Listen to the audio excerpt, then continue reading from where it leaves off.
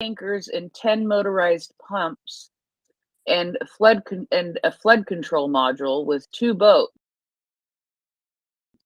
They're all from Poland, and the equipment will be sent to help overcome the consequences of the flood. So it's good to see Poland sending equipment that is very much needed there, and I'm sure will be put to good and immediate use. Also, there was last night a small drone attack with the Shaheeds, and it looks to me as if six Iranian attack drones were destroyed by the air defense.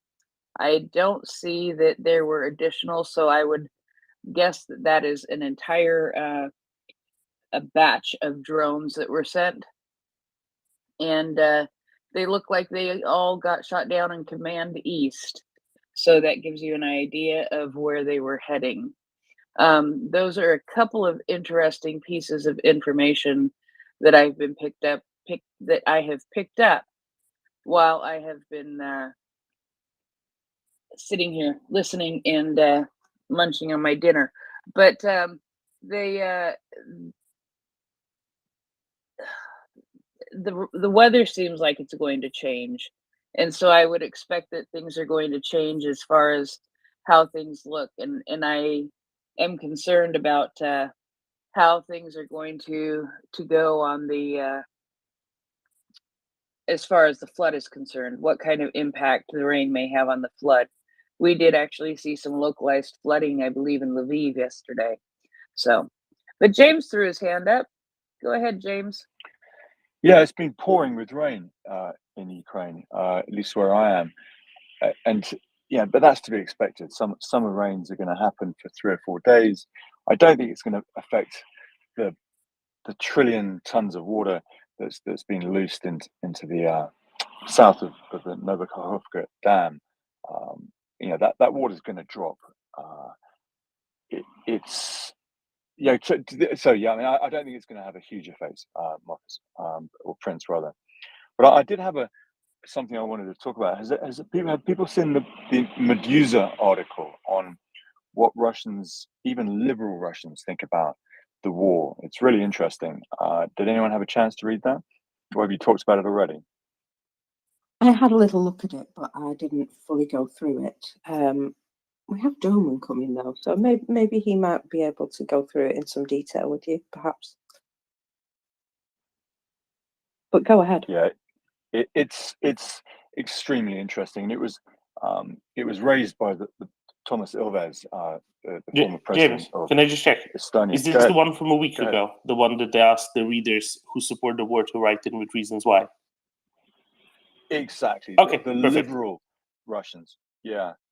It was particularly enraging to read it, to be frank. And these are people who said specifically, we're against the war, we hate Vladimir Putin, but we don't want to see Russia lose.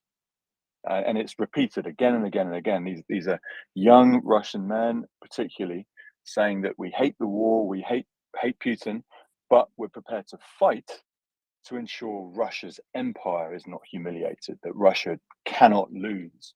It's a new refrain, it's a new theme that I hadn't really witnessed before, and it's just shocking. It helps you understand the support in Russia. This is an imperial project that is going to take a very long time to re-educate, to fix. Anyway, thanks. If I may, it wasn't, they're against the war. They're for the war now. They usually say, I didn't like it at the start, but, and something that really stuck with me, James, was the only worst thing than a started war is a lost war. Something along those lines, right? And this is really, I mean, I've said this many times, but, I don't think there's salvation in Russian liberals. There's definitely help to be had from Russian anarchists, probably. I'm guessing that's probably who's the most likely to go out and blow up railways. But by and large, your baseline Russian, I don't particularly like Putin kind of person, not that useful in this case. Because they just don't care. The other thing that struck me, James, was, and you can see this, reflected now a week later whenever it initially came out, but you can see this reflected now a week later with the dam having been demolished by the Russians and the flooding, but not just the flooding. On the one hand, preventing those under their occupation from evacuating themselves by shooting at them with machine guns. On the other hand, shelling those on the other bank who are trying to evacuate others.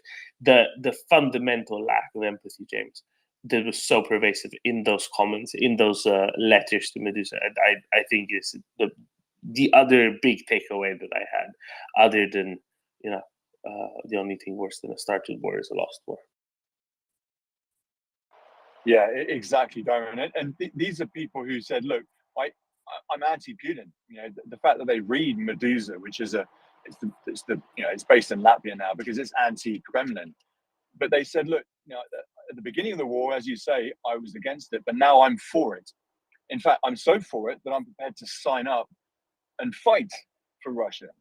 These liberals, these readers of a Russian liberal newspaper, it just led me to despair reading this. And you see the videos, right? These little green men will pop up in trenches, firing, bravely, frankly, as many fanatics were under the Nazis as well. They believe in the imperial project, and it's not just the fanatics. It's from top to bottom. The so-called liberals aren't liberal at all. I mean, Russia is going to have to be isolated for decades. That's clear.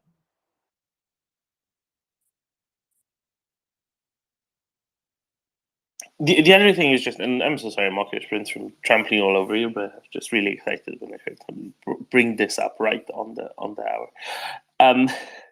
The other thing that I think is quite interesting is sort of the selfishness contained therein, and what the thing that they really kind of bring up in those conversations, right? What is it? It's saying, oh, it will be worse for us. It will be worse for us because, or one of them explicitly said, I'm not going to be paying reparations for the next 30 years for a war that I didn't want to happen to start. That was the other kind of big one. But a lot of it was, it will be worse for us. We will be pariahs of the world. It's like, how deluded are you? You're going to be pariahs of the world if you continue this. If you at least have a chance. If you put a stop to it sooner, if you have an internal change of government, extradite Putin to The Hague, that's your first step. If you want stuff to get back to normal, that's the way, not the other. Exactly. I mean, just incredible levels of self-deception and evil selfishness. I mean, we were against the war, but now I'm prepared to support a genocidal invasion, so I don't have to pay reparations, so I don't have my career ruined. I love living in Moscow. I love living in Russia. I don't want to see Russia's economic prospects ruined. And this is the reason that they want to fight these liberals, these anti-Kremlin liberals. I mean, it was shocking, and I'd love it if someone could post that article because I'm driving. But just to I'll do that. Have no hope in Navalny or his supporters. Have no hope only have hope in the Ukrainian army. That is the only hope for Russia now.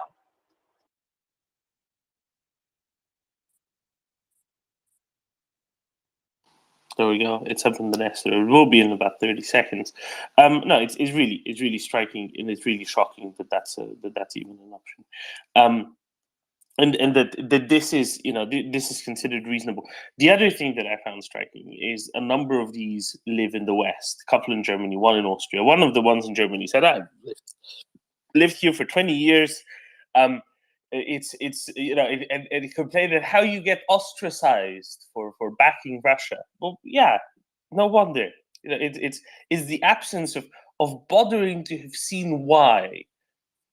Genocide tends to be kind of a deal breaker for, I don't know, some people. James? yeah, just the lack of self-awareness. I mean, these are not stupid people, right? These are internet programmers, tech guys, people reading a fairly highbrow newspaper. They believe this crap. I mean, the, the, the word Russophobia was mentioned time and time again as if it's a real thing. It's like, I wasn't aware until the war started, the war that you started, mate, of the level of Russophobia in Germany or in Austria where they live. And now I've been made aware of it, I actually support Putin more. And I understand more why he started this genocidal war of invasion. It's just flabbergasting. And they're embracing this dissonance, this cognitive dissonance, as only a Russian liberal can. I mean, I supported Navalny before the war. I was a big supporter of his, although he's a brave man. I thought financed by Mikhail Khodorkovsky, who is the financier of Medusa, by the way. But after reading this, and yes, these are the fringe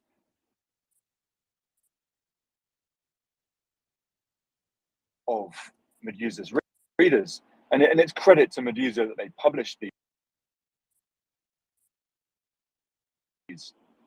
these accounts. But nevertheless, it just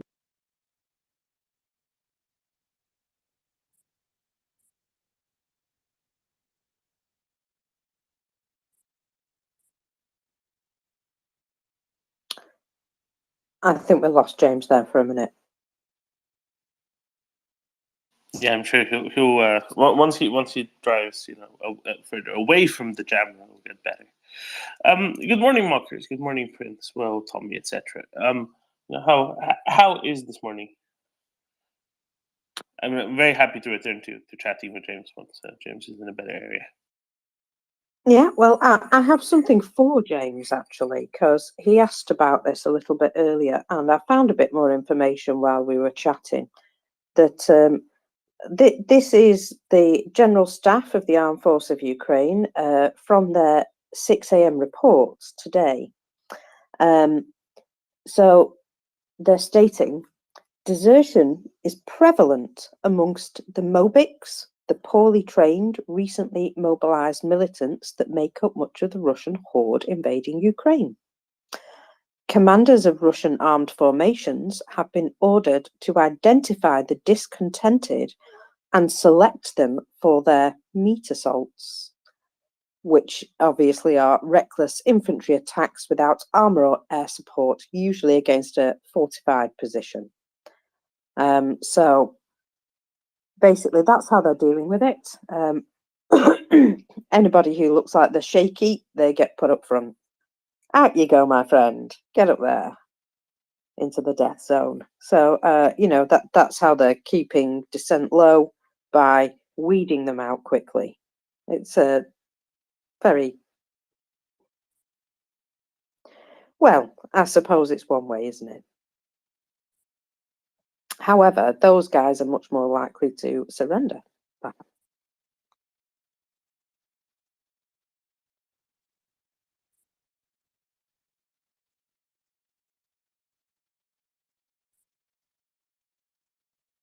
Sorry, Marcus, this is very interesting, but I somehow missed it. Which guys are more likely to surrender?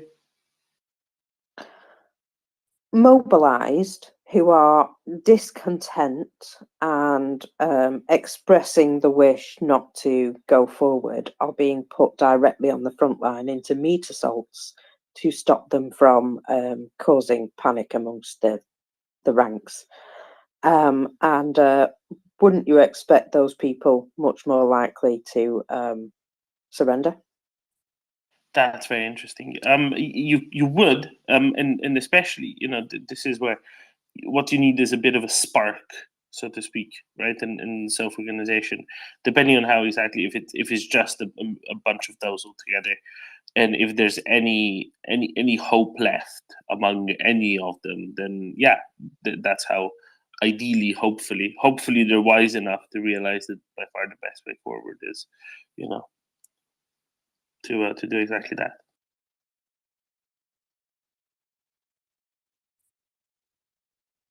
James? Yeah, thanks. Sorry, I missed the last few seconds. I was a hitchhiker in khaki by the side of the road, and one must pick up soldiers if they need a ride in the rain.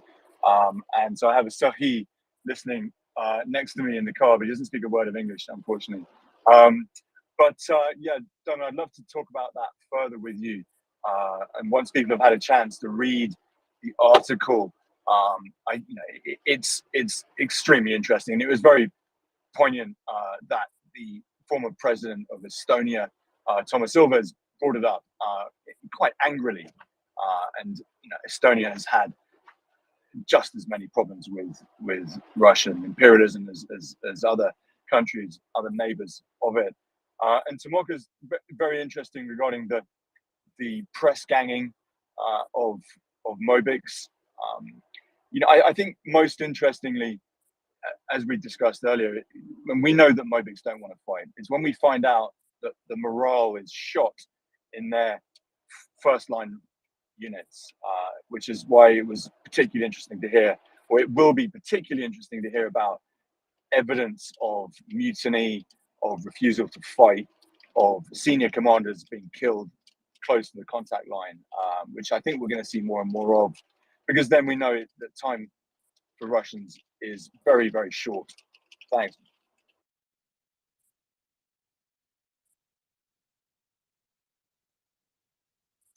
Thanks very much, James.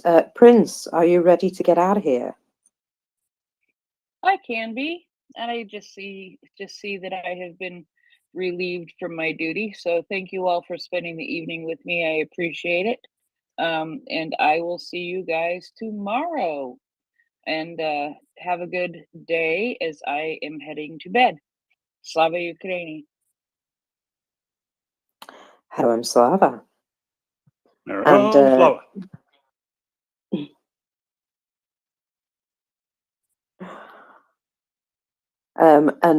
Where am I now? There we go. So yeah, James, I am one of these people that keeps an eye on stories like that about dissent, tales of woe, struggles, their medical situation, which I can tell you is, oh my goodness, it's dire. All those sorts of things. I like to sort of keep an eye on the details. So any of that stuff you ever want to know, you just ask. Excellent. Yeah. Shall we carry on where we left off there, James? What does it say about let's call it self-awareness, when especially those living in the West, possibly for decades, possibly for less longer time, fail to find the awareness and fail to find the reasons why the reaction of all those around them is the way it is?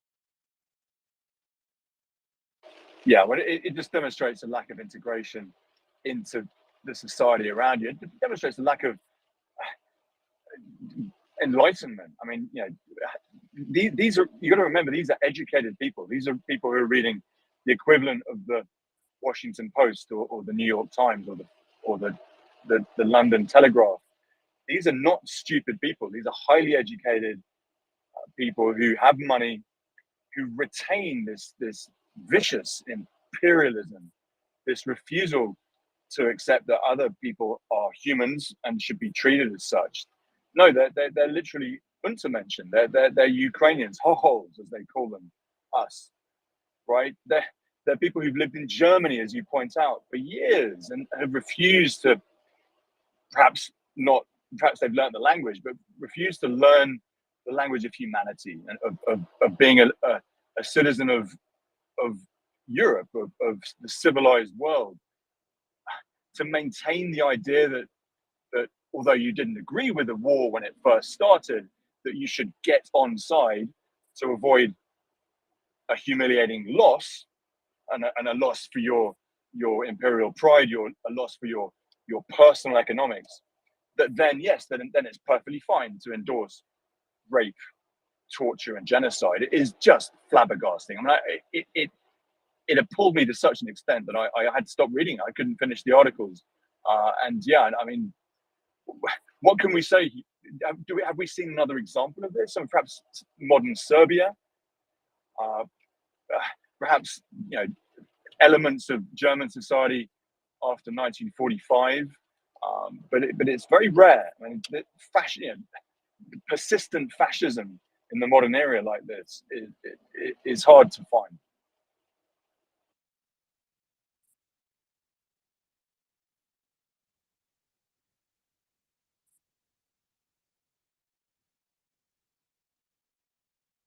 Oh, absolutely, and it's a very good parallel, I think there, James, as well. It is a very good parallel because the others indeed are are responding in this quite outright and somewhat extreme way, right, and very consistently at that. And I think that is the best parallel. Never to be blamed for anything. Whatever happens, everything's just something of a conspiracy against them and theirs, right? That's really the vibe you get out of all of this. No, it is very much striking. I'm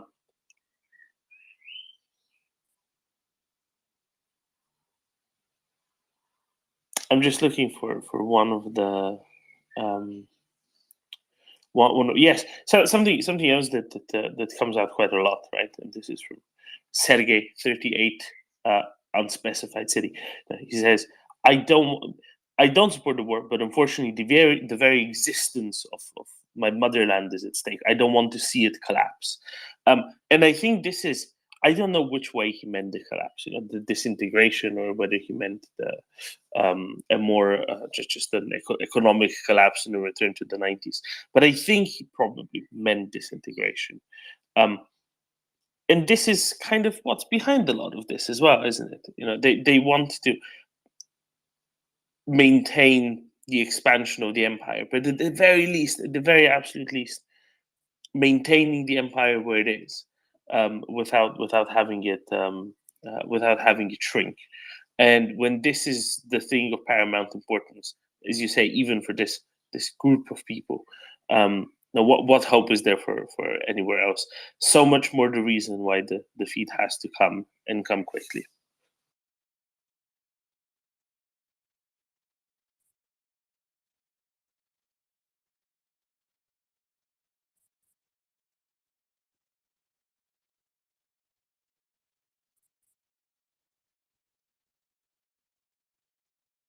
On I was going to say, Marcus, on the point of defeat coming hopefully quickly.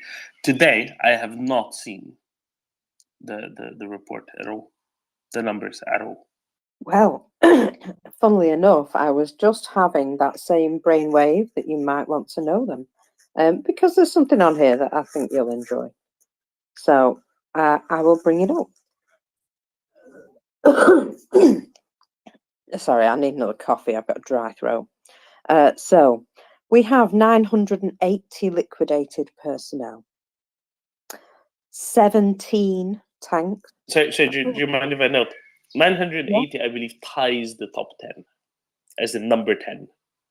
Ah, does it now? Well, it's also taken us over 215,000 today.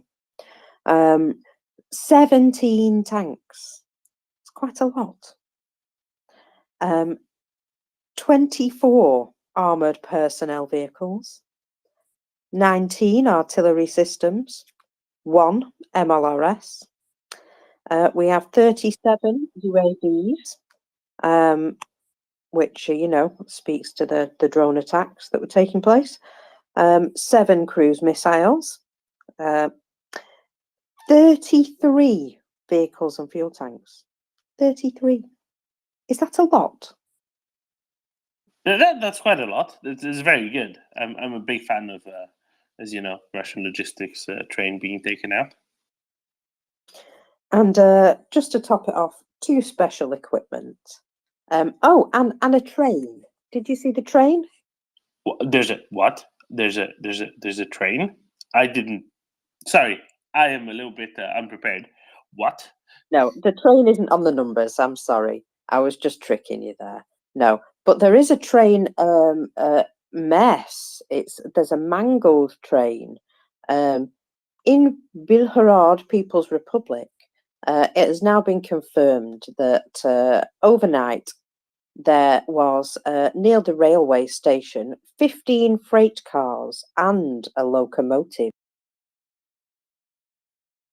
And sources, but this has been confirmed by Governor Gumps.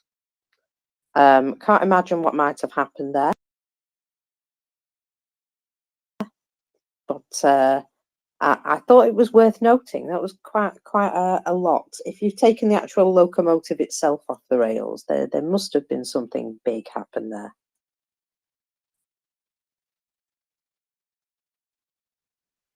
Usually, if they disrupt the tracks, the cars behind the locomotive will derail, won't they? But no, this time they've taken the train itself off the track. So I'm assuming there was some sort of problem. It wasn't an armored train, right?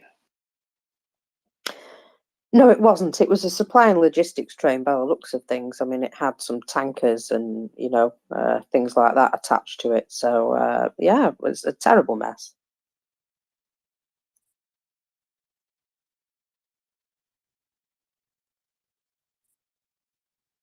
There was some discussion overnight as to exactly where it was, but Governor Gladkov has cleared it up now by making a statement. It was definitely in Belgorod.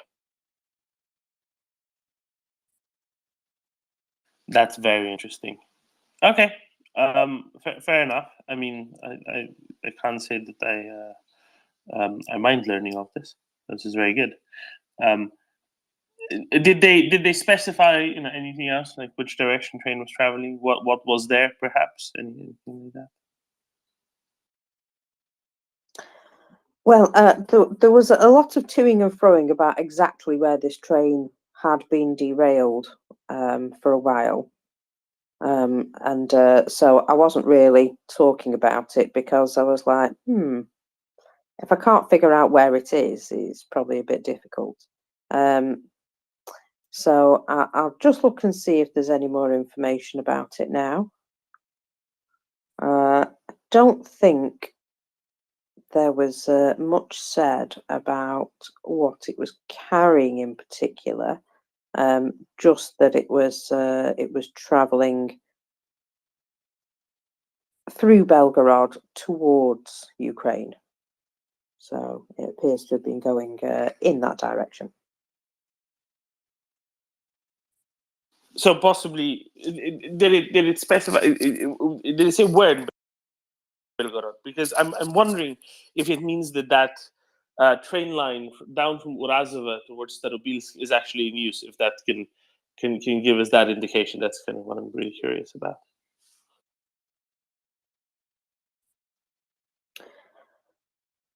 Let me have a look. So all we're getting is 15 freight cars derailed in the Belgorod region, stated Gladkov.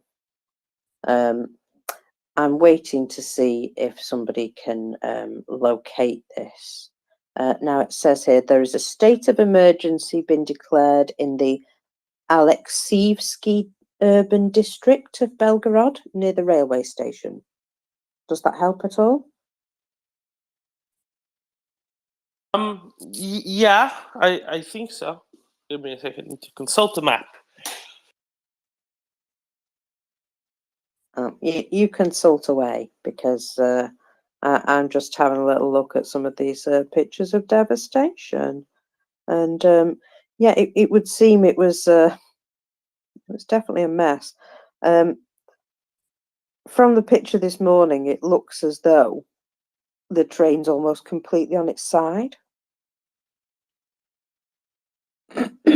And that's not the way it's intended, but certainly a way that is quite appreciated.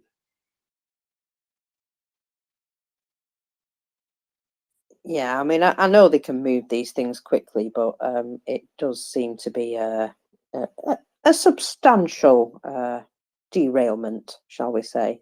I'm not sure how you put a train on its side like that. I suppose you must start from the front and twist it over. But yeah, 15 freight cars of the locomotive were derailed. And that is about as much information as I've got right now. Yeah, so that's pretty good. So it's between DC and Valiuki. So it is on the train on a line that does continue to Valiuki, and then it could well be continuing on from there towards Starobilsk. I thought that the line between Valiuki and Troitsky had been interdicted somewhere, but if it hadn't, at least this is what they might have intended to do with it. So that is quite interesting. Thank you for that, Marcus. That's very interesting news. Oh, I'm hearing a little bit more update that some of these were refrigerator cars, or appear to be refrigerator cars. I see. So I guess there's different things that they use refrigerator cars for, but one of them has been particularly notable of late.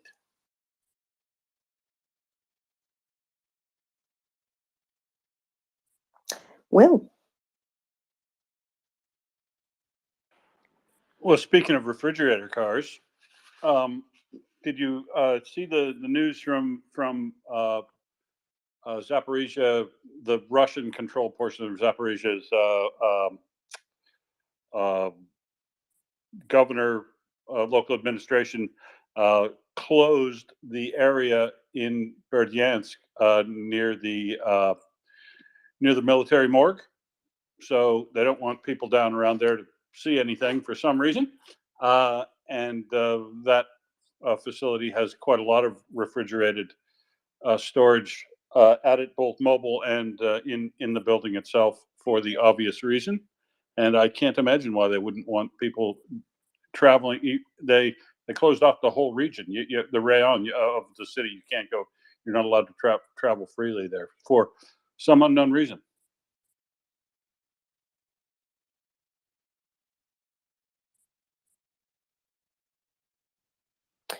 Yeah, I mean, obviously we understand that, especially, you know, we were witness to it ourselves during COVID, that when these places have overflow, they, you know, when they get to the point of capacity, they have to have outside storage.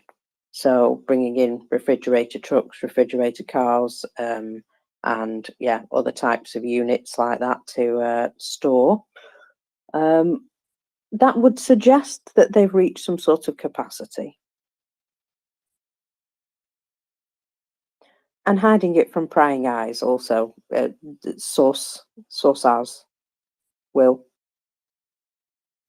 Yeah, I mean, they want to avoid. Remember when the first of the storm shadow attacks were happening down in Tokmak, and that on troop concentrations, they absolutely don't want to have photos come out like the 90 bodies we saw not strewn along, organized for pickup along the street in Tokmak.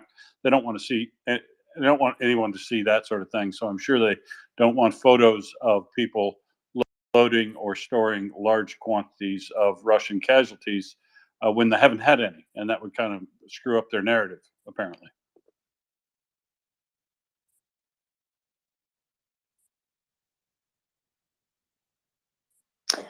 Governor Gladkov states that this particular train was empty, so it's possible it was coming for collection of some kind.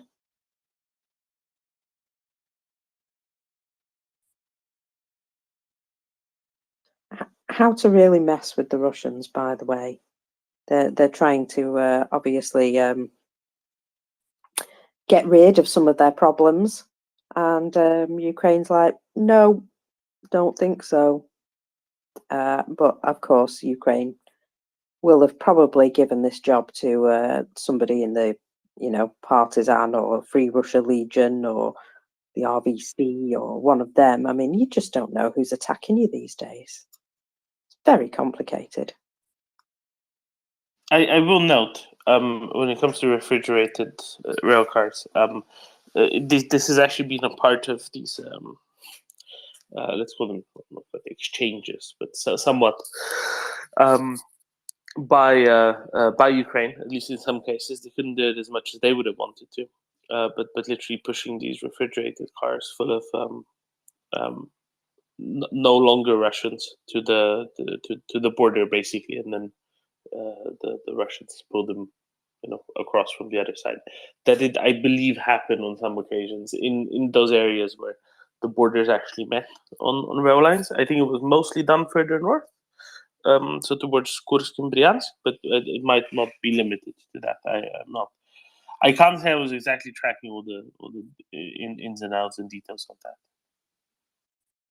I do remember people in Bryansk complaining about the situation, that these rail cars were sort of like just being left at the, collection site, and it was a problem. Yes, indeed. There's only so much capacity to put them somewhere.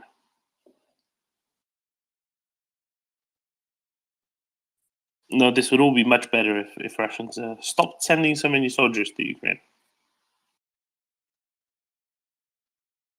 Karen, good morning. Good morning.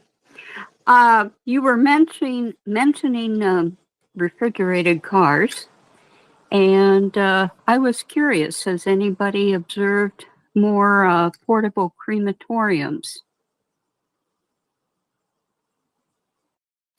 No, not really. I don't think, because they tend to be, let's say, well within the occupied territory, right? They don't. These aren't exactly near the front lines, so they tend to be in places at least 30, 40, 50 kilometers back. And as you know, there's very little contact with people, relatively little contact with people in occupied territories. They also tend to be a little bit, hidden from public view so much. I will note there was a very good, I forget what paper it was in, before Kherson was liberated, before the city of Kherson was liberated.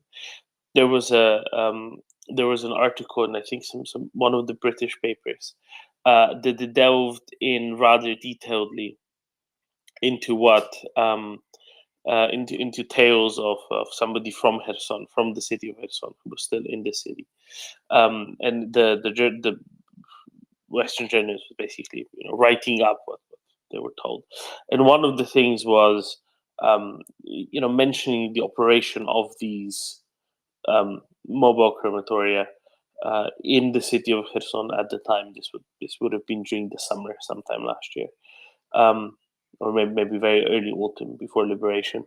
So, by way of example, that's, I think, the last very concrete report that I've had of those. No, as to the rest, whether they're being used, I can't say either way, but I would certainly presume as much. Yes.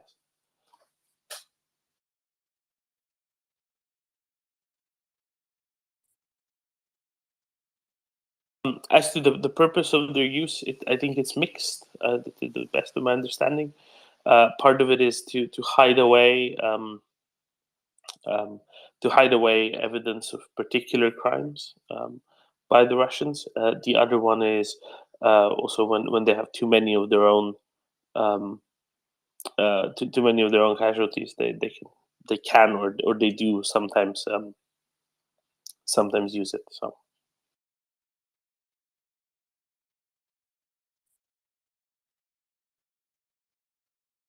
Consistency, homogeneity of action or experience isn't something that should be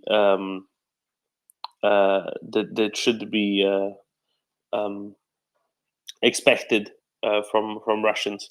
I think that's maybe the biggest takeaway. This is a large military. It's spread out. This is also quite geographically disparate. Different places will be behaving somewhat differently. There will be trends. There will be commonalities, quite substantial ones, but different places will behave quite substantially differently. Different in different sections, forces will behave quite substantially differently. And they will be of different levels of training, experience, with different tendencies somewhat. There will be commonalities, however, of senseless violence, of considerable discord, disorganization. It also depends on which types of forces are near each other, to how extensive sort of some levels of certain types of discord might be as well. So it's complicated, basically, in short, but it maybe that gives you a bit of a better idea of how all of this functions.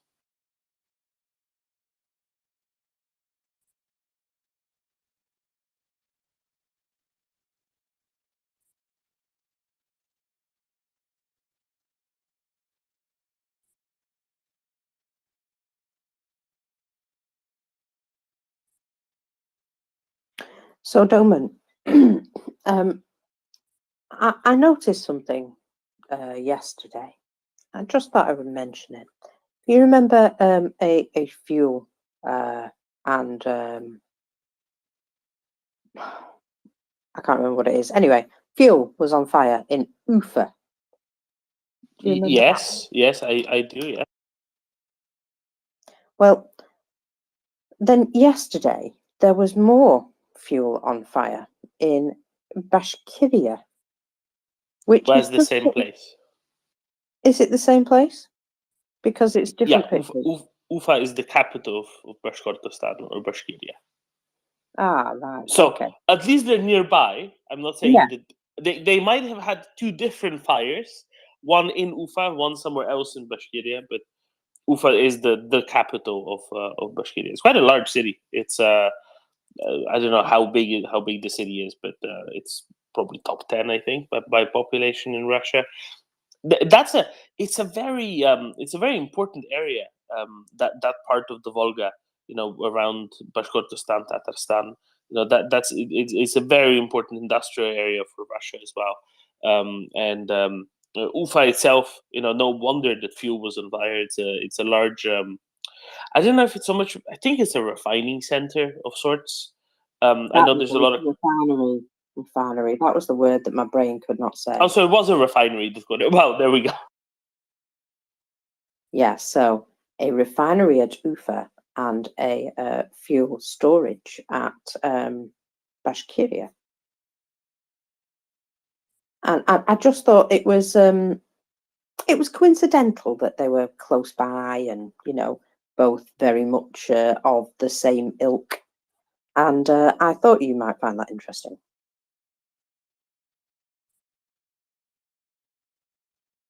So I'm waiting for the third now.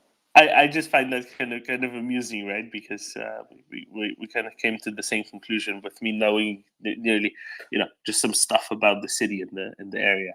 But yeah, lots of refining chemical industry there as well. So if you're looking for, where specialist lubricants, for example, might be coming from, then that's likely one of the major places. Not the only one, but just likely one of the major places.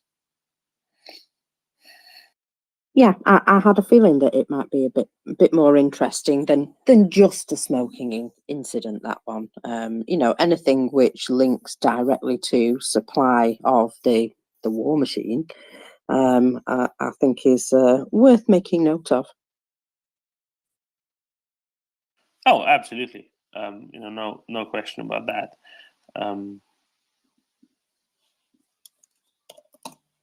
And it seems to be, it was quite likely quite a major one. I guess on that point, well, why is it important to have the correct kinds and types of lubricants and oils available to you if you're running a large armed force? Sorry, what quantities you say, or what types? Well, both. Why is it important to have the right kind of lubricants and oils on hand in sufficient quantities if you're running a large military? Well, because you need engine oil for one thing, particularly diesel engine oil. and then you also need the heavier lubricants for the gearboxes and transfer, the transmissions and the power takeoffs and all that sort of stuff. That as well as the hydraulic oil for the lifting equipment. Like the tulipos, they actually lift their barrel into place off a hydraulic system. So you have to have all those lubricants, and other power transfer oil. Hydraulic oil isn't a lubricant, but it's also an oil. So yeah, I mean, you need all that stuff, and you need it in quantities that And anytime they get opened up and need to be replaced, or anytime you do an engine rebuild. And you'd be surprised how often tanks and that heavy equipment needs engine rebuilds. and if you don't have it, I'm setting you up for a nice phrase here. Oh, okay. So if you don't have it, when I was on the farm, we used to call it the engine goes squeak, because when you blow up an engine, it doesn't actually go boom; it goes squeak. Yeah, you grind to a halt. Exactly. You seize up, right? And this is, I think, one thing that is underappreciated by many of us, and I don't have an intuitive feel for it, but tanks are really heavy, and all of these armored vehicles are really heavy. That means that everything has just so much more stress on it. And if you don't have everything, lubricated just right, it just isn't going to work. On one scale, on the one end of scale, people might remember, if you've ever played with Legos, which most people have, you have those like tiny little pieces. It's like a 2x2 that has a little axle with two wheels on it, right? That carries no weight. That doesn't need lubrication, right? Because between the plastic and the little bit of metal, you're fine, right? And that's on the one end of things. And then you go bigger and bigger and bigger, right?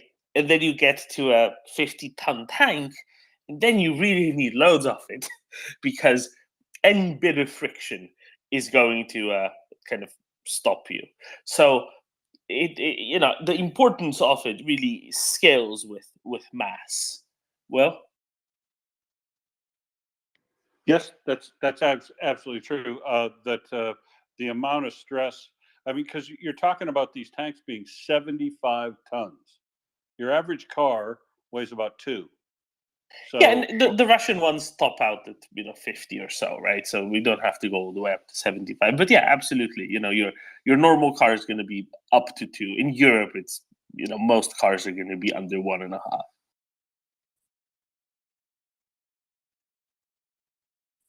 right, and so there's 2 things about this that are important, that are both single points of failure in tanks. And sorry, I said 75. I was talking about the good tanks.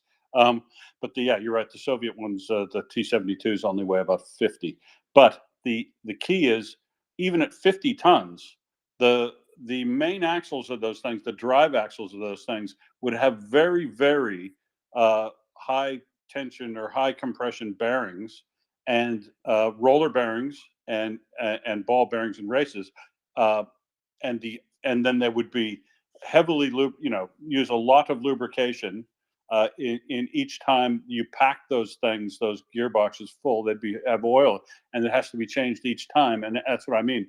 When you take one of these things in service and it's running down dirty, dusty roads, in and out of water, mud, all that sort of stuff, they literally get the gearboxes and all of the transfer points changed of oil probably every 2 weeks, 3 weeks, something like that. So here's to hoping that whatever was on fire in Ufa or anywhere else in Bashkiria yesterday was indeed a big PR facility. Fingers crossed. The lube oil refinery, and you can always spot the lube oil refinery in one of these fires. Is the column on it is a vacuum column, so it's got a big wide round bottom and a stubbier, shorter top. and it's usually at the back side of the refinery because they take all the fuel stuff out of the front side of the refinery with the distillation and all the reactions there, and then the bottoms go over to a vacuum column and a lube oil refinery on the other side, which will be separated out a little bit. And if you have a good look at a plot plan of a refinery, you can always pick out the unit operations, the distilling units, the rhinoformers, the cat crackers, all that sort of stuff. And remember, folks, if you're flying a drone into the refinery, make sure you fly it right into the place where the piping goes into the main body of the distillation column, so you can get that and get all of the flash drum as well.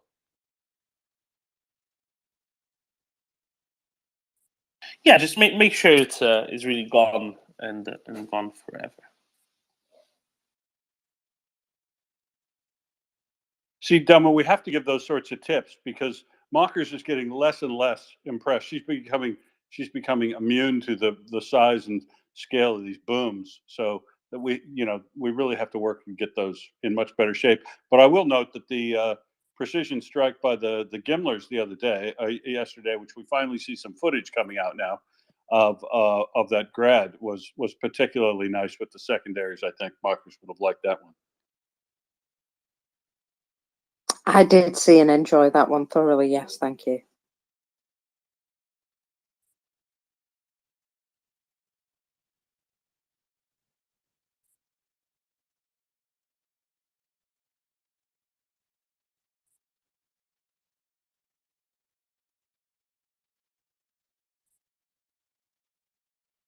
I enjoyed hearing something else, although I couldn't see it. There was an awful lot of gunfire, it would appear, in let me remember, because I always get these two mixed up. So there was gunfire last night in Melitopol. That's the one. Gosh knows what that might have been. There is talk that they were possibly shooting down drones. There is also talk that there was some civil unrest, as it were, and I hope to find out more.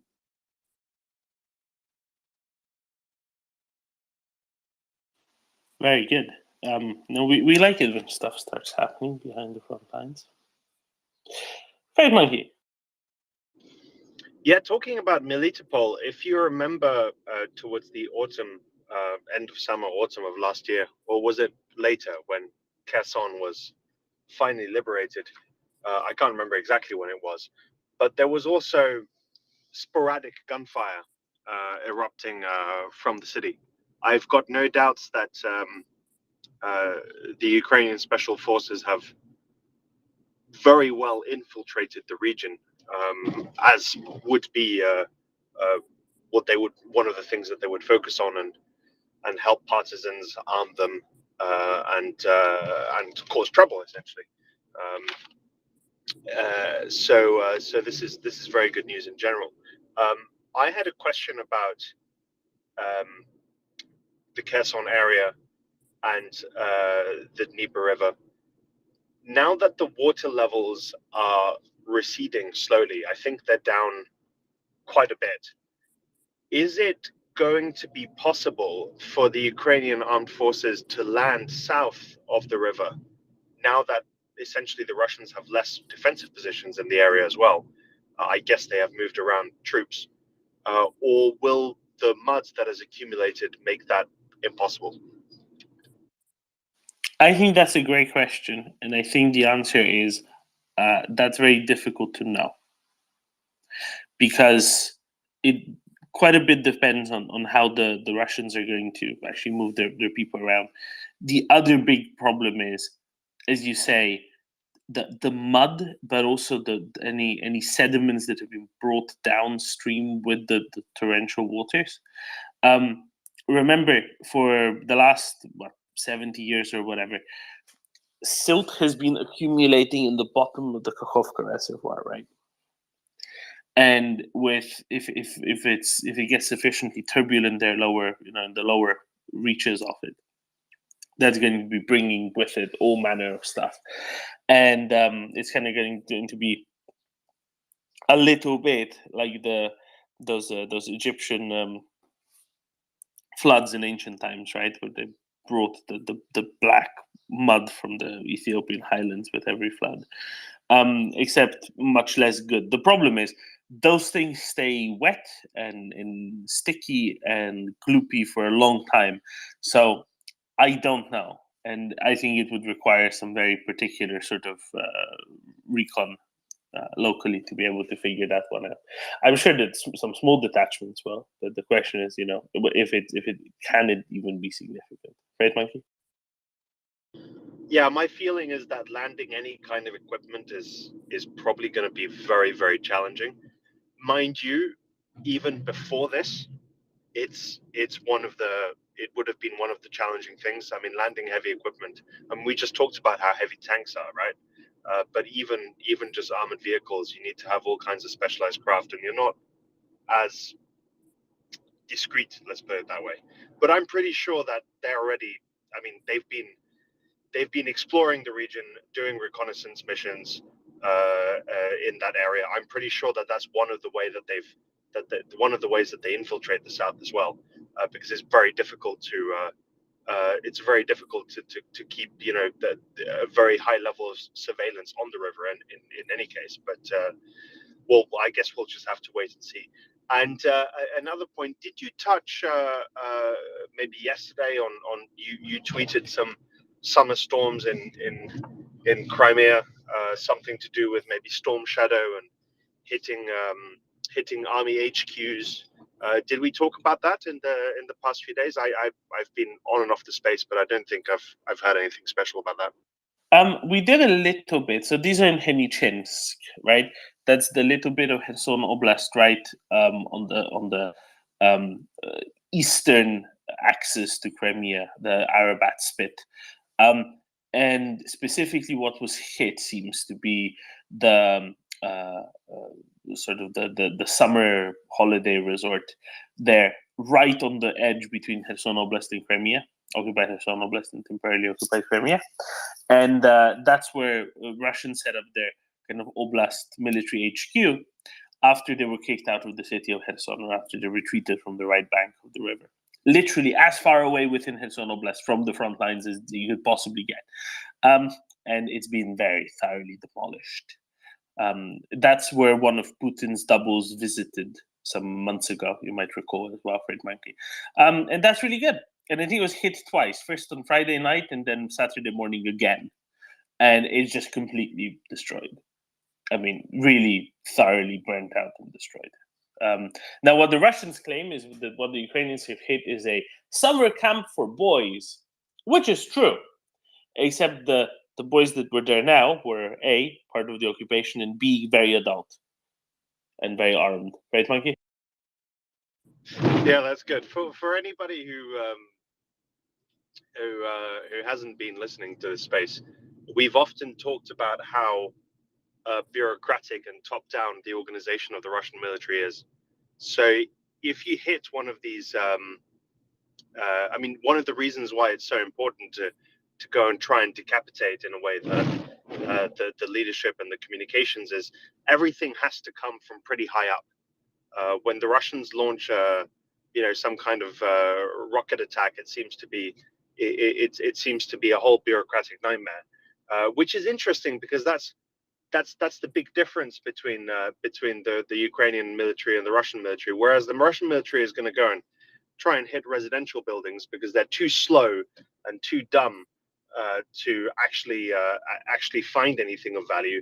The Ukrainians with the Storm Shadows are hitting military HQs, and even if you don't kill anybody, if you just disrupt the information flow and the decision-making flow, I think it has some very serious effects down the line, sort of a trickle-down effect onto the front. So anytime I see one of these videos, it makes me extremely happy. One last thing I'd say is this morning it seems that Russian Telegram is a lot more worried than they were a few days ago. So it seems that some stuff are moving on the front, and that's good, because the last few days were, well, not necessarily as fun, but keep it up, and Slava Ukraini, everybody. I'll drop down to listener for a bit. Hello, Slav. No, and that's quite right. And again, with Ukrainian forces, don't assume homogeneity of force quality either, right? There's differences within, but nevertheless, Russians are far more dependent than anything like that. Daniel, James, no, neither of you. Okay, James, go for it. Hey, Freight Monkey, we were talking about this earlier. When the waters recede, and they are falling by the meter a day, it appears, will the Ukrainians have the ability to launch the long-anticipated amphibious crossing south of Novokhovka, perhaps ford the bridge, Antonovsky Bridge, like the Russians did, retreating? And as you say, that sediment, silt, and also the sheer destruction of that amount of water is might have just wiped those roads out completely. But we know, firstly, the Ukrainians are incredibly good at engineering and rebuilding roads, but it would be very valuable to have that assault take place. Open a new axis of advance, draw some of the defending troops away from the Tokmak region. One thing I would say, and we touched on this again earlier, this is very much a busted flush by the Russians. They've gone and blown the dam, right? They can't do that a second time. As General Hodges said this week, they've done this too early, right? You should wait for the amphibious assault to take place around Kherson, and then you should blow the dam, because you would strand any bridgehead that had been in place. So the Russians have done that. They've taken out, it's an act of ecocide, but they've removed any joker in the back that they had to prevent that assault later on. Thanks.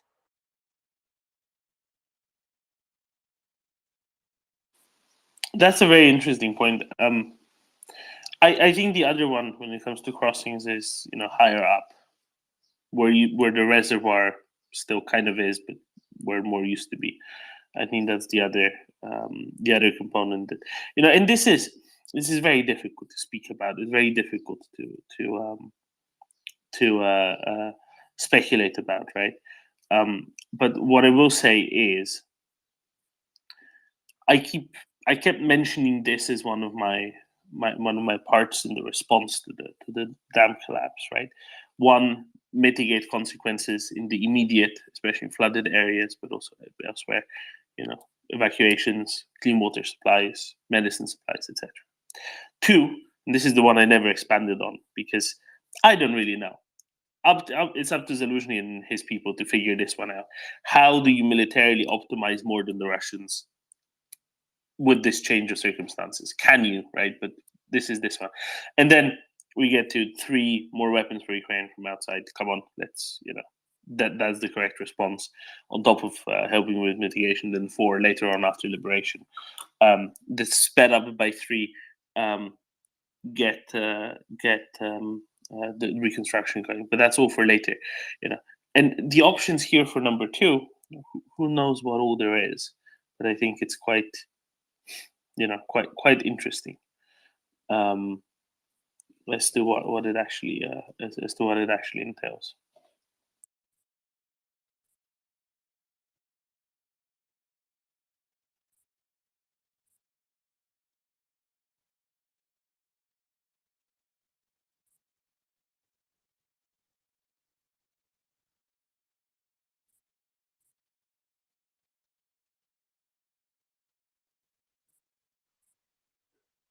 Is my audio okay, Dom?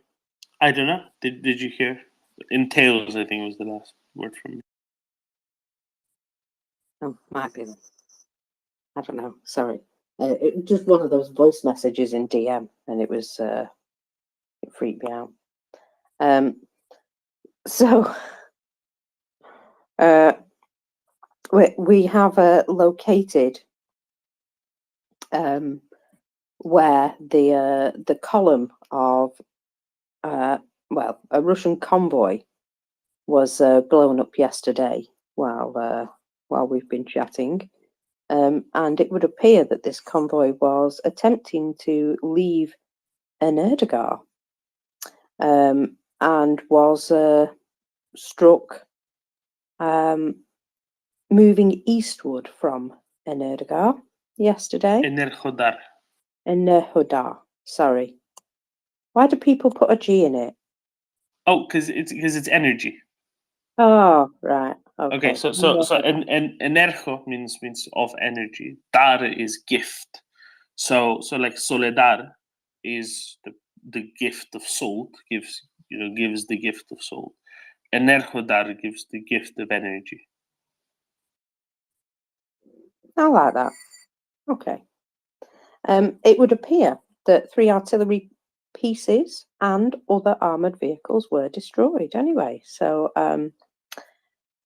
would that be a movement of forces, do you think, being redeployed? Because it's always better to take them out before they start shooting at you.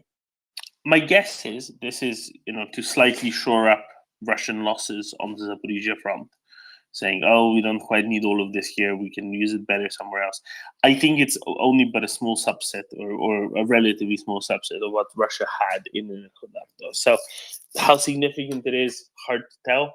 I don't know if you want too many to leave Enerhodar, because the more are cut off there, the easier it is to persuade them to hand over the plant in good stead. I would have thought, but who knows? No. Well, smashing the smithereens, sorry, nearly swore, out of anything that tries to leave there would be a good start on keeping people there, don't you think? Yeah, probably. If this trickles back and they're like, maybe we shouldn't be leaving. We should just stay nice and put and then surrender. That'd be, I think, the most acceptable option for all of us. Daniel, what do you think?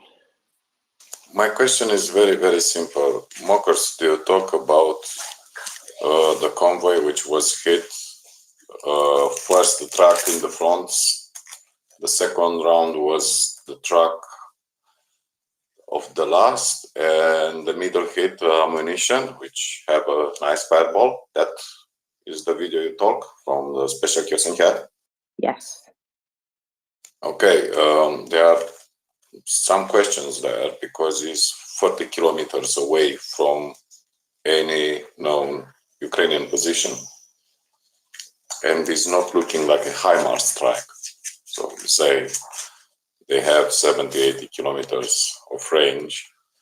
The drone was hovering, so getting information grid, because that was not something like, pre-programmed and area. So they need something pinpoint accuracy of very, very high range for artillery.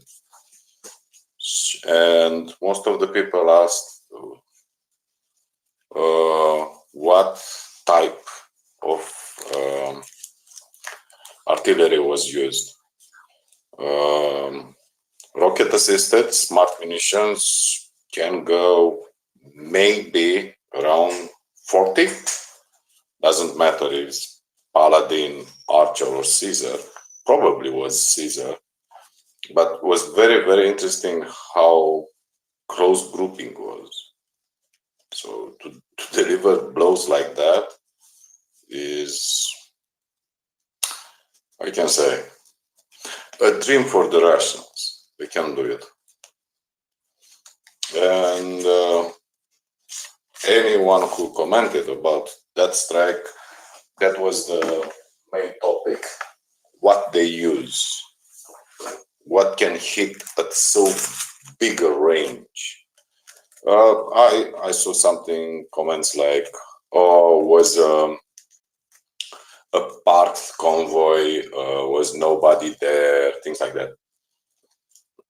What I saw or appeared to me, because I'm not CJ or any artillery guys. It looked at least first two strikes were airburst, and probably with some, secondary things, probably tungsten balls. I don't know. I have no idea what happened there, but Russians were not happy about that type of strike.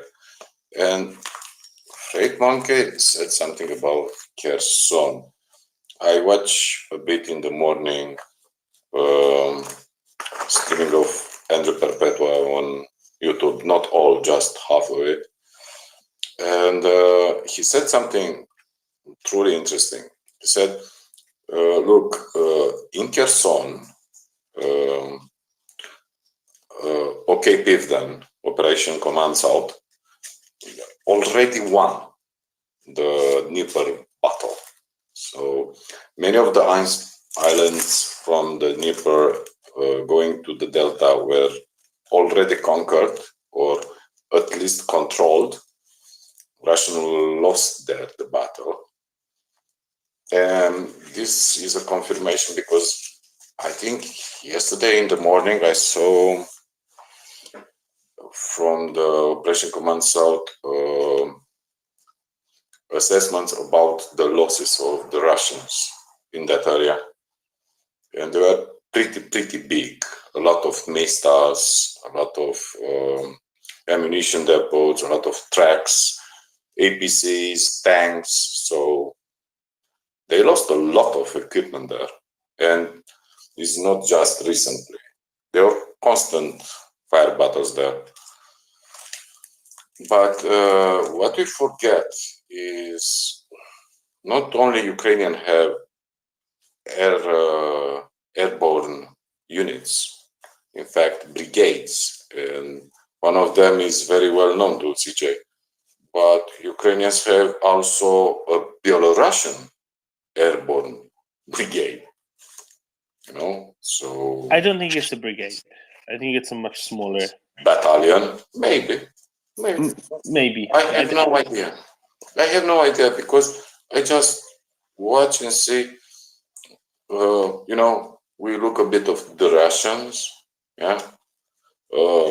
No idea yesterday how big was the pushback from any angle, from the liberals until, I don't know, pro-Putin and extreme right against the Russian units. And I read something like this. So was the paratroopers Belarusians is a unit of Caucasus, legion or unit, something like that. Don't mix them with Georgians. I saw is a unit from Central Asia also. Before this airborne Belarusian unit was another regiment where they building especially for logistic engineering. There are units which are not put on the front, or if they are put, are not necessarily Ukrainians, but are the guys who, they will act later in other areas. And to send some helicopters to South Kherson with units, don't forget Russian helicopters are very, very heavy, like Chinook, Americans, very, very heavy lifters. Can have surprises. Also, they have a lot of boats, so they can cross that marshy land now. I don't think you need necessary tanks, press the Kherson.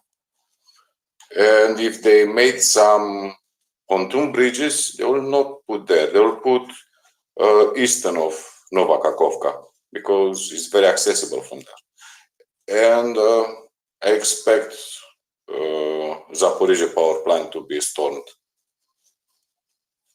I have no idea. Probably this is my geek computer games mind, but I think Zaporizhzhia must be stormed. there will be huge losses, but they needed to do it. It's not something like if, where, when they need to storm it. We cannot let the things to evolve or pressure. Daniel, do you remember what Colonel Spencer said once about that? We asked him about that many months ago. I don't know if you remember that, but he said, I wouldn't let us Rangers do that because we'd go and break everything. I understand what you say. And yeah, the idea to fight in a nuclear power plant is not nice. I remember when Russians come there and that tank fired that shell in an administrative building. I had some, cold on my spine. It's normal. But also let the Russians to have that like, no, it's not acceptable. When I was at the sea, I was close to our nuclear power plant. Usually what is striking are that tanks where you put used material, and you look at the concrete there are meters of concrete. And I don't think we'll go with artillery. But, do you let some Russians in some reactors? They have ammunition. They rig the place. You can let them to enjoy the peaceful, even if you surround them and siege them. You can let them? I don't think so. You cannot let them to make stupid move there. I know was an assault there, failed assault of Ukraine, and they stop it because they understand they will have huge losses. But at this moment, I think they need to risk it. You know what the interesting component here is? It's not just Russian occupational forces that are in the military. There's also the Rosatom people, right? The question is, how many Rosatom people are there? And that that's a big important component as well. And I think they might have a Can you explain about Rosatom? Why does it matter? Yeah. Awareness, context, different risk assessment. Explain to me, if I shoot in the face a Rosatom employee, do you have a problem? No, it's not about that. I mean, if they are surrounded, sieged, whatever, not sieged, more kind of said,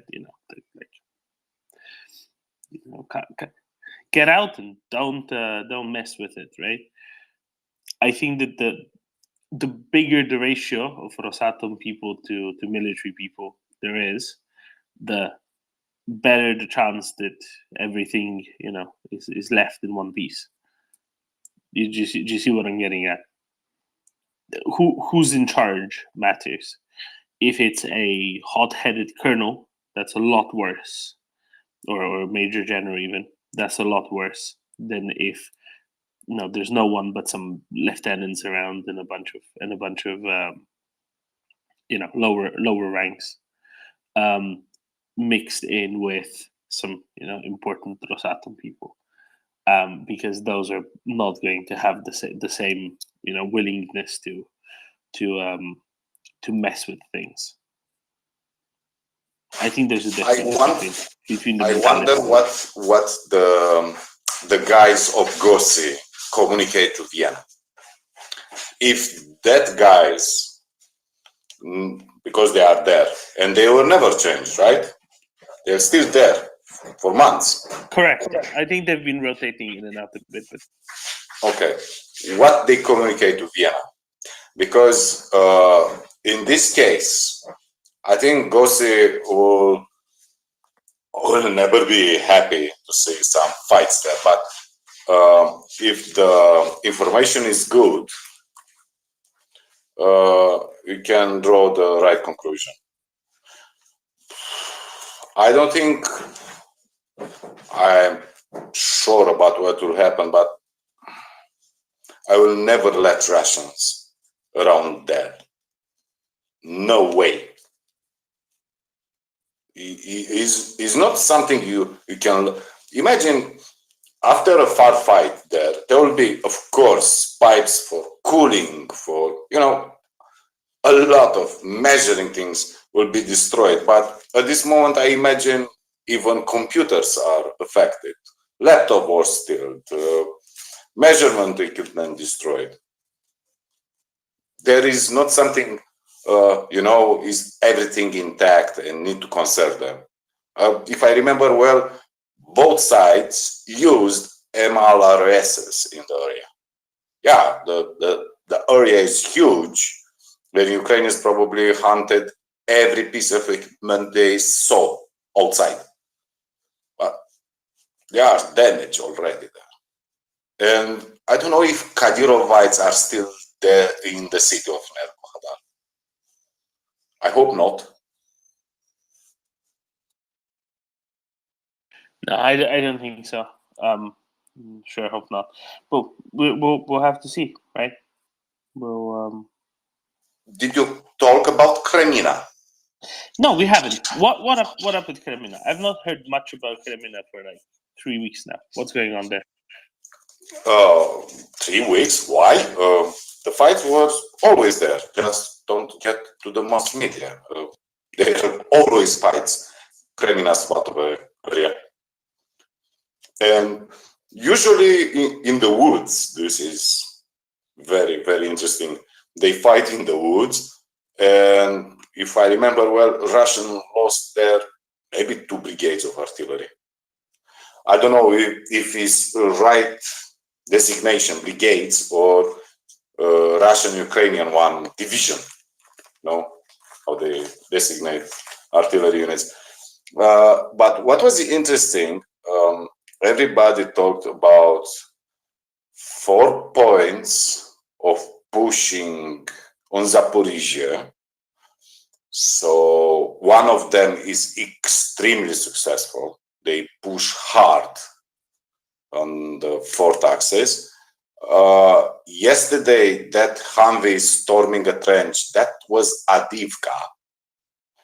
And this night, Russians said... Sorry, Avdiivka, you mean down... Yeah.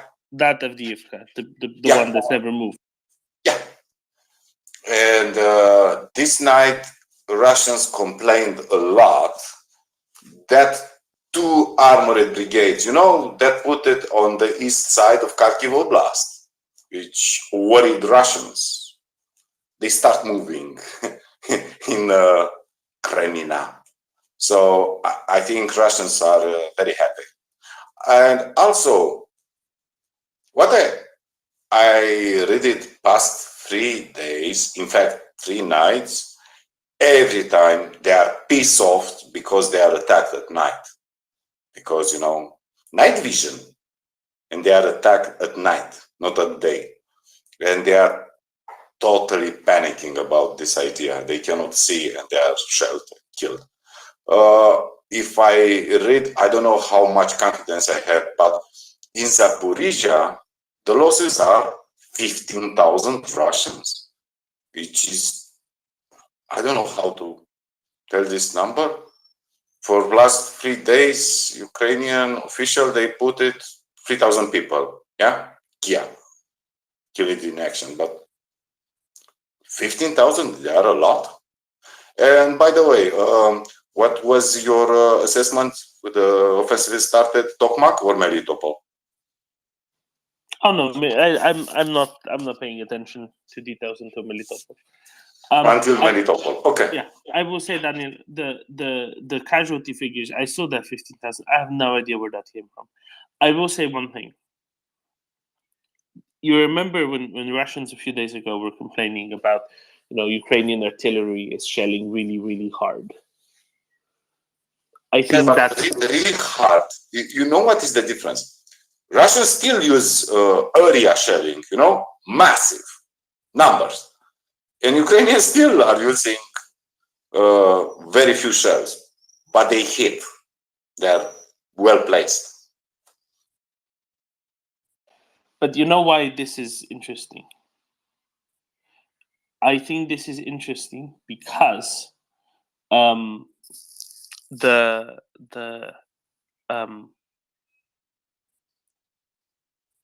could be a lot more casualties now because shrapnel. Well, what did we hear from Ukrainians? Lots of casualties, but previously for many months, lots of casualties, but most casualties wounded, shrapnel. Go to hospital, stay in hospital for a few weeks, get stuff removed and recover and back in service, right? So maybe this is the disconnect. Maybe Russia does suddenly have way more casualties than before, but maybe finally that ratio of killed to wounded has massively expanded because finally, Ukraine is primarily causing casualties through artillery, and maybe that is why also the Russian the Russian setup, is lacking so much when it comes to when it comes to working with the wounded, right? Working with the casualties, and they don't have the capacity for a throughput of that degree. So I think that is possibly quite interesting. Now I'm not going to guarantee anything here, but I think there's something interesting going on with that, and that could, maybe it's not 15,000, maybe it was 15,000, over the whole week, not 3-4 days. But if it is a lot more wounded, that can actually deplete Russian forces on the front line very quickly, and also cause a really big logistics problem for them if they try to evacuate them. And don't evacuate anything, Toma. Yeah, I know. What I read is something. What I read, then again, take with huge grains of salt. But what I read from the Russians, because most of information, probably 95% is Russian source, is something like this. All the commanders, from colonels to junior lieutenants, they try to put on the front line people to sacrifice. And I saw something like, if you are a violator, or you were coward, or you are in a pit, to be put on the front line. And they are stupid, of course, but this idea to put a guy who already was punished, already mistreated, and he need to take the blunt, of contact, these guys will spread panic, because that successful area where even Rybar said, and you know what opinion I have about that mouthpiece of Shoigu, they said Ukrainians get these two villages almost without fighting, almost without losses, almost without opposition from the Russians. And this meaning very, very big moral breakdown, because if they are put in trenches, you have some landmines in front of you, you count on them, you are put there to sacrifice, to become bullet and shell sponge. And they started, all the offensive usually start like this, with artillery, or maybe, why not, light Humvees and Strikers. We have no idea. And you enter in panic, you just start running. We saw that image with 2 platoons running, right? So it's night, you are scared, you are afraid, you don't have too much to resist there, and you start running, because your morale is break down. And you go to the second line and you spread that that panicking idea. It's interesting how two stupid civilians like we are, we try to interpret what Russian give us like info. But for me, is interesting. There were no more happy news for them. All very depressing for them, and saying they lost, they retreat. There are huge forces going there, and probably they are not. We have no idea what's happened there. But I think your Melitopol will be really soon. Really, really soon. I don't think we need to wonder will be July. Probably will be next week to Melitopol and Verdiansk. If they move that convoy, which was most of it ammunition, I don't know, I saw maybe 3 or 4 tracked artillery.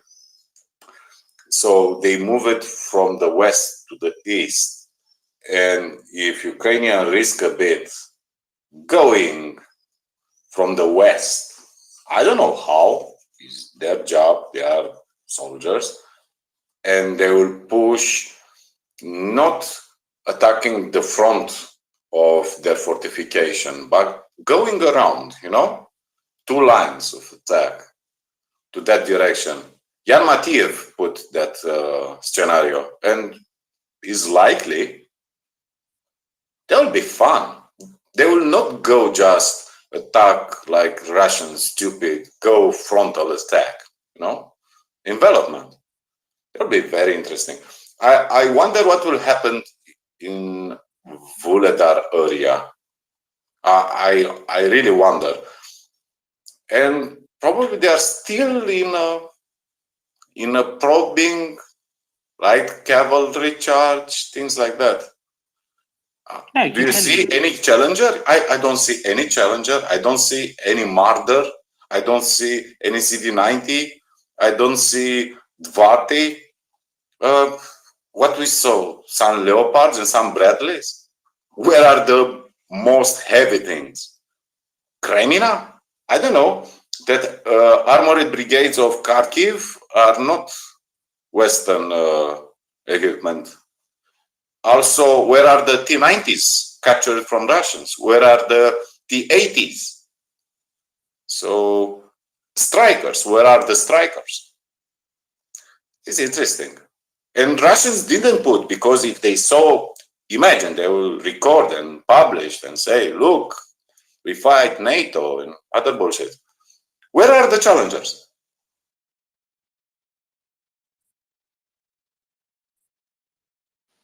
Well, my guess, if you want my guess, completely uninformed guess, is they'll come when it will be time to take the last line and the long drive. That's my guess anyway. I think you're right about the timelines, or at least I think that Russians think that as well. And that's because they've been blowing up all of those smaller dams further south at Melitopol, but even further between Melitopol and Crimea. I think that's kind of important, if that makes sense. What are they doing? There are all of these canals and irrigation canal systems and stuff like that, and they're being blown up by the Russians and occupied Zaporizhzhia, occupied Kherson Oblast. They're doing that for 2 reasons. One is the long-term reason. Right? The long-term reason is the scorched earth reason. It's destroy things in Ukraine so that Ukraine can't have it, because we know that we're going to lose it. But because the immediate area either side gets flooded, and the immediate area either side gets flooded, the immediate area either side gets muddy, and gets muddy for who knows how long, maybe a week, maybe 2 weeks. Until 15. Yeah. 15, 17. Yeah, maybe a little bit longer. But maybe 20. But you see, there's no point in doing that if you don't think that there's a likelihood that the Ukrainians get there before that, right? Because otherwise it'll just be solid again, or be perfectly drivable across. And I think that's an important one. That shouldn't be ignored or forgotten in the slightest. At least Russians think that a deep push deep into Melitopol and beyond is here very soon. Now I don't know what the future will bring, but I keep saying this. It's a 5 megapixel image, and we see like 2,000 pixels of the 5 million pixels. And then if you have like really good connections, maybe you see 10,000 pixels of the 5 million pixels.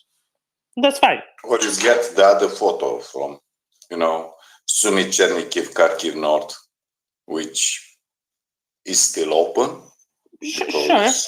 But you, also Kremina. But you see exactly. But you see what I mean, right? We know so little. So, and this is why I'm saying I'm very happy for other people to look at this stuff, interpret it, whatever, because at the end of the day, whatever massive information that anybody might think they still have a very, very small subset. So I'm very happy with this being figured out by someone else, or just waiting it out and letting the Ukrainians work. What do you think, Daniel, about the Melitopol partisans seemingly really waking up now? I mean, that's the other indicator, right? That it's not just the Russians that think that Melitopol is on the menu soon, but obviously also the Ukrainians, at least the ones up. General Marchenko is still the coordinator? I think so. I'm not sure, but I think so. Okay. I don't know how well armed are these partisans. I don't know how much they steal from the Russians. Pretty sure they know very, very well every Russian movement. Probably they have the patterns, the patrols, where are the ammunition depots, where are the fuel depots, where are the brothels. Brothels are extremely important. Where they go to drink. Where are the difference from the units? Who are the Kadyrovites?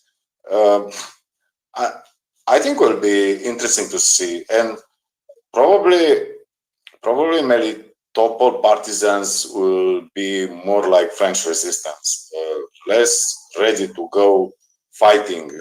It's not Paris insurrection, and will be. I don't want Ukrainians to die there.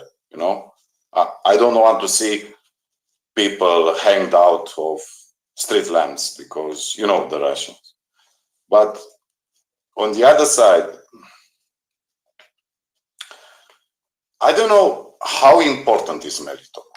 For Russians, it's extremely important. I don't know how important it is for the Ukrainian army. I don't think we'll see any charge to Melitopol. More like siege. More like envelopment. I don't see them go to Melitopol to conquer it. No, I think they bypass it, but they just cut off. Berdyansk instead. Berdyansk will be pretty sure the target. Berdyansk and Mariupol are the lifeline for Russians there. And again, we have no info and we have no strategic planning in our heads. And I will watch a bit more Avdiivka, Marinka, Kremina, Svatove, Belgorod, Kursk, Bryansk, much more. And what I saw in this morning, Gani pointing a big radar cupola destroyed in Crimea. No info until he saw the satellite photo. So our puzzle is extremely narrow, and we have just some bits in that million of megapixel image you talk about. For example, there is that airport in northwest of Krasnodar, right? No info from there. And I'm pretty sure that airport is even worse than Belbek. You mean yes? Yes, yeah. From there, they come all the patrol, all the aerial bombing is coming from there, not from the Saki and Belbek, right? From there, they come to Zaporizhia. We don't see any hits, or we have no idea. I watched yesterday that satellite of NASA for fires, and what stunned me, and I mean really stunned me, was not the distraction in Zaporizhia. I expect a lot of fires in Zaporizhia. What shocked me was huge fires in Lugansk, around city of Lugansk, a lot of fires. I don't know how many are natural, how many are vegetation fires. A lot of fires in Bryansk, Kursk, Belgorod, but most of them were south of Kherson city. You have no idea, because I said, look, this is a flooded area. Why are so many fires? Just open films and watch what has happened south of Kherson city. It's a huge concentration of fire. So the idea they will not cross the Dnieper is a joke. And, you know, they have a lot of drones. They can coordinate anything they do. I'll stay and wait. I am not worried. I was pissed. Past 48 hours, I just saw some Bradleys and one Leopard filmed from so many angles, so many people talking about Ukrainians, Russians, the catastrophe, Robke being smashed by TDF, all the bullshit. And people lost the attention. They're just going on this idea. Wow, what a huge catastrophe. Destruction of 14 Bradleys, 3 Leopards. Really, man? We were here and all the veterans tell us, expect to see Western kit on fire is normal. And the Ukrainian recording of that incident, when you see a Bradley come, shooting, retreating, another one covering with smoke and shooting, and every soldier exiting damaged vehicles and retreating. What is the catastrophe there? People are so stupid. Sorry to tell you, but people are stupid. No, I agree. And this is what I keep saying about those pixels, right? That was like one place where instead of seeing a single pixel in one spot, we saw like, I don't know, 50 or 100 pixels altogether, right? And then that one thing got overanalyzed to death because there was actually a cluster of information about the same thing somewhere. And I think it got really overemphasized. You know, a lot of this is also down to chance on top of it. And Gun is 100% right. And I really appreciate what he wrote a couple of days ago, you know, saying just chill. Stuff happens. Don't have your expectations set to, oh, this will be just a breeze. It will be so easy. Nothing will ever go wrong. There will be no casualties. No, of course not. And every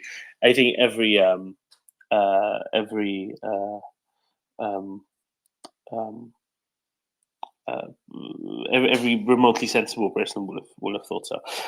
Can I just say, Nadia? I was just looking at what Twitter is bringing up as trends for me, and it's Melitopol, Zaporizhia, Glory to Ukraine, Bradleys, Leopard, Orcs, Russia, and Czechia for some reason.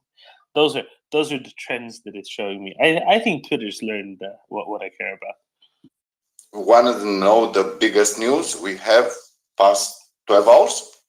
The biggest one. Is it about Hungary? Fuck them. And fuck Orban. No.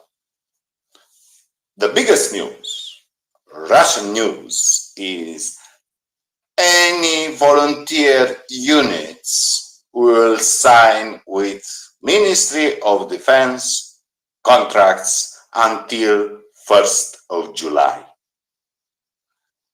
Let me explain myself.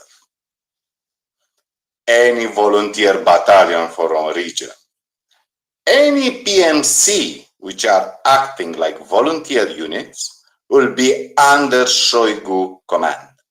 Everyone. Yes, they will. Say? I'm agreeing. I'm saying yes, they will. Yeah. This means Prigozhin be called to defend Belgorod will not work like this. The Wagner will have regular army officers. They will go on the orders of Gerasimov and Rusich and Gazprom unit and Patriot. Everyone will listen to Ministry of Defense. And for me, this is a sign, and I don't speculate too much here. They understand the huge monster they open the mouth when they let so many units roaming around, making what they want. And I'll expect resistance to this order, but I don't think anyone will try to break the law. If you break the law, you're outside the law. If you are outside the law, labor camp is in your front. I still wonder how the Western listener don't understand Russia still have labor camps, forced labor camps. For me, it's so funny talking about Russia like normal country. They have labor camps like North Korea still. So I want to see Prigozhin pledging his fidelity to Mr. Gerasimov. I want to see that. Do you think it will be high fidelity? No, but seriously, fealty is what you wanted to say, not fidelity. Daniel, I don't completely agree. I think there will be ones that stay outside it. I think what this is one of those classic cases of now is the time to emphasize something, right? And I don't think that everybody will actually fall into this. I don't think that everyone will actually be a part of this. I don't think that everyone will actually be made as a part of Ministry of Defense. This is being done so that they can restructure. Now, let's understand a little bit why these separate volunteer battalions and so on were formed in the first place. They were formed in large degree because Russians did not have the logistics capacity in order to necessary to actually get an army big enough to get it. And I don't think that has changed. What this is being done is, and remember this, right? As a general rule, what does it mean to be in Russia, to be outside of the law? That's normal. Everybody's outside of the law. Everybody is made to be outside of the law, pretty much. And that is so that everyone, especially everyone important, and that is made so that everyone can be, at the moment that they are displeasing the glorious leader or some relevant structures of the security state, they can be taken out behind the back and beaten up and then sent to a labor camp or whatever it is, right? They can be taken down all the pegs immediately at any point because everybody's guilty of something. So the law is only used as a tool of taking them out. And I think this is important to remember and to understand. So I don't think they're actually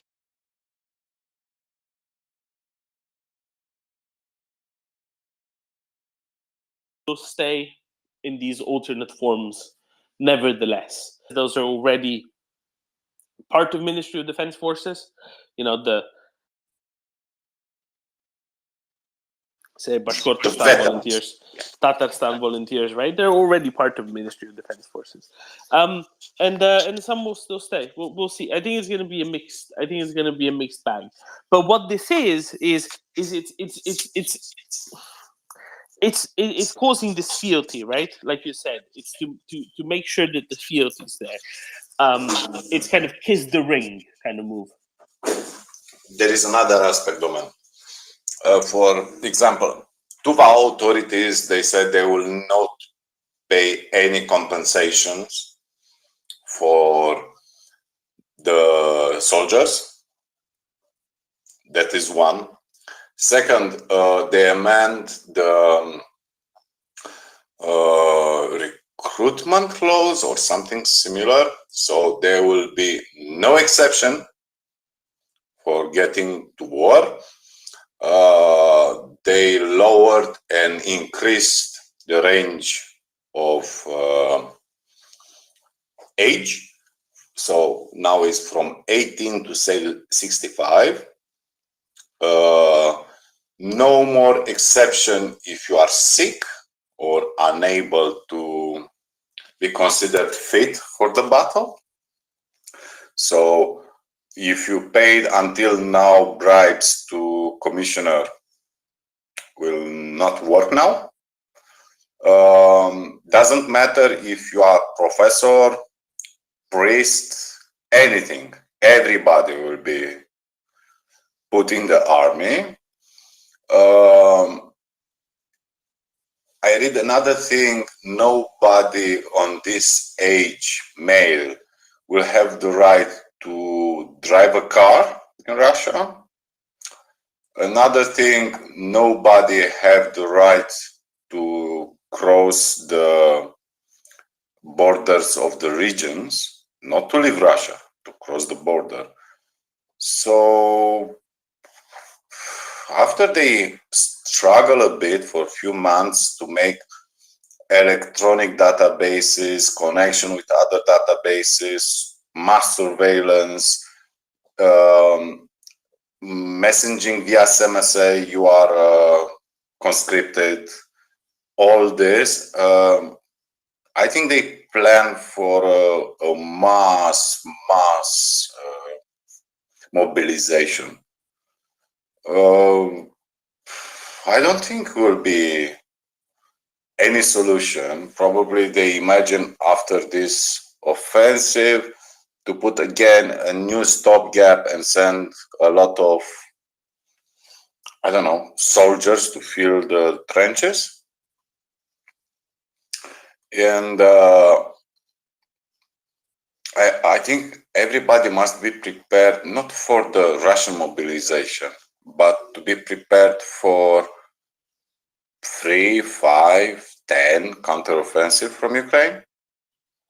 Everybody must be prepared this until is declared campaign over.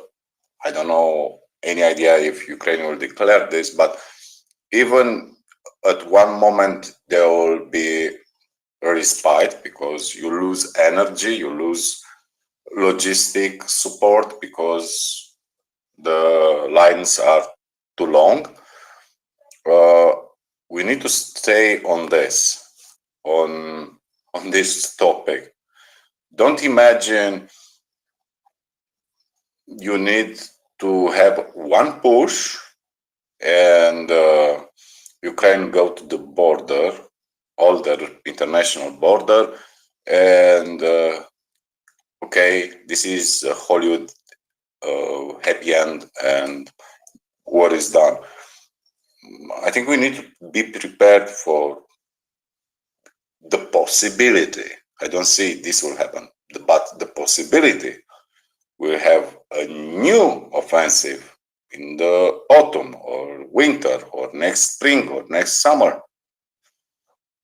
And the decision of allies to support with ammunition, with new tanks, new airplanes, new IFVs, APCs, anything will be steady and going.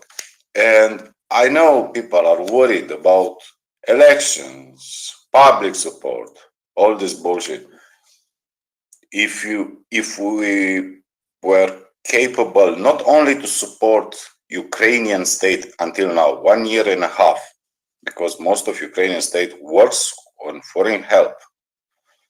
The army works on foreign help.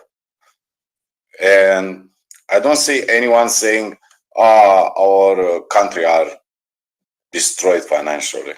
We have some inflation, of course. It is not something we enjoy, but Ukraine war has nothing to do with it.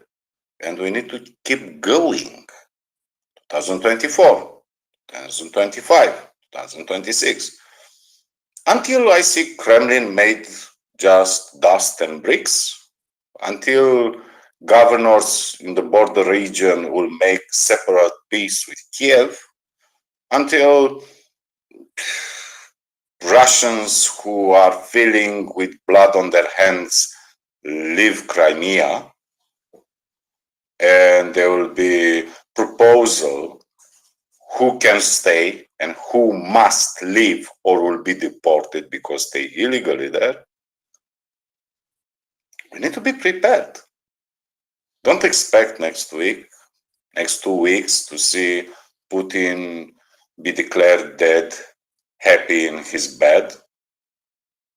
Don't expect to see, I don't know, Navalny boys calling for resistance or support for Free Russian religion. Don't expect Prime Minister of Georgia to change his mind or Kazakhstan stop sending microchips to Russia. Don't expect Viktor Orban saying, mea culpa, I will resign because I'm a moron and a traitor of our alliance. So who needs to stay focused? Absolutely. And I mean, this is really, I don't think it's under too much question. Certainly not at this point. And I've been kind of reading and rereading some of the comments that have been made about continued support to Ukraine and the importance of the counteroffensive and so on. And what I've slowly come to figure out in all of that is that maybe the question is actually the correct question, at least in the minds of some. The question of should there be, if there is not as much success as one would have wanted, does this actually mean more help to Ukraine rather than less? Which is kind of an interesting one. The other thing that will be a component, let's call this next time around, is the component of aircraft, right? Air superiority. Thus far, but it's on its way, right? In a matter of a few months, Ukrainians will be flying F-16s, and hopefully within a month, 2 months after that, also another Western aircraft type. My hope is for the Hornets, because it's just such a waste to have those Hornets, be wither away there in Australian storage. But then I'm fine with Eurofighters or whatever else as well. And it's important that they're there because we need more numbers. F-16s might be in triple digits, maybe just eventually. There's need for more, and it's an important one from my perspective that that gets assured. Look at the difference. Look at the difference between what we saw in those few videos that we have seen, right, Daniel? Look at the difference between that and what would have happened if there was and what would have happened if there was air superiority on the side of Ukraine. That is a huge difference. The two options there. I don't know about air superiority. I'm not a military guy. At least local. But I saw the resources for planes, and I want to tell you there are not enough planes from Europe. If they don't send their Eurofighters, and even with Eurofighters, they don't have enough planes. How many squadrons Romania have? We have 3 squadrons, or not? Let's be fair. We have 1 squadron, and we expect another 2 from Norway, right? Approved by United States. And Romania is approximately 220,000 kilometers square. What 1/3 of Ukraine? 2.5, let's say.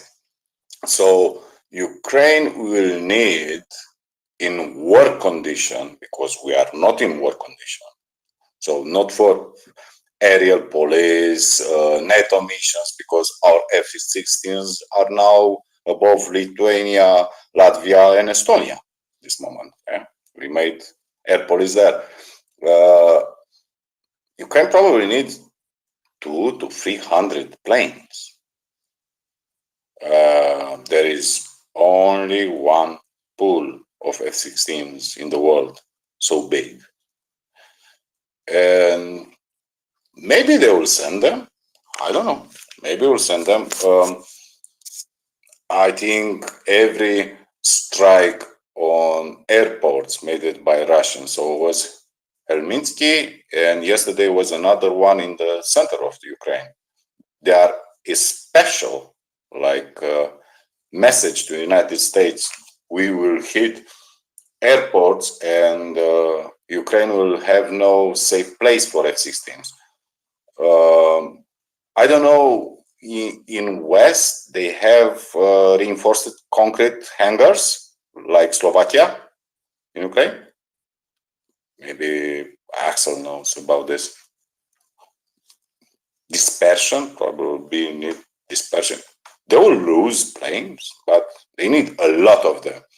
But if they have it, probably will take very small time until Russia will stop the war. With external reservoir, an F-16 can go easy to Moscow. Easy. Yes, but forget Moscow. But what Why I want not? to say then? I want to see F-16 strike in Moscow. Why the fuck not? And Rostov-on-Don. And everything, including the villa in Sochi. Everything, Novorossiysk, everything. Why not? Why we need to act like, is the taboo places, is the reservation of the Workistan? Why? Shoot them everywhere. St. Petersburg, Hermitage, Summer Palace, in the flames. Why we need to use gloves? Okay. Russians use gloves. There are better ways to do that than an airstrike. Of course they are. Of course they are. But it's also a political message. Okay, so I want to address something that's much more tangible and much more here and now, and that's to do with numbers of planes, right? I agree that Ukraine needs lots of planes in sheer numbers. Completely agree. Now, yesterday, Alex Magic Touch put together a table with some assumptions, but it kind of gives you a feel, right, for how many in total Ukraine could get in terms of F-16s from the 3 countries, right? The Netherlands, Denmark, Norway, and under the current setup, and that is 93. It's not bad. It's a good start. Remember, those F-16s aren't the only type of plane that's relevant, right? But it's a really good start. Now, all of those won't be available immediately. But let's say if half of those are available in the autumn of 2023, and the rest slowly trickle in until the spring of 2024, that's a pretty good start. We're very close to 100. 93 is pretty good. because of course Ukraine isn't getting rid of their Soviet jets overnight, right? If anything, there might be a handful extra coming in from Bulgaria. We heard those discussions. It was reported in Katimerini as well, that Bulgaria wants Greek help with controlling their airspace, and that means that they could also get a bunch of stuff in there. So that's really good. Not a bunch, a small number, but still, it helps, right? Just having some extra airframes to strip for parts, whatever, it's useful for Ukrainians. Beyond that, it's not the only type. If they can get 40 or so Hornets from Australia, that's really helpful. Maybe a handful extra Hornets. A handful extra Hornets from Spain as well. That'd be fantastic, right? It would also be really useful. It would also make a difference. So that's really good. And if you then start with some Eurofighters, hey, you're starting to talk about maybe getting 150, maybe a bit more than 150. That's pretty good. It's a pretty good start. And then you can start thinking, okay, where can we get more F-16s through 2024? Maybe start getting some from the US, maybe somewhere else. I don't think it's necessarily a problem. If this is done right, this can be a big difference maker. Can it assure air superiority throughout the front lines? No, of course not. Can it assure air superiority throughout Ukraine? No, of course not. But with the right sort of integrations with ground-based air defenses, it gets you closer to that. Can you assure local, in time and space, air superiority on the front lines? Yes, and that's sometimes all you need. So I think that's a good thing. The only thing that's really a shame is that this isn't, already here. That all of this isn't 3 to 6 months earlier than it will be, because Ukrainians could have really been using this now. That's the only thing, I think, Daniel. But I think we're the air side might end up being a lot better, a lot quicker than is expected by most anyone, and that's a really good thing. Totally agree, mate. Totally agree. Sometimes we imagine things will happen overnight, which is so unrealistic, so less logical. Even if you see how you try to make something like a railroad or a bridge, this cannot be done overnight. And of course, it's encouraging. We jump in less than 2-3 weeks from no way, United States veto, to everybody supports it. Australia talking, everyone is going to the hilt with this. But I don't imagine it will be just airplanes. I want to see it more air defense, more Patriot batteries, SAMP-T, everything, IRIS-T, many more. I want to see more cruise missiles. Okay, Ukrainians maybe can make 10 per month. Help them with, gyroscopes and anything you can do to assemble that. Help them with ballistic missiles. Don't say no Tomahawks. Don't say no to ATACMS. Don't say anything. And I go back to that idea. Bombing around big Russian cities. People imagine something like acting like Russians. No, but around Russian cities are many bases, many airports, jails. People forget in Rostov-on-Don, there are Ukrainians kept in jails. There are bridges, there are harbors. This must be destroyed. and Ukrainians need any means to do this. And taboo like don't attack Moscow. Why? Kiev was attacked from the first day until now.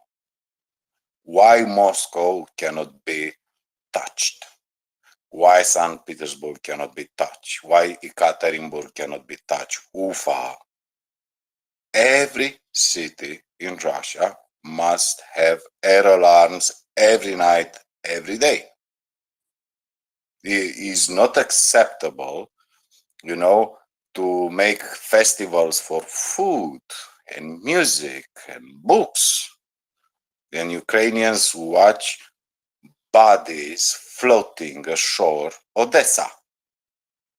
I agree.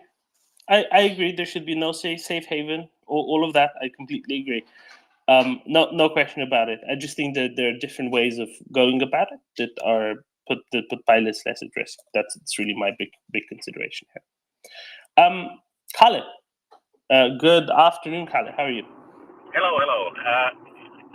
Can you hear me? I'm driving a car. So yeah, we can. I can hear that good. You're driving, but I can hear you perfectly fine. Go ahead. Okay, good. Technology is working, unlike in Russia. So I've been listening to this. Always people are talking about these numbers. We get so many planes from there, so many planes from there. But if you think about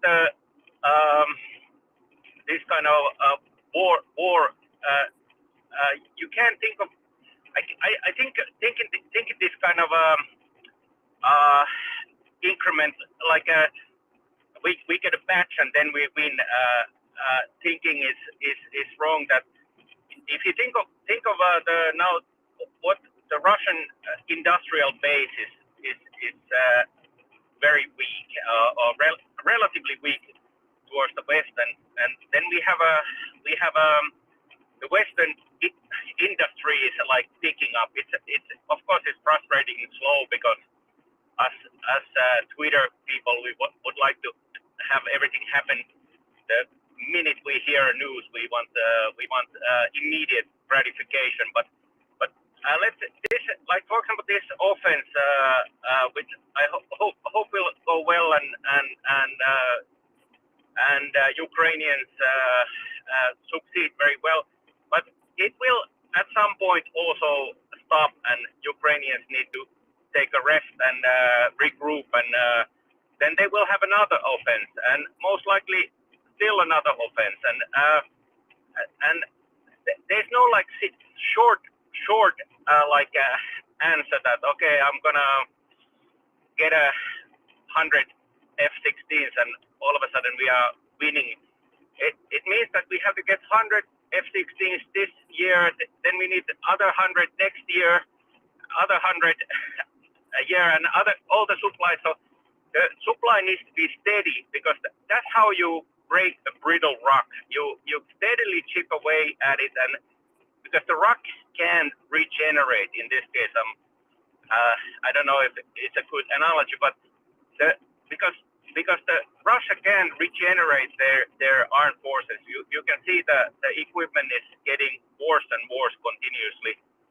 Unlike Ukraine is able to regenerate their equipment, then it's inevitable that they will win. And now the only thing is that the support, Western support for Ukraine stays steady. And I'm not going to comment about the bombing Moscow, but the most important thing is that the Ukrainians are on the right side of history continuously, and so far they have been, and I think they will be for the rest of this war, and that's how they will win. Not by one gun, one set of things coming, or one big gift coming from the West. It's the steady supply of support from the West that will win this war, not like one big box that they open. Does that make sense, Domen? I'm in complete agreement, Kale. right? This is a large-scale conventional war. There is no magic bullet. There is no Wunderwaffe, right?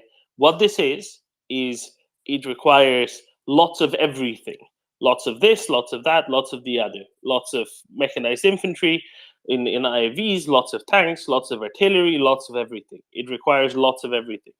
And this is why, what we're really doing here is we're saying, okay, but if we can get more of A and a little bit more of B and then lots more of C and a little bit more of D, and so all of it together is going to bring about better results more quickly. But then it's necessary to segment it out, because it's impossible to just talk about the big picture without segmenting it out into bits and pieces to be addressed, I think. But I think we're in complete agreement. The one thing that I quite like, that I think has actually changed now, is a step up in the way that, or kind of a sea change. Maybe that's an exaggeration, but kind of a sea change in how things are being administered, because it seems to be a lot more actually working at it, bit by bit, in more of a civil servant sense, as opposed to having to decide on everything still from scratch, and everything being in the hands of political decision makers. And that's a really good thing. That's a really, really good thing, I think. Yeah, if I a little bit add also the kind of in the beginning when we got this news that okay, now they're gonna get 30, I don't know how many 777 guns, they 777s I guess they call. So you get this kind of small news, okay, now they'll get 30 guns, and then in a way already then I thought it was like a little bit silly in a way. Of course, it's politicians like to have grand openings where you break the ribbon and band plays. But the truth is that exactly like that it becomes like it's not anymore like Schultz or Biden or somebody cutting a ribbon kind of event. It's like a steady supply that will extend for. I know that Axel likes that the leaders should say that Ukraine must win, but I think much stronger statement is that we are in this until the end. In Finland during the Winter War, the reason why Finland Finland kind of won the Winter War, but we had to make concessions. And reason, even though Finns were very, very adept at fighting, in the rate that the Russians lost or Soviets lost troops was tremendous, but because the supply of equipment and weapons was so low, that's why the Finnish politicians they had to kind of end the war. Not because they Finns couldn't fight, they just kind of run out of equipment, and that's one thing that Ukrainians hopefully don't have to ever face, and that's why I think as long as our support is steady, I think they won't have any problem. Thank you. I agree with almost all of that, Kalle. There's one little bit that I disagree with, which is I don't like the statement of in this for as long as it takes coming alone. It's a good statement if it's only if it's accompanied by some sort of a plan to make that however long it takes as short as possible, right? I don't like it standalone, because then it kind of legitimizes and it allows for dragging this out, and that's the bit that I don't like. Yeah, you're right, but I have some coached sports, and I don't know if sports are good analogy for war, but basically usually you never say that you're gonna win. You're just gonna do everything right, and most likely if you do everything right, you will win. You don't have to say it out loud. but that's just me. But I'm a more holistic kind of guy. So, well, of course, I want them to win. No, I get it. I agree. And I just want to move it to not just for it to happen and until it happens, but also let's figure out how to do it as soon as possible, as quickly as possible. That both of those things together are important. I want to say. One more thing is that when is it the right time to start booking a Crimean vacation? Because I don't visit occupied areas. I only visit free areas. So is it already next summer, or is how is the fall in Crimea? Is it going to be free by then? I don't know, Kalle. If I knew, I would so happily tell you, especially if it were the good news. But I think next summer is a safe enough one. Well, what do you think? I sure hope so. But okay, but I'll concentrate on driving. Thanks a lot, guys. You kept me entertained for the last 2 hours. So thank you. Thank you, Kalle. Well, Kalle, I would. I don't know how much money you got. I'm not sure what sort of your financial situation is, but I personally am going to go ahead and lash out and book a bit of time in Crimea in late December. So that hopefully it's sunny, and then I can do some scouting for next summer or next summer maybe. Because I think the real party will be probably next summer. Because I think Crimea is nice in December. I think it's probably warmer than usual, but it's probably still not like Australia. So I'm going to go do some scouting.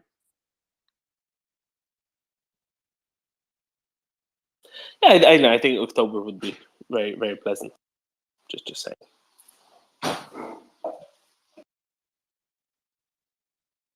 James, welcome back. Hey, yeah, I'd recommend Koktebel, which is on the southeast corner of Crimea. It's a particularly lovely pebble beach. It's got some gorgeous rolling hills behind it. It's mountainous, pretty much, the south of Crimea. It's a mountainous bit of Ukraine outside of the Carpathians. And it has a sub-Mediterranean climate. It's delightful in October, November. You can get some sunshine. It's gorgeous. Yeah, so we'll see you all there for the parties. There we go. Oma, go ahead. Oh, hey, how y'all today? Is my mic on? Can you hear me? We can hear you loud and clear. Okay. I mean, I hardly ever talk, but I'm always listening. And I've been reading the tweets, and I was wondering if somebody could tell me about the shark. The sharks. What's everybody talking about the sharks? Yeah, I can explain that. So there was a Russian tourist in Egypt who a few days ago had a deadly encounter with a shark off the coast of Hurghada. And apparently he said in a video just posted a day or two earlier some very unpleasant things about Ukrainians, specifically those who are being flooded because the Russians blew up the dam upriver. And then there's all sorts of memes from the Ukrainian secret services having sent the shark after him, or just this being a case of karma. But that's why sharks are featuring heavily. Well, I saw the video, but I didn't see anything else. But there seems to be a whole concern about somebody, one of the journalists in Ukraine did something and posted something or wrote about these sharks, and it's got people up in arms over there in higher places, from what I'm reading. And I'm just reading their tweets. Yeah, no, this is And then they were talking about the morale of troops being down. See, I'm kind of confused about all this, because why would they put this out on Twitter about the morale of the troops? You know what often happens, and I can't really blame journalists for this, but I'll give you kind of a suggestion. What often happens, often you have a journalist go and visit a unit on the front lines, right? And they'll like hang out with a platoon, 30 soldiers, 40 soldiers for a few hours, maybe even a couple of days. And then they come back and then they write an article where they basically say something along the lines of, I spent a few hours or maybe a couple of days with this group of 30, 40 soldiers. And therefore, and they kind of imply in the article that exactly the way that these 40 guys are feeling, that's exactly what the other million men are experiencing. Sorry, million men and women are experiencing. And that's just a really bad extrapolation, because obviously that's not true, right? That's not how life works. And then they write an article and then it gets a bit overemphasized and a bit overanalyzed. And this is because we don't have a really good overview. And this is what Daniel and I were discussing earlier. Because we don't have a really good overview of the whole front, right? We don't have a really good overview of the whole situation. It's like looking at the world through a pinhole, or looking at the world like a kitchen roll or kitchen towel roll. And that's all you see, and you see just a tiny little bit, and then you see a tiny bit here and a tiny bit somewhere else and a tiny bit somewhere, and then you're expected to construct a full picture from that, and that's really hard, and that's where stuff like this comes from. I hope that can help. Well, the United States has been in a lot of wars, but I have never. I just have never. I guess maybe there wasn't Twitter at the time for somebody to come out and say our troops are, the morale is so low. Nah, it's very silly, isn't it? I mean, I'm sure the morale wasn't the greatest, because who wants to be in a war? But I'm kind of shocked to read that. Because exactly. I try to wish them the best every day. Thank you, Omar. James, maybe you can back me up a little bit on this. It's very silly, such approaches to articles, right? Exactly. It's infuriating to extrapolate one unit's, quite understandable morale issues, which can happen if a commander's unpopular or if they haven't received enough ammunition recently. It happens, right? This is a war. You can't extrapolate that to an entire front or an entire army. It's just ridiculous, and it's just an attempt by the journalist in question to give themselves some worth, to get themselves some attention. I mean, Julian Rourke is the worst example of this, and we should ignore those accounts and we should focus on the positive stories. And I just dropped off a young man called Serhi, who's a member of the 95th Air Assault Brigade at his wife's and his home in Rivne, and I can assure you that his unit's morale is very, very high, as is his. He was full of beans. I mean, this is a man who's been decorated twice, been wounded twice. He was an engineer before the war. He met his wife, who was an IDP, internally displaced person from Luhansk. He met her in Rivne, and he's been fighting ever since 2014. And I say before the war in 2014 broke out. He was a normal guy, someone like you and I, and now he's a soldier. And he says we're going to get this done, and as long as it takes, right? And he was he's chirping away, very jovial. If he wasn't wearing camouflage in the passenger seat, and you wouldn't know that he was in action and returning to the front in no more than 3 days. He's a hitchhiker. I picked him up the side of the road in the rain. Lovely chap. He'd just been dropped off by someone else. And if he's indication of how morale is, then you can be assured, Omar, that it's very high, and it's high and will stay high until the job is done. Thanks. Thank you, James. I really like this sort of counterbalance. Terrific. Thank you so much, and thank you for picking it up and dropping him off in the Rivne. I mean, you have to pick up people who are at the side of the road in the rain in the best of times, and then during a war, you don't see a hitchhiker stay there for very long. Put it that way. Everyone's helping out in Ukraine. There's a palpable feeling of community spirit. There's no anger. There's no argument. People are just coming together, pulling together for the victory, and which is coming. I mean, it's not in doubt. I've not met in my entire time here in Ukraine a single Ukrainian who doesn't believe completely in the final victory.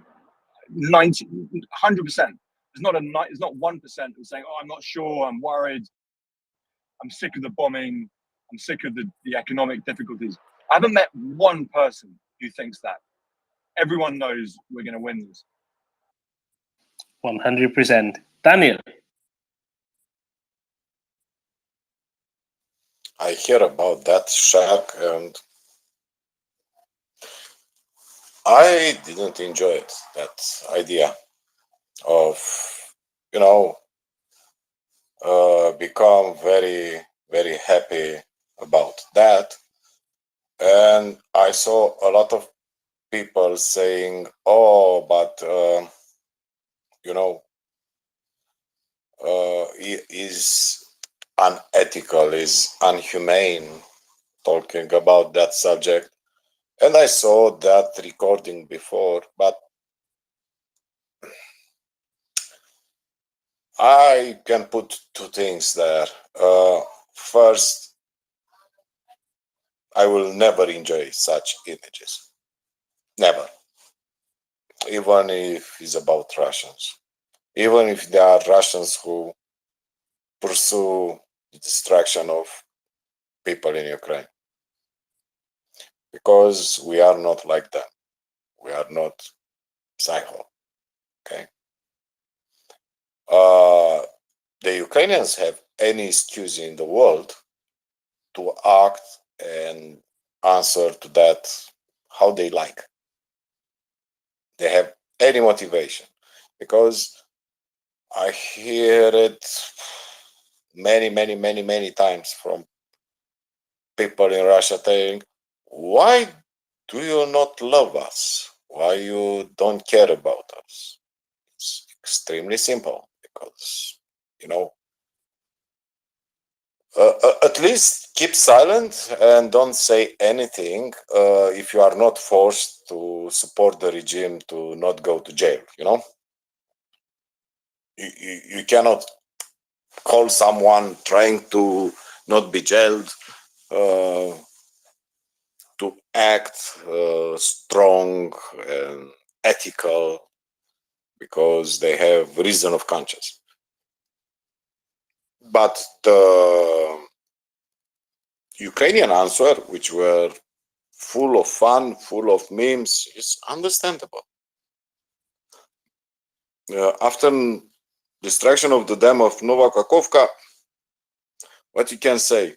To not be angry, to not mock Russians, to not...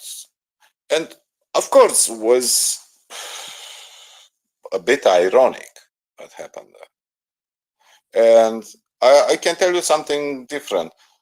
This was popular because it was in Egypt. 1 week ago happened in Thailand or Indonesia, if I remember well. Another Russian was eaten by a shark. And let's put it this way, not trying to be ironic or sarcastic. This thing happens very rarely. Sharks don't attack people usually. Maybe if you are in Australia, because they attack surfers, look at them and look like seals from underneath, and usually just bite and leave because we don't have the taste of the seal. But,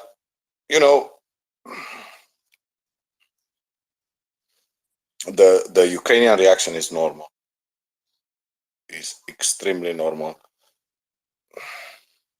They were called terrorists. You read that statement of Patriarch Kirill, what he said to the Russians, to the Russian Orthodox Christians. What did he say? I didn't read it. Oh my God.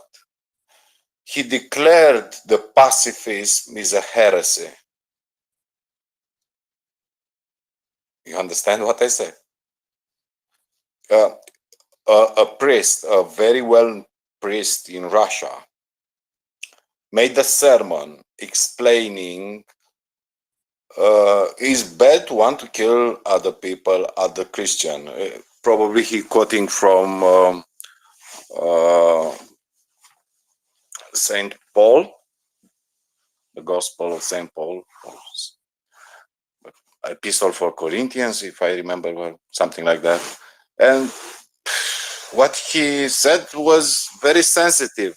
He didn't say Putin to be damned, send him to hell, the soldiers, Russian soldiers deserve to die, or things like that. He didn't act like this. He acted very Christian of him. I don't care about his faith. I am totally unfaithful guy. But he quote very well from New Testament, and he said, people who kill other people, Christian killing other Christian is very unchristian from us, and we need to pursue peace and not to be evil, right? And was a religious judgment. You know, every church has this kind of religious tribunal, and was an official statement from the Church of Moscow, led by this KGB guy, this horrible person, the ally of Mr. Orban. And he said, pacifism is heresy. And he quote from the Old Testament, you know, about when a servant act against the prince, he's a traitor and not a believer. This is heresy. Pacifism is heresy. And when you read this and you connect Patriarch Kirill with 11 prisoners of war from Ukraine delivered to Orban, you start wondering, how will be perceived? Today is Sunday, right? Is the day. Yes. Yes, it's the religious day. At this moment, in the churches of Russia, there will be sermon, and I'm very, very curious. The sermon will be from Old Testament or from the New Testament, because New Testament is about love. Old Testament is a bit different, let's say. How can you be Christian and say we don't pursue peace? Peace is heresy. If I remember very, very well, Jesus Christ said, I'm the way, the truth, and the peace, right?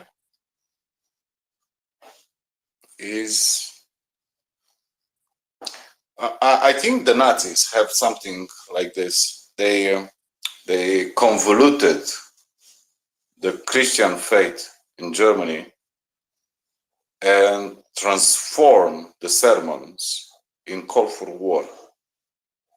No?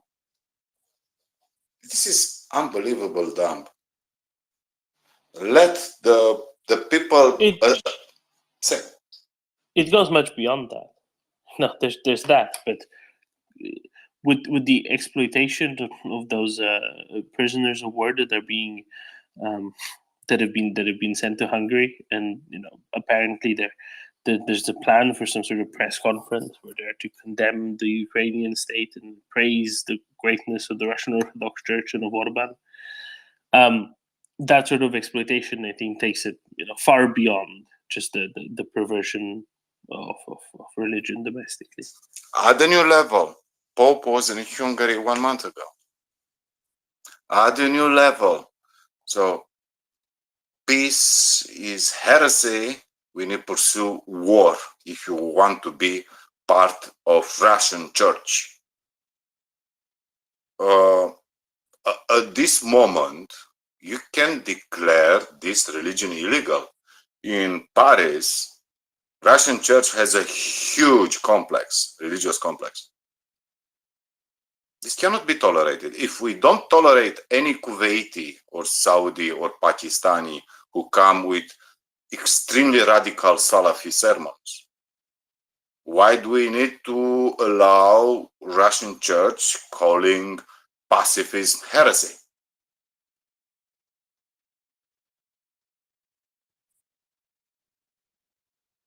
Then John.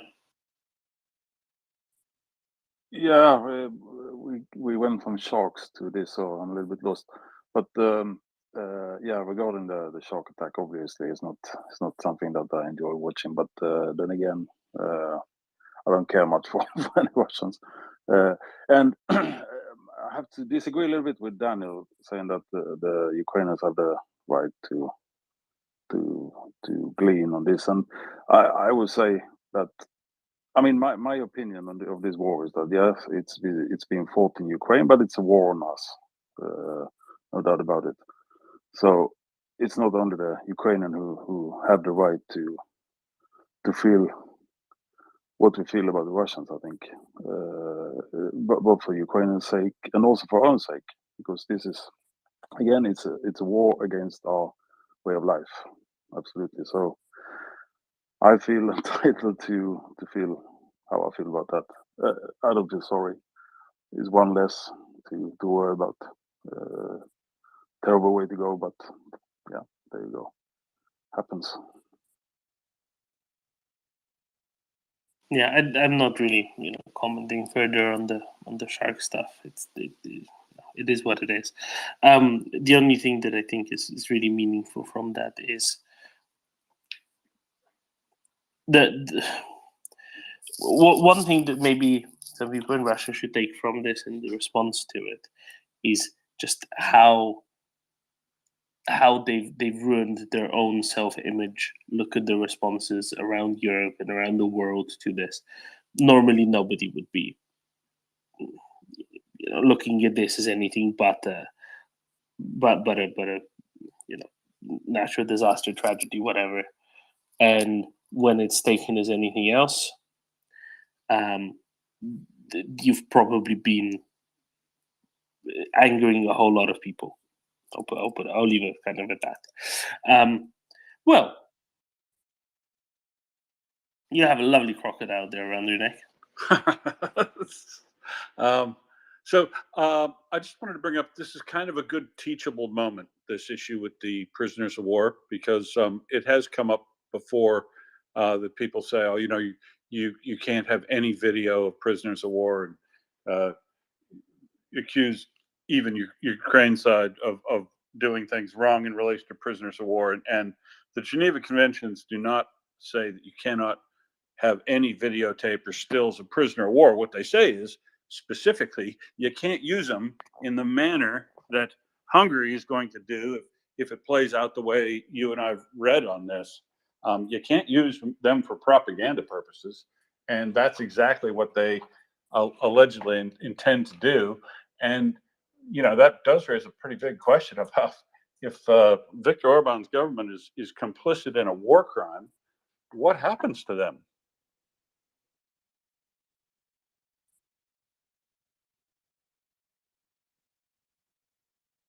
No, it's very confusing, right? And it's very, very subtle. I don't know what the rules here are. I'm still waiting for a lawyer to figure this one out. But I think that Nick is right. If anybody who's not seen it on this issue, Nick's written a letter to the relevant commissioner. You can take his template and edit it a bit, put your own name underneath it, and who knows? Let's get the commissioner really angry with Nick tomorrow morning, eh? How about that for a plan? Well, and if it goes ahead, that gets the Orthodox Church gets to parade these guys around and ballyhoo how bad they were treated in Russia by Ukrainian side and propaganda that's negative against them, and then praise the Russian army and how they were treated or whatever like that. You know, that is a war crime under the Geneva Conventions. And given that, it seems to me that Orban ought to be told in no uncertain terms that your participation in NATO and your participation in the EU are going to get eliminated or severely compromised if you go through with that.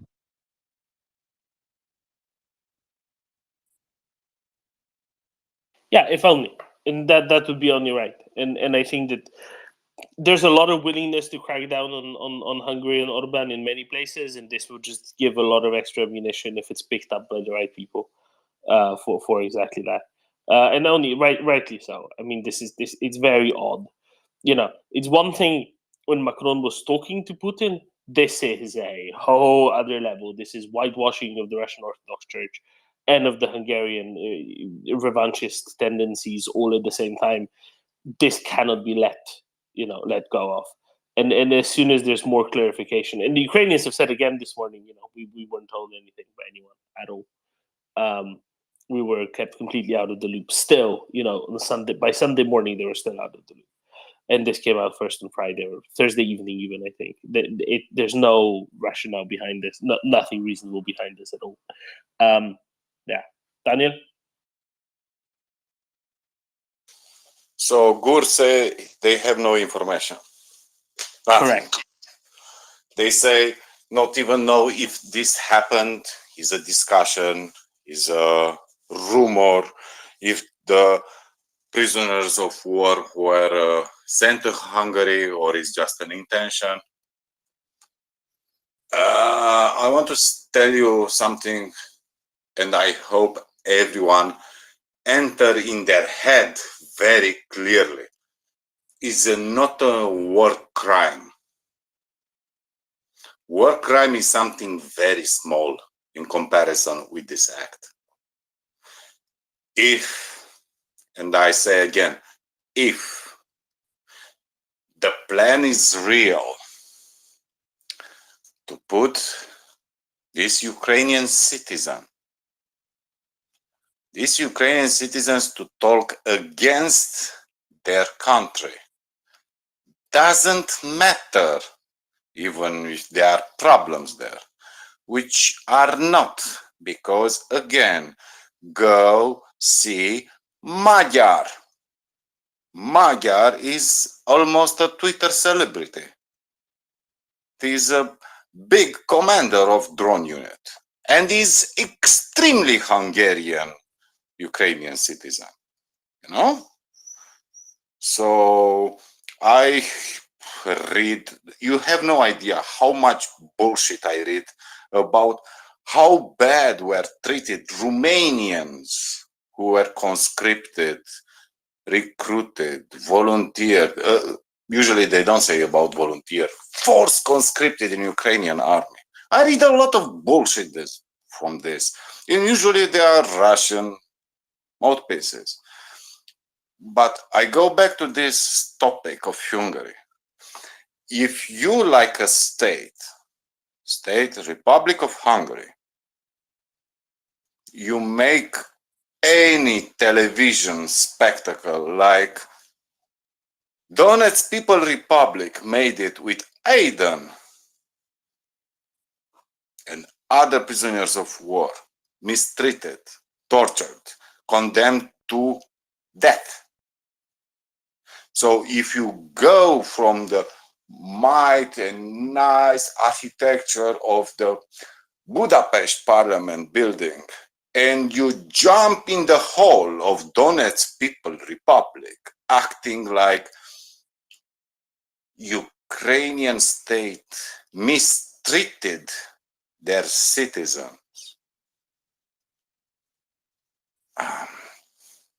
This is not about war crime, is involving you like a state, a total different state, which you acted extremely hostile with Ukrainian state, you cross independence, sovereignty, and people rights of Ukraine. I will try to be mild, but for me, this is a casus belli. You kidnap citizens which are not your citizens. They are also prisoners of war, and you talk with a party which is declared an aggressor state at United Nations level, and you negotiate with them against Ukraine, who have all the responsibility about their citizens. And you go, we don't know if it will happen, but if you go to this type of Stalinistic view, a TV show is not just about humiliation, broken the Geneva Convention, no mate, it's about breaking the sovereignty of Ukrainian state. And there are only one country who do this, is Russia. Two countries, Russia and Hungary. And Hungary. And if you do this, sorry, you deserve to be attacked by Ukrainian army. I mean, really. Because I talked with Americans a few days ago in the morning domain, and I will say something very harsh, extremely harsh, and need to enter in our European heads also. You know why Orban populate Romanian citizens who speak Hungarian with their propaganda, the state television, their bullshit about mistreatment of Hungarian minority? Boy, we are an example for Europe about how we treat minorities. Sorry to shock you. Romania is protecting minorities at a level few countries can do. I know, I agree. Okay. You know why they push this? Because yesterday the civic party of the Magyars in Romania again said they are mistreated by Romanian state. You know why? Because you exercise against the moral of the citizens of Romania, trying to building there a fifth column, an insurrection in my country. You know what does it mean? Does it mean Donbass? You want to make Donbass in Transylvania. And if you do this so blatantly in our face about Ukraine, I don't know if Hungary deserves to be on peace. And this is not about aggression. It's not about broken treaties. But, you know, always is a first. First was an island in Kerch Strait. After the island was a peninsula called Crimea. After the peninsula was Donbas republics and insurrections from Lugansk to Odessa, right? If you let aggressor to make first step, they will make the second and the third. Slovakia will be under elections. Slovakia has the same issue with Hungarian state like Romania and Ukraine. Aggressively entering in discussion, building distrust against their state, subverting the sovereignty. And who is Hungary? A democratic state? A country free of expression? A country where everybody feels they have agency? Or is just an authoritarian semi-dictatorship who have friends in Ankara, Beijing, Moscow, and Minsk? I don't want to be apocalyptic, but believe me, if Hungary, if Viktor Orban will go with this stunt, they deserve a declaration of war. You'll say, but are just 11 prisoners of war. No. No. America will go to level your country if you try to do something like this with your American citizens.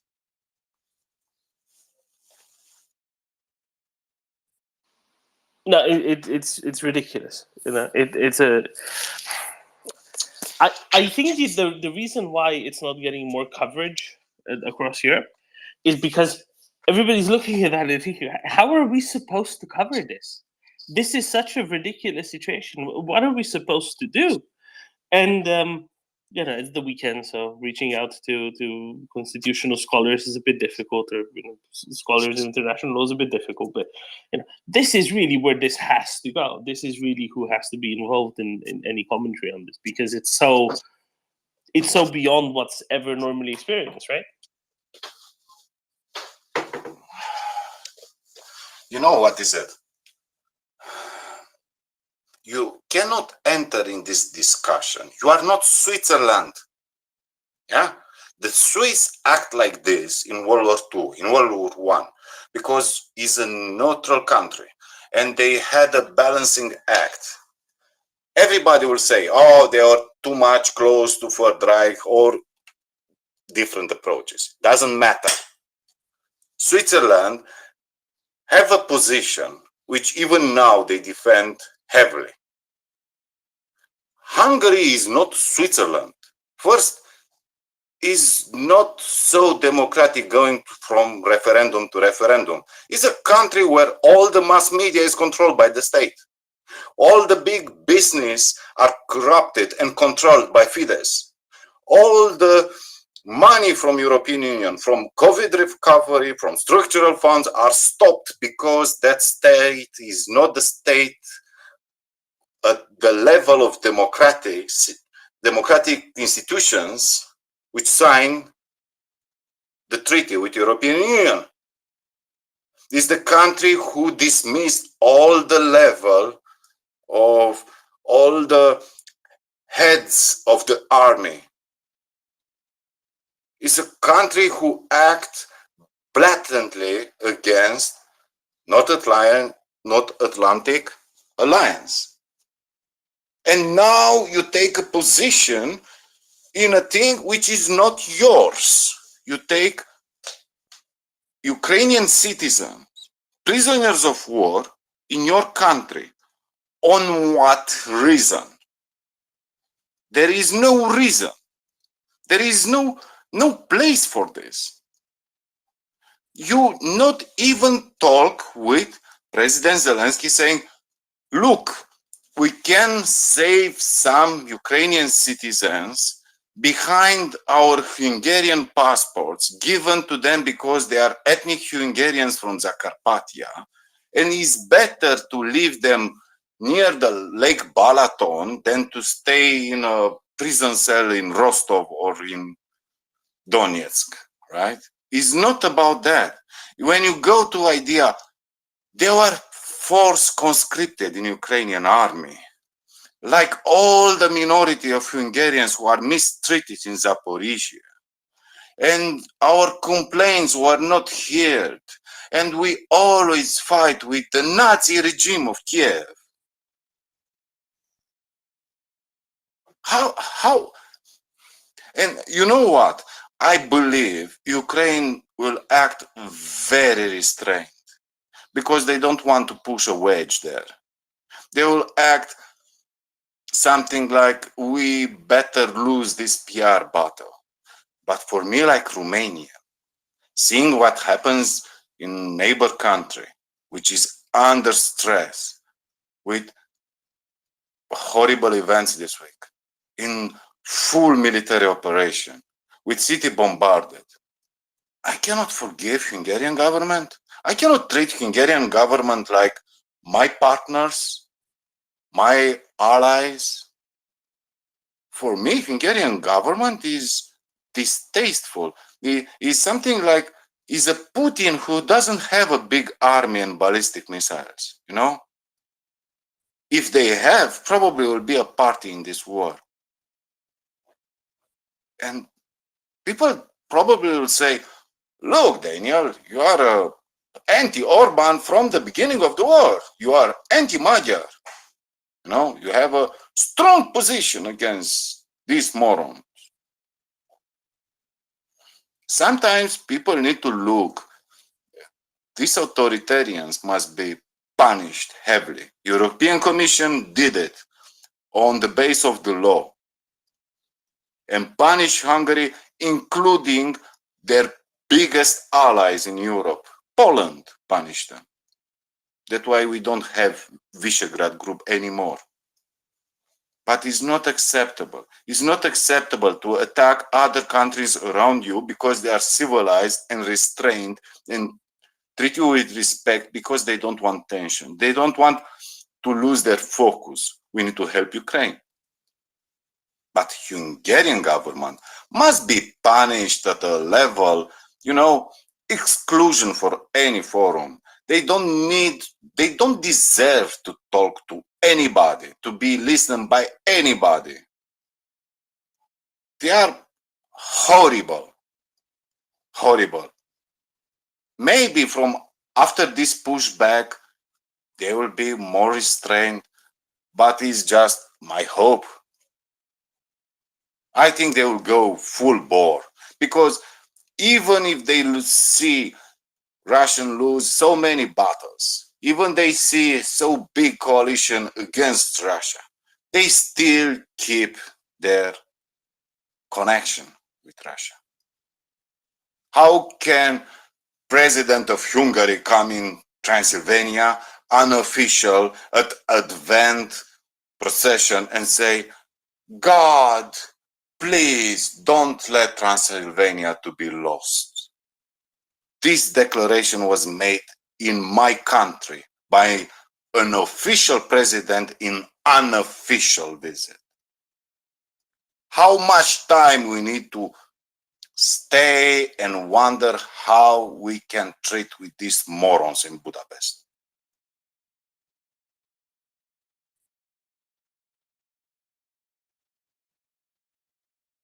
All I can say is, ladies and gentlemen, if you check out the leftmost tweet in the nest, you can find somewhere linked to that eventually one of Nick's with a wonderful letter that you should likewise, adapt, sign yourself rather than with Nick's name, and get to the address that he provided.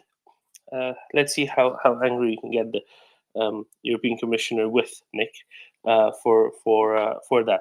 Because I think that's really the only solution here, and that's let's get the holy rage of bureaucracy with yet another level on Hungary. It's my thoughts anyway. Shukpui, what do you think? Hi, thank you. Daniel, really enjoy listening to you. I'm a frequent listener, but seldom speak at MriyaReport. Just a quick thought that what we have been seeing, what's going on in the Serbia-Kosovo border, and now Hungary. I'm just wondering, I think a lot of people must have suspected that this is what Russia is trying to kind of stir up various problems in Europe and kind of divert attention and possibly weaken our support to Ukraine and kind of take advantage of by creating chaos in Europe. So I'm not sure it will be actually a good idea to say declare war against Hungary. There must be other much better solutions to deal with Hungary, and also Russia is really, I think, the source of the problem now. If we take care of, the free world can take care, together with Ukraine, of course, take care of Russia, I think it will kind of root out the problem, and not only problems with Serbia, Kosovo, border, Hungary. There are a lot of other collaborators in different European parties. Republika Srpska. Yeah, plenty, including the country that I live in France, Le Pen. If we take care of Russia, we take care of other collaborators in Europe as well. So we should really concentrate on making sure Ukraine win in this war. Thank you.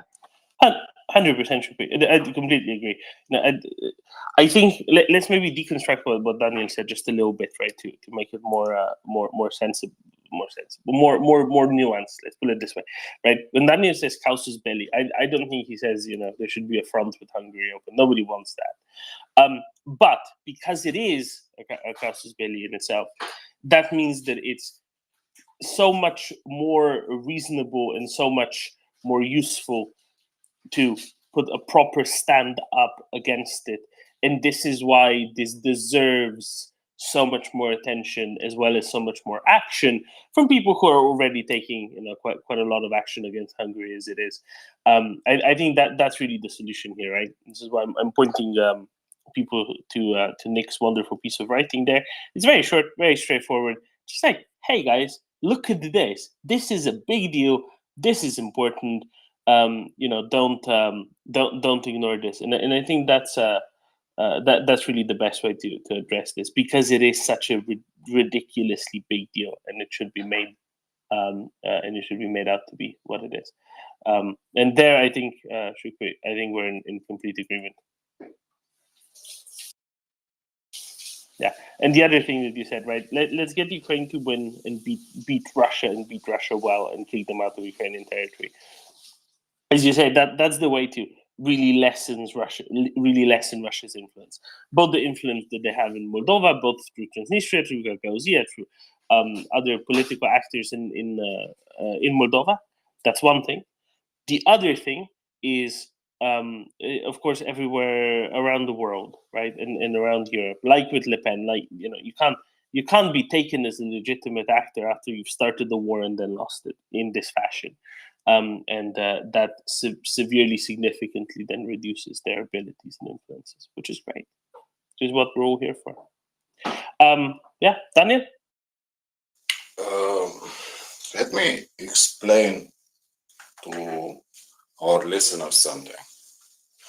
Guys, there are no Hungarian problems in Romania. Zero. Oh, yes, of course, there are people who are complaining for something. We complain about many things. We have strike of teachers and doctors, and it's a big national strike here. No problem. It's normal.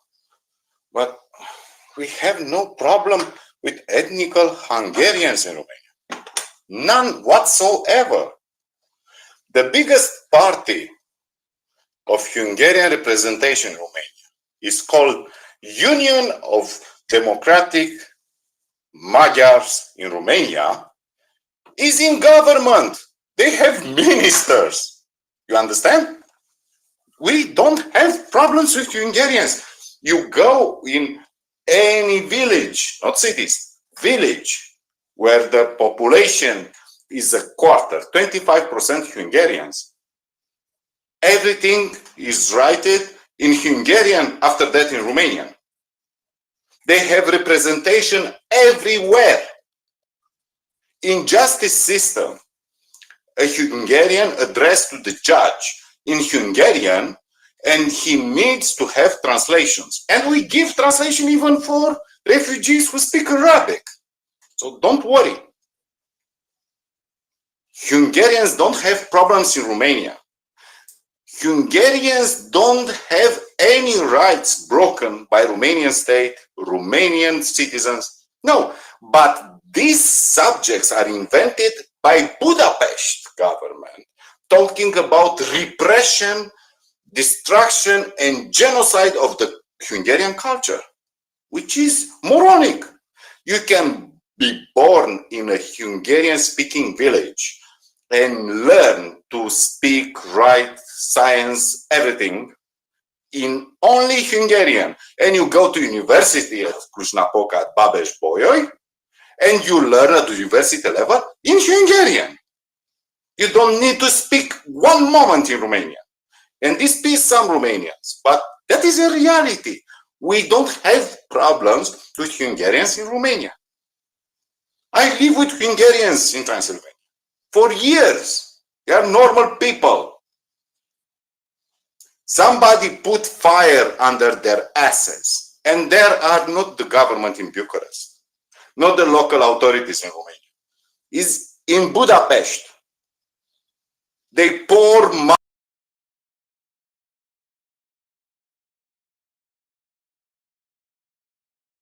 and they bite any newspaper about how great Viktor Orban is. That is a reality. And they tried this in Ukraine. In Ukraine, because they need to deal with Russian bullshit, they cut the Ukrainian bullshit, Hungarian bullshit also. And they are not happy. They are stupid. They are evil. And again, you say, when Russian problem will be solved, all will be solved. Sorry, guys. Hungary is not Abkhazia, is not Ossetia, is not Transnistria. They have representation in NATO and European Union. Next year will be the president rotation of Hungarian presidency in European Union. Maybe. We all extremely excited about this. Yeah? Look at political opposition in Hungary. You will not be jailed, but you lose your job, you'll be harassed, you'll be fined just because you say Viktor Orban is a Chinese balloon.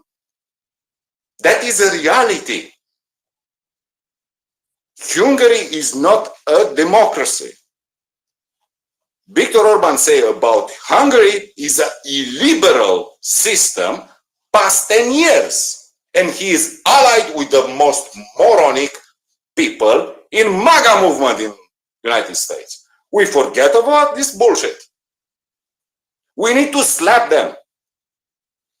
You cannot tolerate, let's negotiate with Lukashenko. Let's make a deal with Rosneft. Let's make a deal with Gazprom. Let's harass Slovakia. Let's harass Romania. Let's harass Ukraine. Ukraine, which is in state of war. Is not normal. There will be Slovakia elections, and the minority issue will be on the table. And I very, very worried they will be steered only on this direction. How Slovakia genocide culturally Magyars. And this is bullshit. And that's why I said it's a casus belli for Ukraine. That doesn't mean we'll declare war, invade Hungary. We did it 100 years ago. They took their lesson. The thing, Daniel, I think that's important here is when Russia loses, the logic of revanchism, the issue of revanchism will have lost as well. They will not stop, mate. Sorry, you are too optimistic. If at this I don't moment think they will stop, see they will just be weakened. Weakened, they will not stop. They harass us for 15 years. 15 years of bullshit and lies. 15 years. Viktor Orban is now empowering Hungary because he collects votes in Slovakia and Romania. That is a reality of Hungarian politics. We must address it. Again, you cannot take 11 prisoners of war, which are citizens of Ukraine, taken from Russia, making a deal with Russia, and everybody's okay with this. You cannot. Well, okay, so first of all, nobody's okay with this. That's why we're talking about it. But yeah, he will be weakened because it will no longer be seen as a valid approach like it has been thus far. It will be better. It won't be solving it itself. Nobody's saying that. But it will be definitely very much helping it solve it. Should we? Daniel, I would like to hear your thoughts. So I recently read that Hungary blocked Romania and Bulgaria to access Schengen, and that was No, Mhm. that was Austria. Okay. Yes, sorry. Yeah. Okay. You are right. Thank In you. fact, they say they support Moldova accession to the European Union. Okay. Thank you. Thank you.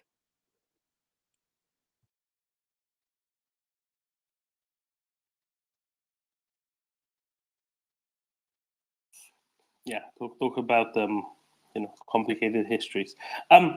Shall we do a little bit of a news flash, mockers? Because we have some very good news to share. We do, but you're going to have to pronounce the name of the place for me. Blagodatne. That's the fella. Yeah, that's the one. So Blahodatna has been confirmed to be liberated today. The armed forces of Ukraine have released a video showing them erecting a flag at this location, which they wouldn't be doing if they weren't perfectly settled in there. Now, this particular location, a lot of people are going, oh, it's on the way to Mariupol. There are still 93 kilometers to go. And the armed forces of Ukraine appear to be moving in a number of directions at the same time. So don't take that as making a beeline to Mariupol. But it's certainly, a little bit closer to that location. So you never know. But certainly this is a newly liberated town, I believe. And it's nice to see something like that happening again. Many more to come, I hope. And also, I've just got to point out that there's a big boom. There's a big boom in Rostov. And bear with me 1 second while I just reclaim its name. So, Rostov region, this is the Should I? Rostov. Oh, What? no, very good. I'm becoming ever less useful. Rostelmash plant. Now, they're claiming that it's tires burning. I mean, tires seem to burn all the time in Russia. They're very flammable, aren't they? But it's currently saying 80 square meters. But I tell you what, there's an awful lot of black smoke coming out of there. So it may be tires. You never know. However, it looks quite big. So this is one of their, I think it's main plants, isn't it, for production of agricultural machinery? Yeah, they did. Primarily, I think it was harvesters that they produced. Now, the funny thing is the real question of how much did they make of recent years, and how much of this was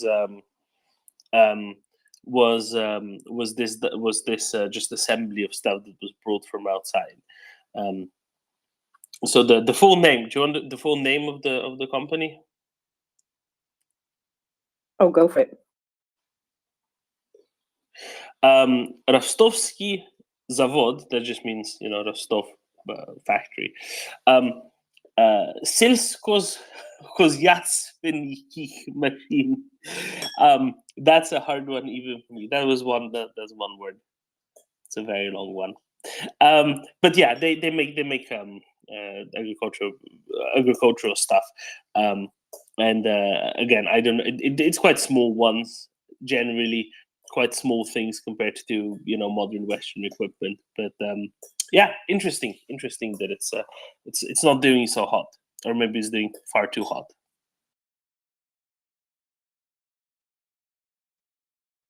Well, there've been a lot of these things which have come about as a possibility of an insurance claim, but you never know. They might have started trying to use this building, some of their machinery for, the production of war equipment or the Repair. Repair of war equipment. So any place that's being turned to assist the war is perfectly good target to me. 100%. Then John. Whoops, the phone was far away. Yeah, any target, industrial target, I guess, is valid. And if they're not repairing stuff, then they could. They could, but not anymore. So yeah, all the more. But regarding getting closer to Mariupol, I mean, even if it's 93 kilometers, that's getting very close to 80 kilometers, which is when you don't need rockets anymore to hit target with precision, because you have Excalibur and other good munition, which I think they have more of than the rockets, like Gimblers and Storm Shadows and so on. So I think that's a critical point. Well, at least that's how I think. When they get within reach of with normal artillery, that must be a real critical kind of turning point for what's coming. I don't know if I'm wrong or not, but that's how I think.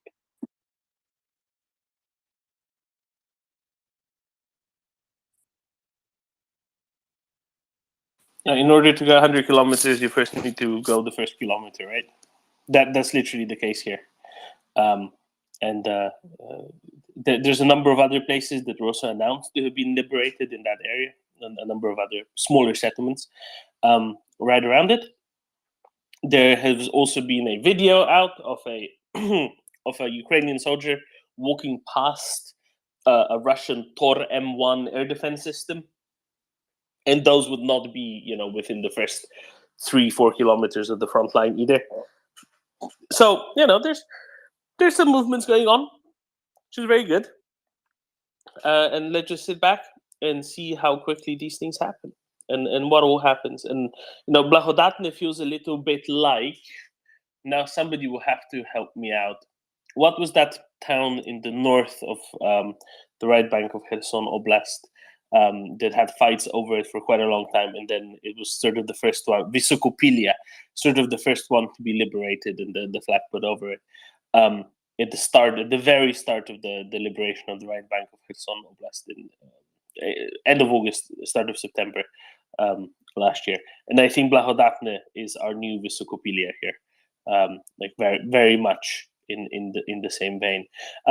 This is also the furthest north that Russians have pushed. There, right on the border of Zaporizhia and Donetsk Oblast, by the way. So there's still a long way to go, but it's always very heartening seeing this. Monica. Good morning from Washington, D.C. I'm going to circle back a little bit to Hungary. I enjoyed the dialogue Dylan, between you and Daniel on Hungary, and I have a number of thoughts about that. And one is, I think we are at the point where Hungary needs to be, at the very least, suspended and ideally kicked out of NATO, as well as the EU. I realize that's more easily said than done.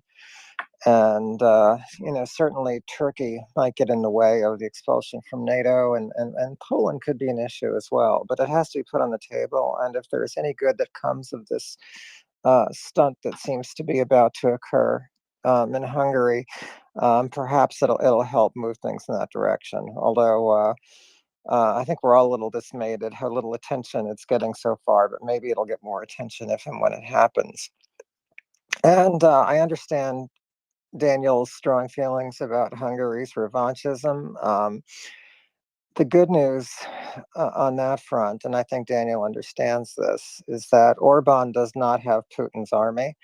Although I think we've learned over the last year that maybe Putin doesn't even have the army he thinks he thought he had, but Orban doesn't even have anything resembling that. And I don't think, fortunately, we're going to see something like Transnistria or Ossetia materialize in the form of the People's Republic of Transylvania or the People's Republic of Transcarpathia. This is really just a domestic political vehicle for Orban. And I think what Daniel's pointed out is, I guess the Hungarian nationals in these regions get to vote in Hungarian elections. And perhaps one thing that could be done about that in Romania, and I don't know what the rules are in Romania about holding dual passports. I know some countries permit their citizens to hold dual passports, some don't. Perhaps Romania should revisit whether people should be allowed to vote in foreign elections if they're Romanian passport holders. And if these folks, if certain of the ethnic Hungarians in Transylvania have nostalgia for Budapest, maybe that's where they should live. And Romania should reconsider their ability to hold dual passports. So when it comes to simple residency, right? Well, both Hungary and Romania are a part of the European Union. They have perfectly good right to reside and work in Romania, even if they only would hold Hungarian passports. So that really wouldn't be solving most anything. I think this is the sort of thing that will best get solved with time. As you say, as you quite rightly noted, getting them out of EU and NATO is really, really hard. So much so that it's not really worth even trying, I don't think. Not in the short run. However, what is being done and what will be done ever more, and I think this episode with the Russian Orthodox Church and taking these 11 Ukrainians, this is going to just step up. Hungary is under investigations and issues with the rule of law, for a bunch of other reasons. This can be a really egregious one on top of everything else, and is just going to compound the interest and the limits that are already being put on them by the European Union, which is good, which has to happen 100%. But yeah, as to dual passports, so Romania is quite liberal with that, very much so. But again, and intentionally so. Hungary joined the EU a few years before Romania did, and Romania basically thought, it's a good idea to give to allow people to get better economic opportunities. It's better for the country as well. That was a big part of the reason. But we'll get to all of that. I think we're going to be continuing on this for a while still. So good morning. Enjoy your first cup of coffee, and we shall just power on, and we can circle back to you in a little bit if that's all right. Let's go on to Brian, and then to Florian, and then to Daniel for a big reply to all of this stuff. Brian. Thank you very much, Doman. Seems like everybody's been speaking my mind already. I wanted to address Daniel, because he's captured my attention and my imagination with this again. It's been a bit of a hobby horse of mine of late. And unfortunately, I agree with you, Doman. As the institutions of the EU and certainly of NATO exist, it's pretty much a non-starter to exclude Hungary per se. But I was wondering what sort of other political avenues might exist to at least sanction them or rein them in. Now, I know it is probably overstated the degree to which Hungary, with its clownish antics, can effectively impair NATO's state of readiness. But the image that it projects as trying to function as some sort of a Russian fifth column from within the alliance is galling beyond belief. And I wonder, Daniel, are there perhaps some form of agencies, perhaps with the power of the portemonnaie, at least within the EU, that might be more effective in reining in this nonsense? And also, I'm wondering if I understood you correctly, is Orban more a symptom of a wider political zeitgeist within Hungary, or is he just a one-off? He's not a one-off. There's Jobbik used to be even further on it, and he had managed to outflank them. I'll just say this much: it's already being addressed in the way that hits hardest, which is money, and that's good, and it needs to be done even more so as time will go on. And I'm very much looking forward to that. And this will help it along, I think. Additionally, Florian. Good morning. Yeah, that's listen to the Hungary discussion, because I got for several years ago, for some reason, interested in Hungary. I got mostly interested because I was bidding for a job in Hungary where they tried to exert a lot of corruption from my company, and then we didn't play along and went away and never went back to Hungary. So I started reading up on Hungary. On the question that was asked before, Hungary is economically in a huge bind. It runs an enormous current account deficit. It has an inflation around 30% in Europe, by far the highest, 25 to 30, in foodstuff around 50. Hungary is in a way harsh to foreign investors, not to the big German automobile companies. They still stick to Hungary because it's a cheap area to produce engines and parts. But the Mittelstand, the small and medium-sized enterprises of Germany are leaving because their assets get basically confiscated or they're put under so much pressure that they sell for nothing. So they leave. And with that, Hungary desperately needs the EU's money on its structural fund from its COVID funds. And this is where Hungary is now, the EU has Hungary at its balls, because this is where the EU actually is not paying out. The EU created this mechanism on the rule of law, and that allows it to withhold funds for the COVID funds, and they're enormous. I mean, there is the 750 billion, and it's mostly going to structural initiatives, improvement of infrastructure, improvement of greening of the energy, digital initiatives, and it mostly goes to Southern Europe and Eastern Europe. And Hungary is not getting any funds of that. And Hungary gets Hungarian cohesion funds, so improving its infrastructure, are withheld. And that's why Orban is getting ever more desperate, because he's close to a bankruptcy. The Hungarian state has problems paying its bills. So it's in huge arrears and paying its bills within the domestic economy. So that's where Hungary is really, really in a bind. And this shows what always happens with populism. It goes the way, for sometimes the economy works, then they make really bad decisions, get all the oligarchs in, and now Hungary is in a huge problem. But also historically on that point, I also suspect Orban is not a one-off for Hungary. There is this long tradition of being on the wrong side of history, let's phrase it this way. And this is not something very new. And also to Daniel's point, I think a lot of the issues with the Hungarian minority, be it in Romania or be it in Slovakia, are made up reasons to stir vote to Orban. I think Romania has colossally improved in the last 10 years as an EU member. And I think I don't know the details, but from my impression, it upholds its obligation to the minority, as he has put it in clear words.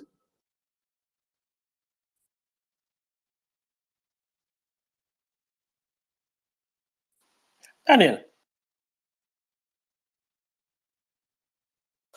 Let's start with vote for Hungarians. All Hungarians have the right to vote if they have Hungarian passports, and I want to stay this way. And why I want to stay this way is very, very, very easy. If you are a European citizen, in Romania you can be elected anything except presidency and parliament.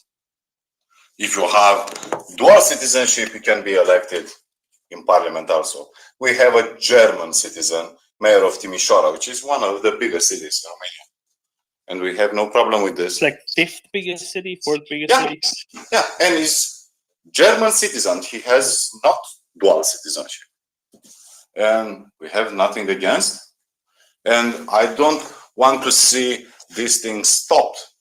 What I talk about how Orban get his victory last year was extremely simple. First, Hungarian election system is highly disturbed. So more like winner takes all and gets bonus. And when you control media and feed everyone who has the right to vote Fidesz, and Romanian authorities find ballots of Hungarian elections to trash, this means a lot of mismanagement of these elections. And everybody knows Budapest vote against Orban. he got from rural areas and outside Hungary the votes. And this is a tragedy.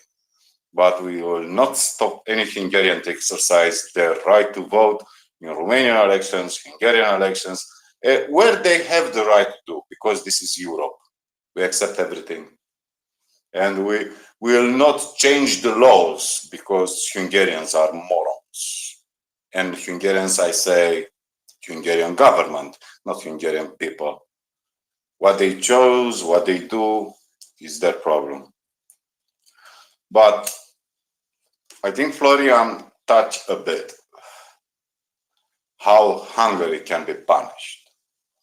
So what European Commission has done was very heavily criticized 5 years ago by Poland and Hungary.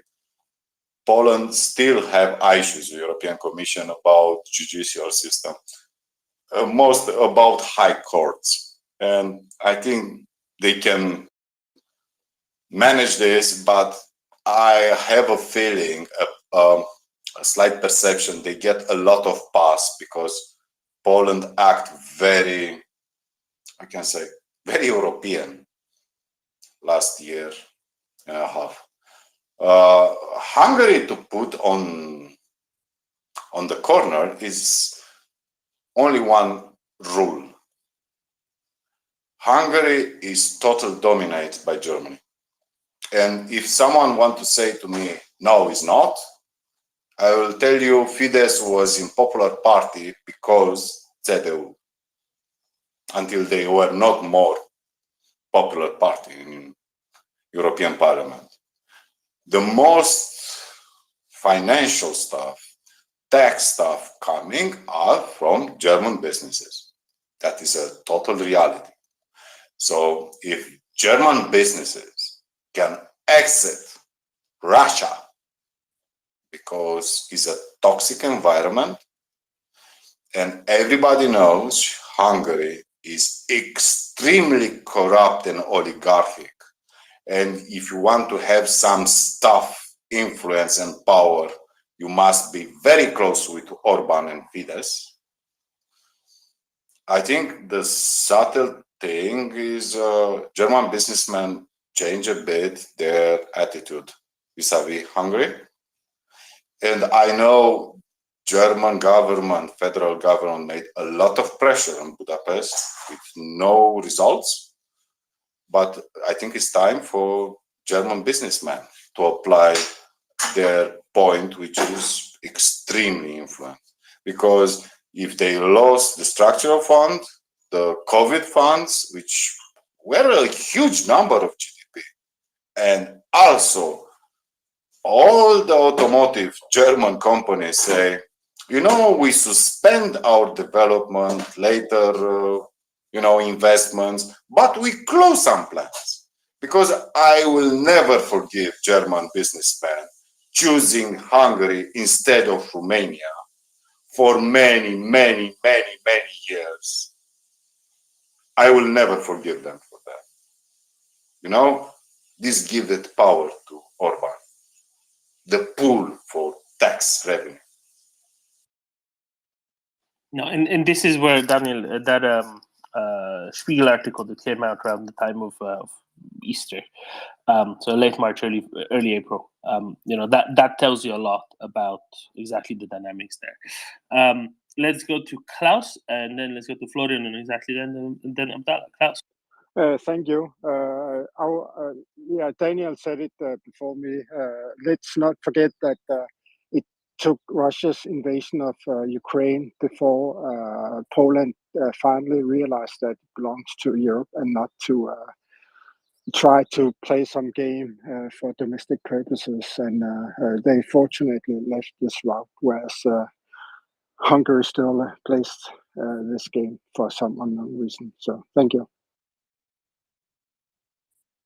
100%.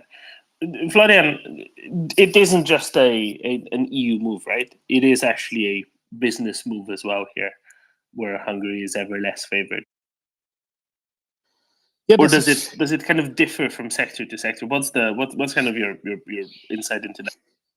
I think it differs between the really large industries like the big conglomerates, Volkswagen and Audi and Mercedes, they feel still more safe. And I think and here they have bigger plants. For example, Audi has an enormous part of its smaller to medium-sized engines. So industrial combustion engine are manufactured in Hungary. But this stuff is becoming less important in the switch to EV vehicles. And the German automotive industry also made a deal with the unions in Germany that whatever they will lose in IC, industrial combustion engine components, will be replaced by battery manufacturing or electrical engine manufacturing in Germany. And since this needs less worker, less components, an EV vehicle has about 10,000 less parts than a traditional car. So that will make the Hungarian supply plants less important. They probably die in the next 10 years. And they don't disinvest, but they become less important. Also, Audi makes the smaller engines there for the smaller cars, but it's not selling the smaller cars anymore because it's lacking chips. So it's putting all its money in the bigger ones where it has a better margin and can compete on with Tesla and so on. So this will anyway make Hungary less important, and they still feel sort of safe from the Hungarian government because they're big enough. The bigger problem is to the medium-sized German companies, and they need the protection of the rule of law. They cannot rely on being big and influential themselves. They need the rule of law, and I think they have enough now. And it's the small cement manufacturers and small and construction material manufacturers and so on. And they have either lost their plants or had to sell them for an artificial low price because they were put under regulatory pressure. The other big investor in Hungary is the Aldis and Lidls, so the German retail giants. And I still think they still feel safe. So that's why I think this is the split within the German industry. The small and medium-sized companies will go because they cannot protect themselves from the oligarchic regime.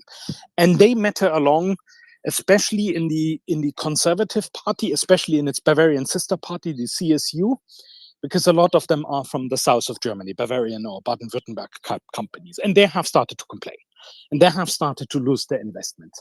And that's why the protection from this part of the conservative spectrum of German politics is moving away from Orban.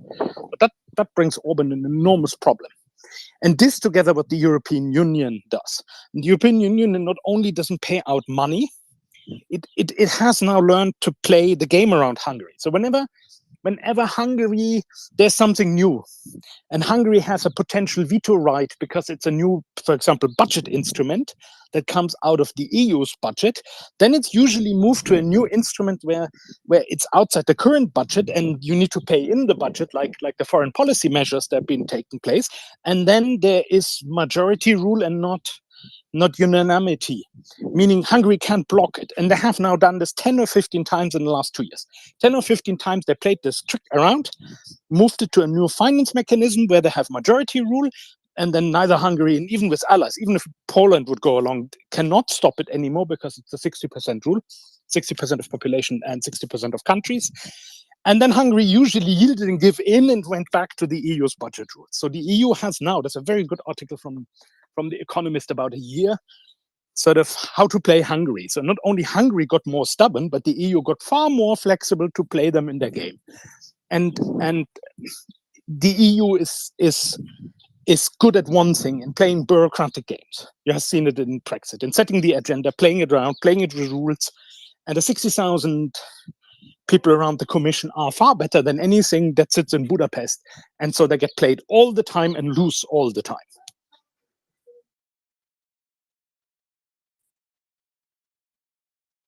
I think that with this most recent step, they are actually done for, because it's yet another thing that just cannot be tolerated, and that's. But I hope this gave a clear picture between what economically it's going on vis-a-vis what's politically what's going on.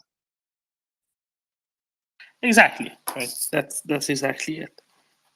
And the thing is, they're kind of not doing very well in either, and that's important. Abdallah. Hey, thank you, Doman. Yeah, I was just wondering with this travesty regarding the Ukrainian prisoners of war.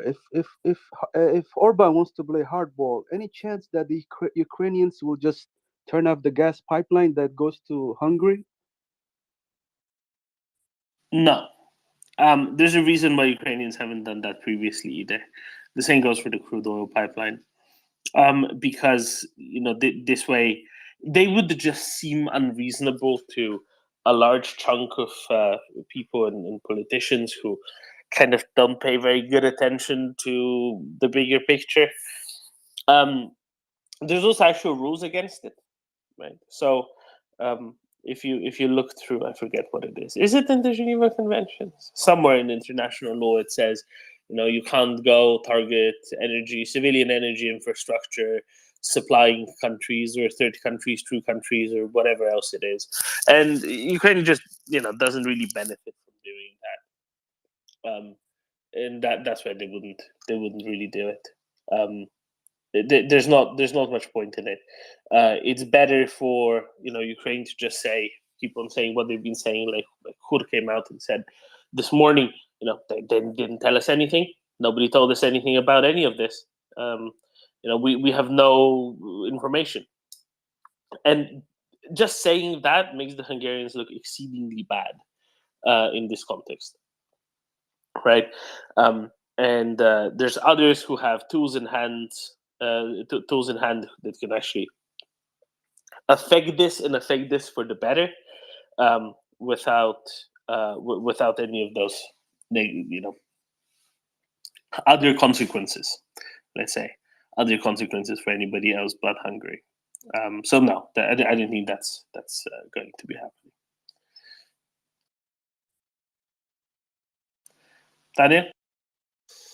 I remember when Timmermans called Orban, look, our friend the dictator of Hungary. Was a big reunion 6 or 7 years ago. I think it's time to call in Juncker. Juncker said Juncker. Here comes the dictator. Yeah. So I think the dictator is too honorable for this man, and I think better place title for Viktor Orban is Mankurt.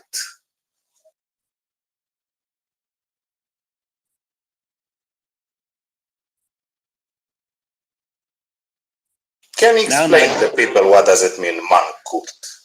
No, I won't. I don't think that's the way to go about this. I just don't agree with it. Maybe a bit. Okay, maybe in this sense, right? Because what is it? What's crucially with it? Forgetting historical memory. So really, if the simple one that you're going for is saying he's forgotten 1956. If that's what you're going for, is that what you're going for? Then I'm happy with it. Okay, that's fine. Okay, so the concept of a Mankurt, it's like a Mongolian concept, effectively. And it's a very Soviet concept. It's someone who's been, kind of like a janissary almost, if you're familiar with that. Taken from his native environment, brainwashed into forgetting, the kind of the foundations of what he is, where he's from. So in this sense, what Orban is doing is it's in contrast not just with the Hungarian experience, but with Orban up until about 2007, 2008, 2009, when he was virulently, and I mean seriously, virulently anti-Russian and virulently, anti-Soviet, and in that sense, it's he definitely fits that. It is a very Soviet concept at the same time. At least quite widely used in the Soviet in the Soviet context. It was mostly kind of the Sovietization of everyone, from not just Russians but also Ukrainians, Belarusians, Kazakhs, Kyrgyz, Tajik, and so on. If you were a Mankurt, would be someone who might come from Tajikistan, or for example, Shoigu might be considered one, even though he's he's he's from a mixed marriage, but he might be still considered one, maybe. That's kind of the logic behind it. Is that well enough explained, or did I forget to highlight something you wanted highlighted there, Daniel? No, but was always a pejorative in Soviet Empire. The mankurts, the people who climbed the Soviet ladder, acting like, I am a nice Russian, but you are not Russian. You are a Gruzian, and Orban from the school of Soros to become anti-Soros, from the our revolution in 56 against Soviet Empire to kissing the boots of Putin. That is the definition of mankurt.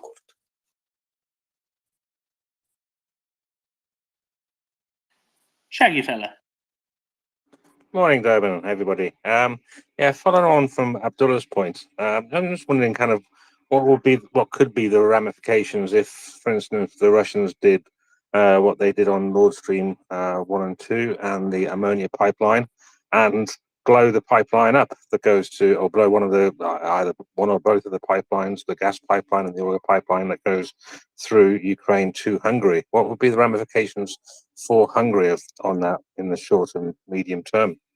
In the short term, because they have rejected to work towards getting set up for diversification of sources, they would have straight up, shortage of both crude oil to refine as well as of natural gas, and a very significant one that would be, oil would be a little bit easier to backfill through, simple tanker trucks and so on from nearby countries.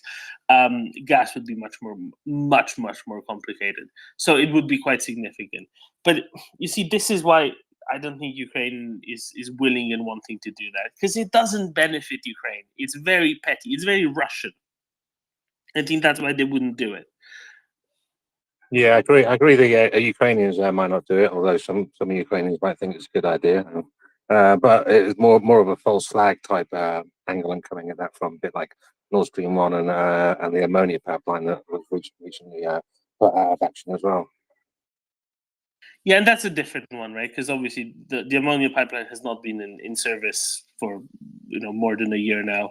Literally nothing has been flowing through there. A little bit leaked out, just the stuff that was kind of still hanging inside, mostly in sort of hydrated form, ammonia hydrate, aqueous ammonia in there, but very, very little. And it was struck again now overnight. Ukrainians have reported, and nothing came out. Nothing, just Russians keep hitting it now. I think they said, "Oh, we did it once, we will do it some more," something like that. Florian, Right. What do you think? Thanks very much. Yeah, I think it was really petty. They don't do that. Ukrainians are smart by playing by the book of international rules, the Geneva Convention, and that stuff. And I don't think it serves them to punish Hungary. Hungary, in the end, doesn't matter too much. It is too small, too poor, too not well organized. But it would alienate other allies like the Germans and bring all other problems on people pointing out how bad the Ukrainians are. Because then all the tankies would say, see what the Ukrainians are doing. They're not sticking to the rules. They're as bad as the Russians. So on and forth. So I don't think they will do it. I would clearly not advise doing it. It doesn't make sense. But people are probably not aware on Hungarian problems. Last fall, they had a price cap on benzene and diesel in place. And that created the effect that nobody from outside Hungary was willing to supply diesel and benzene and petrol to Hungary. So they had a real shortage of the stuff. While they had a price cap, and then they were importing the oil and were losing money on the oil they imported. And now they're losing actually money because they're paying far higher Russian prices on their gas than on the free gas markets of Europe. So Hungarian economic policy is so idiotic, but as Napoleon said, if your enemy is making mistake, don't interfere. So the Hungarians are shooting them left and right in the knees, in the foot, in their shoes, all the time. I mean, the best example is this of food, where they ordered a food discount. Some food items and some supermarket needs to be put in a 50% discount. At the same time, they stopped the imports of Ukrainian corn and other food items that would actually lower the food price because they have a 50% basic item inflation. I mean, Hungarian economic policy is as idiotic as you can think about. It's a textbook example how bad you can do.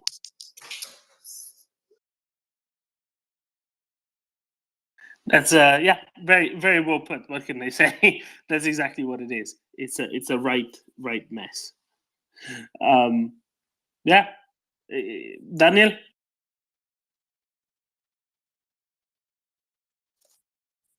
Let me add you something about oil and Hungary, an aspect which you don't know. Ioana knows because she's Romanian. Last year in the spring, in Romania was a very hot topic about diesel and other fuels for cars, and was horrible. If you remember, in the spring was a spike, right? Prices going up, the Gulf countries stopping the production, was some tensions, and everywhere the gas prices go up. And in Romania was a bit of panic, and people buy huge quantities because Hungarian company called MOL dropped the prices in Romania because they stayed on Rosneft prices, which were calculated many months before, and they can afford to play dumping prices in a European market economy. And people gone mad, start buying this stuff, expecting huge jump in prices. Somehow they come. After that, they go down. Was big uproar, big pressure to government to subsidize gas prices, and government did it. I don't know, 1.5 lei, meaning something like, I don't know, 20 cents, 20 euro cents per liter. But the idea of a very small representation in the market, MOL, jumped to the occasion to destabilize the gas market, was something which can you look after a year and say they act unfriendly. Now the tables has turned.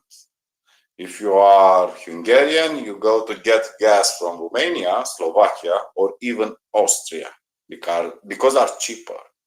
Now, if you want to buy chicken, milk, or basic stuff, flour, you go to buy from Romania or even Austria. Austria has a very high level of spending for things like this, like groceries. But in Hungary is worse, not just the prices, but the lack of products. And how I can say, when Orban starts limiting, capping a lot of products, they did it in autumn of 2021, imagining subsidizing the prices, capping the prices will get the votes of Hungarians. And in the spring, already the products disappear from supermarkets. And Hungarians start searching cheaper goods which were not there. They were exported in countries like mine, for example. Another aspect which people forget, when Ukraine needs alternative routes to export their agricultural stuff, Baltic Initiative, Poland, after a while they understand there is only one solution, Constanța port, which is the biggest port of Black Sea. After that, they improve their ports in Ismail, Rhein, and Kilia, and Galați and Constanța becoming the hubs until the grain deal. But was one country who need Constanța to export their agricultural products. That is Hungary. And was a big pressure because you need to store the grains and this need volumes. Nobody was prepared to spare volumes for Ukraine, and this added pressure. And Hungarians asked very, very, very hard to make them the contracts, relieve the pressure, to help them to deal with this. And Romania put Ukraine first. And I imagine there were not so much happiness, Hungary, about this. There is another aspect. At one moment, Sigarto was going mad searching for gas and oil alternatives. And one is Turkish pipeline, which they love it. Second was from Alexandropolis, from Greece through Bulgaria, Romania, is an alternative. Also Azerbaijan. Romania has a good deal with Azerbaijan. And they wanted very, very much Azeri oil and gas in Kazakhstan to go via Romania to Hungary. But the deal is still in there. I didn't see any contracts signed. And I wonder how they can manage to come to Bucharest meeting. You remember the Ukraine NATO meeting where Hungary was against Ukraine to participate, and every country made it solo meetings with Ukraine outside Hungary. And after that, to go to same countries in NATO alliance asking for help for agricultural products, for gas, for oil. It is something they not even go on their narrative, These guys are unfriendly with us, but we need them and we give them. I will never understand their foreign policy. Never. Because there's nothing to understand, because it doesn't make sense on the face of it, right? That's why. Because it actually actively doesn't make sense. It is what it is, but it's a combination of at least one of the two, if not, but presumably both, ideology and, let's say, private partial interests. Otherwise, it wouldn't be what it is. Otherwise, it wouldn't be like that, because it wouldn't make any sense to anyone. Maybe this is a bit of a setup for Florian here. One moment. There is another topic. It's called EPPO, European Prosecutor.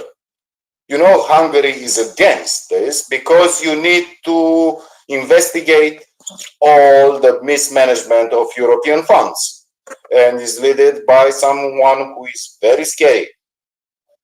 And they never want to join.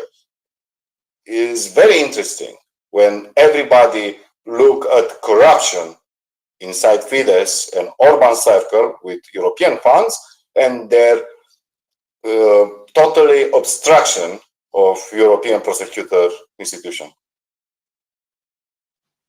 Florian? I thought they had opted out initially, correct? It is not active in Hungary. Yes, Florian. But problem is a Romanian prosecutor who put minister in jail in Romania. Yeah. I forgot her name. The woman is excellent, and that's why she's feared by the Hungarians. But the Hungarians have correct. But the Hungarians have opted out of this prosecution mechanism, as far as I remember. Maybe they had to come back with the COVID thing. I have to check that.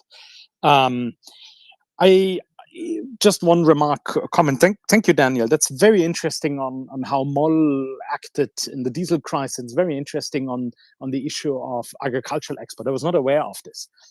But as Domin said correctly, this gives ever more an impression of the left hand is not knowing what the right hand is doing, so it's totally bewildering what they're doing. But every similar autocratic semi-dictatorship ends up in this equilibrium of idiots. People are put in place because they're loyal and for nothing else. They don't know anything, they're not good at their job, they're not excellent, whatever. Ministers or bureaucrats or entrepreneurs, they have this oligarchic class that makes money only within Hungary because they will restrict competition. They give you assets in an oligopoly or monopoly fashion.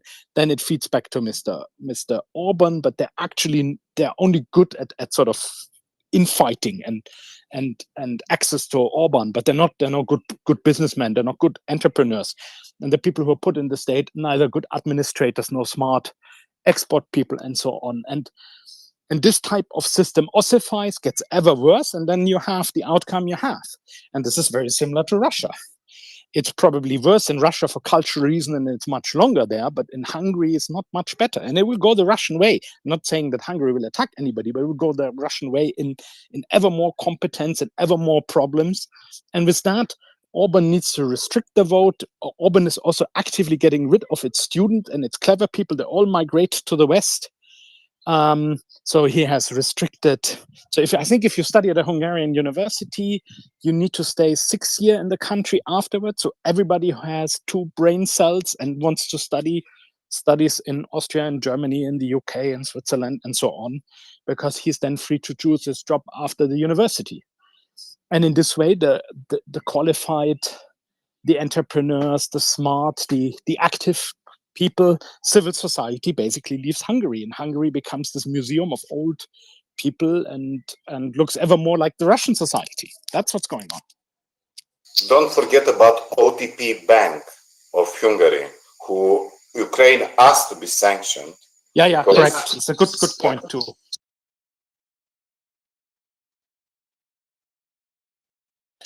The mall story is really interesting, but Florian, maybe let me bounce this question off of you.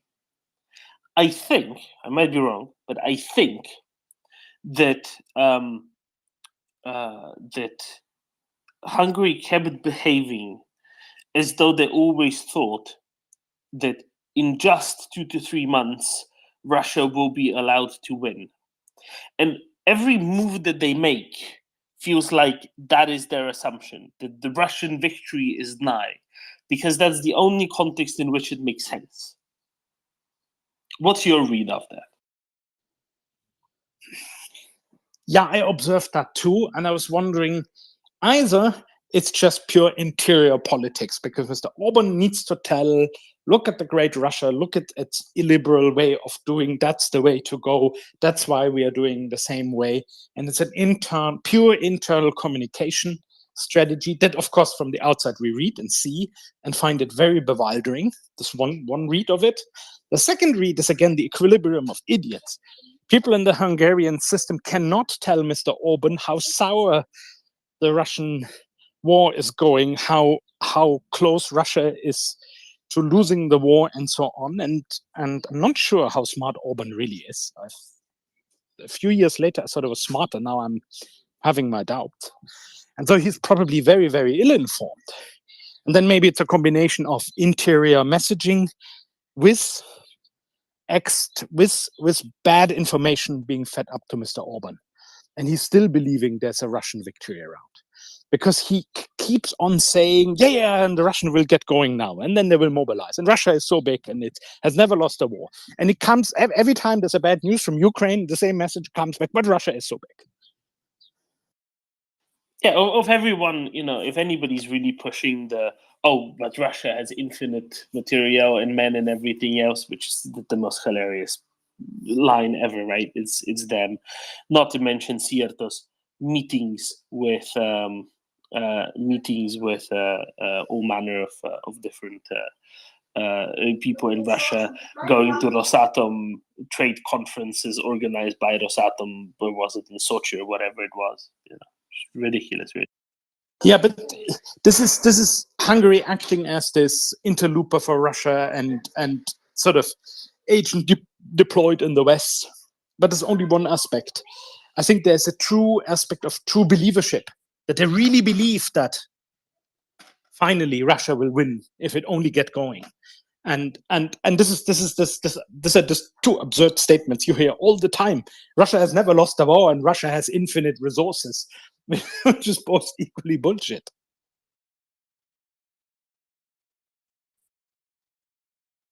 Yeah, we've just seen new versions of sort of MTOBs with different kinds of MRLs mounted on them, from like 7-8 kilometer range naval MRLs to some of those multiple rocket pods that normally hang off of attack helicopters, put on BMDs or something like that. Of course they don't have infinite material. The evidence for it is exactly there. Shaggy. Yeah, thanks, Derman. Yeah, just a little data point on the fuel prices on the Austrian-Hungarian border. And I used to live in Sopron, which is right on the border. So it's 571 Hungarian forints, which is basically the same as it is just over the other side of the border in Austria, in Klingenbach, which is €1.56. So yeah, as far as fuel prices are concerned on that particular part of the border, it's actually the same. Usually there was a little bit of a difference. But surprisingly, it's actually the same. I don't know about anything else. So just that little data point. Yeah, because otherwise the Western companies would not supply diesel and petrol to Hungary anymore, and they ran out of it in September last year. Yeah, and don't forget, the Hungarians are far poorer than the Austrians, so the same diesel price is a huge problem for the Hungarians. They've about four times lower salaries than the Austrians. I agree. When I used to live in Sopron, we used to do certain shopping in Austria, a lot of other shopping and stuff like that, especially wellness. That was all in the shop, on the Sopron side. A lot of Austrians came over to get their manicures and pedicures, including me. So yeah, it was just a little petrol data point.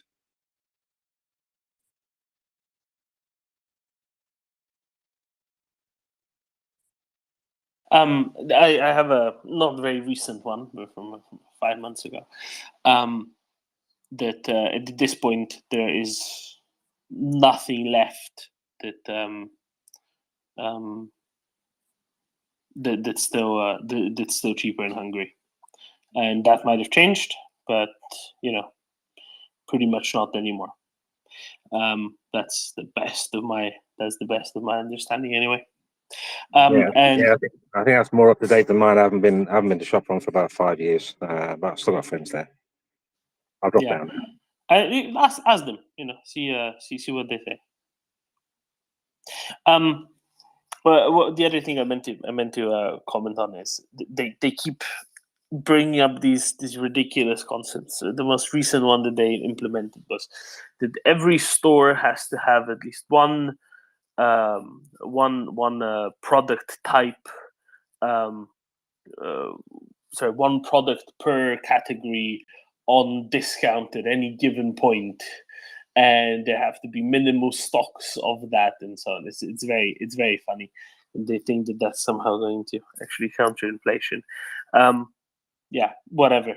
It just illustrates how important it is for them to be getting those funds that they're currently not getting, and if that gets restricted even further, the Hungarian government really has no leg to stand on anymore. Anyway, Madi. Hi, good morning. Thank you so much. Just a few questions and I'll go down back to listener. For people who may want to be relocating to Europe and wanting to get a passport in a European country and be part of EU, what are the implications right now? Well, open questions, but comment is interesting. Thank you. And in the future of having a Hungarian passport and being a Hungarian citizen, the implications to individuals holding those passports, is it a positive, negative thing? Are there downsides to it now? And in the future, maybe would Hungary actually cease to be part of the EU? So just some questions there. Thanks so much. Thanks, Madi. Implication for somebody moving from Hungary to elsewhere in the EU, currently they can with excellent ease. if anything changes down the road with respect to Hungarian membership, then if they're already living outside for a while, then usually that state gets continued. There wouldn't be anything done like that. There is a massive number of Hungarian students across all other European countries right now, because Orban's actions have also made, let's say, university education much less good and much less easy to access in Hungary. Many of them are likely going to stay out for good, possibly. Hungary might have lost, a good proportion of 4, 5, 6 consecutive generations to the rest of Europe because of it. Florian? I mean, today Hungary is a member of the EU. Whoever holds a Hungarian passport can live, work, study, retire in any other EU country he chooses fit to and can finance it. Would Hungary leave the EU? The same thing would happen that happened to the Brits. The Brits who left whatever Britain and had residency in Spain or in France, where a lot of them had, and decided to choose, they could convert this in a permanent EU residency permit that allowed them to live and work everywhere else. After Brexit, they need to go through the normal immigration procedures of a third country, golden visas and similar things. Since Hungary, I don't think they will leave. Mr. Orban's clique needs the European money. Maybe if we really got the money flow to massively stop, they may leave. But I'm not sure if the majority of Hungarians are in favor of it, because the Hungarians who leave abroad probably would go back for a referendum and vote against it. I don't think this is a majority of the Hungarian population wants to leave the EU. I fail to believe that. And that's why if you hold a Hungarian passport, it's an EU passport, and that allows you to live and work wherever you want in the EU. And if you live in another country, let's say you live in Spain with a Hungarian passport and you speak well enough Spanish, after 5 years, you can also apply for Spanish citizenship. Because most EU country allow a dual citizenship with another EU country plus another range of countries that are closely associated, like Switzerland. Because, for example, I'm German and Swiss citizen. I have dual citizenship of both places, and I could apply for Spanish citizenship too. There's no need for it. I have an EU passport.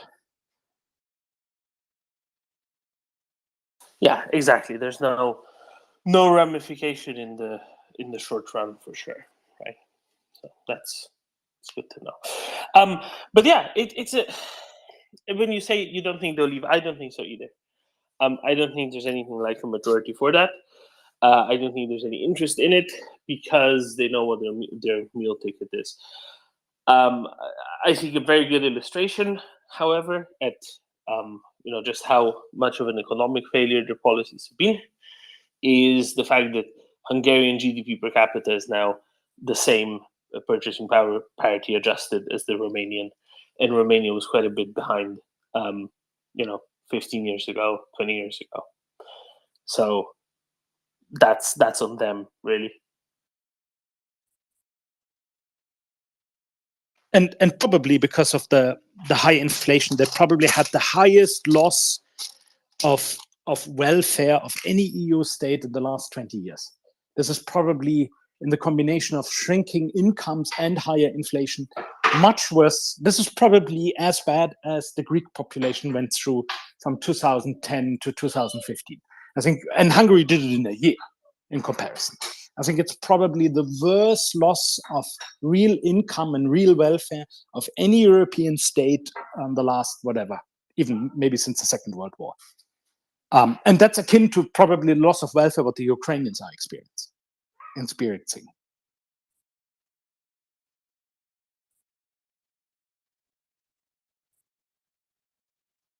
Do you think that this is going to reverberate appropriately and lead to lead to even tighter, tighter crackdowns on Hungary by other Yes. European countries? Yes. What they're currently up to with No, these but prisoners? also it makes the position of Orban within its country more fragile, because he has, as Daniel said it, it's the rural population that supports him. It's often the population that lives off pensions and other welfare transfers. And since Hungary is in payment problems, they cannot be increased. And they're facing 50% food inflation, 30% general inflation, massive higher fuel prices because they cannot be subsidized. That's why I'm wondering how the system can hold. Because the core voter of Mr. Orban are the core victims of his economic policy. People living in Budapest and working in IT and getting an outside salary because they work as a contractor for a German company and make 5, 6, 7, 8,000 euros don't feel the pain. They can increase their salaries. They live in a global labor market with global prices, especially if you have a skill to trade. But if you're living in Sopron on a pension of the Hungarian state, I think you're in a real economic trouble now.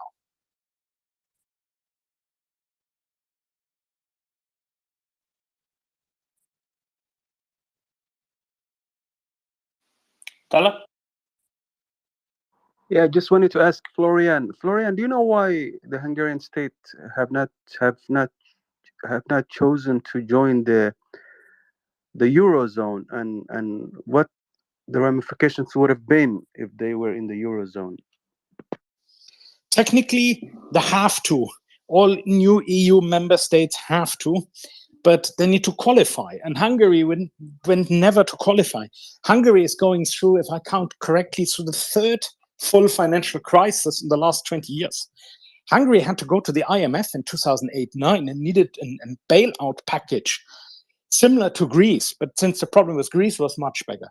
Hungary has never had the numbers to be an Eurozone member. So you need to have no more than 3% deficit, no more than 60% of debts against GDP. You need to run your inflation in a similar way than the Eurozone inflation runs. And Hungary was never, even in its best time in 2016, 17, or 2004 or 5, Hungary was never close to that numbers. So Hungary never qualified from a pure economic point of view. And then there's other things like, I think Hungary's system of governments need the control of the central bank. The central bank does some really strange stuff. Also gives money to foundations and so on. So by losing the forint and losing the control over the central bank, Mr. Orban is losing in an important way of financing his madness. And at the same time, of course, nobody wants Hungary in the Eurozone. So there's zero appetite in having Hungary. I mean, there's far better qualified candidates. I rather would pick Poland to be a member. They don't want to for also other reasons. But if I had to choose which country I want in the Eurozone, I would now vote for Poland. Yeah, but this is anyway not how it works, as you said, Florian. It just makes no sense. Hungary needs to be drained out. The way to do it is a combination of what Brussels is doing and what various German counterparts are doing. That's the only way to do it. You know it. I know it. Yeah, we need to put them in between a rock and a hard place from multiple directions, and then hopefully the regime will fall. This is purely a German task.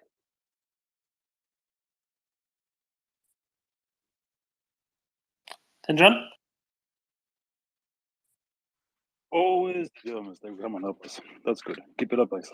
Yeah, regarding Euro, I think it's not Must have to do something with the fact that we're doing something right. Otherwise, we wouldn't be there, right? Exactly. I agree. Sweden is little Germany, so follow you closely.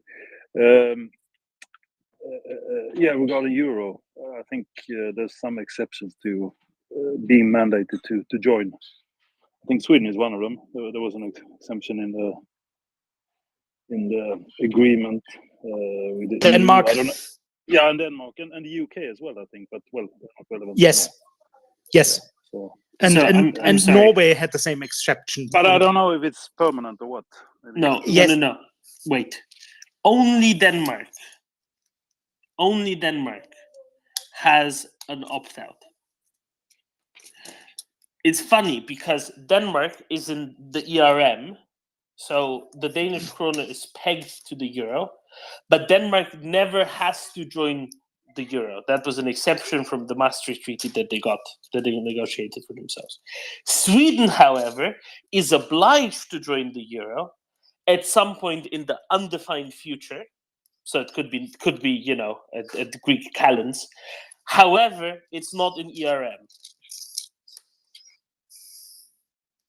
Okay, you see, that's why you want to bring things up here, because you learn. Yeah. Anyway, thanks for that, Tom. Danish. He likes Typical. quirky little details. He likes Denmark. Details are fun.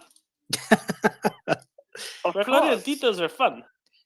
Absolutely. It's also a Swiss Absolutely. pastime. They have nothing else to do with all these mountains.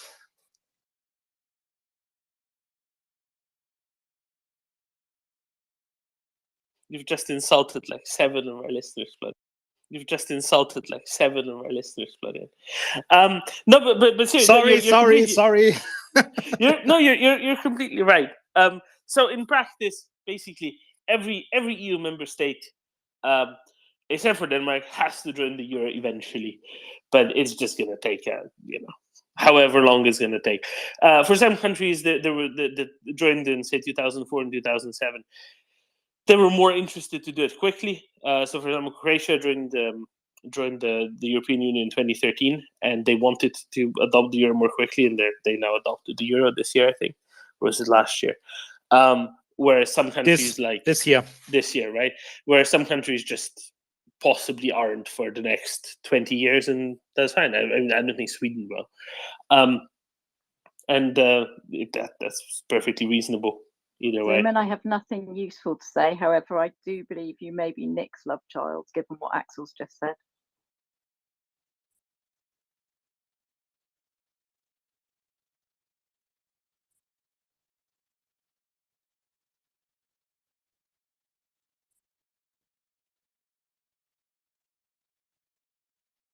I will not comment. Klaus. That took 30 you seconds you too are long, welcome, Doman. then, John. Okay, I couldn't resolve either one. You are welcome, then, John. Thank you.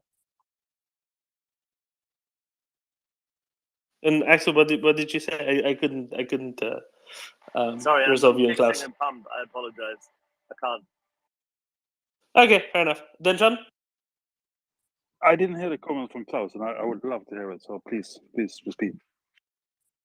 You are welcome, then, John. What time? What place? You said thank you, Denmark, a few comments back, so you're welcome. Thank you. Yeah, I know. I was joking. Have they started learning to play ice hockey then, John? Think they need ice. Axel, please. I think they have a league, but yeah, I'll leave it with that. I'll leave it to your own imagination.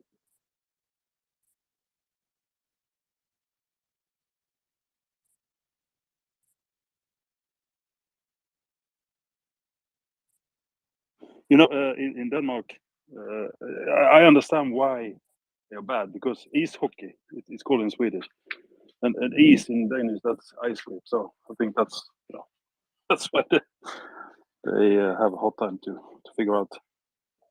So ice hockey stick, that's popsicle.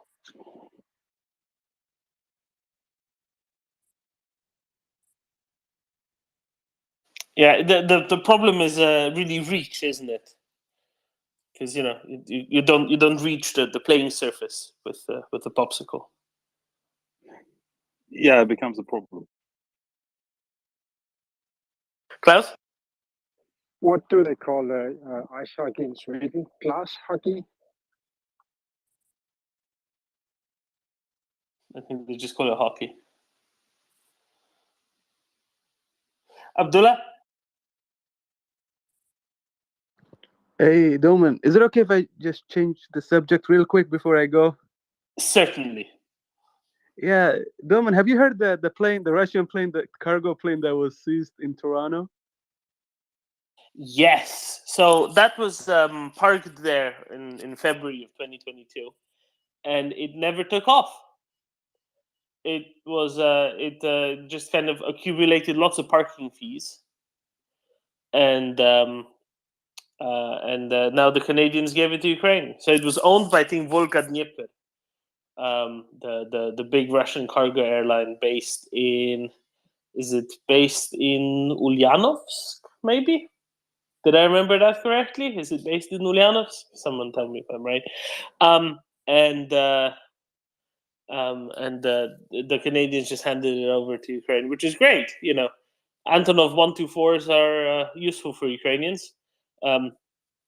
Just imagine how much stuff they've managed to move over to Jeshu from all around the world, and having an extra one definitely doesn't hurt.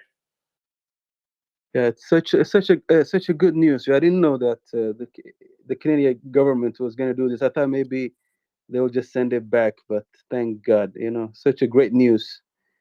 It basically got seized because it couldn't pay its parking, because there's no way for it to pay for the parking, and because nobody came to claim it because they couldn't. It was very much a catch-22. But this was already announced a couple months ago, I think, that this would happen. So the only real news is that it actually did finally happen. Yeah, it just made my day. Yeah, such a good news. Thank you. Very amusing as well. Klaus? Yeah, and Ukraine will probably rename it from Rusland to Ukraine or something like that, or Slava Ukraine. Or... Florian? If Abdullah is still here, can I ask a question to Abdullah? I think he is. Go ahead, Florian. I'm still here. Yep.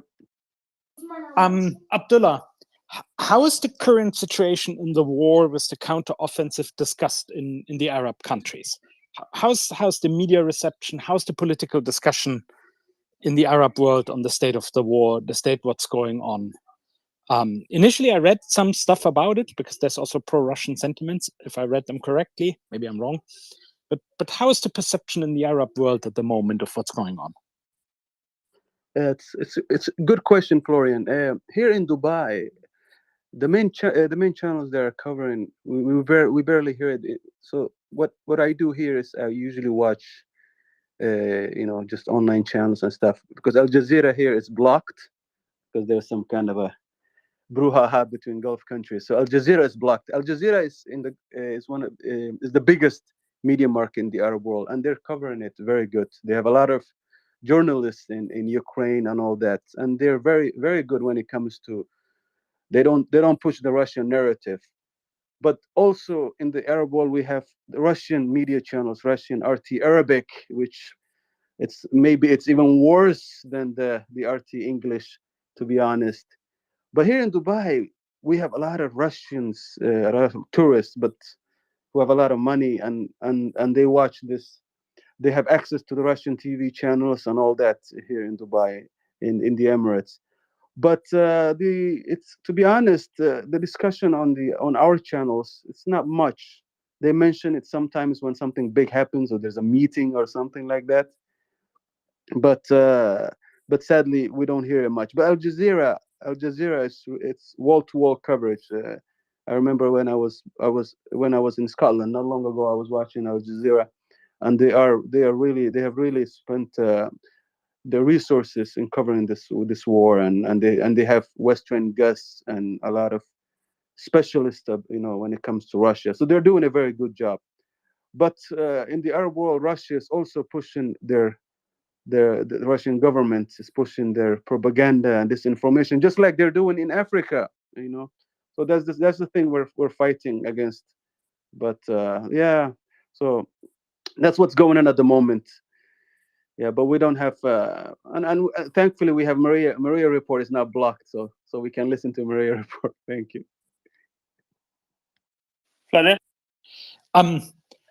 Abdullah, are you an outlier because you're very pro-Western and you're often here?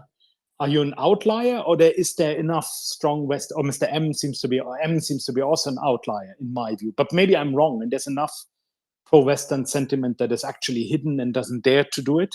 I mean, you dare to do it. So what's your take? Or is this so far away from Arab concerns and your everyday life that nobody actually cares a heck about Ukraine and what Russia is doing?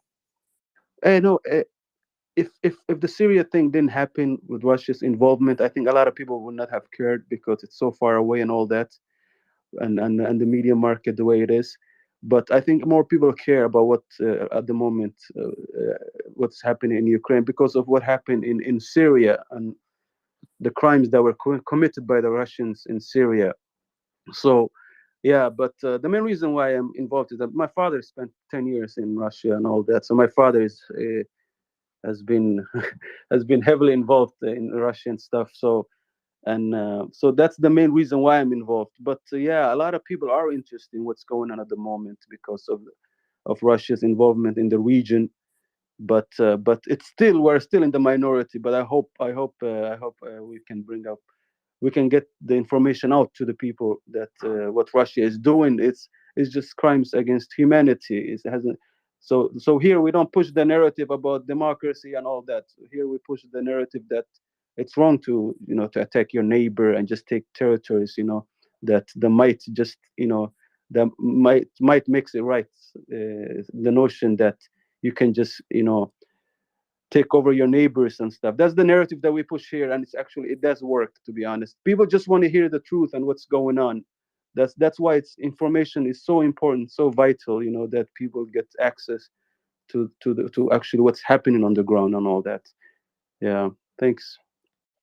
Could you please elaborate quickly on why Al Jazeera, of all parties, is now perceived to be the savior of press freedom, and what the motives are behind its editorial policy and the ownership, and why they are blocked in certain countries? I think it's very valuable for our general audience to understand what is behind all that. Yeah, Al Jazeera is, to be honest, yes, it's huge at the moment. Yeah, ever since I think they were founded in 1998 by the Qatari government, and they gave them a lot of leeway and freedom, editorial control. So they were not, there was no censorship and all that. And there was about 4 or 5 years ago there was that Past Gulf. tense. Say it You again. just said past. There was no censorship. Thank you for highlighting. Yeah, but at the moment there's some censorship because the Gulf countries made peace with each other. So there's some coverage about Gulf countries that are not that we used to see that we don't see much anymore. But when it comes to international issues, they still have very good editorial control.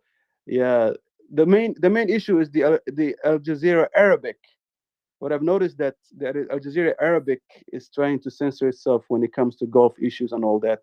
But the Al Jazeera English, when it comes to international issues and stuff, we don't see that censorship, self-censorship issues going on at the moment.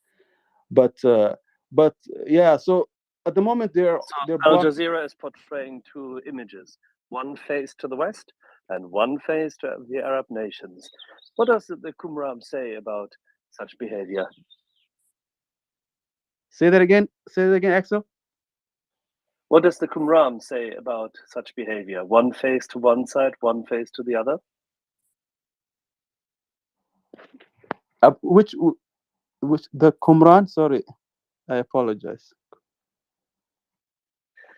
Is it fair to say that showing one face to the one side of the world and another face to the other side of the world I see what you mean. is Yeah. What can we not do? quite moral? It's not quite moral, is it?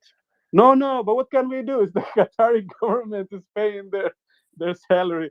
It's owned by the Qataris, so they can do whatever they want. But to be honest, they were really we got to start somewhere, right? They were really because most of the, as you know, most of the media is state owned and or someone or like an oligarch who is pro government and all that. So they were what do you call when they came, they were really, it was a welcome event, and they played a huge role in the Arab Spring. I don't know if you know Oh about yeah, that. Yeah, I do remember.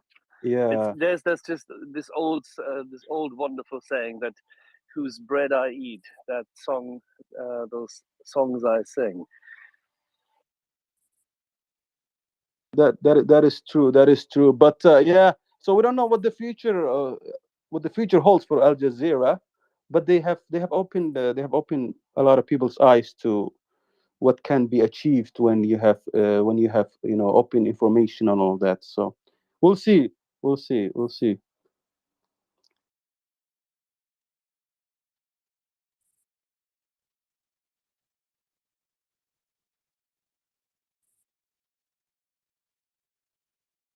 But also, yeah, one more thing. Sorry, Axel. Yeah, here we also have access to Western media as well. So CNN, BBC, and all that. Not there are no restrictions on those. So which is very good.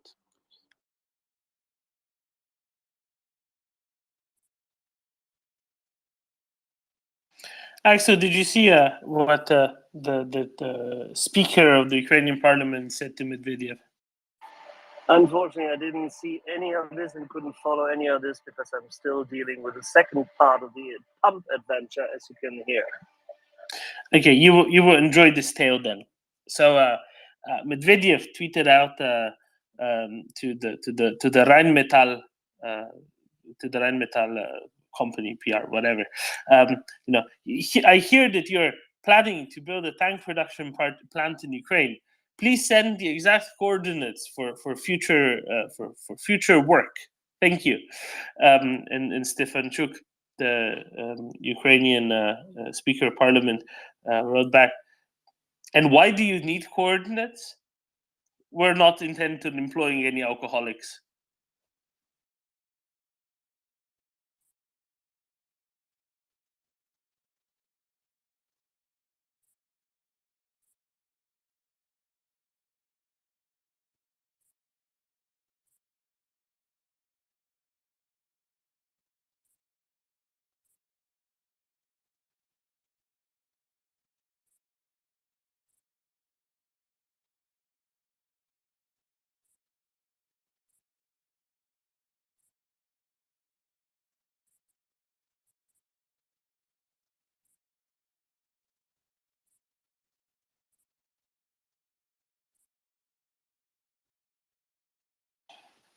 All right, very well.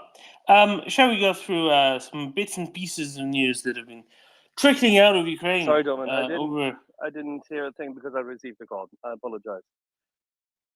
Oh, that's fine. I can tell you again. So Medvedev asked for the exact coordinates of the new Rheinmetall plant in Ukraine. Where will it be? He said he needs it for future work. And Speaker Stefanchuk said, "Why would you need them? We're not intent on employing any alcoholics."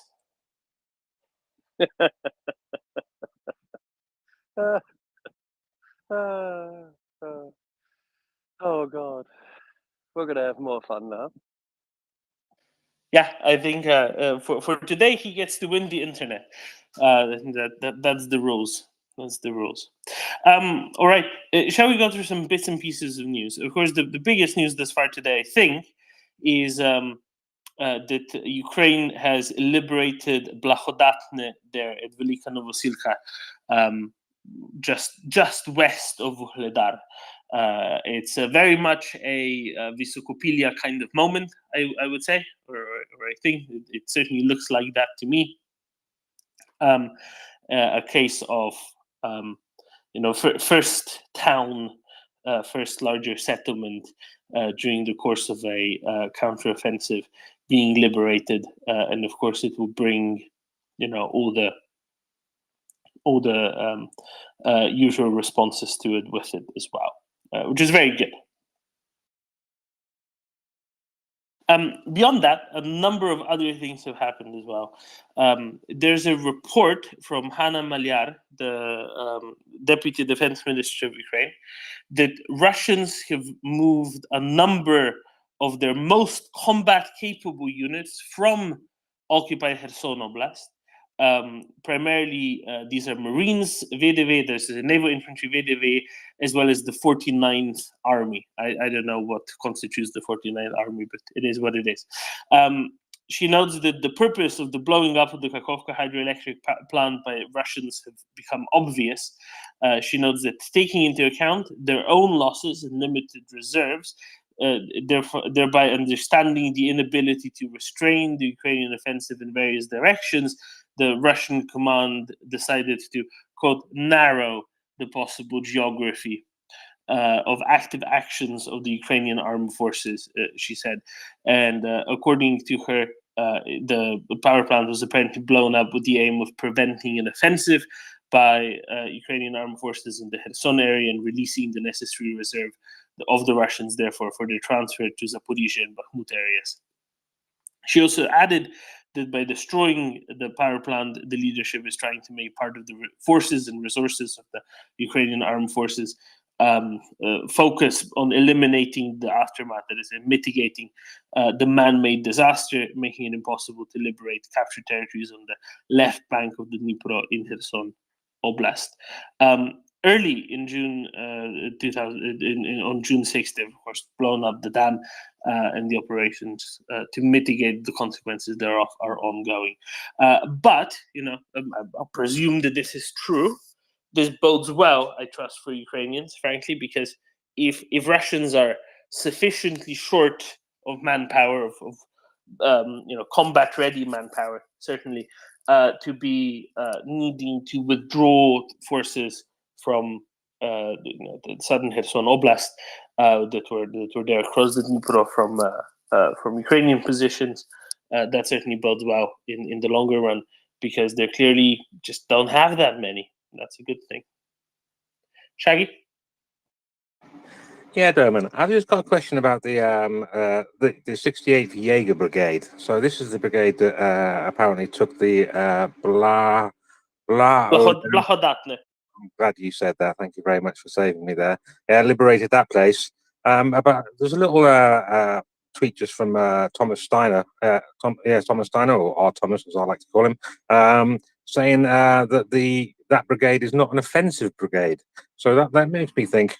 Well, how did they liberate it? And maybe they're mopping up people behind, and the offensive is even further forward. The offensive people are even further forward than that brigade. So, any ideas about that? I think that's exactly right. That fits with my understanding of it as well, that they were the ones to have cleaned up the village. Yeah, it's follow-on forces. Oh, that's great news then. Excellent. Thank you very much. Yeah, exactly. And that's, whenever you see a Ukrainian flag being raised over a newly liberated town or village, it's kind of a reminder back from Kherson and Kharkiv offensives. Whenever you see that happening, those are not the first Ukrainian forces to have entered the settlement, as a general rule. There will be, and it also means that the actual front line, or the line of contact, is a few kilometers further along by that point, rather than being just outside of the town or village.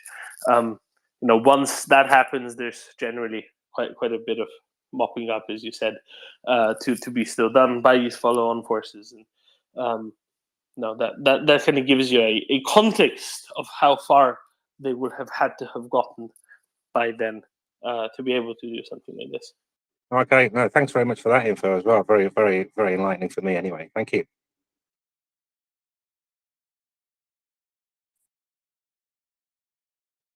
Thank you, Shag. Of course, you can depend a little bit if Russians perform a bit more of an organized retreat from an area, then it could actually be the first forces in. But unless they've actually taken everybody with them and moved quite a bit away, which I'm sure is bound to happen on occasion, especially now going forward. As a general rule, that's just not how it's going to be going.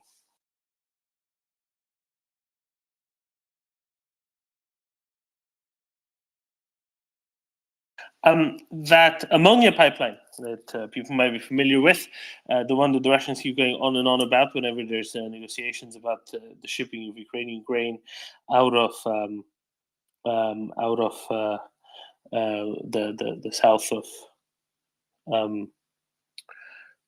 the south of Ukraine, out of the Great Odessa ports.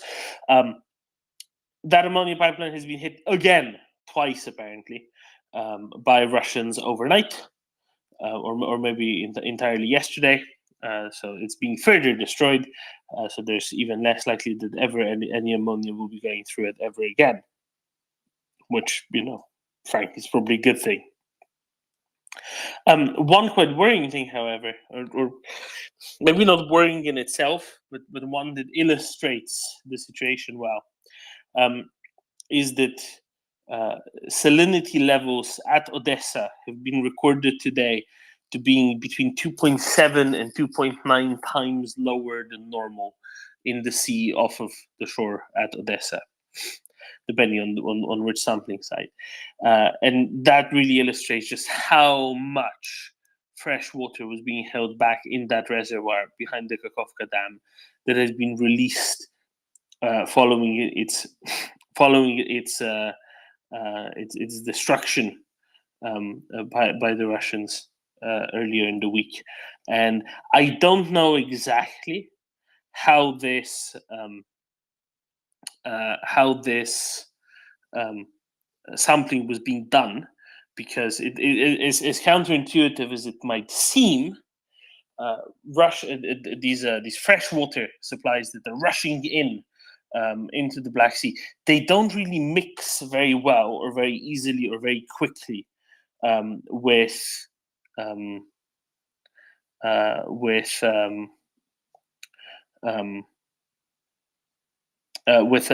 seawater, with the salt water in there. So why is this interesting and important, right? So if you imagine that you have a layer of fresh water which is less dense than the seawater underneath, you have that layer on top. How are you going to say, oh, the salinity level is 2.7 to 2.9 times lower than normal? That means you need to take some sort of a cross section. I'm sure that the sampling is done using some sort of a standardized approach, right? I'm just kind of thinking through it, because I've never done sampling of a mixture of layers of both fresh and seawater to then establish what the actual salinity level is. But what this means is that there's definitely a whole lot of this fresh water there, and that will slowly get spread around the Black Sea and absorbed into the whole. The thing, however, that this is going to be causing in the Black Sea, at least in the immediate area there of the Ukrainian coast, sort of between Ochakiv and Odessa for sure, is going to be quite widespread eutrophication of the sea. That's already started, and that's no good news at all. The Black Sea is already quite, let's call it, ecologically vulnerable or ecologically less than in good shape. This is going to be pushing it even farther out of it. Now, it's one of those long-reaching and far-reaching consequences of the destruction of the dam by the Russians that's going to be lived with for quite a long while still, and going to be, frankly, taking additional resources in the years to come, both of Ukraine as well as of partner countries, to reestablish the ecosystems in the area. So yet more things that Russians are responsible for.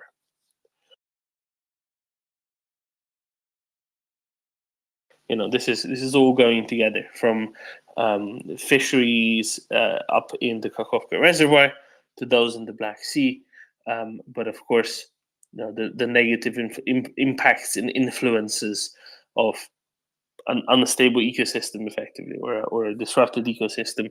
Also in things like tourism, if you want to look at it from a purely human perspective, in and around Odessa. Not to mention the sheer volumes of stuff that have been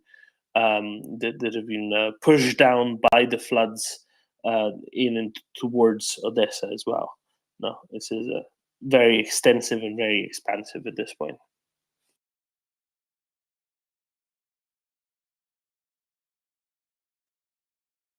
Hi there, David.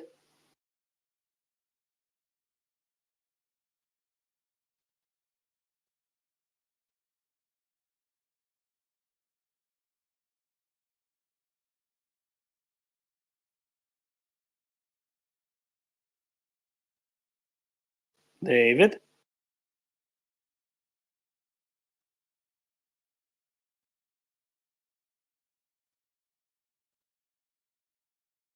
David, can you hear us?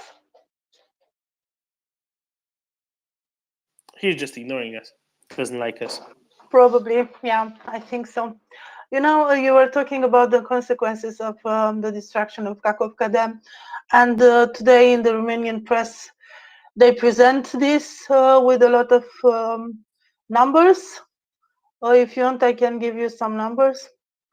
They Yeah, say how is the Romanian press treating this? Because inevitably this will be affecting the the Romanian coastline as well.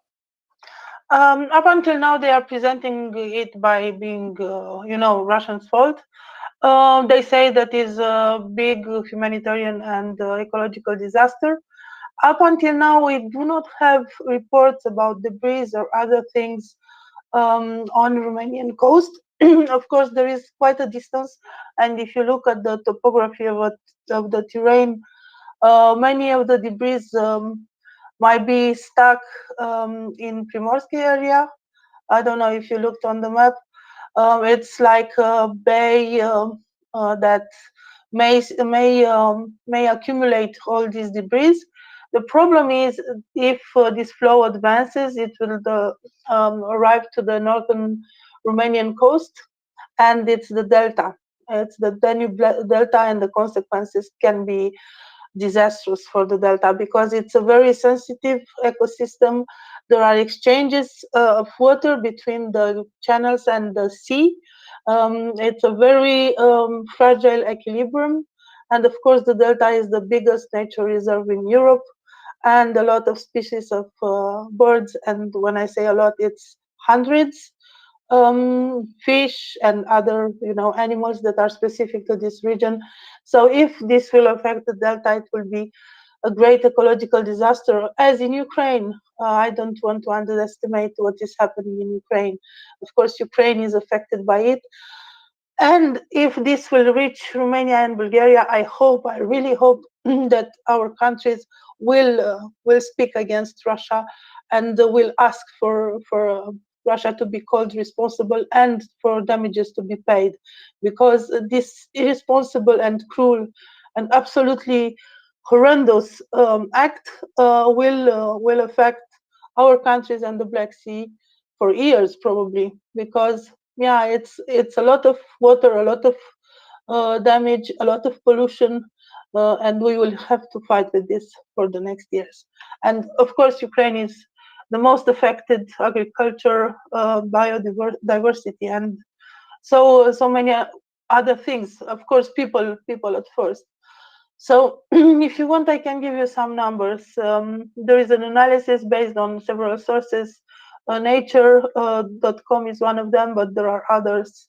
They say that over 20,000 persons need to be evacuated. 100,000 persons will be without drinkable water in the short term. The Kakovka reservoir had 19 cubic kilometer of water, according to Alexander Krasnoludsky, which is the vice minister for the environment in Ukraine. Over 8 of those cubic kilometer have been, had flown through the distracted dam. What they are saying, I'm just trying to look at the number. 160,000 animals, over 20,000 birds are menaced because of this. Some of them are rare or they are found only in this area.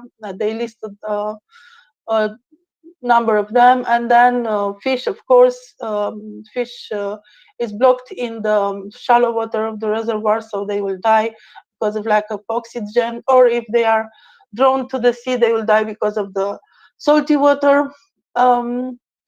55,000 hectares of forest were inundated, and also agricultural land, a lot of it.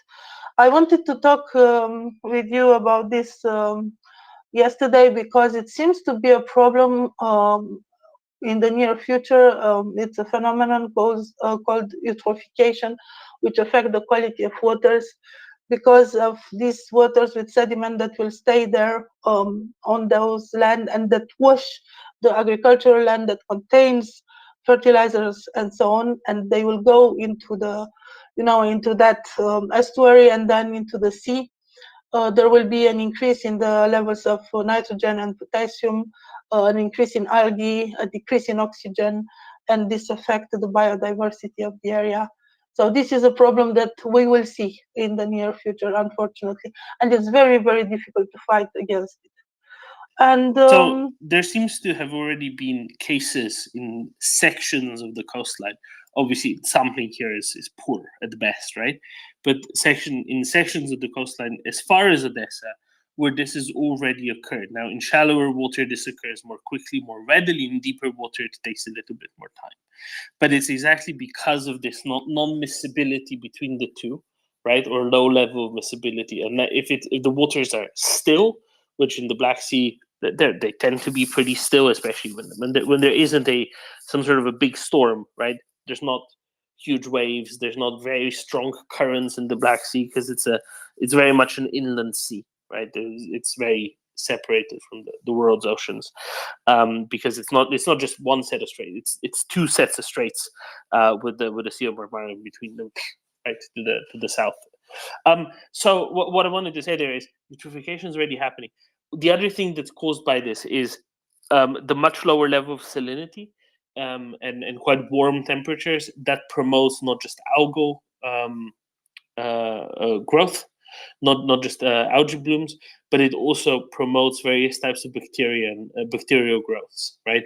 Not all bacterial growth is pathogenic. That's not really what this is simply about. There's more to it than that. And this is already very much happening, right? So on the one hand, you have lower salinity levels, which means these things can grow more easily. At the same time, you have lower oxygen levels, but also you have all of these fertilizers, all of these extra nutrients, all of these very fertile silts, right? So forget just fertilizer runoff from farming. Think about also all of these sediments that have been in this reservoir for building up for decades and decades and decades, right? All of this organic matter building up decades and decades and decades, sedimenting at the bottom of the reservoir, but also sedimenting elsewhere in the Dnipro downstream from the reservoir, right? That suddenly these very strong, powerful, fast-flowing floodwaters have been washing out. And yeah, absolutely. The eutrophication in the Black Sea can end up being absolutely huge because of this. There's no point in understating this. These are large movements, large systems, and they are going to be affected in short, medium, and long term by this. There's going to be studies written on the recoveries of the northwestern Black Sea from this for decades to come. We're just projecting forward now here, aren't we? Yeah, and I just want to add something. It's not very good for my country, well, at least when you look at it superficially. But I want to add it. It's a subject about which I didn't want to speak before because it was a narrative really pushed by the extremists and by the Russians. In Romania, there was a scandal about 2 months ago about the channel, Bustroye channel, which is to the north of Romanian Delta on Ukrainian territory. It is navigable. I don't know how to say it. The ships can navigate on this channel. It's not very large. The largest point, I think, it's 20 meters, but usually is about 10 meters. And the Ukrainians were doing dredging operations on this channel in order to allow the ships that carry grain and other products to go on this channel and onto the sea, and then from the sea to the port of Constanța. And Romanian environmentalists, but it's really the extremist one, and it was pushed by the Russian, made a big scandal about this, how this will affect the delta of the Danube, how this is absolutely horrendous for Romania to let the Ukrainian ships go to this channel and for this channel to be dredged because this will affect the delta and so on, which is of course not nonsense because it's just a small channel and it's on Ukrainian territory, so they have the right to use it. Of course, the scandal was explained. Well, it died down because they had no reason to to go ahead with this narrative. It was proved that what Ukrainian did there, it was all legal and all normal, and nothing to affect the biodiversity of the Danube Delta. But now, with the Kakhovka Dam destruction, the danger is real and it's much, much bigger. And I'm not seeing the environmentalists talking about it. I'm not seeing those ONGs that have to take care, NGOs, sorry, have to take care of the environment and about the equilibrium that is there. They are not talking now. And why is that? I really don't understand, because the problem is real and the size of it is horrific, really horrific. I mean, this will sound like an a very silly off the cuff remark, but often it's much easier to talk about things that aren't quite there or aren't quite real, right? And it's easier to talk about those because you can do all the navel gazing you want, and nothing changes, not for the better, not for the worse. So, the only exercise is in the navel gazing itself. But here, this is going to have literally 4, 5, 6, 7 orders of magnitude greater an effect on the Danube Delta and on the on that interface between the Danube and the sea than any of that dredging could have had, right? So it's just so much more of a thing that it's not even remotely comparable. And yeah, this isn't localized just to areas downstream from the river, from the dam. Everywhere between the dam above this, at the city of Zaporizhia, to the left and the right of the river, where water was supplied either for human use, domestic use, let's call it, for industry, for agriculture, everywhere downstream from the dam, where all of that was true, but on top of that, large scale flooding, right? And then everywhere beyond that in the Black Sea, beyond the estuary of the Dnieper, where large scale eutrophication is going to happen, and all manner of other pollutants beyond that have been brought in. So it's a human problem now, right? In terms of the flooding, but it's also starting to be a problem both for the environment and for the people living and interacting with it, in it and with it. That's going to persist for many years to come, even beyond the very simple economic components of it, the very large scale and long ranging other ones as well. So rebuilding the dam might cost €1 billion. Doing everything else that goes with it, just for the simple agricultural economic components, another $1 billion. How much more putting everything else right will is probably beyond most anyone to figure out. And the critical thing is Russia is the one responsible for all of this. And hopefully now is the time for anyone who cares about the environment, anything else, and didn't pay particular attention to the Russian invasion of Ukraine thus far, to wake up and smell the algae bloom, I guess, and realize what has been caused because Russia was allowed and was not deterred sufficiently from doing this in the first place. Yeah. Klaus? Another issue, apart from all the toxic waste that is running out in the ocean, is when fish are living in a very salty environment, it's very difficult for them to live in an environment that is a lot less salty. And when you mention the algae, it also tends to suck up any oxygen that is in the ocean as well. So that is going to be a huge problem, apart from all the toxic waste, of course. But some storms will hopefully help a bit, but that is going to take a long, long time, unfortunately. Thank you.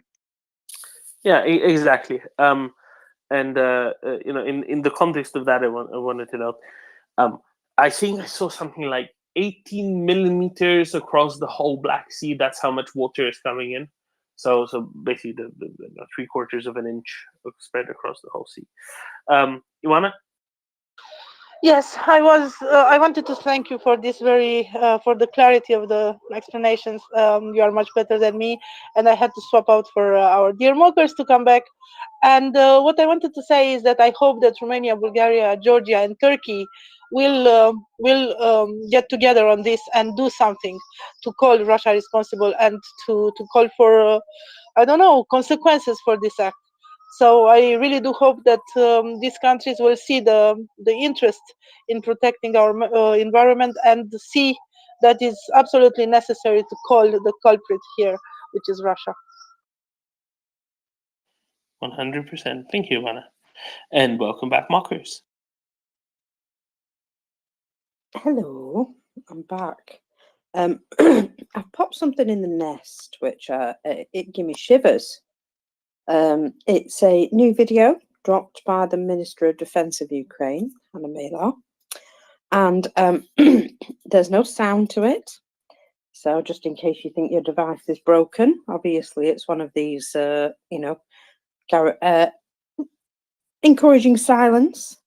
So it just says on the screen, there will be more, plans love silence.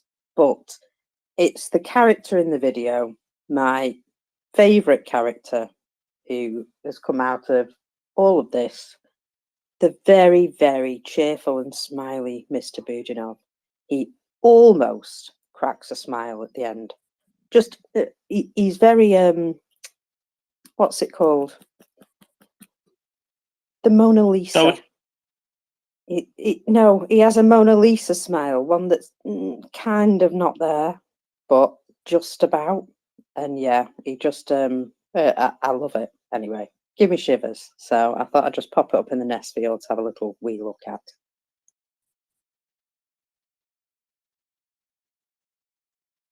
A very calculating look, I would say. I mean, I trust he must be very good at both integral and differential calculus. Freight Monkey? Regarding the dam, not to, I'm trying to find the expression, is it beat on dead horses or something like that? Not to rehash the whole thing all over again, but is there still any political doubt in the West? I feel that so far the political reaction to this has been extremely soft, considering the gravity of the situation. I'm personally mostly worried about essentially toxic waste. But is there still any reservation or doubt from our politicians? Because I don't really see anything concrete. And when you think about it, it's a pretty horrendous event.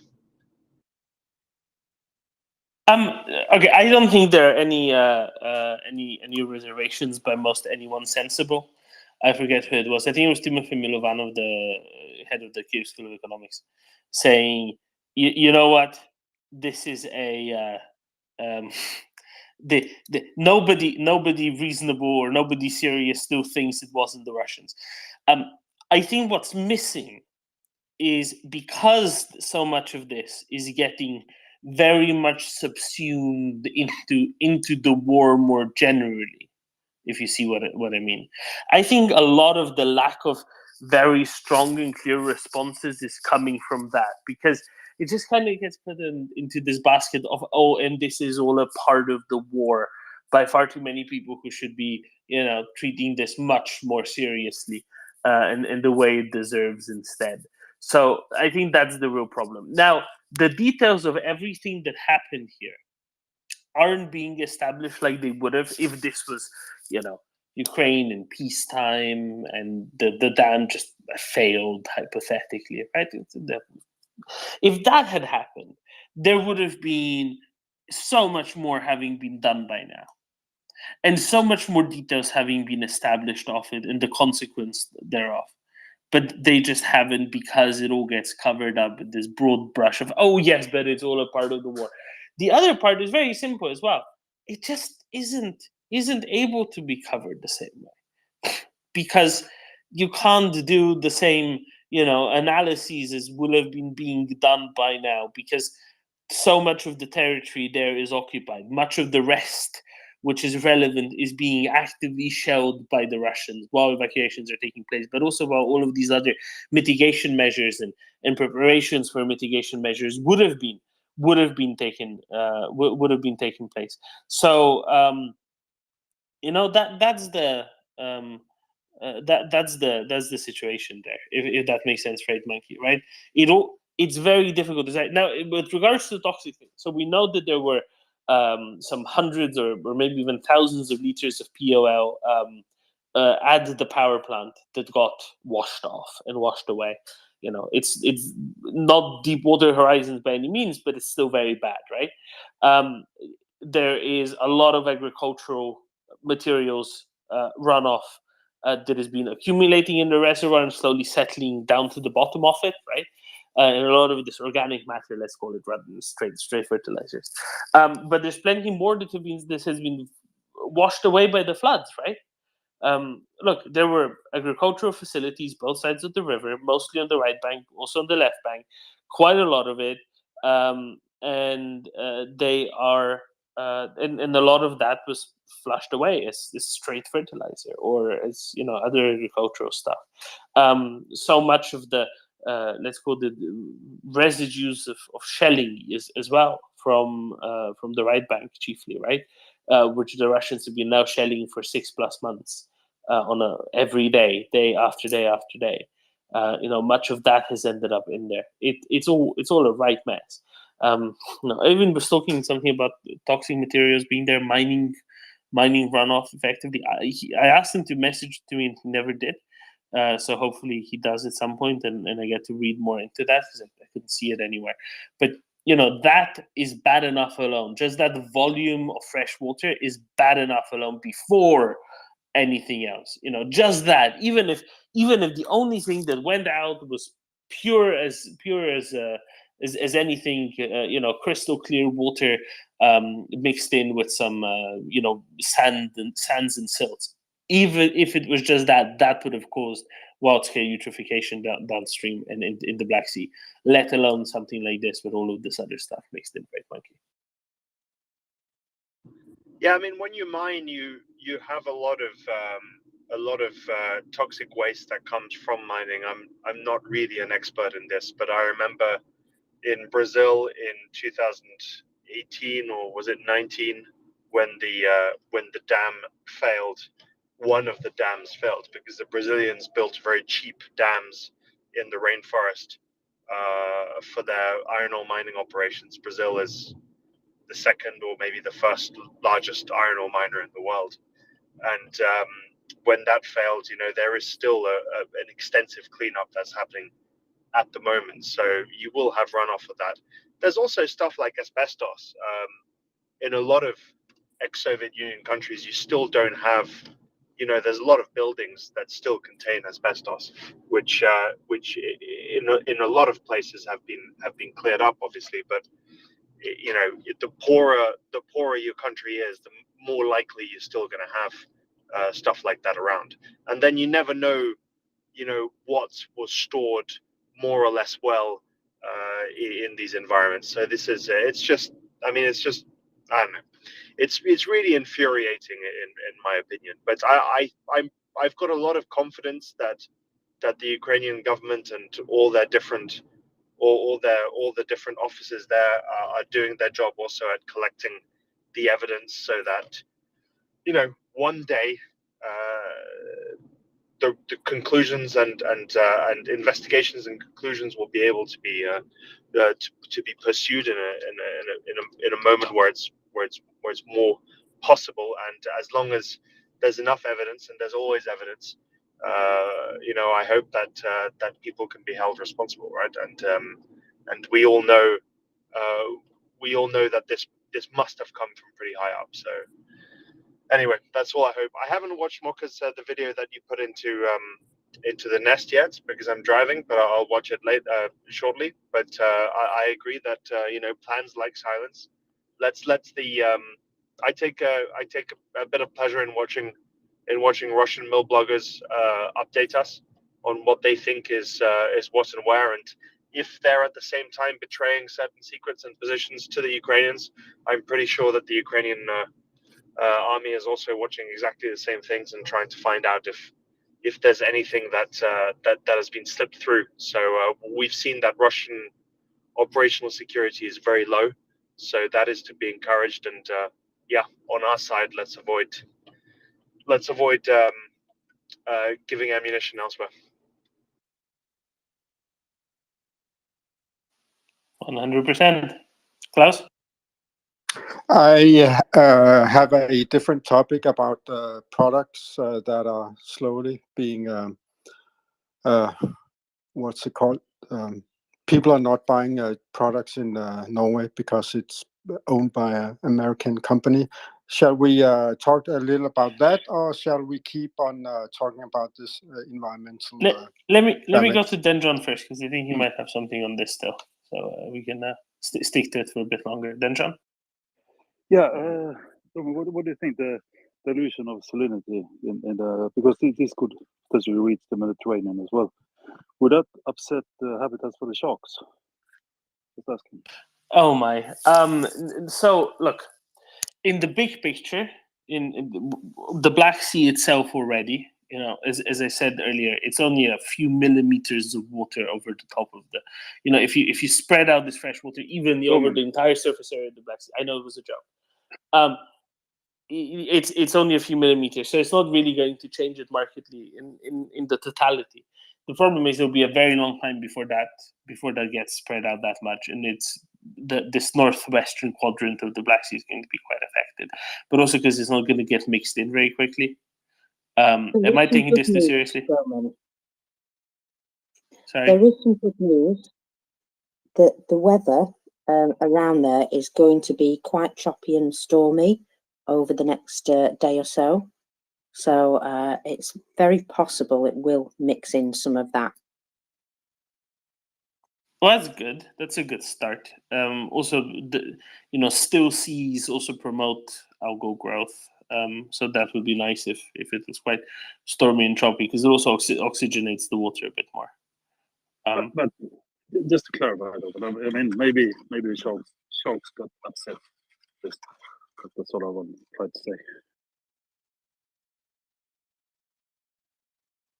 Anyway, move on.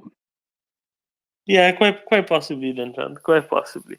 No, they heard it on the Sharkygram. Yeah. No, that's fair. Yeah, I appreciate the existence of the memes. I quite like that they're around. Both, Budanov dressed up as a shark, or the little Flork ones, but there's just no intelligent comment I can add to all of that. But on quite a serious point, it will be this isn't going to be affecting into the Mediterranean just because the Black Sea is as closed off as it is, because it really is very closed off. I would venture to think there won't be effects south of the Dardanelles. Fred Monkey, you're very navally minded. Maybe you have some more context to this. I just wanted to say I don't think there's a massive amount of you won't have a huge amount of Black Sea water that goes into the Mediterranean as it is. I mean, it's large it's all on a scale, right? But of course, if you have a few more millimeters, you'll have a bit more runoff. But by the time more fresh water is in the Black Sea itself, I think it might be more of not quite a drop in the ocean, but something like that.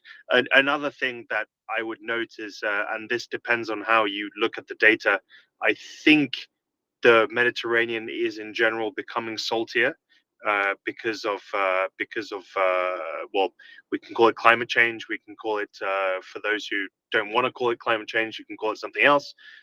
But that's also an effect. I mean, the Mediterranean, I don't think will suffer from a bit more fresh water. Very possible that at the mouth of the river, the change in density could hurt some ocean life, but I don't think it's going to have a great effect on the Mediterranean. Might want to ask a specialist on that, because I'm not a marine life specialist at all. But I think the algae that was being mentioned and chemicals, much bigger problem, much bigger problem, I would think. Oh, totally. So yeah, that's what I'm saying. The effects from that are going to be very much in that very northwestern quadrant of the Black Sea.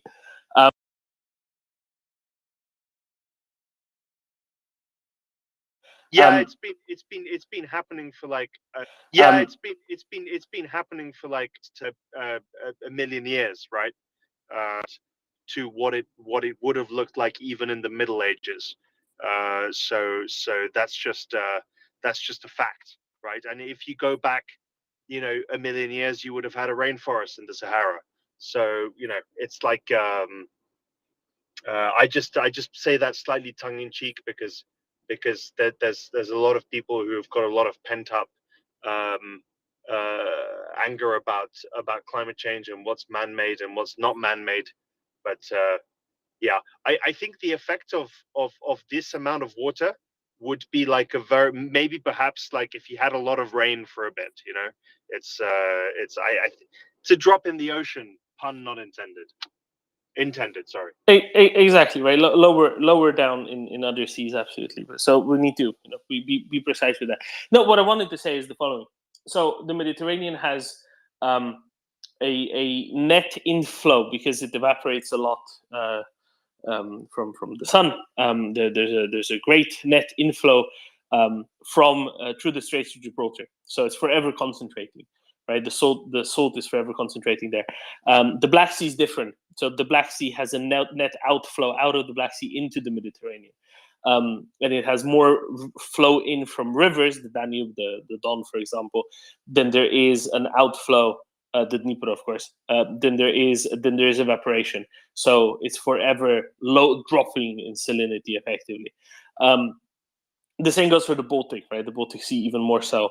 Just less evaporation than there's inflow from the river, so there's quite a strong outflow through the Danish Straits into the North Sea.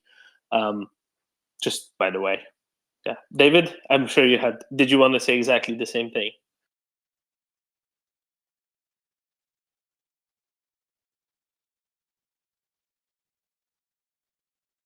Or did you get stuck in a plant pot?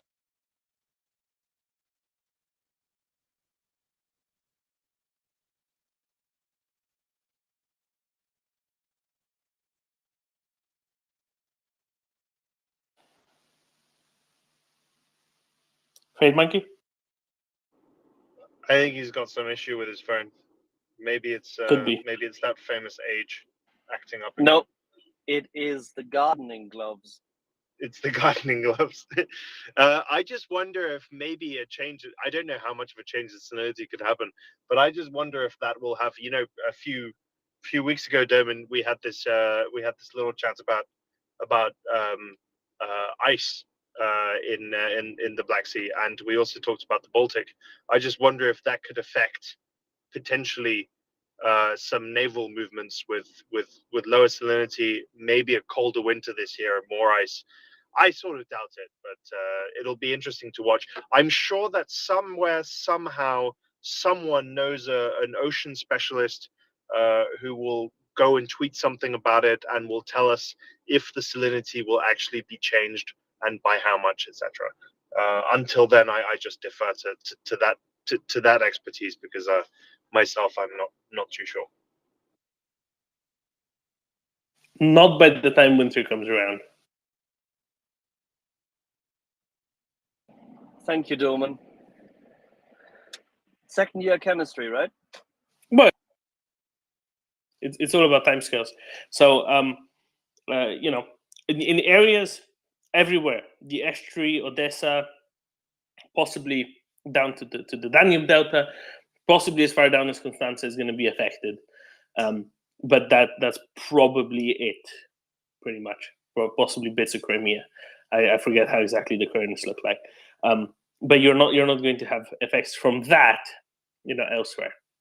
You will have effects, consequences of eutrophication in the corner of the Black Sea be felt elsewhere, because the fish don't know where they're not supposed to go.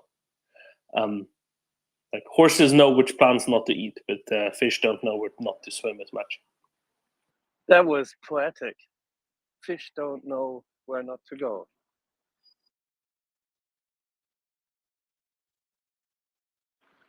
I already thought I would find fish in my cellar.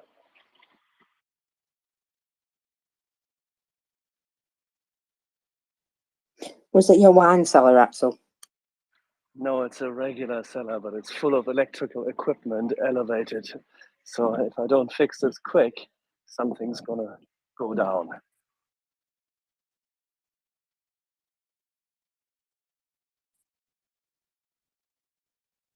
So no worries, Domen. The bottle for the Crimea beach party is still well preserved.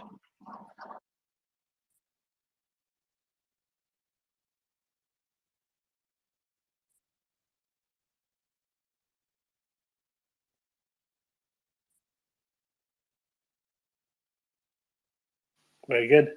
And the I'm key also glad thing- to hear that mockers won't have to enter it in the, fires vaguely near Russia book. Certainly true. But the key thing, I mean, we can discuss about the Black Sea as long as we like. And there's a second order effect to it, of course. But the salinity is not the issue. It really is just the mercury, and it's the cadmium and the likes. Those are the items which we should be worried about. There are ways of dealing with this, but it requires literally a conference, quite literally a conference of the littoral partners. And now, who are the littoral partners over there, Domen?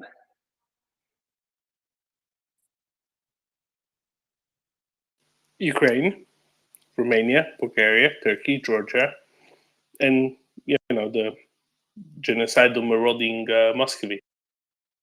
So what does that mean in future, Domen?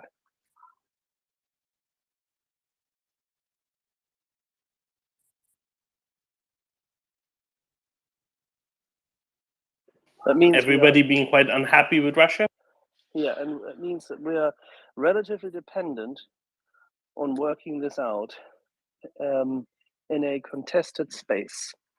That means we have in future only the opportunity to make sure that we can deter the other side sufficiently, and that we must very, very carefully ensure that there is a certain naval deterrence component and naval supervision.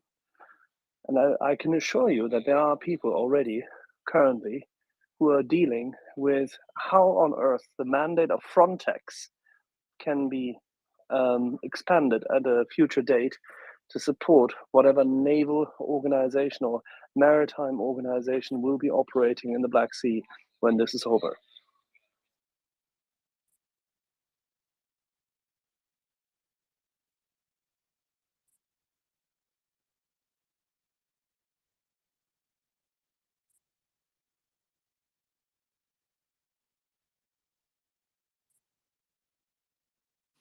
On the point of the Black Sea, there's the Russian MOD reports that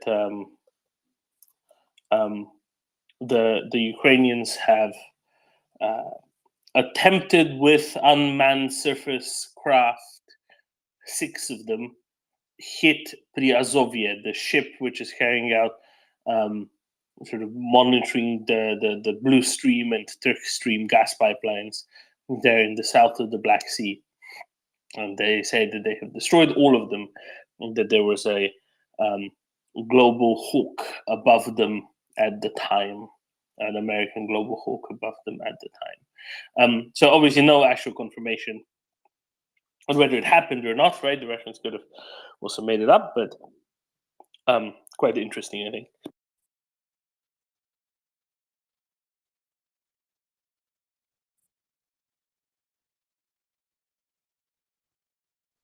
Well, they did this the other day, didn't they? they reported something just out of the blue. Oh, we've shot down 2 missiles. They were Krim-2 missiles. And then shortly after, it came out that there may have been something attacked in Simferopol. Not a lot of information, just, you know, some mutterings. And so, yeah, when they put statements out like this, out of the blue, it makes you think that something's happened. Now, one thing I have noticed is Ukraine have done what they did the last time there was operational silence. They have sat back and let Russia have the narrative. Let Russia talk all they like, because it doesn't matter. They're busy, you know. And then the Russians keep on talking until they realize that they can't actually hide what's going on for real anymore. And then the Ukrainians will say, oh, by the way, while you were talking, we liberated this, this, and this place. So quiet again. And I just think it's genius.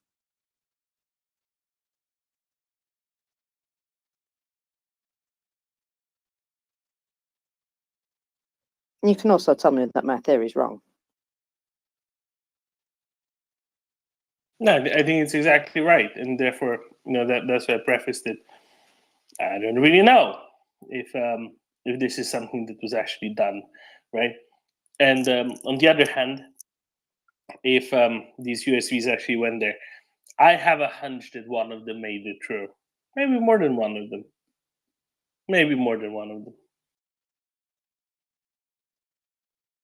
Well, that's it. Ukraine don't have to tell us what they're doing, because the Russians keep blurbing things about, oh, this has happened, but everything's fine. Everything's fine. And Ukrainians are like, not said a word, you know. So the Russians are sort of giving away their L's.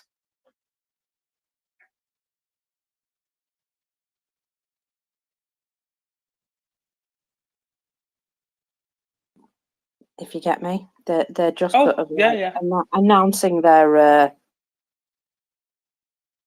Yeah, you mean the L's? You mean the little you know, signs that you put on the back of a car when you're a young driver? Yes, those type, yeah.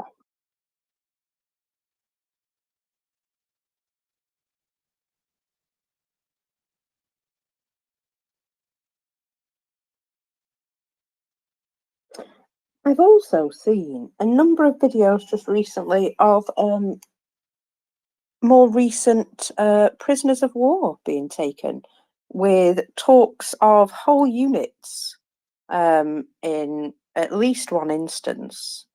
I don't know if it's been repeated in lots of different places, you know, but it might be 2, but I think it's 1.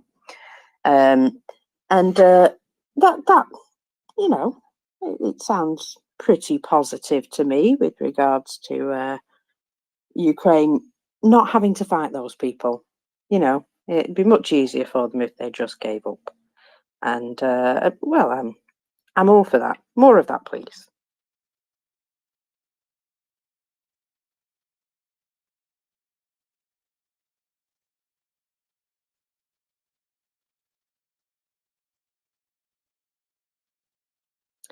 So, shall I see if I can dig up some stories, because Melitopol is trending, and I know people are very excited that there might be some something going on in that direction. I'm not sure they're quite there yet, but there was indeed something going on there last night. There was what was reported to be gunfire. And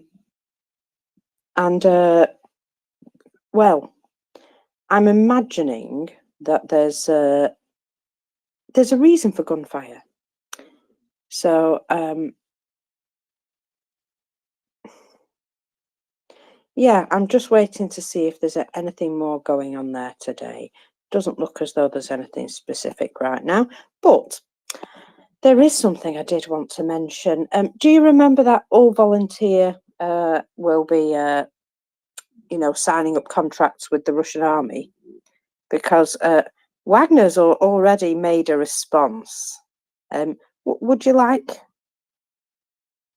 What was their response? Where can we sign up? Was that basically what they said? No, a flat refusal.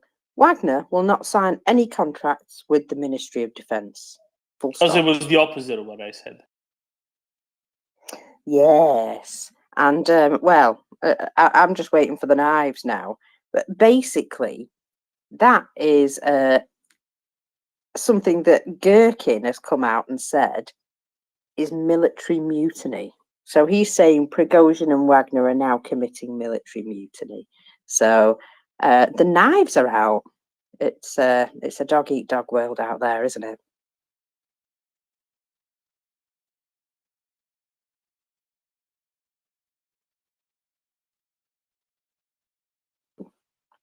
Do you think this is all for show, or do you think that they actually are getting close to having a bit of a scrap? It's not all for show, but I would suggest that it's over 90% for show. This is, I'm interpreting this as follows. This is a general rule which is being instated and applied for one specific case. That is the case of Prigozhin and Wagner. That's it. That is the point of this. But in order to, seem reasonable, they're applying it to everyone, except they will only apply it to Wagner and maybe some other small outfits, because they can't actually handle getting everybody else under their logistics and command umbrella, because they don't have the logistics capacity to do it, and if they had, they wouldn't have gone down this road in the first place. So what I think this is the Russian MOD basically saying, Prigozhin, you've lost the big showdown against Shoigu, and everybody else come here and kiss the ring, just so that you show yourselves, you show your fealty, as Daniel said earlier, to the great leader and Shoigu, his proxy.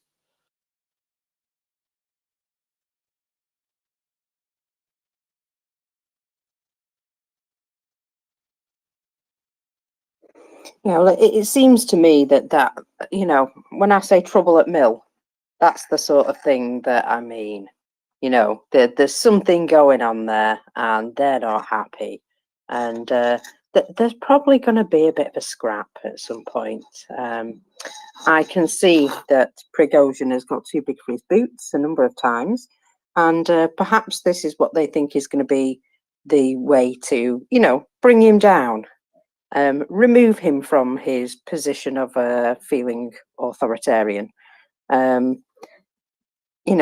him off his perch sort of thing. And, well, he's already not pleased.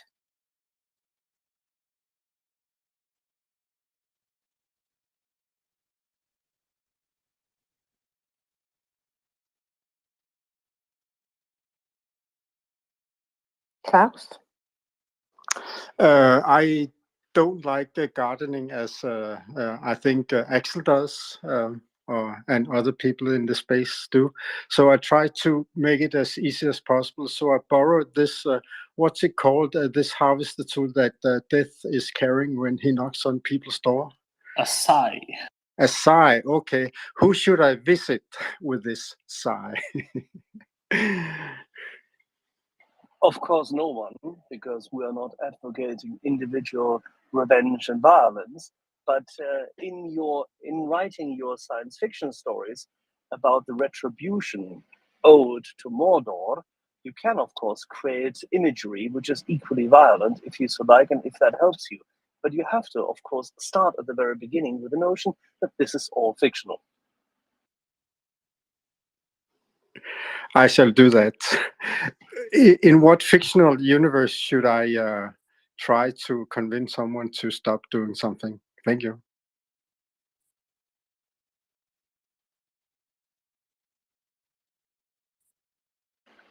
Domin, it occurs to me that the cultures which have created such wonderful stories, such as Inspector Wallander and all the other wonderful crime novels and heavy-duty horror novels which come out of Scandinavia with their deep, dark humor, sarcasm, irony, and terror, produce quite a number of very retributive characters, don't they? Maybe. So there is some Viking ancestry.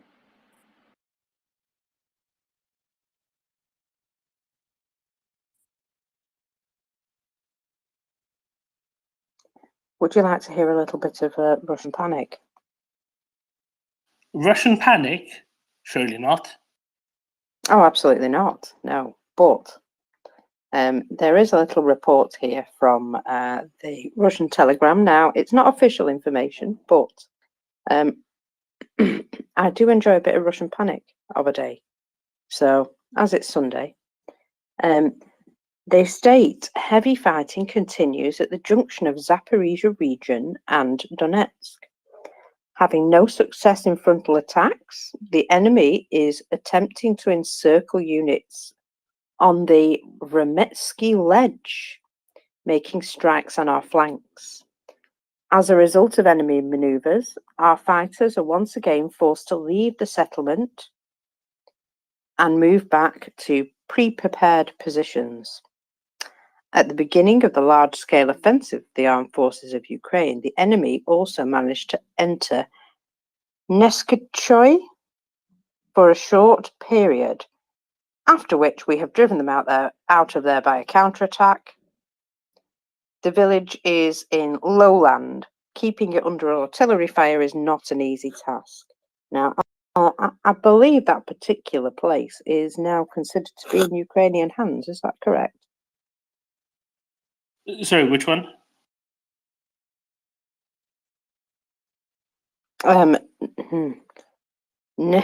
Neskuchoy? Neskucho? So this is the fun game where I have to then go and guess. Neskuchne, maybe? Neskuchne? Yes, that one.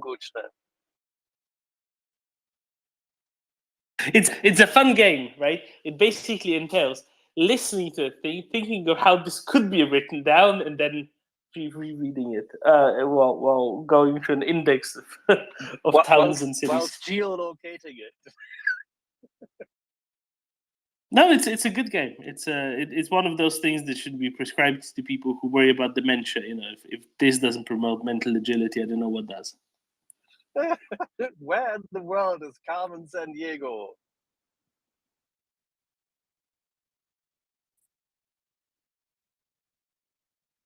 I mean, I don't know. Dorman, for the older people amongst us, it's not a problem. It's a very, very nice, good old game, which inspired many kids to learn geography. Oh, okay.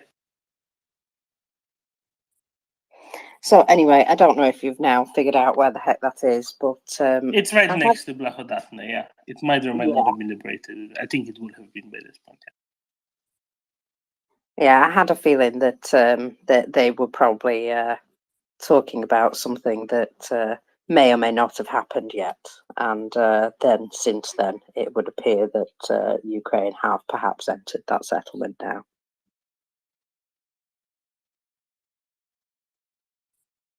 So there's this ongoing movement along the front. That much I can confirm. It is. I find it endlessly exciting.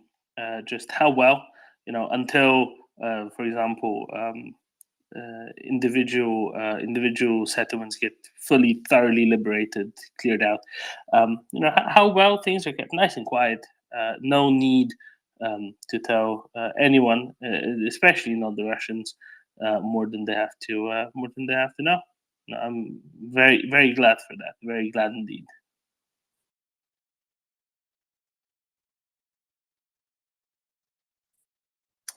Iwana has just passed on something amusing to me. I believe her name is Skabieva. Perfect. Yay. And she's talking about now drafting in 2 or 3 million Chinese soldiers. So she's looking for a Chinese People's Liberation Army for Russia. That seems a bit far-fetched.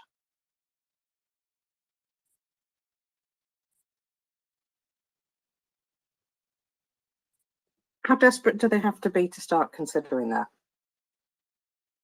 So basically what they're saying is they want to be a vassal to China because otherwise they can't keep Belgorod from seceding to become Belgorodská Narodná Republika. Okay, yeah, fair enough. I mean, part of the assessment is correct. Something tells me she didn't quite think that one through. It's as though they're in charge. No, honey, you're not in charge of this situation anymore.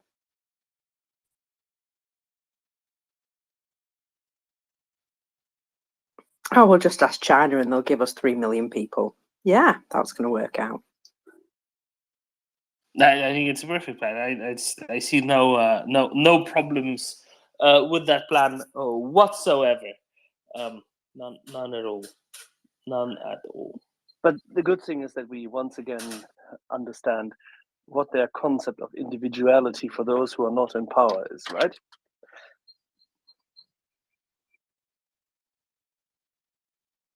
Yeah, they're just pawns to be used in the game.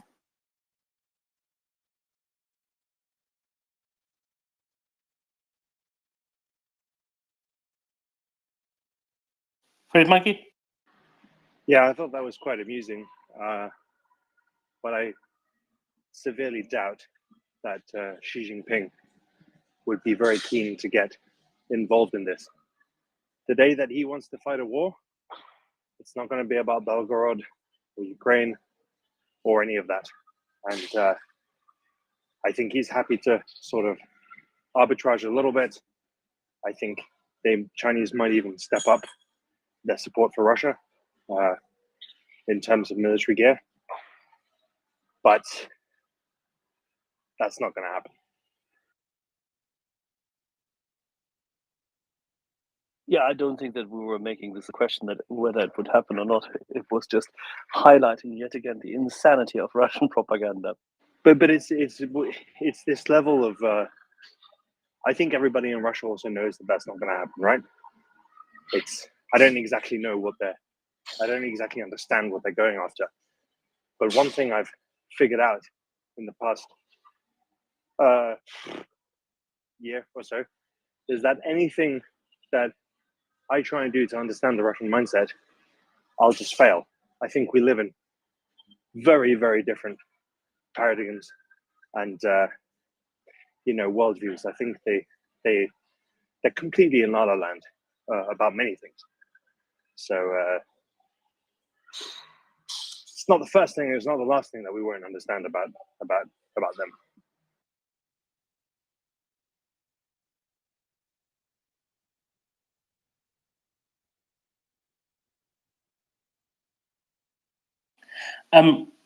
Fred Monkey, have any ships gone to Odessa the last 3 days at all? I haven't checked, but I can go check. Because I have a guess. My guess is the following. I think the Russians have very successfully managed to disrupt that flow by destroying the dam as well. Potentially. I know that we were having conversation. I was just in Oslo for the big conference, North Shipping, and ship owners who were happily calling Ukraine until a week ago, today are holding back because apparently there's more mines, sea mines, drifting around, and the insurance premiums are also going up, and some people are viewing it as just too much of a risk at the moment. So, but I'll go and check if anybody's been to Odessa. I'm pretty sure that there are still ships going there. Maybe not the big ones though.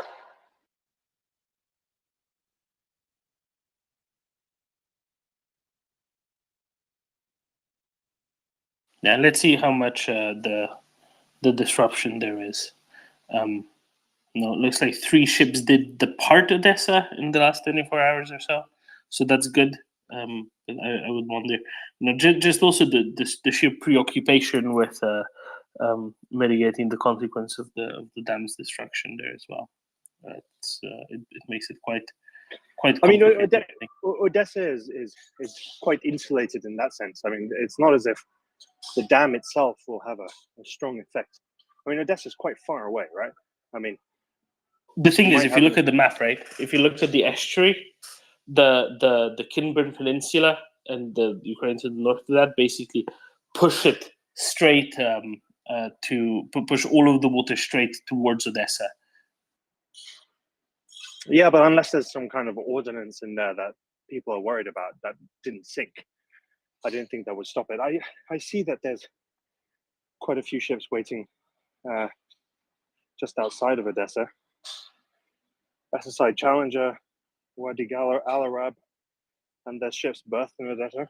But looking underway, at least from bulk carriers, seems like not really. So I'd have to check with some brokers on Monday, to be honest, to see if there's been any change in activity. Because what actually happens is the charterers take on charter or fix. We call it fix in the industry. They fix the ship 15 days before she arrives in Odessa, right? So there's, if something happens, one of the first things that you see is that the charter market goes super quiet, and no one's fixing any ships, and that's when you know that there's an issue politically, basically. In some cases, there's still a lot of ships that get fixed, but then they just sit just outside the Black Sea or just inside the Black Sea, waiting for orders and costing money.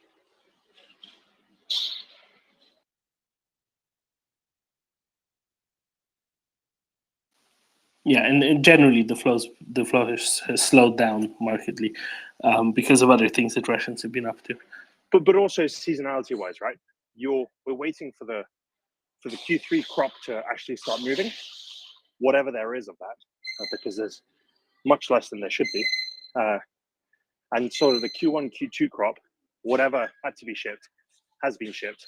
So you've got a bit of a lull during that time. Generally, the silos, they refill. I'm more familiar with how it happens in Brazil. At the moment, you've got to change from soybeans to corn because that's just what has been harvested. So the soybean crop gets all shipped out. The silos transition over to corn, and there's maybe a week or 2 weeks, which are very, very calm in the charter market where nothing happens. And then suddenly, everybody's got a view on how many ships they can schedule in over the next 3-4 months. These cargoes are generally already sold, but it's about when exactly they will be shipped, and then you've got a schedule, and then basically it goes full blast. So until end of June, Ukraine should be much more quiet on the bulker side, just because of the change of, well, the harvest doesn't come in. Now the big worry is what's going to happen next year, because as we know, there's not as big a crop that's being planted or able to be harvested, because a lot of fighting is happening in, let's call it, prime real estate for wheat and other crops. And with this dam disaster, I don't know what gets harvested south of Kherson, apart from, I know that there's a lot of fruits and vegetables because it's just ideal climate, but I don't know if there's a lot of cash crops like wheat there too. I can look into that tomorrow, but there's definitely going to be it's going to be economically hard for the people who live in those areas. That's for sure. Yeah, parts of southern Kherson definitely are likewise cash crops. Wheat mostly, I think, because it's a drier climate crop. Same goes for Zaporizhia. Lots and lots of wheat. With the irrigation canals, they could really get incredible productivity out of there as well. So. Yeah, for those who don't know, people say wheat is a weed, which is true, but the ideal climate for wheat is dry, warm, not a lot of rainfall, but then artificial irrigation, which is why wheat grew so much in places like the Tigris, the Levant, at the beginning, the dawn of civilization, if you want to call it that, but of course, as well, Egypt, and much more recently, from the Middle Ages onwards, the end of the Middle Ages, you have places like Ukraine. We of course harvest wheat in continental Europe, but most places in Europe for wheat are actually really bad climates, which is why we didn't have huge populations in ancient times in places like, well, northern Germany.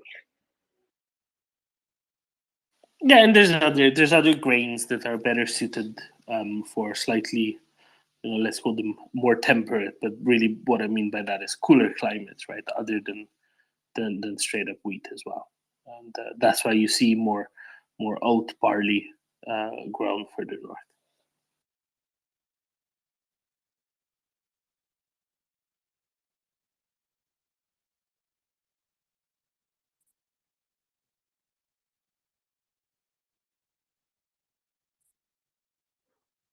I've just sent you quite an interesting thread there, gentlemen, regarding a sea mine washing up on the Black Sea coast of Odessa. You know what's funny? I've just sent it to Freight Monkey like 3 minutes ago. Oh well, So, in that so case, any PMI club that sees that picture is going to go to his owner and going to say, "Dude, if you want to call the Black Sea, I don't have an insurance policy for you. So, go ahead if you want to, but you're not covered." That's a real danger. But that's a danger, by the way, for like not only Ukraine. There's Constanza in Romania. Romania. Sorry, how can I forget Daniel's country? That's but okay. also smaller ports like Galatz, where, by the way, Daniel is from. Those are incredibly important logistics points. Galatz is a much smaller port, but there's a lot of ships there. And if you have mines just floating around, mind you, I know fuck all about how mines work, but I think that's going to cause some problems. I can get This an is update. exactly, and the Trade Monkey, this is exactly the risk they wanted to incur and realize.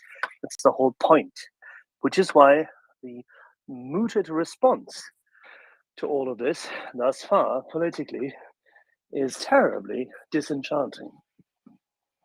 It's a scandal, honestly. It's not. I get upset because then a lot of people who don't follow things, maybe at the same, what do you call it, with the same vigor as some of us do, they have a lot of doubts in their mind. I mean, I heard it from a few people I know saying that, oh, who knows who it was, which is why I think Tim Sennett's tweet a few days ago was hilarious, which was he changed, it wasn't maybe his tweet, but he retweeted it. There was a picture of Pearl Harbor, Pearl Harbor is attacked, but who knows who it was, It's, it's something that gets me a little bit upset.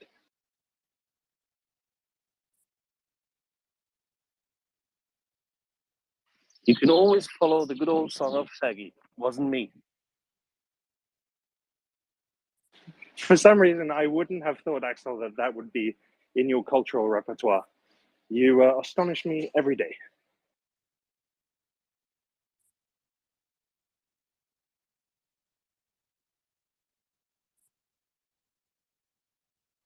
Ioana.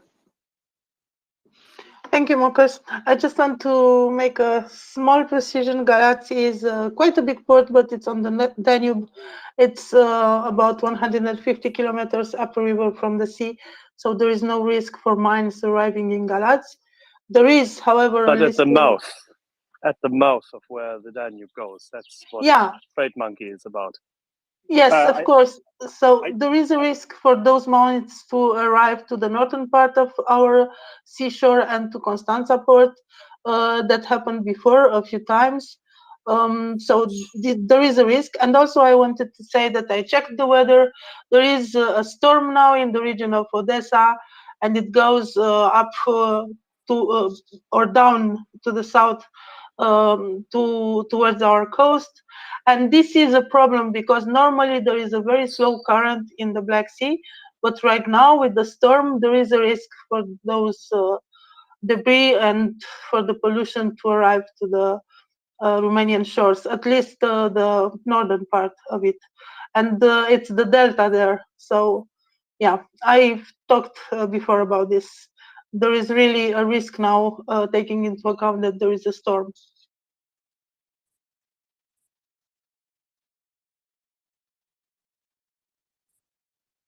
And just to note on all of this, right, this mine that is floated down, quite a small mine in itself, and it ended up in Odessa Oblast, but we're in Odessa Oblast, on the far side of Odessa Oblast. Past Zatoka, past the Dniester estuary, so really very, very close to where the Nubian channels begin already. And that gives you quite a good idea of just how much of a risk this is, right? And of course, also any ship going to Galatz, well, it has to go from somewhere to somewhere from Galatz. So unless it's little barges just going upstream on the Danube, now all of that is then under threat if it's Constanza bound or Varna bound or everywhere. So yeah, I mean this is going to affect things quite a bit, right, Monkey, right? Yeah, I didn't mean to dismiss the size of the Galatz port. That was just my old habits. When I mean big port, I mean capable of accommodating very large ships. Not actually the amount of commercial activity that goes around at the port, nor the amount of ships that depart and come in and load and discharge, because it's, as you said, it's the mouth of the Danube River. It's hugely important and great economic future, but small port in the sense of the size of the ships. That's what I mean.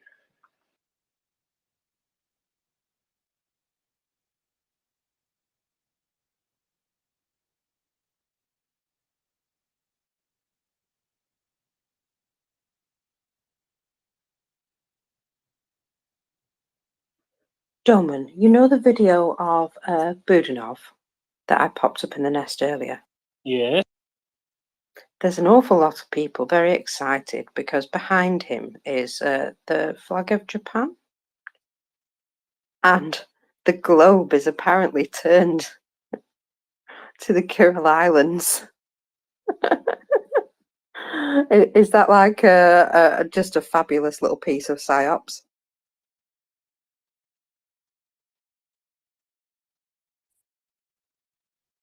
Or maybe, I think he likes doing Easter eggs, but maybe, Fred Monkey just mentioned Pearl Harbor. Maybe there can be, one kind of like that in Sevastopol. Or Novorossiysk. Or Vladivostok. I like the way you think. Either way, it's causing people to speculate.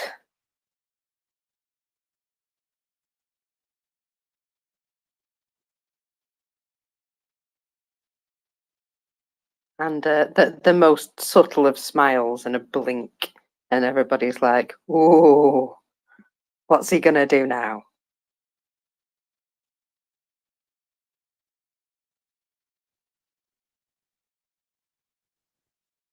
Great Monkey. Yeah, I just wanted to say, I mean, we touched on it before, but if when you were mentioning how the Ukrainians are happy to let the Russians lead the narrative. If they're doing that, it's because they obviously see that as being in their favor. So they're not doing it on purpose to let the Russians frame the narrative. And when you think about it, it's only really a relatively small community on Twitter who cares anyway. So it's not as if the effect of that is very large. I'm just a little bit more worried sometimes about how the mainstream media likes to, well, we talked about Julian Rupke the other day, and that's a little bit more what I'm worried about when you don't lead the narrative. But in the meantime, I have full confidence that they know absolutely what they're doing. And if they say nothing, it's for a good old reason.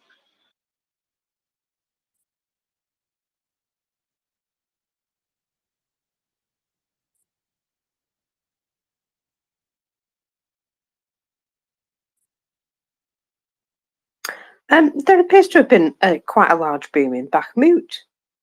Did you spot that, Doman?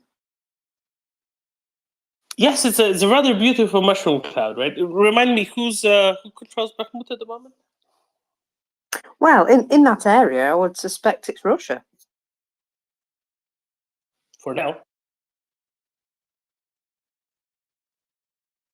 To quote Gunny, they appear to be having an emotional day.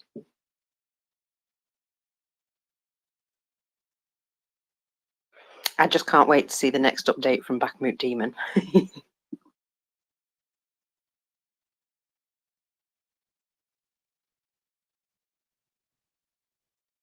He usually talks in riddles, but I'm going to say a big boom like that, I'm going to be able to understand.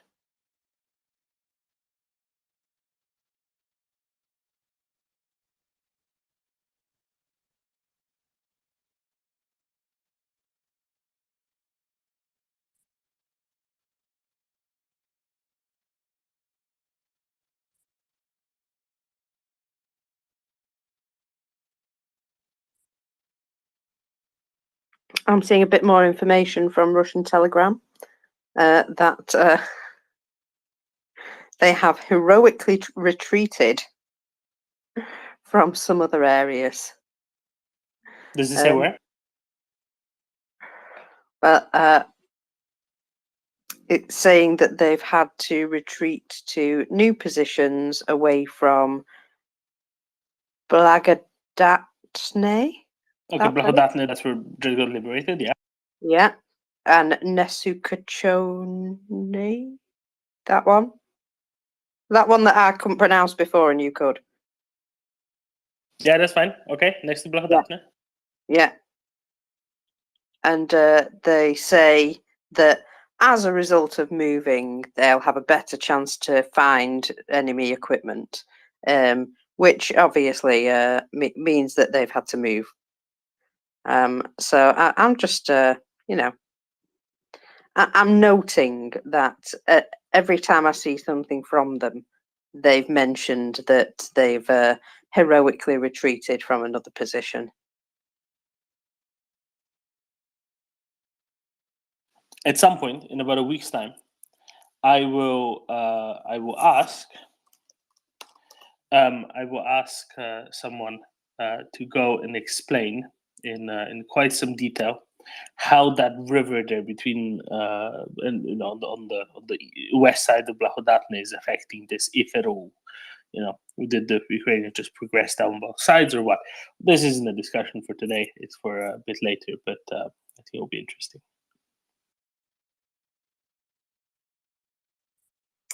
I'm also seeing a fresh video of a new batch of POWs being picked up by a BMP-1 taxi, apparently, in the area of Vuhledar. I'm just going to retweet that so you can see that for yourself as well. There you go. So, these things, little snippets of information are coming out, and they all seem pretty positive, to be honest, from what I've noted today. I've also noted that the floodwaters are starting to recede. They're stating that about half of the area that was originally flooded is now a lot less flooded, basically. So it's some of the water has receded now. Freight Monkey? Yeah, just on what you were saying about the heroically retreated a few days ago, I think Doman had reposted it as well. There was, I think it was the British MOD, which put it in a very good way. I think they were mentioning that any Russian setback would be branded as a heroic retreat.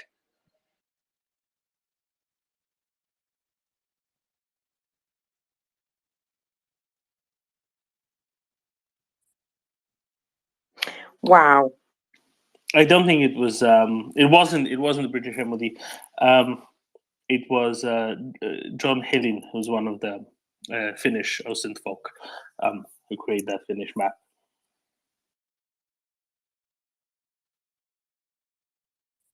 The British MOD did say something else a couple of days ago. Let me just find it very quickly. They didn't post so many pictures; it'd be easier. Here we go. Yes, right. This was yesterday, I think. Yes. Writing that in some areas, Ukrainian forces have likely made good progress and penetrated the first line of Russian defenses. In others, progress has been slower. Russian performance has been mixed. Some units are likely conducting credible maneuver defense operations, while others have pulled back in some disorder amid increased reports of Russian casualties as they withdraw through their own minefields. This is the British MOD yesterday. That was an interesting one, right? As they withdraw through their own minefields in some disorder.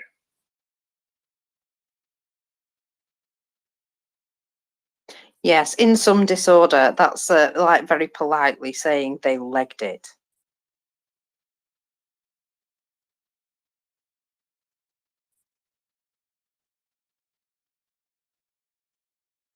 And then you said that. And then you said that Bakhmut demons peace and riddles.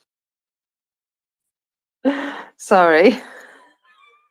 That's called giving it legs when you run as fast as you can.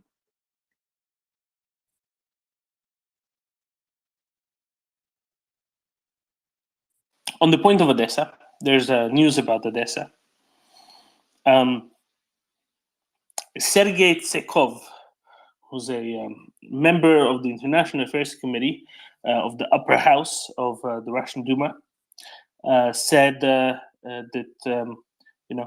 Russia is willing to negotiate as soon as Ukraine decides to hand over additional oblasts of Odessa, Mykolaiv, and Kharkiv, and then we can have negotiations underway, as well as, of course, the demilitarization, denazification, and making sure that Ukraine doesn't join NATO.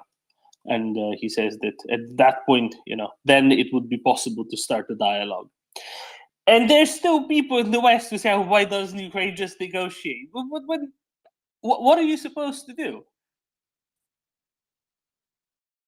David, would you have negotiated like that? No, I wouldn't. Yeah, I would not. I would not negotiate that. No, but no, I put my hand up to mention something, Damon. Which was the bit about the fact that they've legged it through their own minefields, which is probably an indication of how they don't know where their own minefields are, and this has deliberately been withheld from them. I thought I'd pop that out. Now, why would that have been withheld from them, David? Because, because if you're trying to stop people running away, then don't tell them where you've got your minefields. But apparently they don't. They're just going to run and they'll just take pot chance. I guess at the point where you think you're got a 95% chance of dying, you're better off taking the 50% chance of dying of going through the minefield, aren't you? As a evaluation of the odds, then they're not that stupid. Does that mean, David, that you're sorry, Domin? Does that mean, David, that what we discussed a few weeks ago, that essentially they don't have enough troops to man the line of contact. They also don't have enough breach troops to stop them from routing, and therefore, at some point in time, only the mines will stop them, up until the point when the threat from the Ukrainians is so utterly credible that they'd rather go through a minefield than being killed, because they're also being told by their own officers that Ukrainians would kill them on the spot or torture them, rape them, and treat them terribly, correct? I would go, that's quite accurate, yes. So, David, in a way, are these minefields also serving not just as defensive, yes, emplacements, exactly. They're a but dual also, purpose David, minefield. as the sort of barrier troops, in a way, ones that you don't need to pay. Kind of as a grado triad, but burying into the exactly, soil. as I said, dual purpose minefield. It's not just about keeping the Ukrainians out, it's keeping the Russians out as well. Afraid monkey or Russians in? I was thinking, I mean, it's obviously shocking if that's how they operate, but it might even just be because no one who's there knows where the mines are, because no one's marked the minefield, right? I don't know I mean, David, you'd be able to comment on this. Well, no, they don't. You're right. They don't mark them, but Yeah. people in the area would know Know more or typically, less. simply because rumor control in armies, and this is, I do not believe that rumor control does not operate in the Russian army. So that's the people at the lowest part, which is going. By the way, I saw Igor. He was out with his launcher and sending stuff out over there. And typically you might see something. I mean, it will be an indication that they're very, very bad at telling anyone anything who's, in the British Army, everyone would know where that minefield is. You would know, right? But also, would you mark individually each mine? And Oh, no, you never.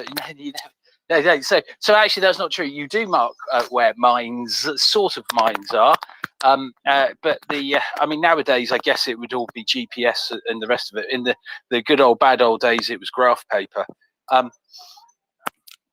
Because the way the Russians do it, from what I've seen on a video, is they've got basically some kind of vehicle launches them out in the air and off they go.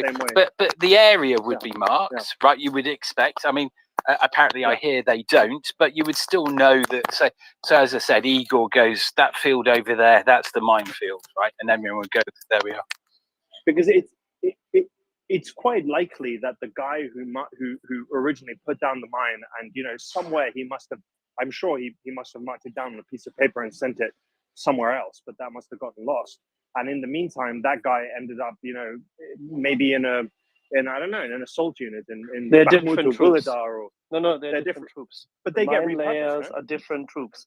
BTGs, the way they set up those, they have different, say, companies in that regard, and it's deliberate, as David tried to say, engender the thought to everyone. This is what it is.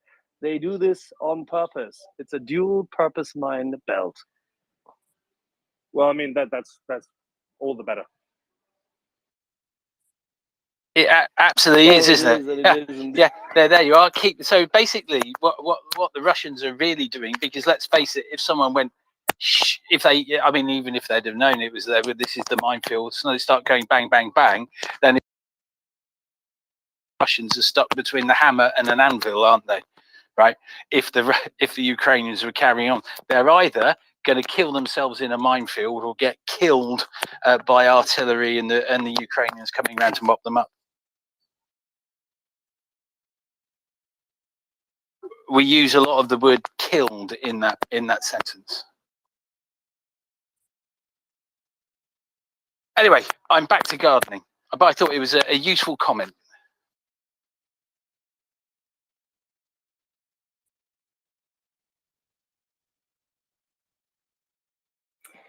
Enjoy your peonies.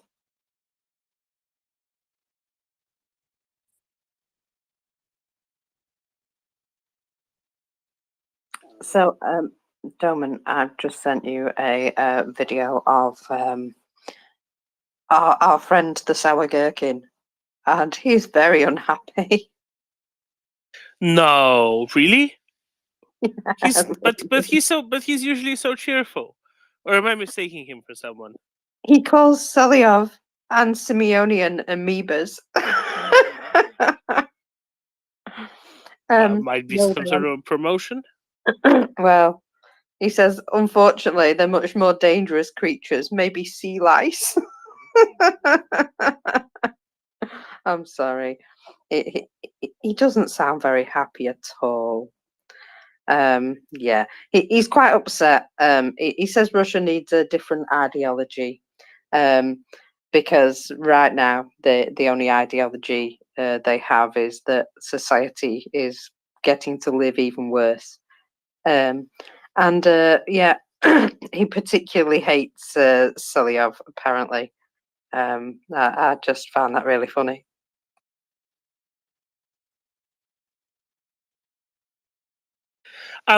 Does he specify what kind of ideology they need?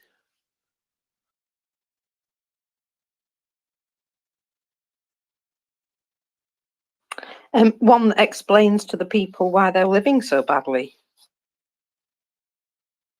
That's very confusing, because ideologies don't tend to explain things to people. They tend to, rile people up.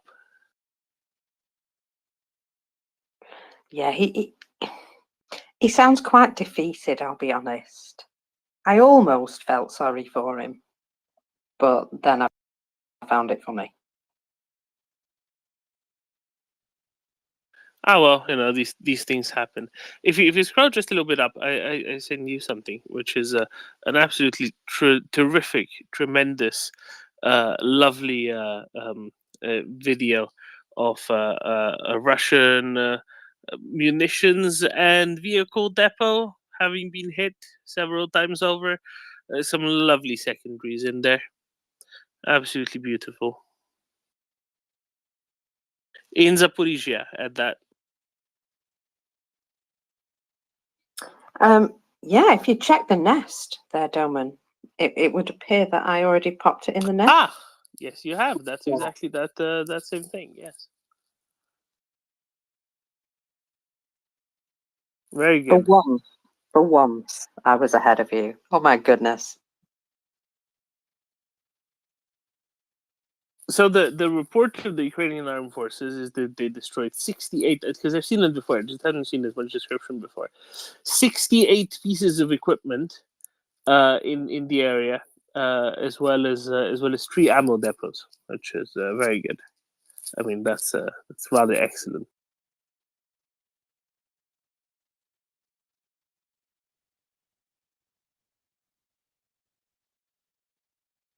Some absolutely lovely visuals in there as well.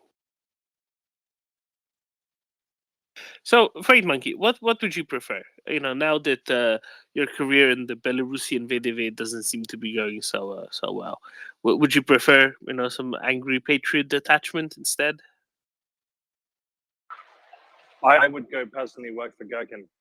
I would help him with his ideology, Gherkinism, we would name it.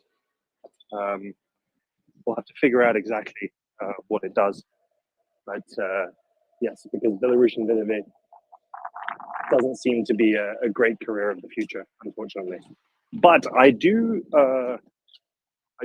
reserve the right if Lukashenko goes and there is a new Belarusian republic, I do reserve the. I would like to become their, Minister for Maritime Affairs, high seas. That is, of course. So, not so much oysters, much more sort of cod and haddock. Something like that. By the way, where is he? Do we know? Lukashenko, I think he's at home. He's back? So he's not dead?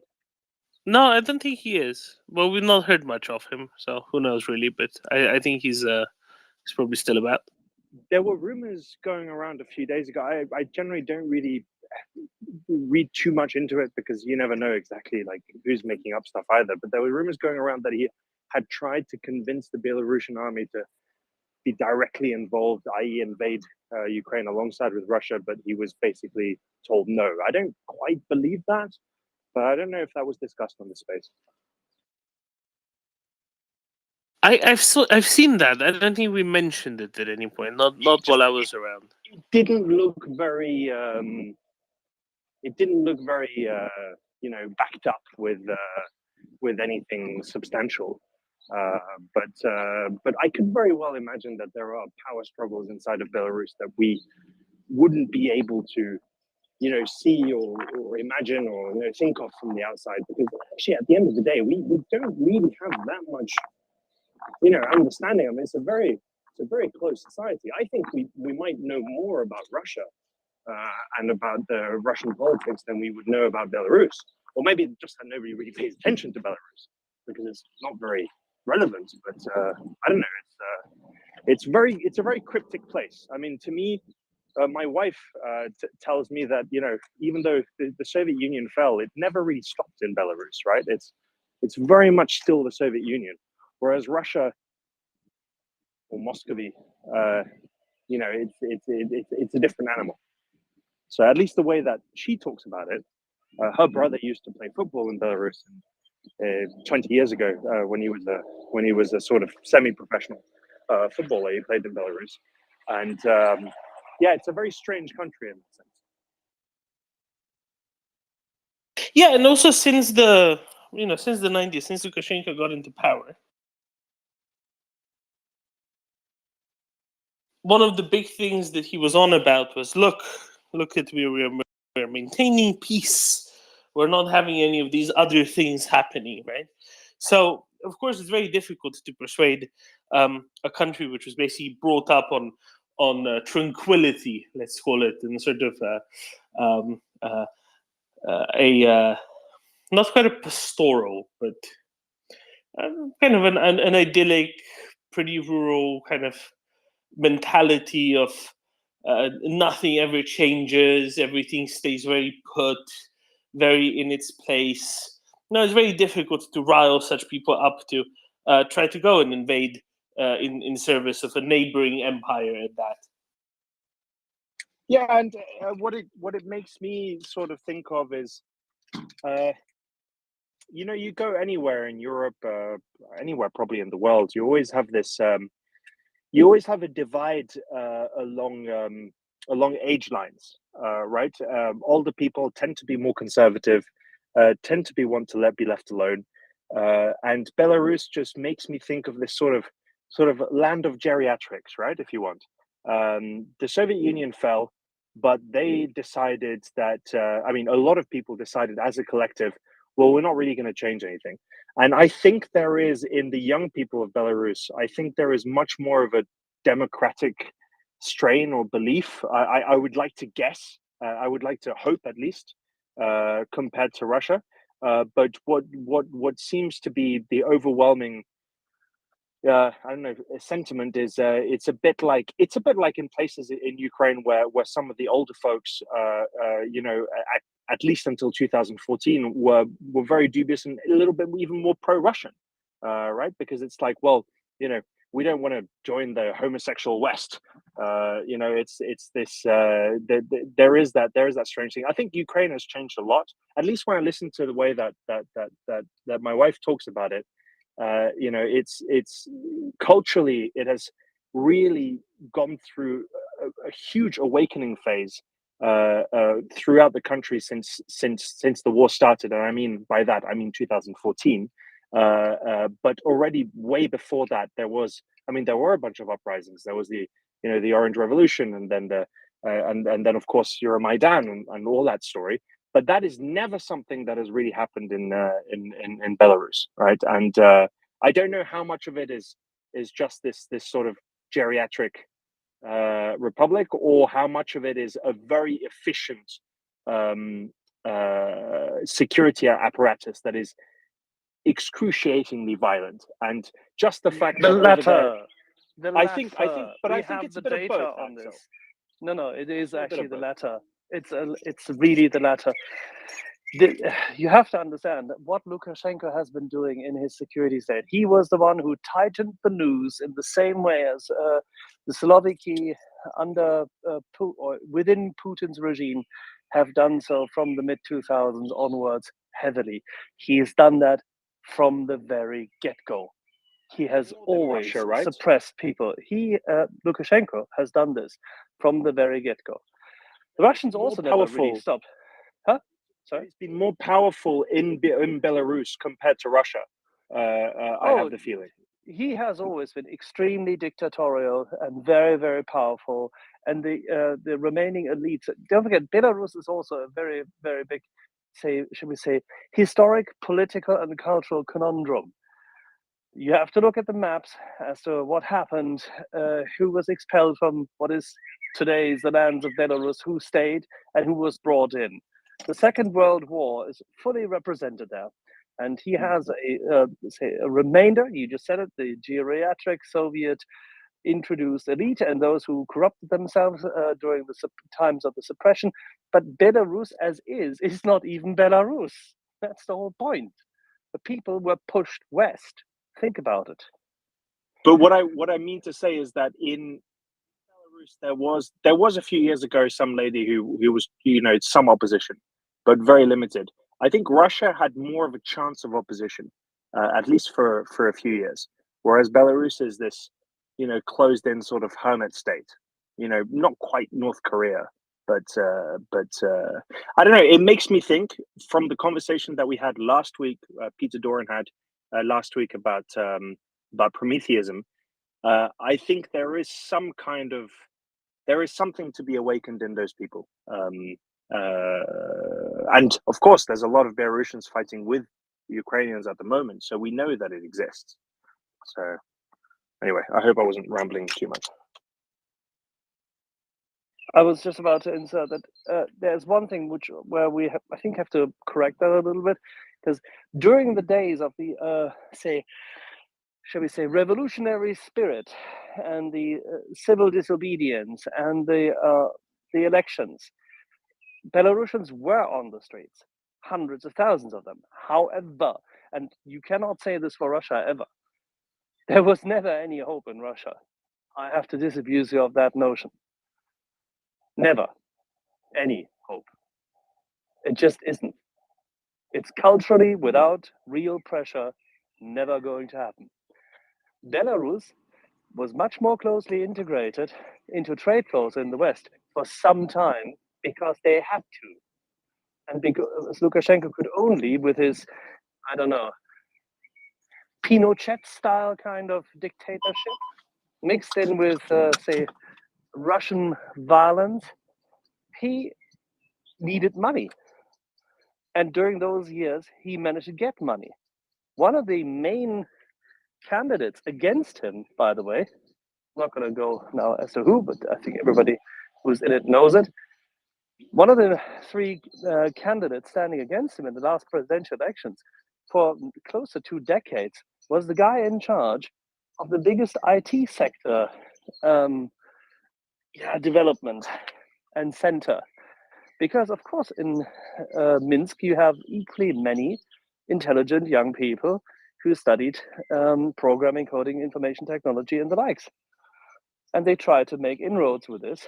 And of course, they used and abused it for their security state and trading secrets and infiltrating the West. But at the same time, young people thought, hey, this is an opportunity where I can earn some money and have my talents explored. And then they demanded, of course, changes. Because if the genie, and when the genie is out of the bottle, that's what happens.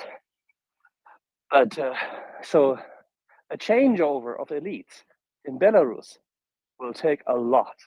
I think Doman and I can talk about the resilience and the inertia of the potato heads there quite a lot. And when I see potato heads, I don't mean Belarusians in general. No, I mean those who, in the low information areas, are completely contented with the very little they have because they have sustained so much violence and suppression that they are numb.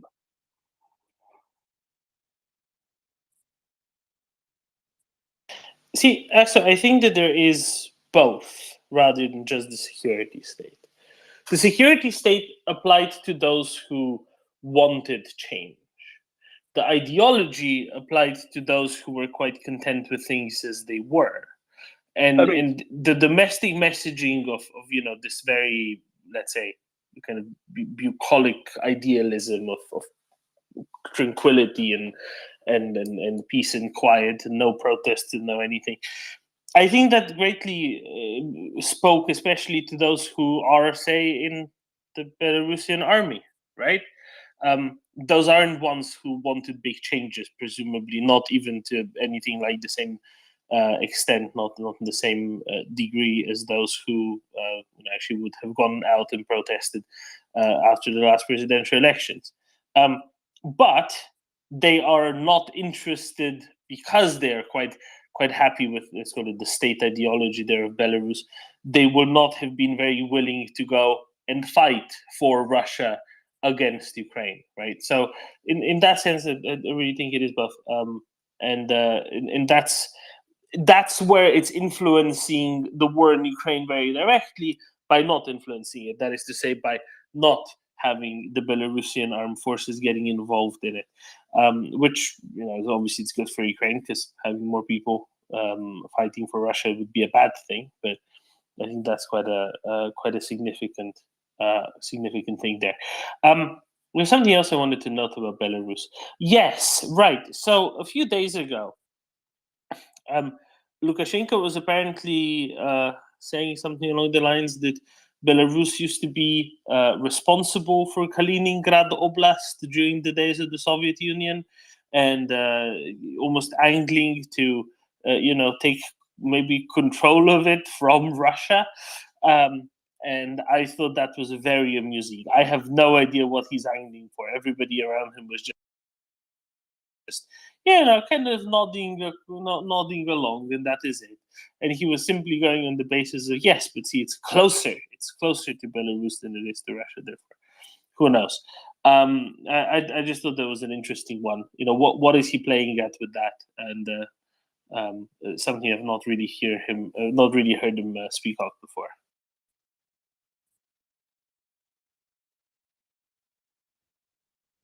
This is the hope and once put out narrative by some people in the Belarusian elites, both the opposition as well as Mr. Lukashenko, that if he were to take care of the Suwalki Gap, then he could be part of a, so to say, buffer state towards Russia and trade in between Russia and the West.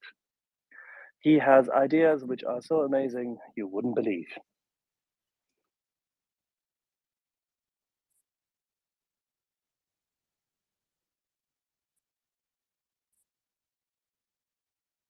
Yes, including ideas such as making Belarus the largest oyster exporter in the world, or at least one of the largest oyster exporters in the world overnight. It's a terrific idea. Lily? Guten Samstag. Hi, everyone. Good morning, good afternoon. Freight Monkey, I think Axel and Domin, we were having a conversation about Luca when he got sick. And I am friends with a woman born in Minsk, and she's been in the States probably 2 or 3 decades. And she was hesitant anytime we spoke until we were alone. And when Luca got sick and he then appeared again, supposedly, she said, I called her or asked her, what's the word in Minsk? Is Luca out? She says, Luca is going on his way out, but Putin has to go first.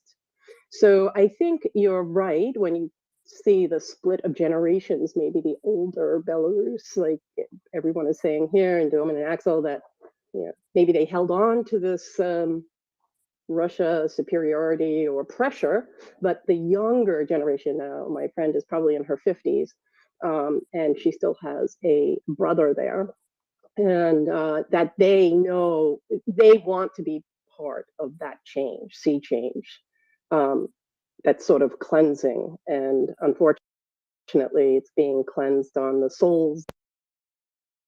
I do think that they're more apt to be for a more democratic or less Russophile government. And also, you were correct, Freight Monkey, he did sort of drop that, Luca, to his forces, maybe they desist. And I believe it came down to, after one of our discussions here, basically forces would tell Luca sort of to pound sand, that they would not be doing that. Okay, I will be quiet now. Thanks. Thank you, Lily.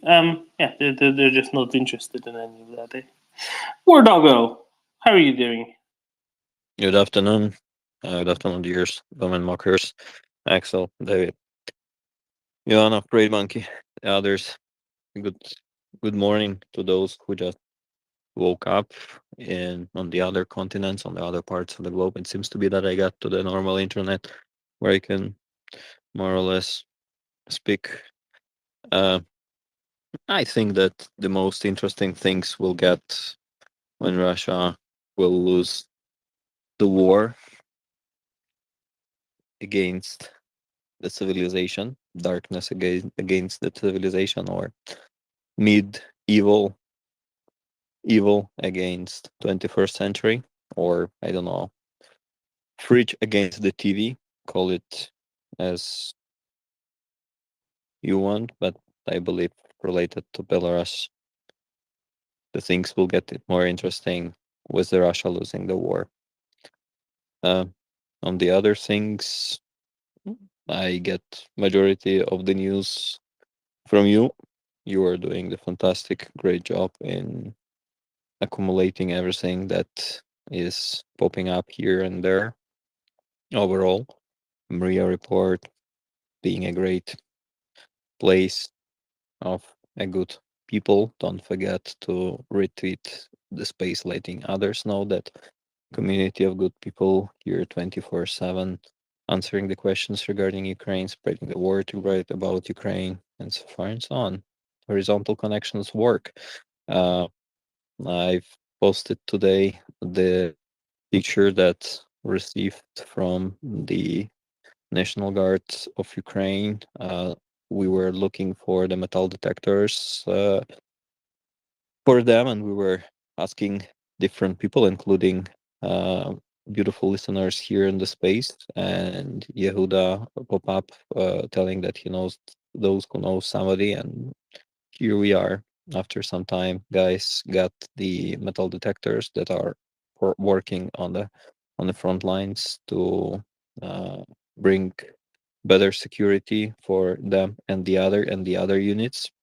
Their bomb techs and sappers are jumping while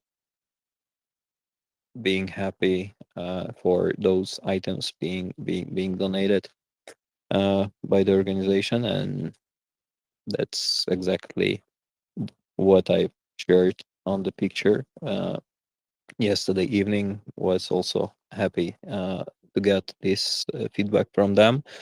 But unfortunately, during the night, got some urgent request from another guy who got his helmet impacted, and he asks for some help. So on Monday, we'll be looking for a solution for him, because it's not that easy to get people on Sunday sending something.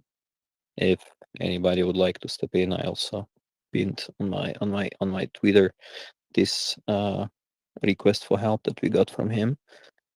And overall, as usually, life is good. Russia sucks. Nothing more to say. I will be staying here for a little while, and then will be pleasure to answer any questions. These days, grabbing those 22 boots, a part of the others that beautiful listeners of this space, including, have also donated to, and part of them are already on the way to the units. 13 from 22, if to be precise. The others are being grabbed here and there. Some of them are traveling from US to Europe, being also grabbed and being sent to Ukraine. So these are other way making the Ukrainian victory closer and supporting those who hold Ukrainian peaceful skies. I will be probably among those who would say a little bit unpopular things with the flood provoked by Russia blowing the dam. I'm among those who try to support everybody, but keeping military as the priority. With all the respect to everybody who are in need, there are many people who reacted, who are going, who are helping. Our priority is those hold Ukrainian peaceful skies, because if military will not manage, all the rest will simply not matter. That's the thing. Hugs and love from Ukraine. Take care. Thank you, Wardaga. And this is something that we keep going back to, right? The most affected is the left bank of the Dnipro. People there, except for a few, and especially those beyond what could be done with drones to simply keep them alive. The best way that they can be helped is for occupied parts of Ukraine to be liberated, and that there's only one way of doing that. There's only one way of doing that. What I will also say is, it's particularly a mistake by those who control, let's say, stocks of weapons and large state-run budgets, to think that A, we can only do one thing at a time, and B, that one thing should be helping with mitigation. Of course, that is critically important. However, that should not be distracting from supplies of weaponry for Ukraine. No, it should be doing the opposite. It should be accelerating it because if you want to prevent Russia from doing this again and again and again, the best way about it is to not give them the space and time to do it, or at least they can have all the space and time back in Russia, but they certainly can't have the space and time to do it within Ukraine as much as possible. So there we go. It's pretty straightforward in that respect.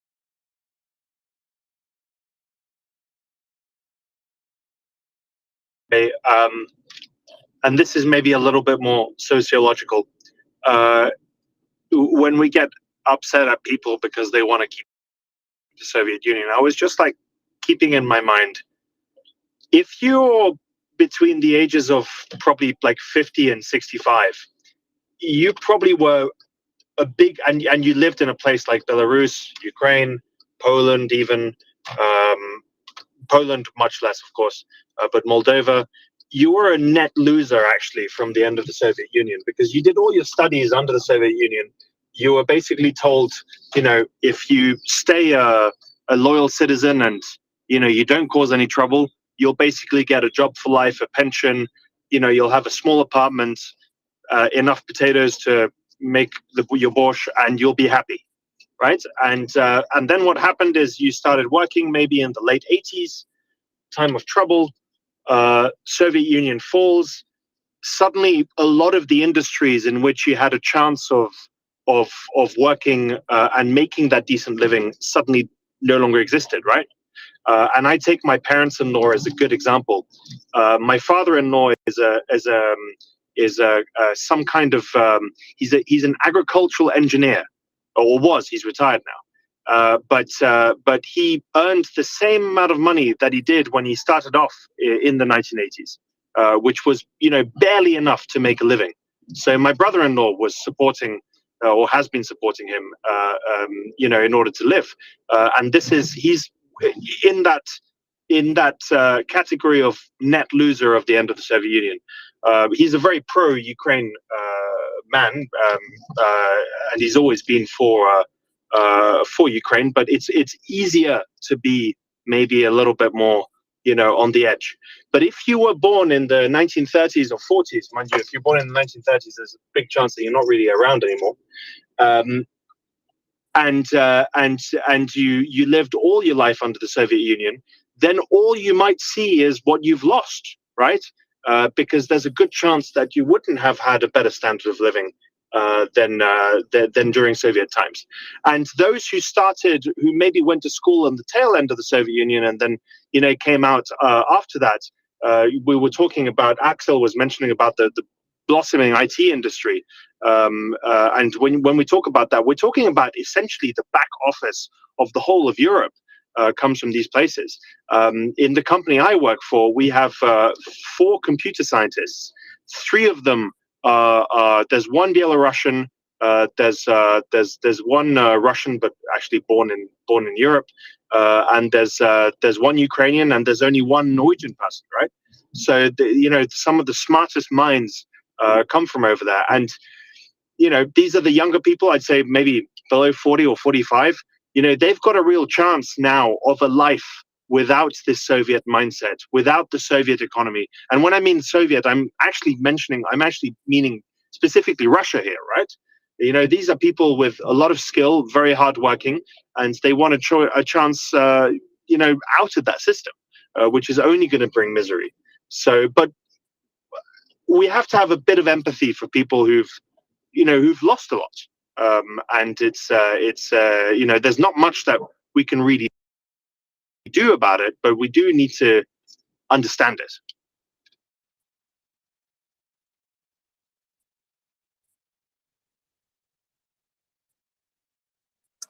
I'm just going to jump in with a very quick boom report.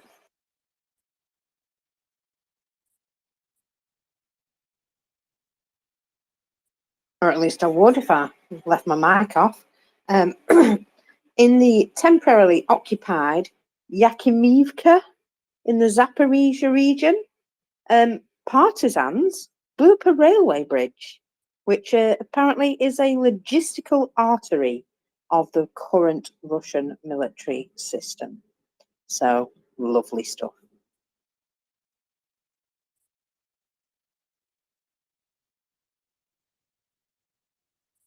And apologies for the kettle boiling.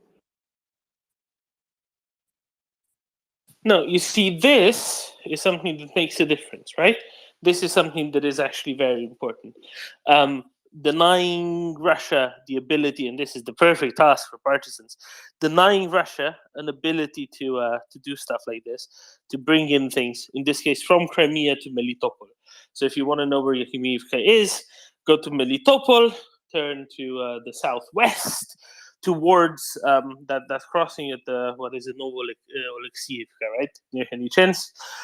That is the one railway that goes from Crimea to Melitopol. One railway that feeds the southern front from Melitopol. From Crimea. So yeah, of course, this is a major artery, no question about it. I hope they blew it up real well, and that they'll blow it up again in a couple of days, and then again in a couple of days, and then again in a couple of days, and then hopefully they won't have to anymore.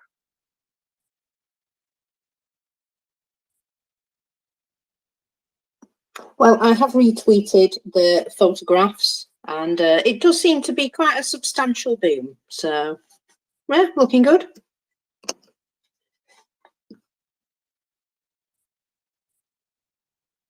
Go ahead, Scribe. So this goes back. Don't mind the mountain cats. I'm currently cat sitting for a person right now. But my question is really quickly talking about Putin's friends and stuff. What is Orban doing with Ukrainian POWs? I saw the tweet yesterday, but I didn't have time to come onto the space. But he's forcing Ukrainian POWs to speak in favor of the Russian Orthodox Church. How is he Looks allowed like to do it. that? He's not. So it's more that, that there's nobody quite stopping him from doing it. No, it's a right mess. Our dear Nick Brown is very much taking the right approach to it, and he's written up a letter he sent to the appropriate European Commissioner.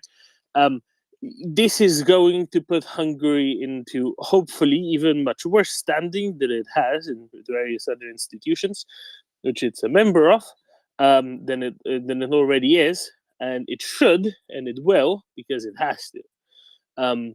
Because this is very much beyond all belief, really. It's not entirely clear what's happening with them yet. There's if you check under that, I've replied with a longer tweet from a longer article from a Hungarian outlet that explains how this is supposed to function and what this is going to be doing, and how this is going to work, at least somewhat. That will give you maybe a little bit of a better idea. But no, we don't have any really firm confirmation of it yet. What we do know from this morning is that HUR, the Ukrainian military intelligence, said they still were not aware formally of anything of what's going on with these people. This is against a number of agreements, let's say, and there is no reason and no way that this should be being hidden from the Ukrainians like this, and especially this isn't some country doing it in good faith, trying to just get people out of Russian captivity. If Finland did this or Sweden did this and was just like, hey Russia, how about we imprison these Ukrainian POWs instead of you, right? And nobody would mind, because what that would mean is that they would be in far better conditions and they'd be confined to a nice hotel, and just be kind of not allowed to leave there, but have access to communication with their families and no torture, etc. That's fine. What Hungary is doing with this is it's trying to whitewash their own government policies, whitewash the Russian Orthodox Church, and whitewash the fact that they have protested and prevented sanctions being imposed on Patriarch Kirill, the former KGB officer that there are no formers of. And that is a problem, as well as whitewashing their own revanchist policies with respect to places like Zakarpattia Oblast. and it's a wholly different thing. War Doggo, what do you think of this? You might have read some other stuff than I have on it, and I hope that this is something that's being mentioned at least a little bit in Ukraine as well. Well, recalling this case that we know only from the media, right? There are the only things that we hear, as somebody said or somebody mentioned. The next thing to come is what actually is mentioned. Hungary was planning to do to make this video conference or this kind of video interview with those whom they managed to bring from Russia. And there are like two sides of the medal. We remember that part of the Azov-style defenders, as per an agreement with Ukraine by Turkey and with Russia, accordingly, part of them they're still staying in Turkey, right? I don't know to what extent they are, how to call it, continuing the imprisonment or just stay outside Ukraine as of guarantee from Turkey not being involved in the war. Let's put it that way. But those people are staying in Turkey, as far as I understand, right? But this is the significant difference, because that was agreed with Ukraine. That was something that Ukraine have said, yes, that looks like a plan, and let's save those people in that way. And that was coordinated with Ukraine. What with relation to Hungary, Ukraine is saying that actually whatever Hungary have invented, that was not agreed or coordinated with Ukraine, and that makes the whole trouble because of that. Because like, if they are trying to whitewash the Russian church, or they are trying to whitewash their government actions, and that may look like that Hungary, this or other way, have responded the call from Russia. You remember at the beginning of the war, when Russia said, hey, dear neighbors of Ukraine is weak, come and take what you think belongs to you while Ukraine is weak. You remember, right? And we have discussed many times that many other nations, like Poland, like many others, like Romania, they have said, apologize, but 21st century is not 15th centuries where you are in, dear Russia, and we prefer to help those people living Ukraine, and we prefer to open our homes and hearts for those people who are forced to leave Ukraine, making their life even more complicated by the things that Russia you do in your how to call it, habit, or your in your point of view. And it seems to be that Hungary, this or other way, just responded that call in that way, pushing their agenda and playing.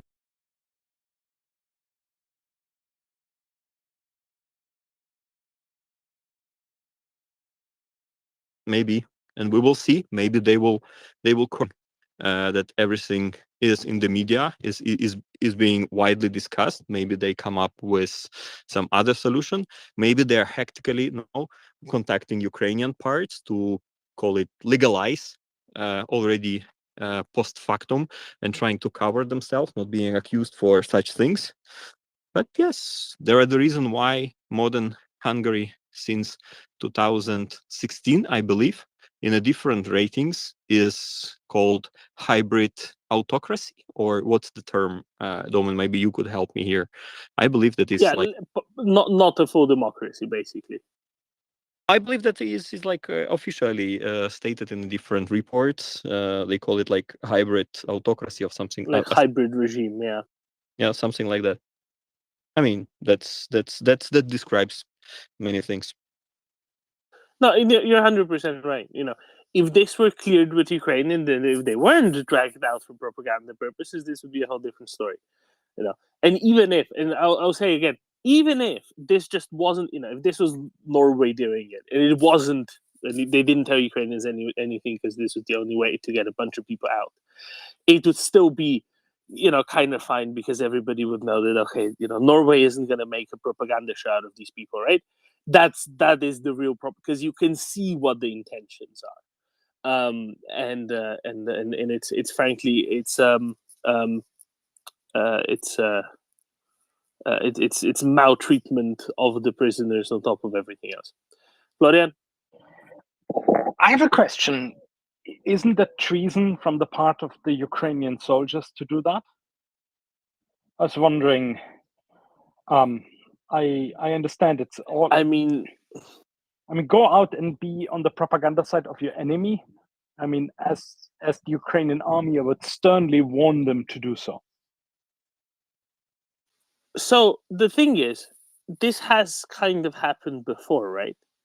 In if you remember Aiden Aslin, when he was captured by the, you know, so-called Donetsk People's Republic forces, you know, he admitted to all sorts of stuff on camera, and they threatened him with execution on camera and so on. Correct, but under Russian duress. Different. Exactly, it is under Russian duress, of course. But this is what I mean, right? In a sense, this is likewise under duress. So I think that there's a lot more latitude given in cases where, you know, he's clearly not free to do whatever, right? Everything is under duress. The question is, how much would it be still thought of as duress once in Hungary? Yes, because I guess I could always send them back to Russia, right? Hungarians could always say, "Oh, you know, they need them back, whatever." But I understand that as a prisoner of war, you want to get out of Russia. I get that, and you promise whatever sorts of things. But once on Hungarian soil, I would not follow up anymore. The point is, what happens if they're in a non-life-threatening situation? If you're in a life-threatening situation, okay, I understand that you admit to all this shit and nobody takes it anyway seriously. But on Hungarian soil, I would have a stern warning as the Ukrainian army to them, what they can do and not do.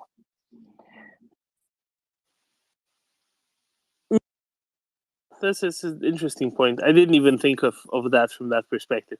I also wouldn't, you know, prejudge or act with prejudice regarding their mental state after having been in Russian captivity for goodness knows how long, and having goodness knows what done to them. Because we've heard testimonies of people who've been taken prisoner by Russians, and how just what levels of abuse they and torture they underwent. And I wouldn't assume that someone who just, you know, a day, 2, 3 after being transferred from that is necessarily in the best mental state to be making decisions the most clearly. So as far as they're concerned, I wouldn't particularly blame them for anything. People I know that I can blame for, you know, with all the prejudice in the world, are those in the Hungarian government who are arranging for this. And depending on exactly how this turns out, possibly quite heavily. War Doggo, what do you think? And then we'll go describe to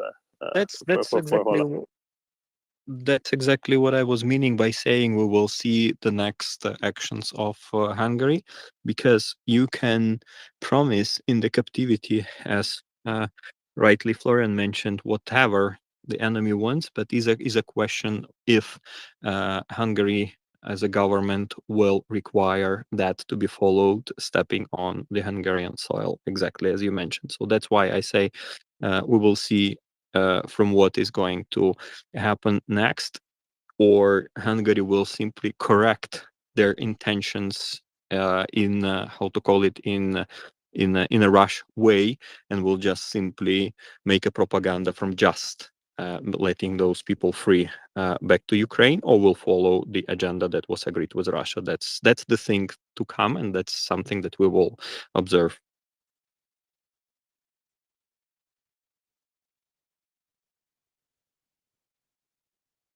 Thank you very much, War Doggo. Scribe, what do you think?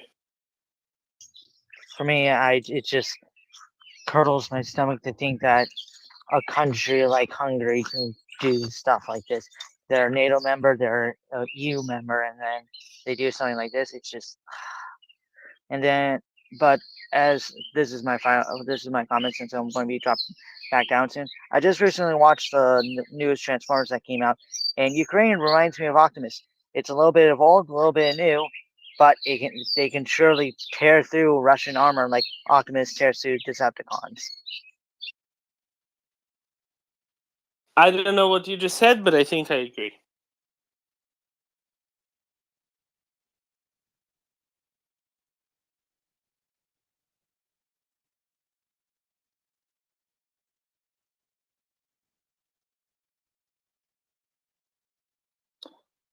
Just having a look at another bit of news about disrupted rails, and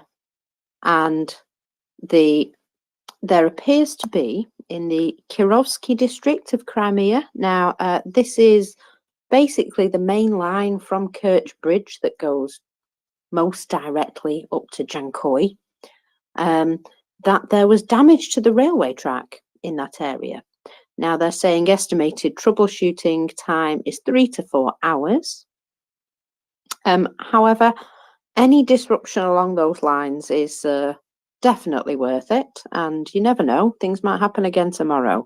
And so that's 2 important rail links disturbed within the last sort of very recently. You know what they say, one railway line is a coincidence. 2 is an organized plan. And remember, there was that derailed train this morning as well in Belgorod area. Oh yes, the derailed train. I almost forgot about that.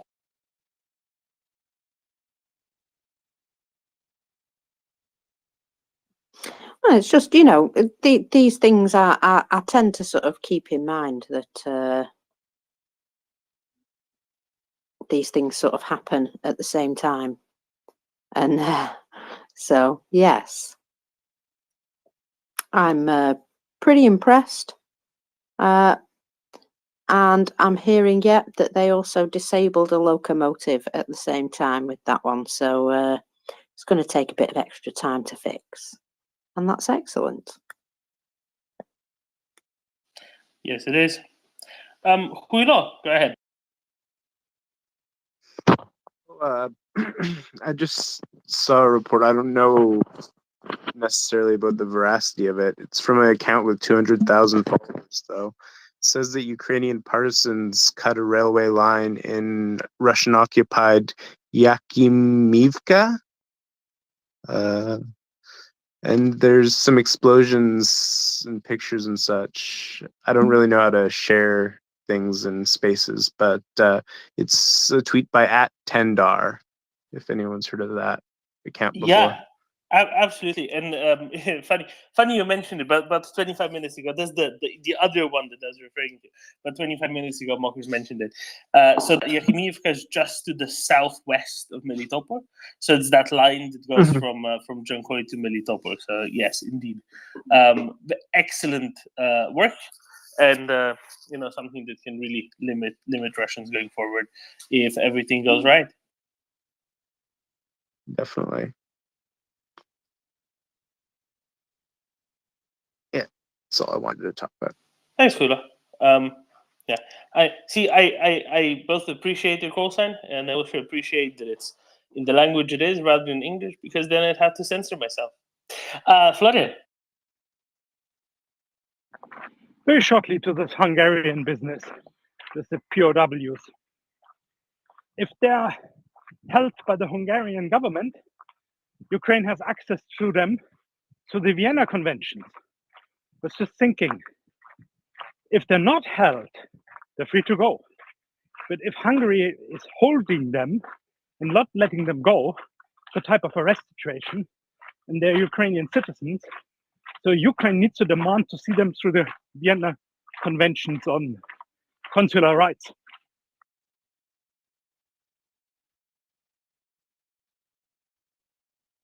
That's a really good point, Florian. Let's see where that moves us as well.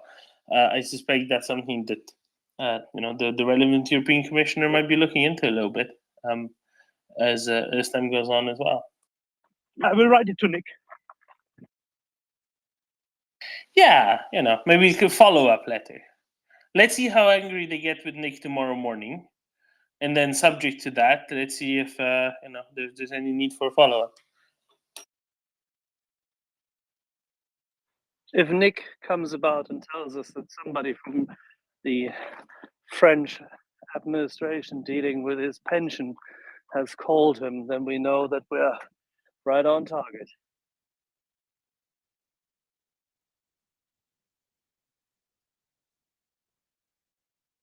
I will say Nick should be with us within the hour, unless he asked excessively inappropriate questions up at the radar station.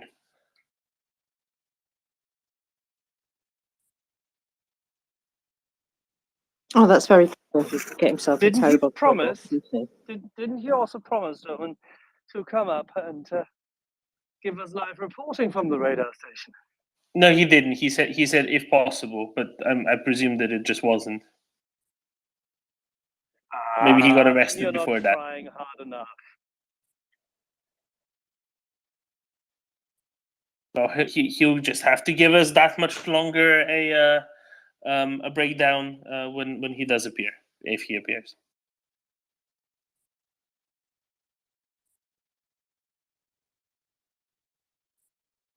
Hey, Monkey.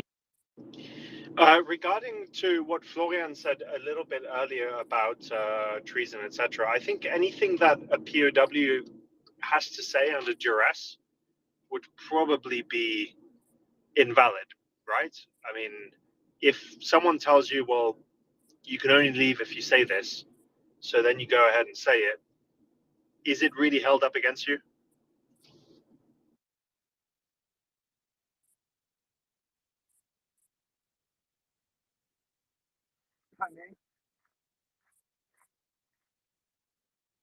You're a bit far away, Florian.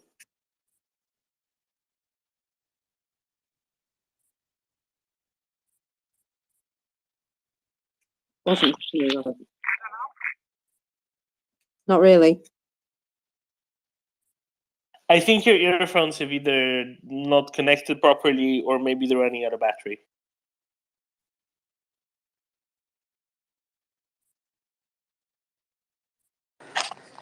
Does it work better now? Yes, it does. Just shortly. Yes, under duress on Russian soil, absolutely agreed. But once in Hungary, I think the Ukrainian government needs to talk to them, period. And talk them out of it. But you're right, Domin said something really important on the psychological conditions of those people. And they're probably not in a good state.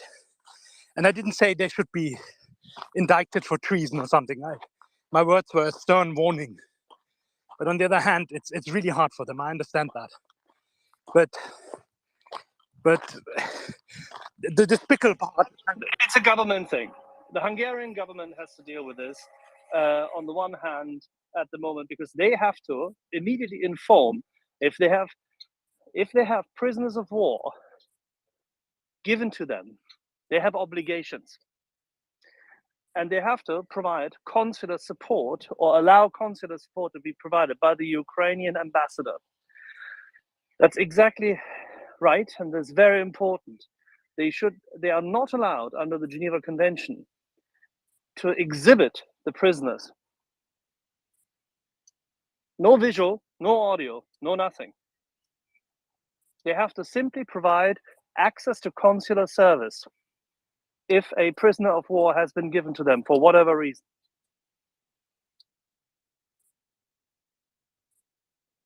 But this is like an internment then.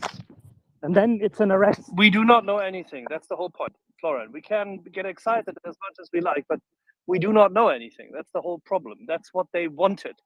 The Russians wanted to set a narrative. Amongst all the other things they wanted, and they partially may or may not have achieved, and Orban wants his part of it, but this is what they want. They want to keep everybody guessing. The only thing which matters is their legal rights and obligations. And if Hungary does not fulfill its obligations, then it will have extremely serious consequences. That's the whole point.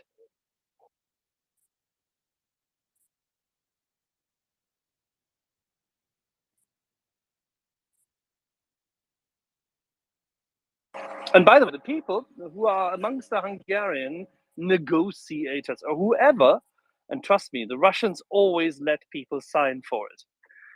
Somebody is a Hungarian official and may have signed for whatever kind of agreement. That person and the person who gave him the order and the person who's ultimately in the chain of command, they all, if they are aiding and abetting a war crime, will be indicted for that.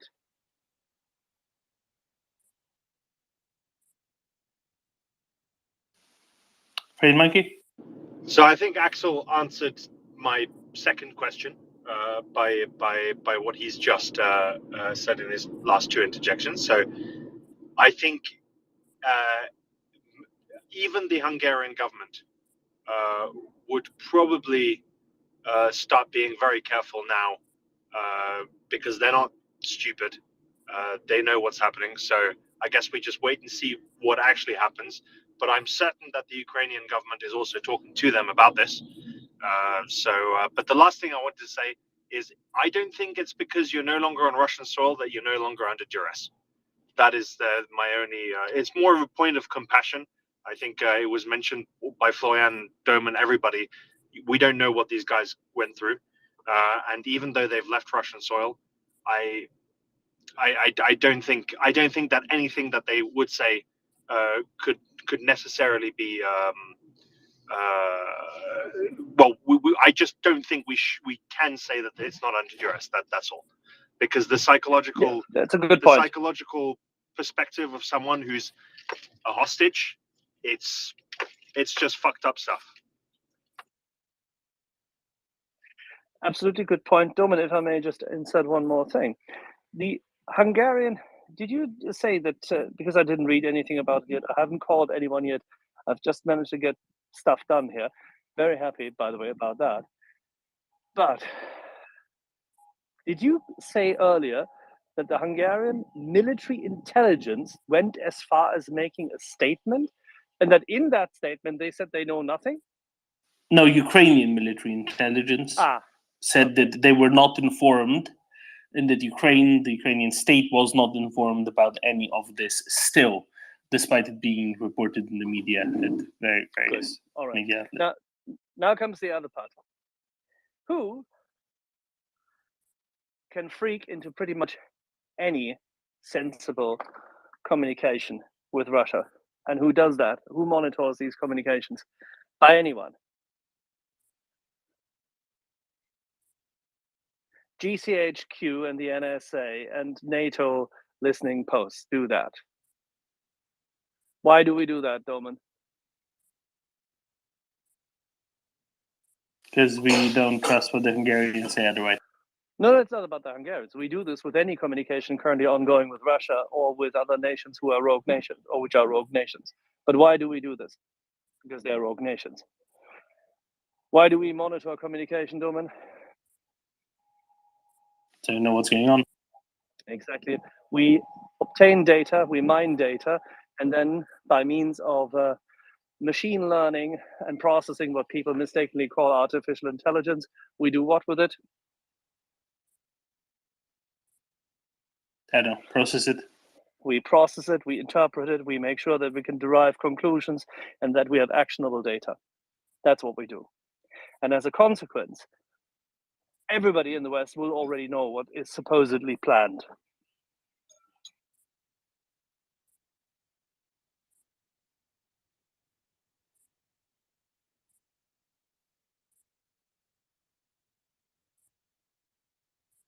Bruce, go ahead.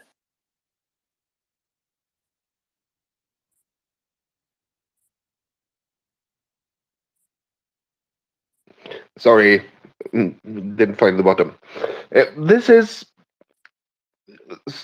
seriously off topic because it's an answer to a question I was asked yesterday about CV90. Do you want me to take it now, or should I wait for a better topic? If you want to tell me real quick, Luz, I'd be curious just to get the numbers. Yes, it's about the CV9040s that were sent from Sweden to Ukraine. I was asked whether they had an upgrade that could elevate the gun more than 30 degrees. Yes and no is the answer. We know that it's 9040 C, D, or E from the pictures we've seen, or possibly C+. And they have one or both of two upgrades. One to the hydraulics that can elevate the whole wagon a bit more, and one to the tower, to the stabilization of the tower that can elevate the very tower a bit. So yes, they have better elevation for the gun for anti-drone AA, but we don't know how much. Depends on which of those it is. Right. Okay. Thank you, Rus. So this is where my thinking still is that the LVKB version is critical for any anti-drone stuff. It just makes it really hard if you're limited to that sort of elevation. Could be useful in some cases, depending on the disposition where you are, and maybe lower flying stuff. But anything higher up makes it quite hard. Thank you for thanks for the info, Rus. Yep. Thank you. Huilo.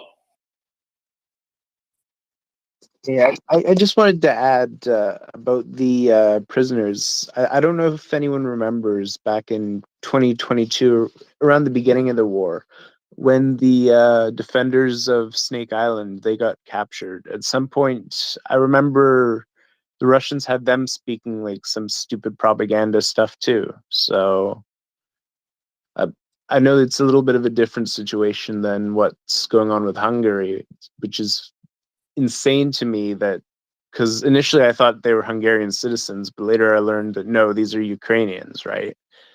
It's just insane that like a foreign country can just take people into their country because you speak their language. I don't know. It doesn't make sense to me. So there's an additional complicating factor here. Being my understanding, at least, is that all 11 here are part of the Hungarian ethno-linguistic minority in Ukraine. Therefore, under Hungarian legislation, and I'm not excusing anything here, I'm just setting out why this is a little bit more complicated. Or indeed possibly a lot more complicated.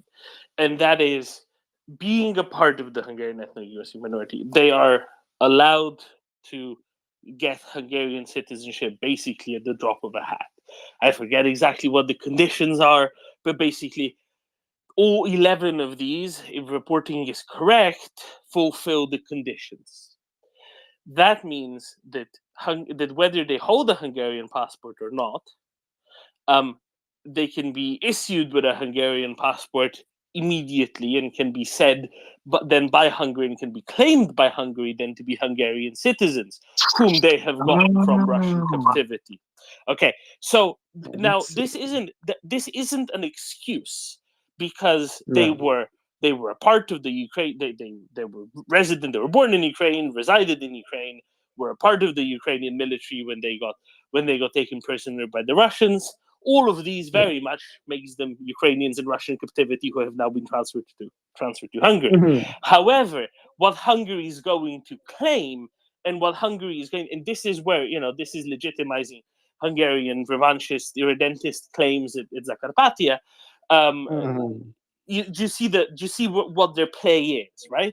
So this is where they need to be additionally cracked down on, and this is where there's going to be additional work needed by not just the legal folk, but also critically the dispelling of Hungarian revanchist mythology folk to actually address this fully.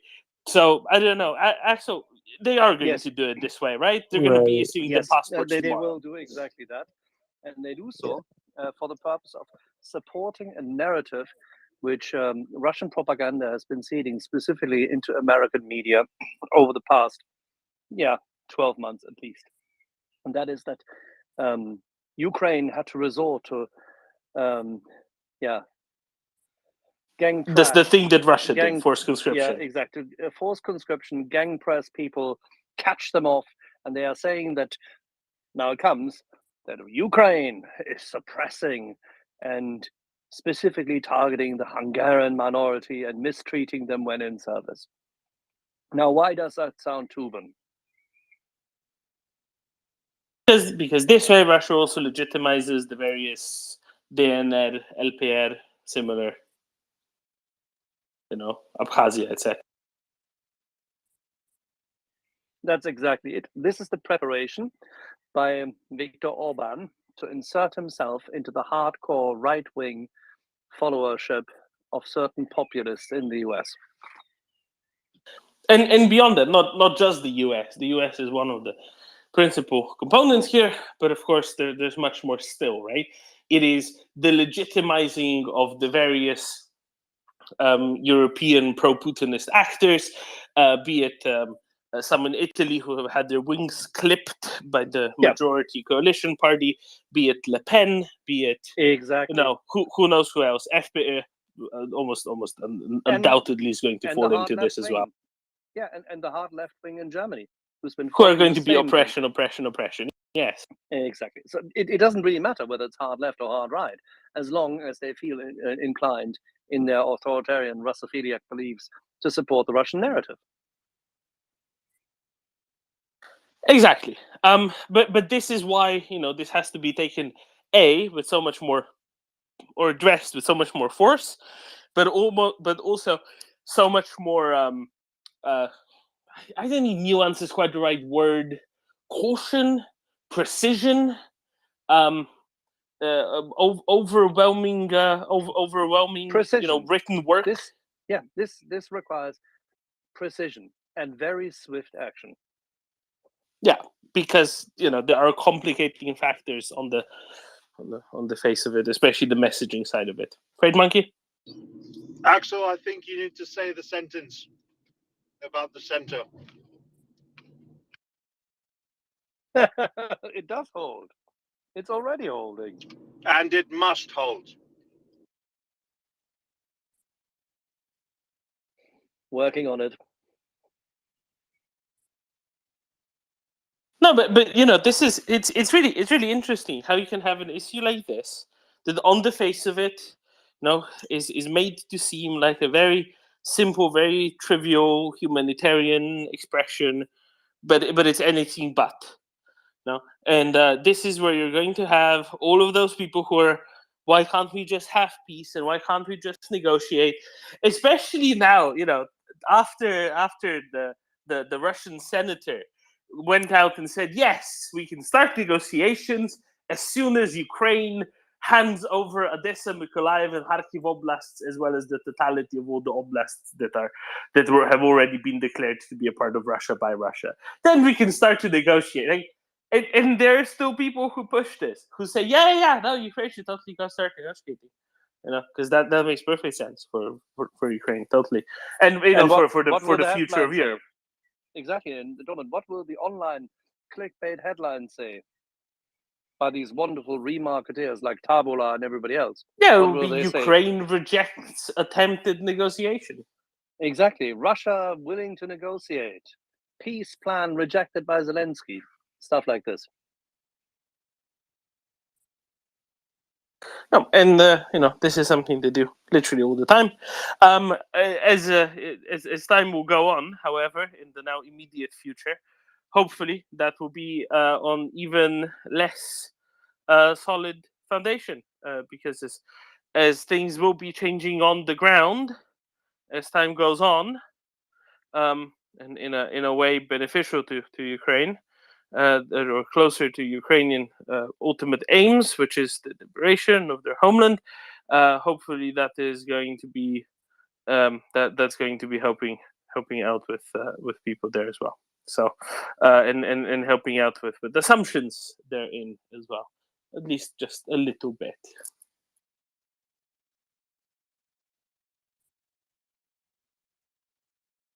The funny thing, of course, is literally whatever happens, just about literally whatever happens, it's going to be represented and presented as some sort of a failure of the Ukrainian counteroffensive. Literally, however far they get, unless they retake all of the occupied territories in Ukraine, it will be presented as a failure. And even if then, it will be presented as a gesture of Russian goodwill. So don't pay too much attention to such people.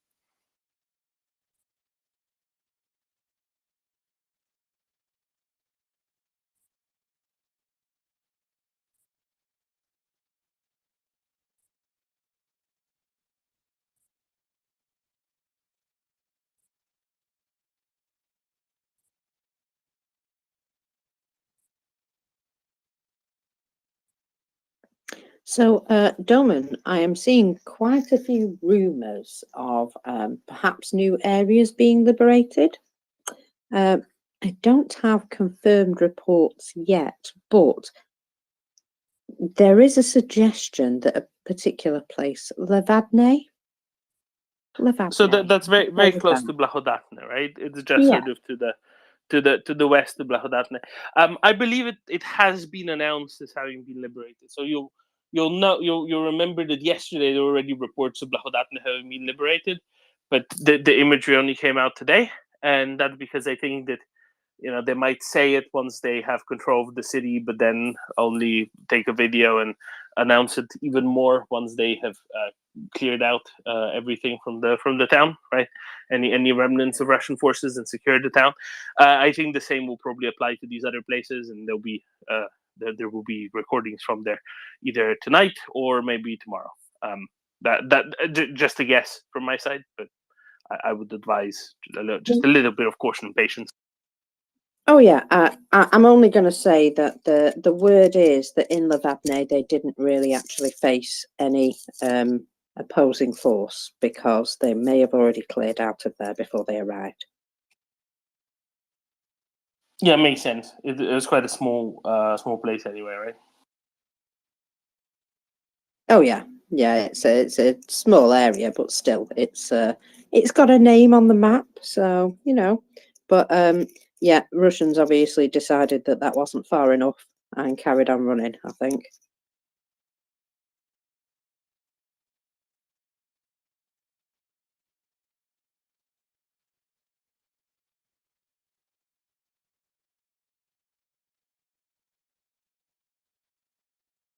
Or at least that's the impression I get, that in some areas there has been a little bit of that, what's it called? Contagious gesture of goodwill. Those ones. Once you see one person legging it, giving it the legs, as us Brits say, then it can tend to be a little bit contagious. I've never ever heard anybody say that before you today.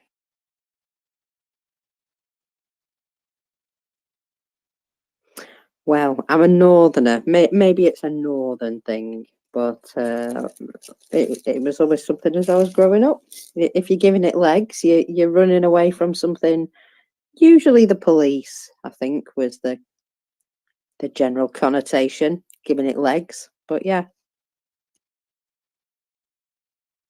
You mean what Southerners do?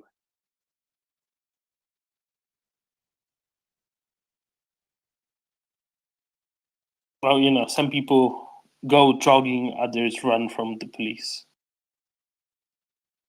In about a minute, we'll have the whole South Carolina and Florida faction coming on here. Don't worry.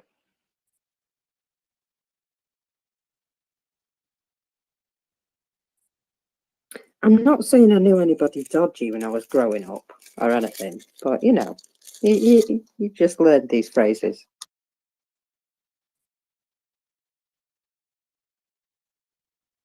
Tracy. Leg it, mockers! Sorry, I just had to come up and say that. But actually, I have a question for you also, Dorman, if that's okay. I've just seen something about the UN and I can't find any other confirmation for it, so I'm not sure that it's actually correct. A statement saying that they're not planning to do anything for a few weeks so that they can see the scale of the damage and the destruction from the dam first.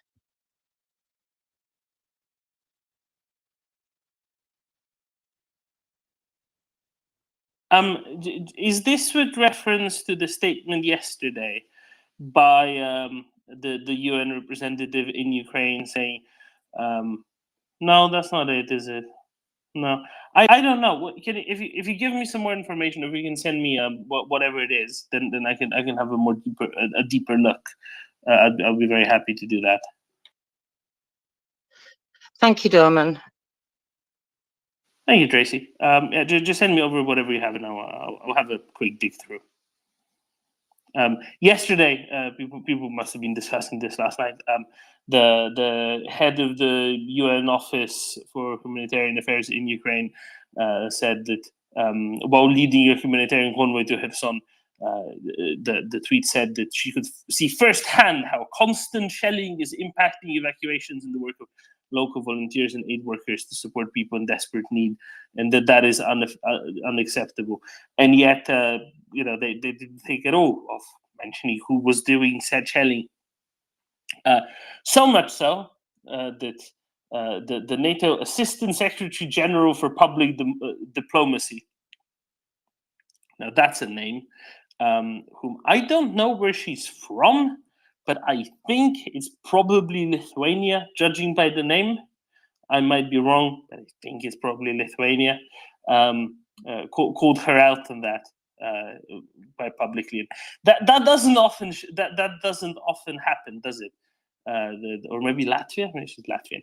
That that a NATO official goes out and publicly calls out a UN official, and well done, said NATO official in doing that. Scribe.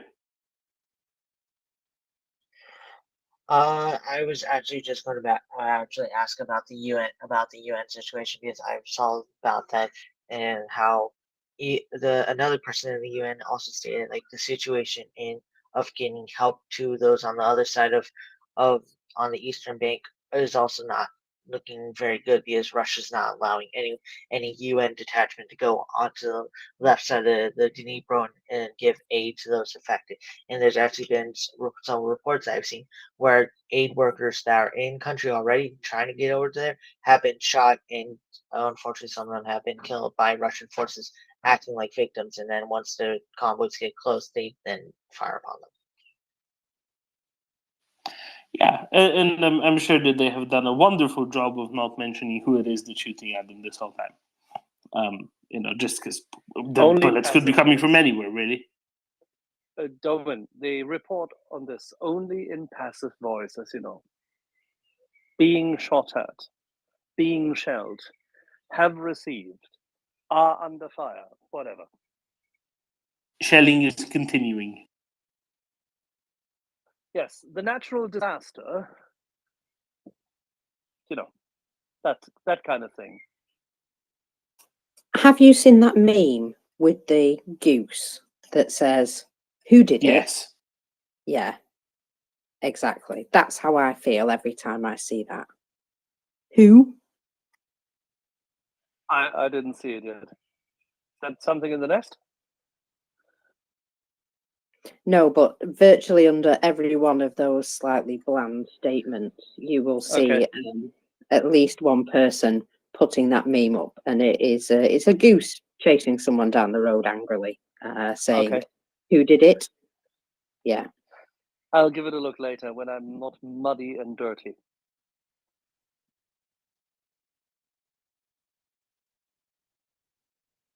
Okay.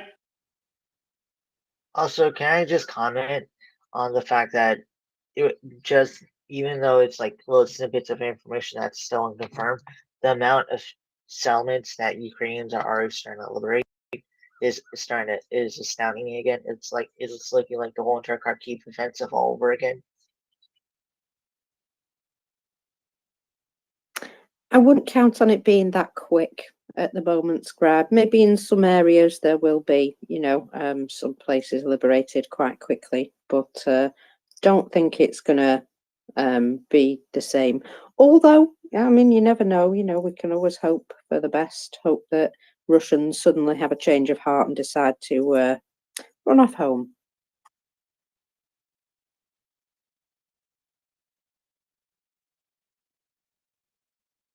Well, what we did hear about is that Russia has been moving a number of their better equipped as combat troops from areas near the Dnipro in occupied Kherson, in occupied Kherson Oblast, to closer to the front line in Zaporizhia. Both VDV, naval infantry, as well as the 49th Army, which Laughing Tommy told me what that meant, but I forgot. So sorry about that.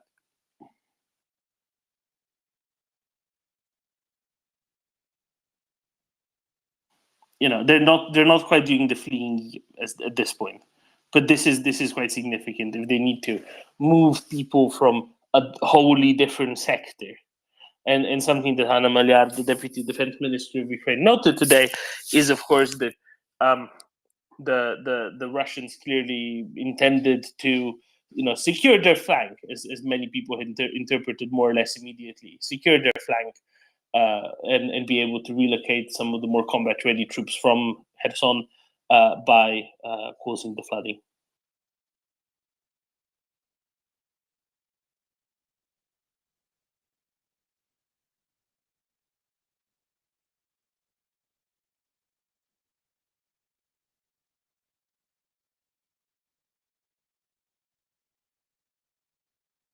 I'm just getting a tiny bit more information about the explosions on the railway and railroad bridges. So the railroad bridge in Yakimivka, as we know, was blown up. And it says here this was being used as a logistical artery for supplying equipment and fuel from Crimea to the Zaporizhia region. In Kirovsky, so this is the one that's further down, sort of, where it comes over the Kerch Bridge, that rail line, and goes up to Jankoy. So the railway track has been damaged there. The explosion at that location happened directly in front of a railroad warehouse. So I'm just wondering if any of that stuff at the warehouse might have been flammable. You never know. I mean, even if it wasn't, then it probably still caught on fire. So such are Russian operations usually. Yeah, I've seen one guy try and put out a fire with a large, paddling pool, and he still wasn't having any joy. Yeah, he set his feet on fire about 5 times, I think. So, yeah, these things baffle me. Laughing Tommy. I heard I was needed.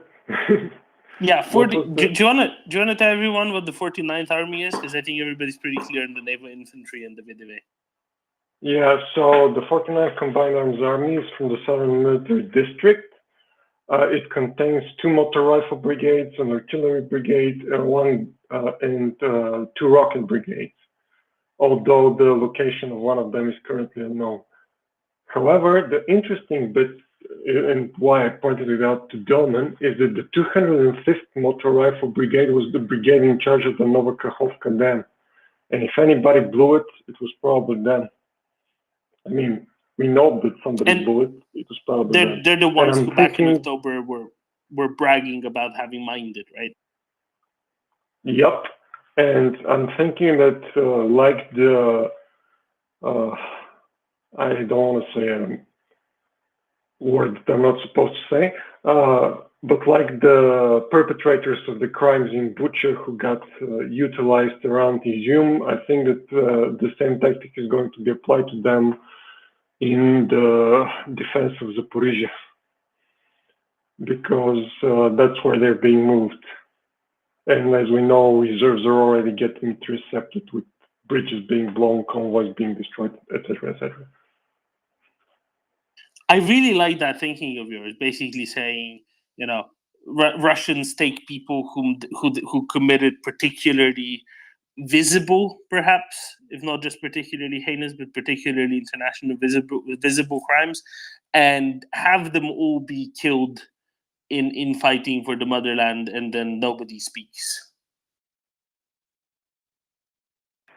Yeah, pretty much. And I was also thinking about something else. It had to do with. I'm sorry, I'm a bit. I can't find the place on the map. I was thinking about something else related to another unit.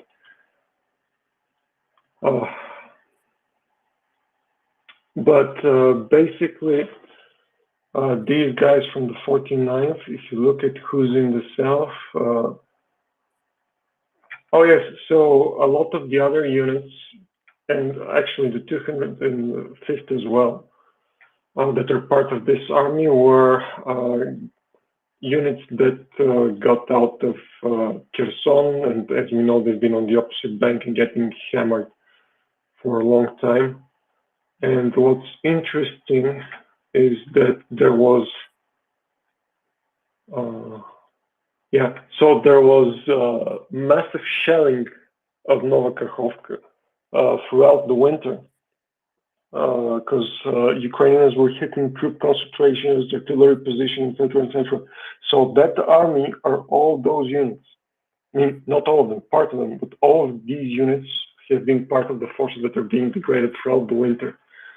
So if you wanted to support your front line, really support it, you would send in fresh reserves that are ready to fight, but instead they're sending a heavily degraded unit, which means that either they don't intend for that unit to survive, they intend to, as they say, utilize it, that's one, or they are just that desperate and they have nothing else left, and they should have more stuff left because there should be a couple of thousand PMCs and so on that should enter the fight first. So to me, it doesn't make sense unless you want to bury them.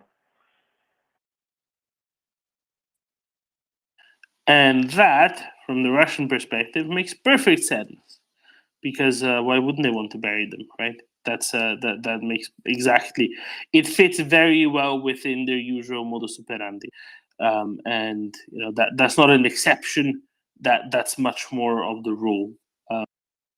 That they don't keep their own around. That's really interesting.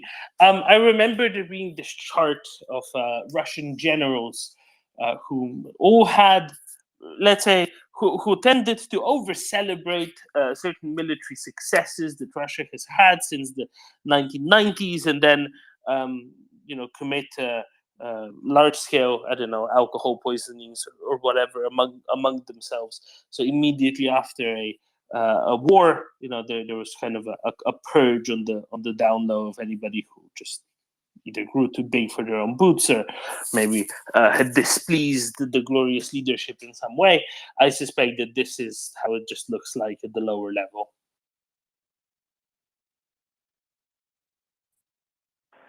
Could be. I'm not. I'm trying to think, and that's what's been befuddling me all morning. Is so they blow the dam. That gives them an opportunity to protect the rotation of troops, because the troops on the bank were basically half of Dnipro Island away from getting besieged themselves by the Ukrainian infantry. And now they have this screen in the form of the flooding and so on. And I'm just trying to figure out what other unit they can bring up to fill out that gap. And I was thinking about the Henichens explosions yesterday, but a unit that's supplied to the sector of West Kherson will be going for Armyansk, because the big supply point and concentration is one is in Chaplinka, which is north of Crimea, and then the one in Crimea is Jankor, where they had those huge elephant walks with the vehicles and so on when they were trying to demonstrate how much stuff they had Funny they don't do those anymore.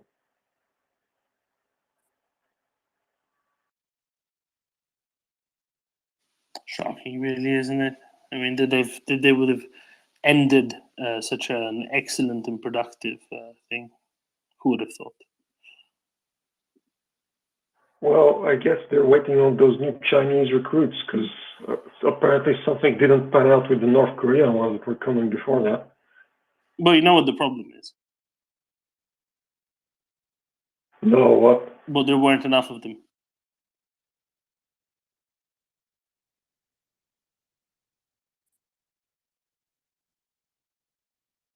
You know, one simple, small North Korea cannot possibly supply enough people to make a difference for a grand, great, glorious nation such as Russia, anyway.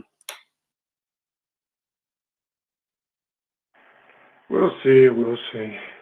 It's very, very interesting, especially if you see how many.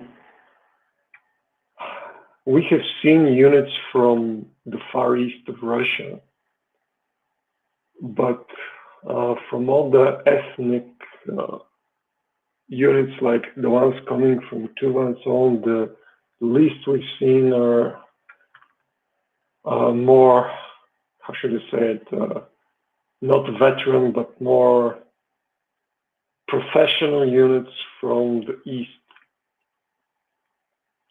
Like if you look, there's still some, supposedly they're still there because you can't really know, but there's still some special operations and so on units that are still stationed where they're supposed to be in Eastern Russia. At this point, I'm just trying to think at what point those Chinese recruits are just not going to be recruits, but an occupying force when they go into Russia, according to those crazy scenarios that they keep pushing in the propaganda. No, so that's really the funny thing, right? That the only way in which they will ever exist is the form that you just mentioned. Anything else, well, it just won't happen anyway because they won't actually exist. They will be just a figment of Russian propaganda. So you know, it is how it is. But it's what can you say? It is how it is. But they're only using them, and that's primarily aimed at Russian domestic sphere anyway, Russian domestic propaganda anyway. Just like the anti-pacifism priest of the Russian Orthodox Church, who got profiled a little bit today.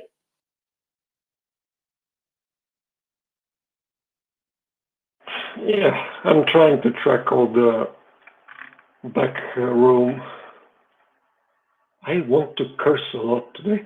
Anyway, I'm trying to track all the backroom stuff that Russia has been doing, and currently I'm kind of focused on Kyrgyzstan, and they're pushing their NGO law there. They're opening a new Russian school and so on and so on. I'm guessing since Tajikistan moved towards China, they're including the Badakhshan military base in the agreement, they're trying to move against them in Kyrgyzstan. It's always fun. Anyway, if you need anything else, just say.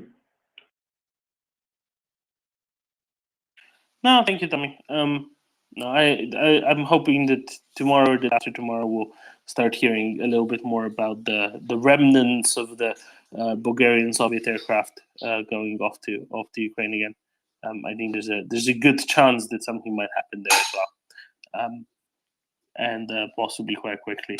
I think if anybody realizes that they don't have time to waste, it's the new Bulgarian defense minister. Yeah, it's that's one factor, but another is there's an insane public pressure. They're basically shaking the state apparatus a bit with all these. We basically have a corrupt government war, corrupt deep state war with a foreign deep state war with a, I don't know, populist movement war in the political space, all taking place at the same time, and it's been very, very insane for the last couple of weeks. I don't even discuss the stuff because it's so murky and so multifaceted that I would be speaking here for an hour and a half just about Bulgaria, which I'm not so sure that people would want to hear all about. Now we'll need to plan it up, and then you can have a nice dialogue as everybody else drifts off to sleep. It'll be great, and I'll be soaking in every word of it. Yeah, excellent. Right, Mockers, is there anything else that you think we should share with all of our good people here in the space before we get kicked off in favor of a couple of other co-hosts?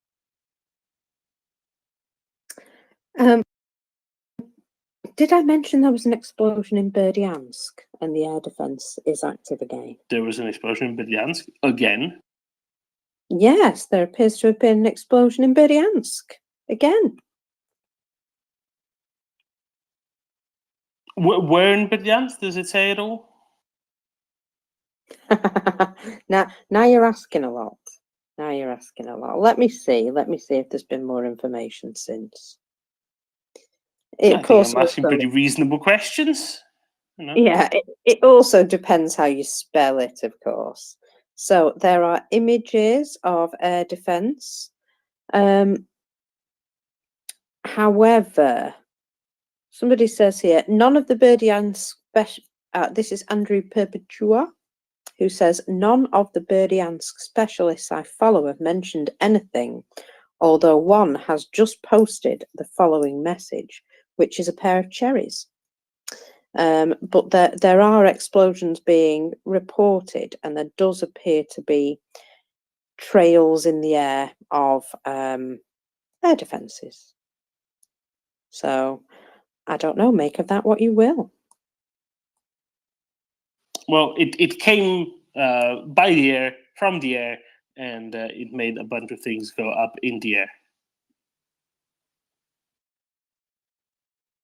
Yeah, basically. Yeah, so something seems to have set them off, put it that way. And I can only think that the cherries are related to Melitopol. But you know, that may or may not be related. But yeah, no, there are a lot of people confirming that the area appears to be loud. So we'll no doubt hear more about that later. Yeah, this is a public service announcement, ladies and gentlemen. As you start seeing lots of emoticons or emojis or whatever they're called, of cherries around, possibly some cherry blossom as well, but mostly cherries, expect to see plenty of those around. That is in reference to Melitopol. Melitopol, the area around the city of Melitopol, is famous Ukraine-wide, but also region-wide, beyond Ukraine, for very special, very good cherries. And you know, just like watermelon emojis were all the rage back when Kherson, the city of Kherson, was being liberated, cherries are going to be incoming shortly, hopefully.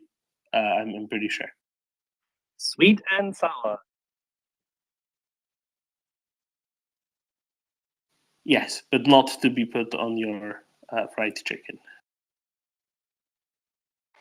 Nobody in their right mind should put cherries or anything like it on either fried chicken or, God forbid, pizza. Yeah, you might have to have that one out with Shaggy Fella. I know he likes fruit on his pizza. He's a weirdo. Yeah, exactly, and it's not pizza anymore when he does Sacrilege. it. Exactly, blasphemy. Mockers, did you pick up on it? I'm only seeing this in one place, but looks like the rail line coming into Crimea over Kerch may have been cut.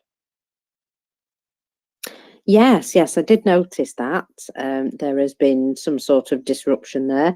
The local authorities did say it would be a 3 to 4 hour delay. Now, I know they are quite good at Zaporizhia region. Just to the south. Well, just the fact that there's a bridge there might make it more difficult to repair so easily. So that's always lovely to see and hear. And I believe you are coming to replace me, fella. So I'm going to jump out of your way. Alrighty.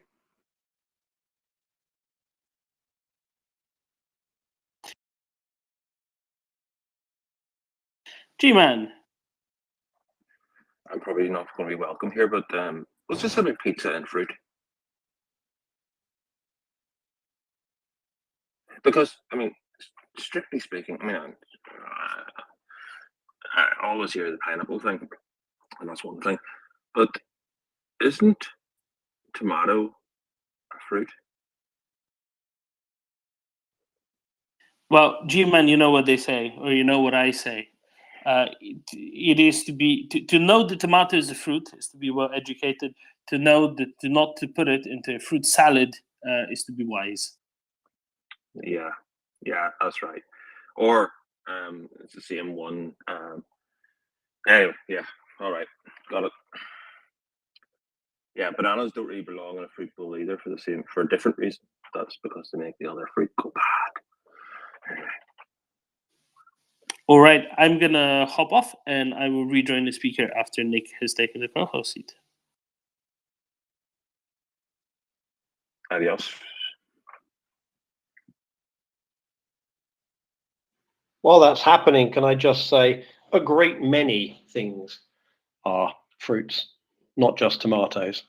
And a great many things that we think of under the heading of vegetables are fruits. And in many languages, the root of the word that we use to mean fruit, meaning sweet food, and the root of and particularly the root of the word that we use to mean vegetables, meaning not sweet foods, are confounded with something else. So in French, we say légume, whereas in English, a legume is a very specific kind of food, like a pea or a bean, and they are also arguably the fruits of their respective plants. The vast majority of nuts are considered fruits, and indeed in both French and Spanish, they are referred to as dry fruits, not dried fruits, but dry fruits, inherently dry fruits, walnuts, hazelnuts, etc. So the whole thing about Nick, fruit is what in your own language, in Brownish, what is get up to the co-host invite? I have to wait till I look at my screen very closely.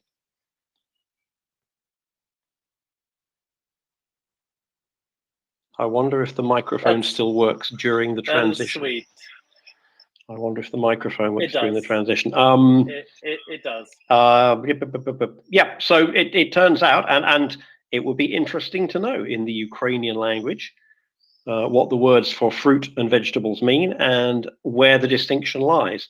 So yes, biologically, an enormous amount of what we eat is a fruit. I mean, anything that was formerly a flower is a fruit. So a chili pepper is a fruit, for example. I don't recommend having a bowl of them for dessert, but they can be quite good on pizza if you like that sort of thing. So the whole fruit thing, you can either just accept, I think, what the common distinction between fruit and vegetables, and for me, a tomato on that basis is not a fruit, or you can go the whole biological hog, and then so if anyone ever comes up to you and says, "Yeah, but actually a tomato is a fruit," you want to go, "Yeah, so's an aubergine, eggplant, that's a fruit too." So wave an aubergine at them in the form of an emoji. Let them know what you think. Good afternoon. This is quite a fruity transition, if I may say so. Indeed. Good afternoon, evening fella. Are you bonking today? I have been bonking a little bit this morning. I did something to my left shoulder Thursday night that I am still having to pop ibuprofen for. So my bonking's been a little slower today. Okay, so you kind of bit of auto bonking. You self bonked, and now you have to recover. I still find the fella term bonking quite funny. I'm kind of aware where it comes from, of that original meme a few some time back, of the one Shiba Inu hitting the other over the head with a bat and saying, "Bonk, go to horny jail." I think when anyone posted something a bit thirsty, but when I was a lad, bonking was just a euphemism for sex in the UK. So I always get a little bit of a giggle out of that, and then I move on to the actual physical stick version of the bonking. Freight monkey, and then Yeah, I know that. Sorry. Yeah, no, I know the in British English it has a different definition that it has in North American English. I think, but I think it arose in that British. meme is actually that meme with the one Doge bonking another Doge with a bat. Yeah. That the first time I saw it was in Crypto Land about 2 or 3 years ago. So, and it didn't have the horny jail. That's more of a recent. Oh, really? Okay. Recent adaptation of the meme. Obviously, I move in different circles. I believe the British version was a reference to the sort of sound of a headboard hitting the wall. We should probably move swiftly on from here. It's still family listening time. Well, it's always family listening time. Exactly. There's some hands. It's always in the same way that it's always 5 o'clock somewhere. It's also always family listening time somewhere in the world, I suppose. So Freight Monkey and then Doman. It's 7 o'clock in the UAE, 7 p.m. that is. So I'm soon gonna open a nice bottle of wine and cook my dinner. On fruits and vegetables, legumes are not fruits, my dear Nick. They are seeds, edible seeds, which would be contained inside of a fruit, but they are. A mange tout is a fruit, would you say? Mange tout, I think, is a seed. It's No, a mange tout is a fruit. It contains the seeds, but they're and tiny. the peas are the seeds. Yes. Yes. And if you think of the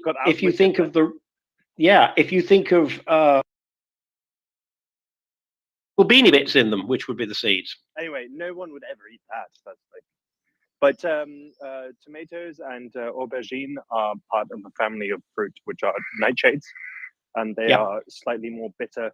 I mean, actually, tomatoes, the way that we eat them are much sweeter. But I think maybe if you went back 250 years ago and you would have found a wild tomato, you would have been a little bit disappointed. It would have been probably more bitter, because we've genetically modified them, and that's why you don't eat aubergine. Exactly. You don't eat aubergine. You don't just. It turns sour. You just don't cut it and start eating it. You cook it. But anyway, that's aside. I just wanted to. By the way, Freight Yes. Monkey, this was only about pizza. The whole thing is only about This pizza. is what I'm making getting it to. about fruit. This is about This pizza. is where I'm getting to. This is where I'm getting to. Tomatoes obviously belong on pizza. That is 100% sure. I think more. One of my more lesser popular opinions is that pineapple does also belong on pizza if you like it, and screw you if you don't. Bye bye. But what I really wanted to say, cherries probably don't belong on pizza. But guys, there is a wonderful Ukrainian dish which is a sweet vareniki. So varenikis are generally savory, but the Ukrainians have a wonderful dessert dish, which is varenikis filled with cherry. It's nearly like a jam of the cherries, and it's very good. So in the same way as when Kherson got liberated, I ate a lot of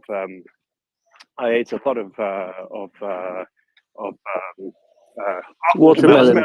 I had watermelon in everything. I even had watermelon in Greek salad. Very strange, but it actually works. I think when we will have eventually the liberation of Melitopol, I will go to the local Ukrainian restaurant here in Dubai. If you're ever in Dubai, I recommend going to it. It's called Yoy. It's very good, and we will all eat cherry vareniki. But in the meantime, if you really need to put it on pizza, I recommend that you send a picture to Axel so that he can be a little bit sick in the back of his throat. I would not try. I don't think it's a great great. Very good. Can you say the name of that? Did you say Verena cake? I know Verena, the woman's name. Is it? No, I will send you a link, Nick. It's Vareniki. Vareniki. It's like pierogi-ish. Yes. Okay. It's a sort of. I think they call it a dumpling, right? I mean, it looks a bit like a ravioli, to be honest, but it's not a ravioli. And normally you have them with a bit of onion and something. I don't exactly know what the stuffing is inside. Potatoes, correct. That's it. Potatoes, and you've got like the dark variety and the light variety. Anyway, there's all kinds of different regional ones. But the dessert version is actually personally my favorite, and that is with cherry. So I'm guessing it comes from that area of Ukraine as well. I'll pop down back down to listen now. So in Alsace and bits of Germany, one gets a thing called a Flammkuchen, and a Flammkuchen is essentially a very, very, very thin pizza. And although it's very, very thin, it's usually rectangular. It's usually served, rather than each person having their own individual one, it's served the way some Americans eat pizza, which is you order one and cut it into 4 or 6. But because they're very thin, you then order another one and another one and another one and another one. And the dough is different. Well, the dough makes very, very good pizza. My sister came over one time and we had a pizza she had pizza because she doesn't eat meat, and it had bacon on it. And she had a pizza made from Flammkuchen dough and pronounced it the best pizza she'd ever had. And she's had a few. But in Alsace, at least, you can get a dessert Flammkuchen, which is made with apples and flambéed with Calvados, brought to your table on fire. The only problem is that if you've been eating Flammkuchen for the previous part of the meal, you won't be able to finish one. So it's recommended if all you've had is a salad. But in essence, it would be, if you like, a kind of ultra thin pizza with apples on. No tomatoes, obviously, a little bit of cream. G-Man, let's finish the topic with G-Man. He did raise the tomato thing, and then I think we should move on. Just a very, very quick point of order, but bacon, is it not meat? It's not a fruit. In your dictionary? It's an entire food group. Yeah, bacon. Yeah, bacon is a food group. But on a Flammkuchen, you get chopped bacon, so lardon. You get onion. It has a cream/cream cheese base, and very little else. Unlike pizza, although perhaps like the purist pizza, there aren't very many varieties. It's rather frowned upon to start putting almost anything on it.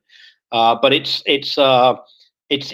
very, very Moorish, and ideally you sit around a table with about 12 friends and beer, and when they bring one to your table, you get about a 12th. So it's about the size of 2 crackers, and you eat that, and then you have some beer, and it takes a little while for the next one to arrive, and so you end up eating quite a lot more because you're eating lots and lots of sort of canapé-sized portions.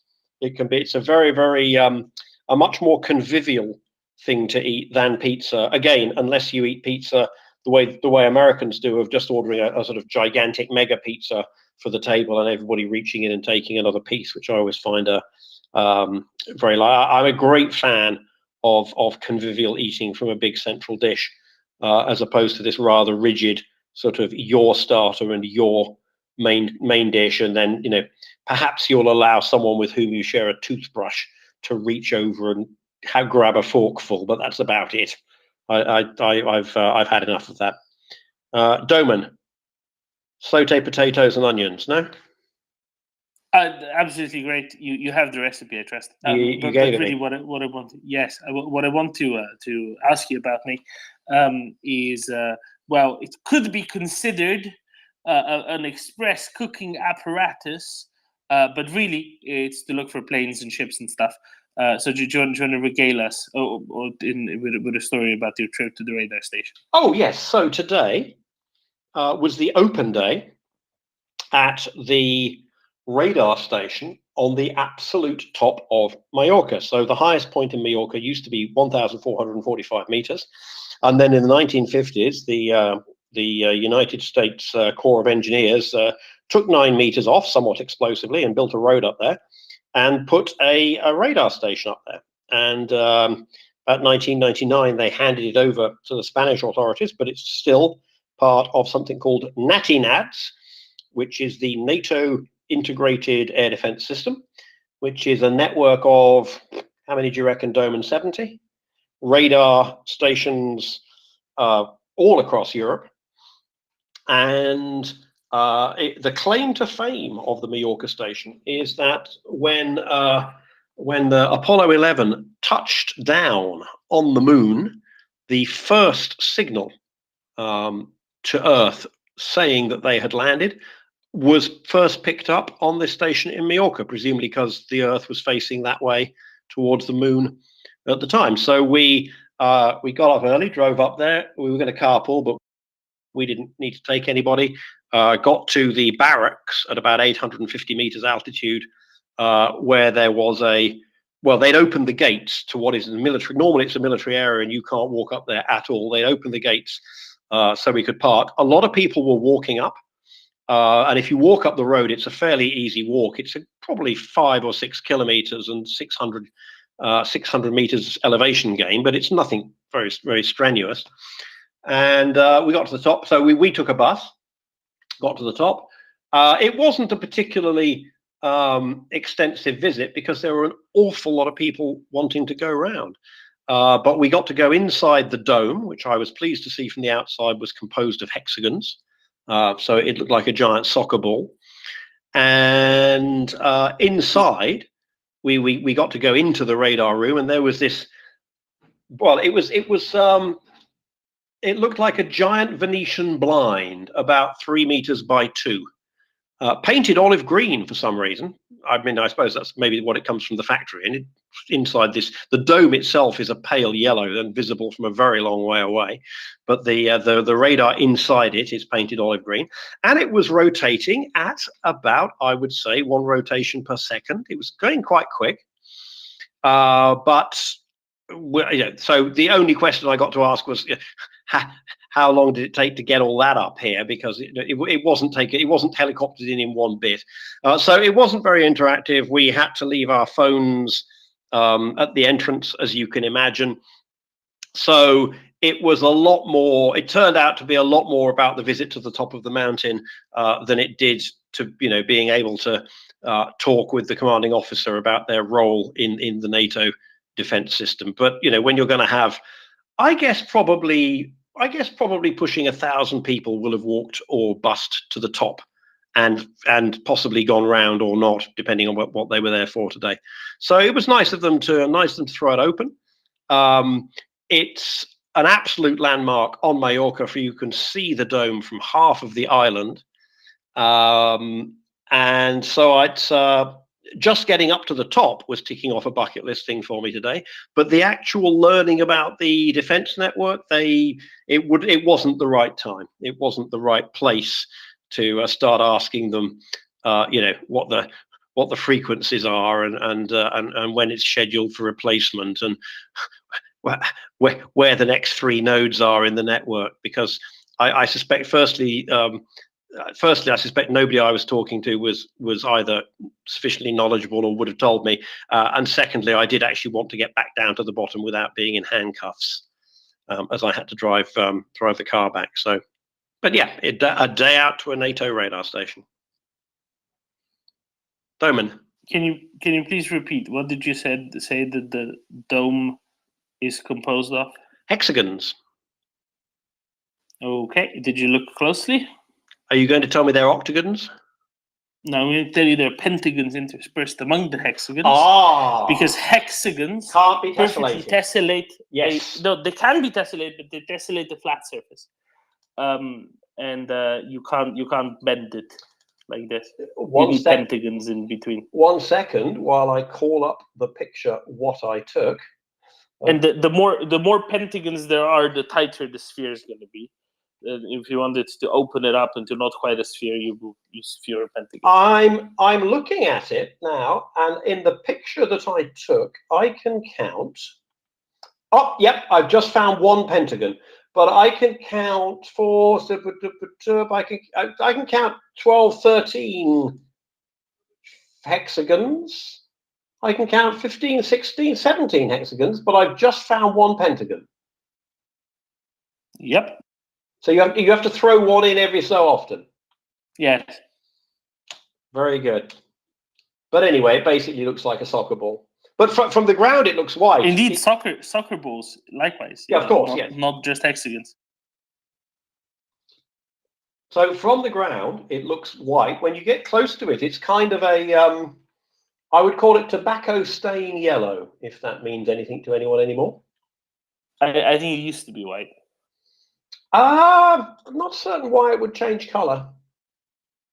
Surface material impact by high altitude sunshine, therefore releases the remaining particles in the color. Completely normal, happens with pretty much every highly elevated radar station. Okay.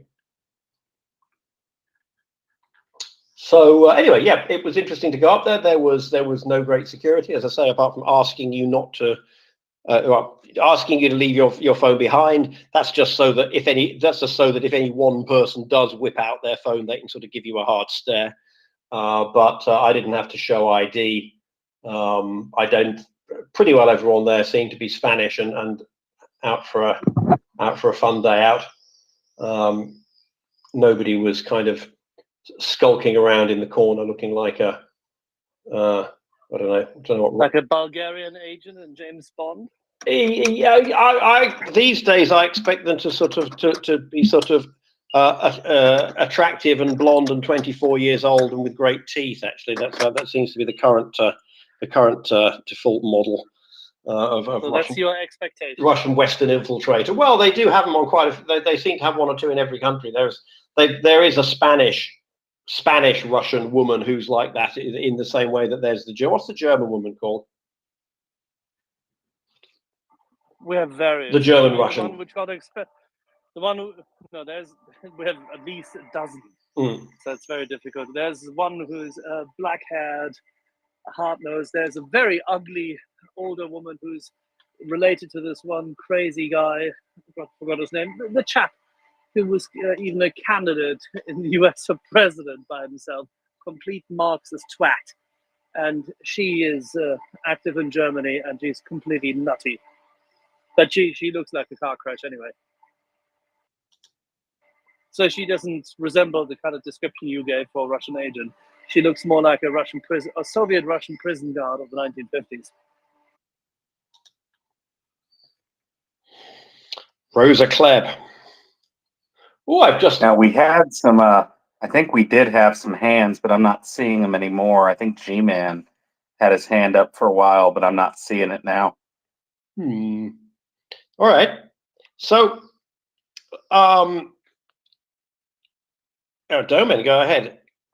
Yeah, I have the other thing to ask you about, which is obviously we've discussed it at several points during the course of the day.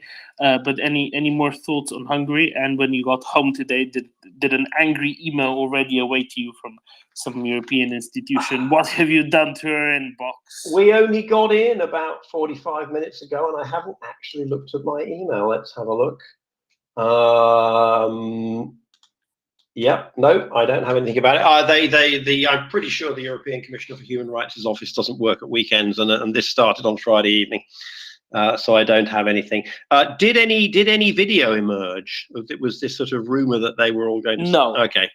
So not as yet. Yeah. And Axel quite very, very correctly highlighted exactly what would be the problem with any video emerging. What I think everybody is getting well prepared for, or at least should be, is of course Hungarians handing all of them Hungarian passports issued, some months ago, but handed to them the moment they touched down, and various claims of how they're only repatriating their own citizens anyway, so nobody has any right to say anything about it. Which obviously isn't quite the situation. I did read an interesting article about the rules of transferring prisoners of war to third countries, and it's quite normal for them to continue to be. It would be normal for them to be continue to be detained in Hungary. So if they were, if this was a genuine case of Hungary trying to help them and saying, look, at least this way they'll be in a country where they can understand what the guards are saying and maybe their family can come and visit them or something. But it is apparently quite normal to transfer prisoners of war to another country, which then continues to incarcerate them. So that is a sort of established principle with the Geneva Convention. Not when these countries. This does not work without consent. No, of course, and they have to know. I'm just saying all other things being equal, which they are not.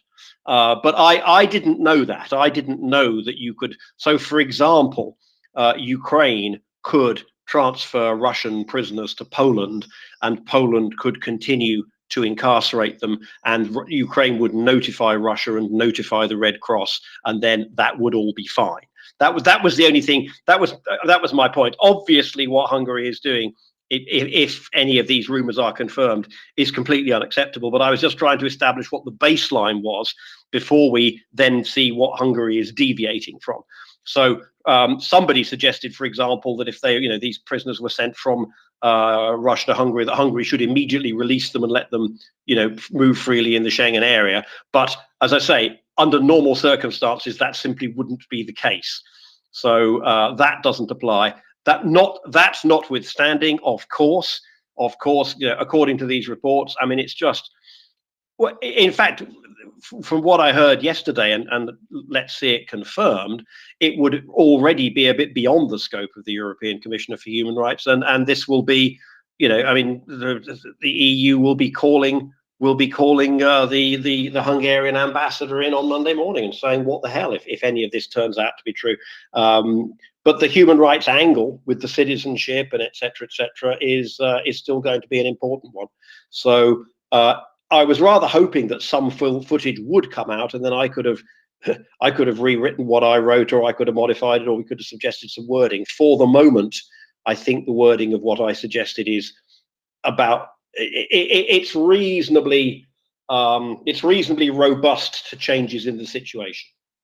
But yes, it will be interesting to see how many or if we were to find out how many people who read that tweet have sent their own message in. I say I hope they've been polite and respectful of the important work the Commissioner for Human Rights does. But it's interesting, these things happen over the course of a weekend, and international civil servants like their weekends off. They're not on standby 24/7, and the Commissioner for Human Rights really doesn't need to be on standby 24/7. So when she gets to work on Monday, I hope that maybe she's been watching her Twitter. She's been tagged in. Maybe she's been watching her Twitter and as well, ooh, okay, something's happening. Yeah, because human rights violations don't happen on weekends, of course. No, why would they have a 24/7 emergency hotline staff and global supervision unit, which, oh shit, they do have. Who does?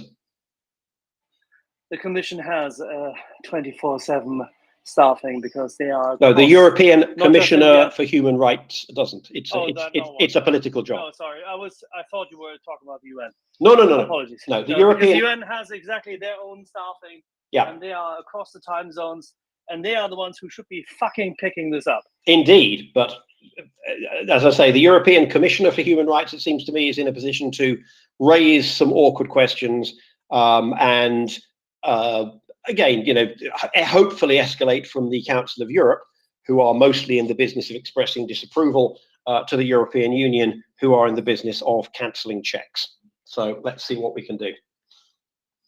Every little helps, as we have said a few times over this weekend. So,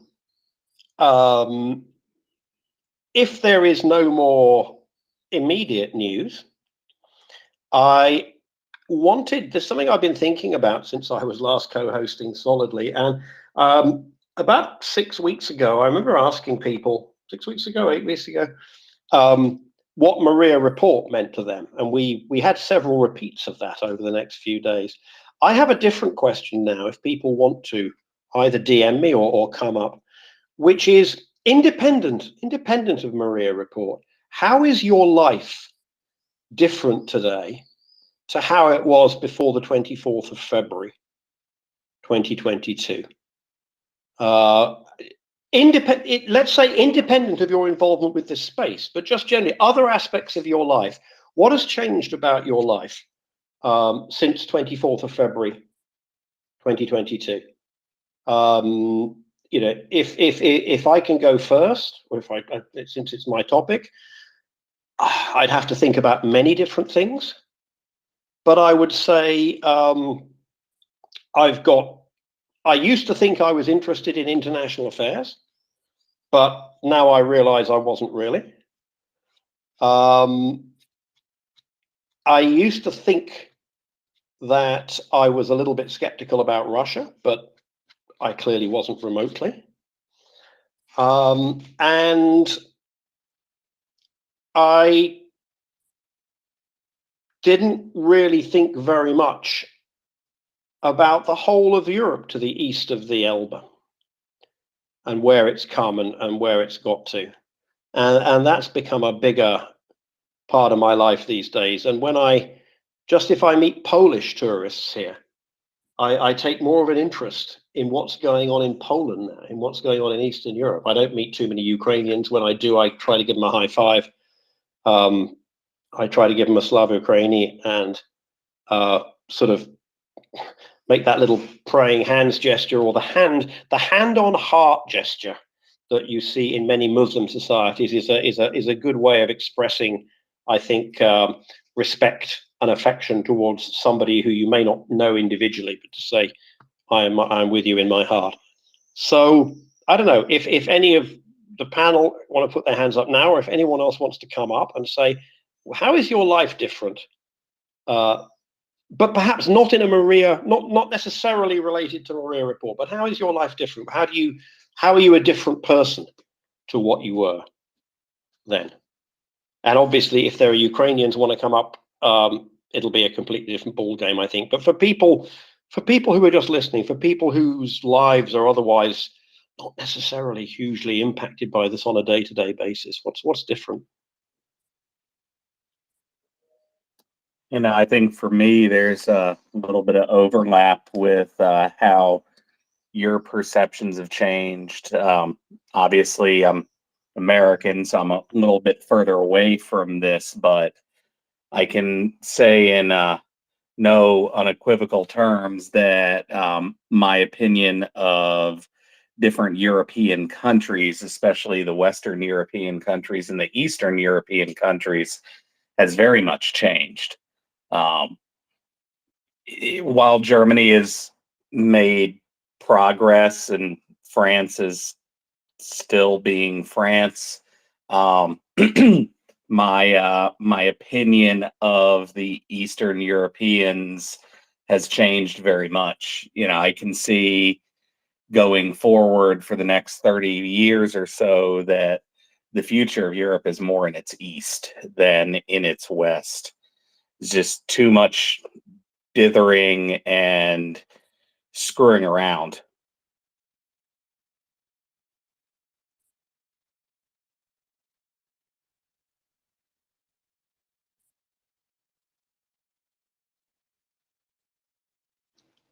Yeah, this is something that the Visegrad group were kind of trying to tell us, I think, for quite a few years prior to this. Although the Visegrad group now, well, we had this the other day, Doman, didn't we? Does the Visegrad group have anything remotely resembling a future? You know, maybe they can switch out Hungary for Ukraine or Hungary for Romania, make much more sense. Yeah, I always wondered why weren't Romania and Bulgaria in Visegrad? Were they not invited, or were they? Very, very different back then. So Visegrad started in, I think, like 93 or something. I presume it's the name of the town where they first met. Yeah. That's part of it. But you know, it was so different back at the time, and Romania and Bulgaria were in a very different setting at the time, very, very much so. completely different situation. These are geographically proximate countries, 3 of which were just about to join NATO at that point. Already when all of this, or at least were negotiations, to immediately get in, and Slovakia got in a little bit later. Romania and Bulgaria were quite a bit behind in terms of development. Of course, Romania by now has caught up to Hungary, which very few people would have guessed. Of course, the funny thing is the town of Visegrad is in Hungary, so it'd be very funny if they continue without Hungary. Yeah, but the whole thing dates back to culture. It has a completely different cultural connotation at that time, and that's also the derogative part in it. But it's realistic. At that time, Romania just escaped Ceausescu's rule. Romania was seen as an empty, hollow shell of itself, with the communists, respectively, the next generation of leaders coming in, hardcore leftist, and the Securitate still be in charge. Even after that, Romania was not considered to be a safe party to deal with in any shape or form. Bulgaria, even less so, for different reasons. As a consequence, those nations who had all suffered from Soviet oppression in one way or another heavily. I mean, Prague, Budapest, Gdansk, think about it. Of course, this all has an impact. And Hungary at that point in time was looking extremely promising, because the Hungarian diaspora was pushing back hard to bring in know-how, money, everything, people back to Budapest. Budapest was, by the way, this is why both hardcore leftist Mr. Soros, as well as conservatives of Hungarian descent from Canada and the US, came back, and from Britain and from Germany, plus a few intellectuals who, for some odd reason, had survived in Milan, in Paris, and in Monaco, writing their novels about how to live with socialism. All of this occurred, and as a consequence, people expected Hungary to be in equal leadership with the Czechs and the Poles, and then after the disruption of Czechoslovakia, the Slovaks separately. So this is where this all comes from, and as a consequence, the organization has no benefit today anymore, because these nations have completely different views and different pathways within the EU and within NATO. The most interesting combination you would find, Nick, nowadays is probably the JEF, where Britain is part of and in the lead of, and includes a number of those nations. And I think the JEF, as part of what is the commitment to the defense of Northeastern Europe, will sooner rather than later include Ukraine as well. And there you already have it. That's one of the many discussions ongoing en route to Vilnius. So you would rather see the Vilnius countries soon enough emerge than the Visegrad countries. But I think that's the target. You will see heavy-duty discussion, and Mr. Macron, your friend, is the real issue there.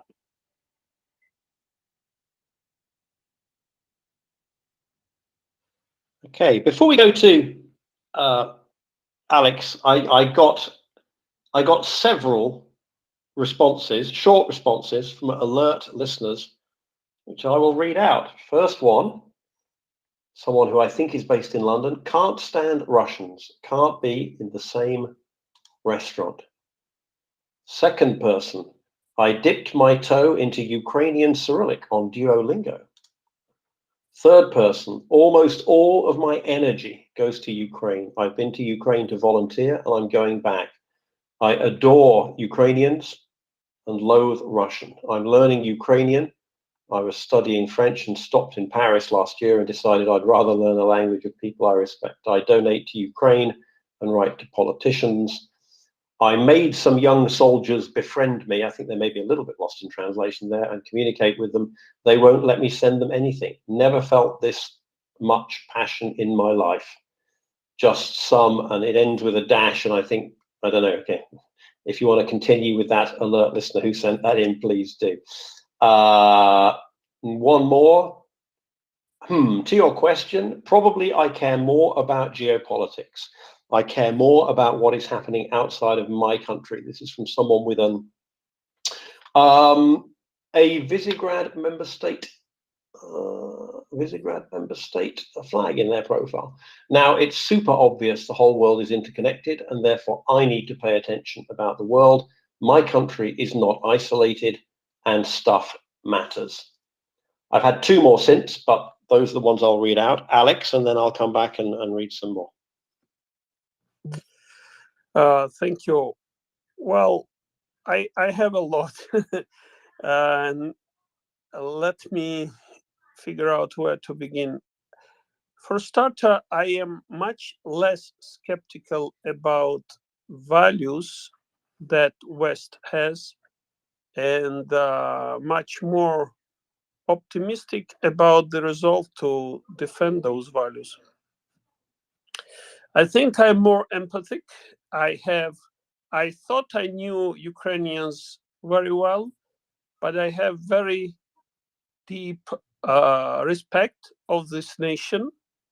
And turns out that I almost didn't know them, even though since my childhood, I interacted a lot with all kinds of nations in the former Soviet Union. What else? My life has changed. I think a lot of what I've been doing till now probably doesn't matter so much. This doesn't come very light. It's like almost, a lot of many years have passed, and only now I recognize that what I've been doing doesn't really matter, or didn't. What else? When I retire, I think I will spend a few years living in Ukraine and in Georgia.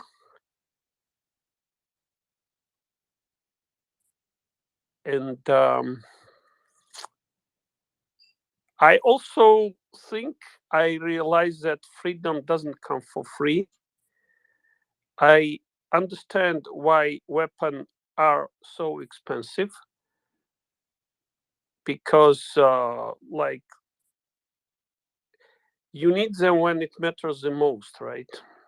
So I do understand why people need to spend on military, nations need to spend on military. And I think those are kind of major bullet points. There are also small changes, but they probably don't matter that much. I also understand the value of freedom, and that freedom has many dimensions. So, yeah, those are probably bullet points. Okay, thanks, Alex. And if you think of some more, I suspect if you spent 10 minutes and made some notes, you might come up with some stuff. I like the point about freedom. I've always been rather skeptical of right-wing politicians telling us that we want more freedom, when what they tend to mean is they want to lower taxes for no obvious good reason. And there just is a tension. There is a tension between freedom to live your life, make yourself better off, etc., and freedom for other people to do the same. And we have a number of ways of going about that in the West, but by and large, we let people get on with living their lives the way they want to, give or take paying a certain amount of tax. And I'm not a freedom absolutist like some of the libertarians, because I think it also leads to situations where we just assume that stuff like defense and roads and schools and dams will kind of happen by osmosis because someone else will do them. But on the other hand, we also can't have the government running everything. And I've I've nuanced my views on those issues quite a lot over the last 15, 16 months. So a couple more that came in. Let me see. I found a way to weave Ukraine into nearly every discussion, including business meetings. Well, I want to be in one of your business meetings, alert listener. This one here. What a great question. I am living in Europe. I don't know if that's someone who is not necessarily a European. I'm living in Europe. The war turned my attitude towards Russia 180 degrees. Russia was always a bit rogue, but badass, and generally a country that is open, or says that is open, towards the West and Western culture. Okay, now I see how wrong this picture was, and that every move Putin did since he's in power was either a lie or a step towards burning Europe down. My attitude towards weapons and weaponized conflict has changed. February 2022, I have hoped for a good outcome of the negotiations. Now I would take a weapon to defend my house. And I learned that nothing is free and can be taken for granted. Our democracy, our freedom, our security, our world order, our future. We have to stand for our values and fight for them, because evil is not a marvel from the past. Well, that particular alert listener, you might want to consider a career as a political speechwriter. That was absolutely excellent. That was impassioned. Let me see. I've got, what else have I got? I've got someone asking if I will invite them up, which I will do. I can't see them. And then I've got a few more, but let's go to Daniel. Why you are so polite, Nick? Why you are so casual, legalistic, calm, and someone white? has to be. Someone has to be. Someone has to be. So I can be the Daniel, ram. it is an English attitude. It is an English. It's called attitude. understatement. It's Yeah. a very Yeah, good I know. old, very good old trait. Oh yes, I'm not old enough. It's nice to be old, but I'm not old enough. Well, I tend to say feel- I am old enough to remember things, but I will try to be nice because usually I'm not. I hear about Hungary, but I speak too much about that subject, so I will let it die a bit today. You said something like, "How was your life?" And it's cool to hear, you know. My life was very much like yours, Westerners. I was very away from anything. I said, I will never cross with politics ever. I don't want to have to take anything about politicians because they are a piece of trash humans usually. And I didn't care about, too much anything else than European Federation, possibly. My idea, before Romanian, be an European. But the things changed a bit in March 2021. And I was a bit worried. I imagined after negotiations, Zelensky, Putin failed. It will not be cool when you see tens of thousands of soldiers put it at the border and call them exercise, because I know what does it mean, exercise. Goddamn Russians. At that moment, I tried very, very hard to not think about Russians because I hate them for a very long time, and not think about Putin and that bullshit press conference with another moron, a moron orange one in Helsinki. I didn't read the editorial of Putin in the summer. I don't waste my life like this. But in September, October, when already the talks were retreat NATO from the east, I know what is happening. I know the war will start. I was 90% sure the war will start. And instead to play games, watching movies, spend much more of my life with my dearly wife and my children, I stay here and listen and feed my hate for the Russians, which is not a nice thing to do, but is my duty. Was very nice to say Romanian politicians are awful and deserve just to be spit in the face. Now I have bigger targets, which I love to crush them. I discovered you cannot ignore Orban ever. You cannot look and say, ignore him, he's a small prick. No, you can't. We cannot say about Lukashenko, okay, he's a North Korea in Europe, ignore him. No, you cannot ignore him. And I admire very much Ukrainians from 2014, but until last year, I was never so willing to help them. I don't know. I'm a poor guy, but at this moment, I care for them like Romanians. And anytime I see Radu Hosu or Horia going there and doing a lot of good work, I remember the woman, very young woman, in that night of 24 February at the border.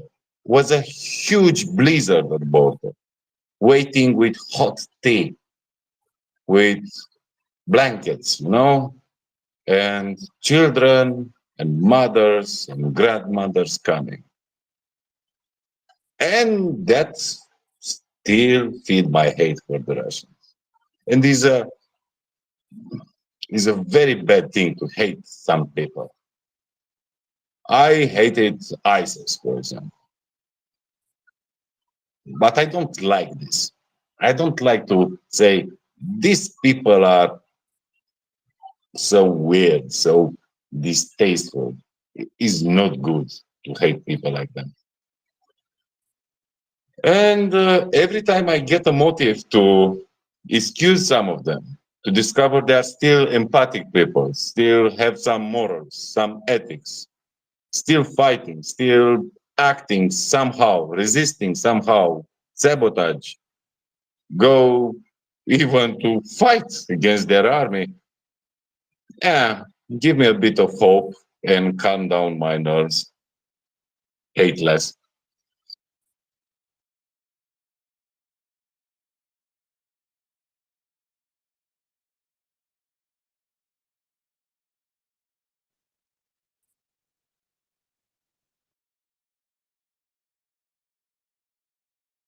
And after Freight Monkey, I'll read you another two or three, and we'll people speaking, and then stuff that people, just short stuff people can send in, and we can okay. So someone says, greatest discussion for months, and my internet has broken down for 10 minutes. Well, thank you very much for that. From a work perspective, I was doing an EMEA. I think people are many familiar with that, the business term, Europe, Middle East, and Africa. It's a common way for companies to divide up the world. I was doing an EMEA, Europe, Middle East, and Africa analyst role for a large tech company. Within EMEA, my company divided the territory into a number of sub-regions. We've got to have sub-regions: UK, France, Germany, Western and Central Europe, and then MERAT, Middle East, Russia, Africa, and Turkey. I am glad to report that the R has been dropped from MERAT, and a sign that we no longer support or do business with Russia, which is wonderful. Unfortunately, well, I'm going to make a little joke here, that MERAT is now known as Meta, which I suspect is a little bit of out of the frying pan into the fire, but yeah. Who else have we got that I read out? Okay, well, I said not MriyaReport reported, but this, honestly, I concur with you about Eastern Europe and Ukraine. What I say, yeah, I've always been interested in learning about it, but too complex and changes all the time. MriyaReport is better than any masterclass I could ever have attended. My eyes are wide open and I can't help but be consumed. And I have given up all luxuries and wants. I am giving all my extra earnings to help.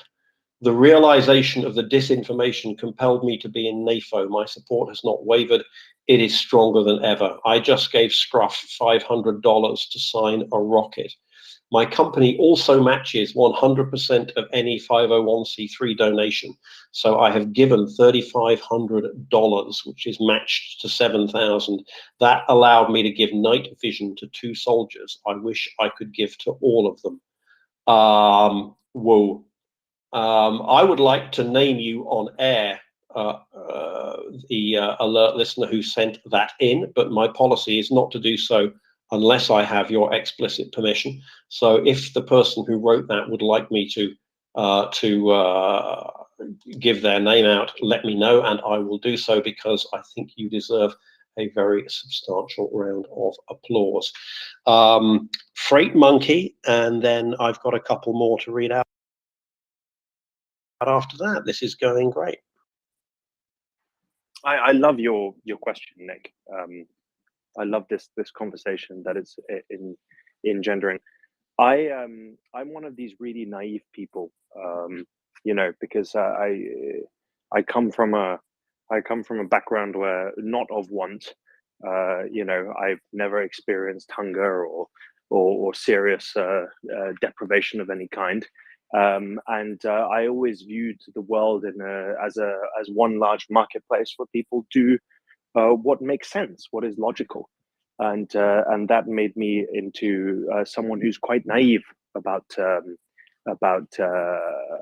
Russia and about the world in a way, which is strange because as a job, I basically I work in shipping and we trade all around the place, and you know, there's a lot of things that don't necessarily make sense, but it's sort of a belief that I had, not quite the Homo economicus, but just that, you know, everybody will try to improve their own standing, and that goes for nations as well. So the first thing that has happened is I'm a lot less naive, but still quite naive, because every now and then I'm like, oh, this can't happen, and then it does. So that has been an interesting change. And at the same time, I was also a little bit, I'm lacking the word in English, but not quite believing in institutions. For instance, I've always been very skeptical about the European Union. And one thing that has changed a lot in my since the war is, and I'm not British, in case people think this about Brexit. That's not the thing. But I have a bit more belief. I have a bit of a stronger understanding, and I believe a little bit more in the mission. And I see that actually these things can be quite efficient. These supranational organizations, or whatever we want to call them. So that's also changed. I also have a new belief in systems like NATO, which I always viewed as being, you know, very outdated and really looking for a job to do. I didn't really, I've never thought that we should disband NATO or anything like that, but I always viewed it as, well, what are they actually doing? So I'm a little bit more optimistic about the world because I've seen what can be done, and I'm a little less naive. And I'm married to a Ukrainian lady. So already before the war, a lot of my understanding of the region had changed a little bit. When I was a young student and a little bit radical, as every person should be, I always was willing to give Russia the benefit of the doubt on a lot of things.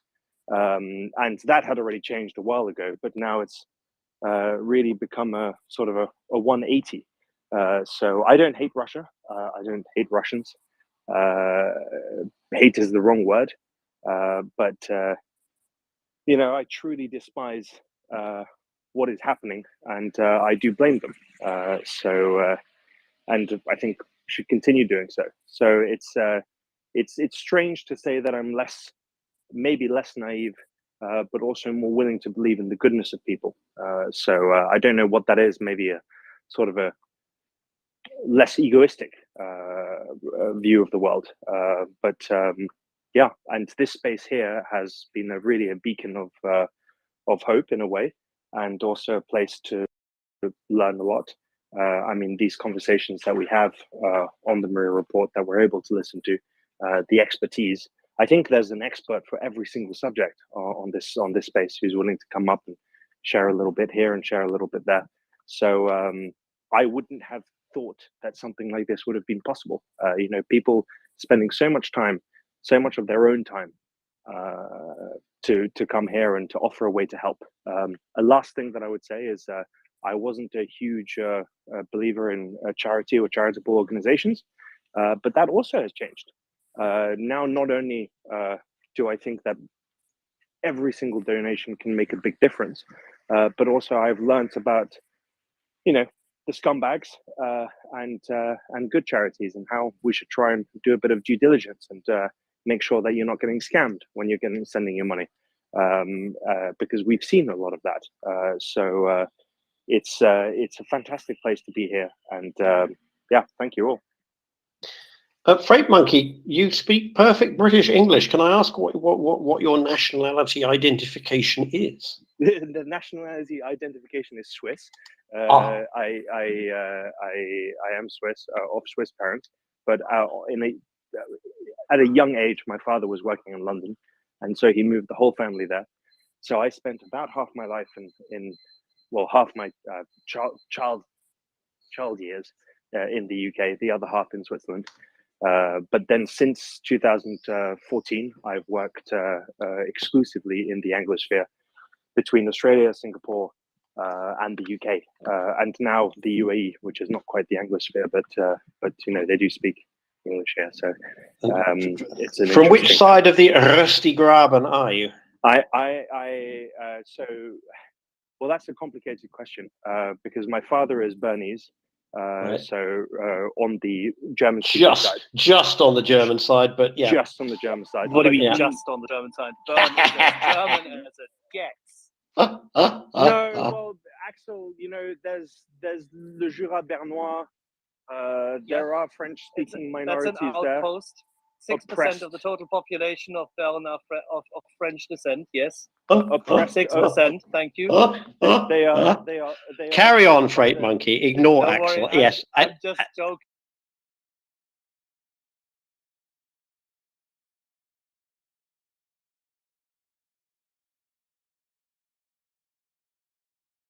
I'm just joking. I have family in Bern too. It's fine. They are.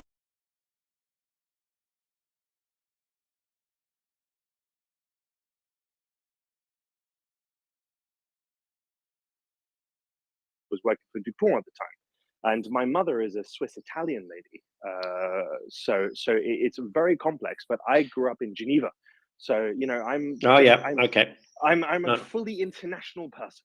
My son lives on the border with his Greek girlfriend, and they are very keen to move, in her case, back into Switzerland. But he has to stay in France until he gets his nationality through, and then they'll be over into Geneva very quickly. Swiss Italians are by far the best Italians, I think. Not only by far the best Italians, but Ticino, which unfortunately I understand a fair bit of Italian, but my Italian is rusty. Ticino is the most wonderful place to live in. If you go to places like Locarno or Lugano, you have over there, I like to say that you have 90% of the Swiss efficiency, but it's probably 95%, and 85% of it's Italy's charm. So yes, I mean, I've the best of both worlds. Advantages of all of the advantages of Switzerland and all of the great things about Italy in one place, with very few of the disadvantages of either. It's a pretty good place. It's Switzerland's best kept secret. If you live really there, you're close to Milan for international travel. It's ideally it's the place I would like to go and live when I finally get out of this fucking desert. Sorry for my French. The best pizza. The best pizza is over there with pineapples.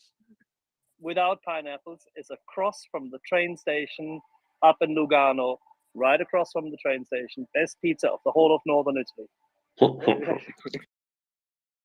So yeah, that's I really love that area in the world. It's a microclimate. It's actually warmer in most places in southern Switzerland than it will be in northern Italy, in most places in northern Italy, and you do have just better weather. So if any of you ever get the chance to visit, please do. And people speak a lot of languages there because not many Swiss people speak Italian. So they all also speak French and or German. So they're wonderful, welcoming people as well. All right. So I sitting here with fellow Hubonks in the MriyaReport co-hosting pod in an undisclosed location. I think I saw somebody just hand fellow Hubonks a note. Have you received a note that you might wish to bring to our listeners' attention, fella?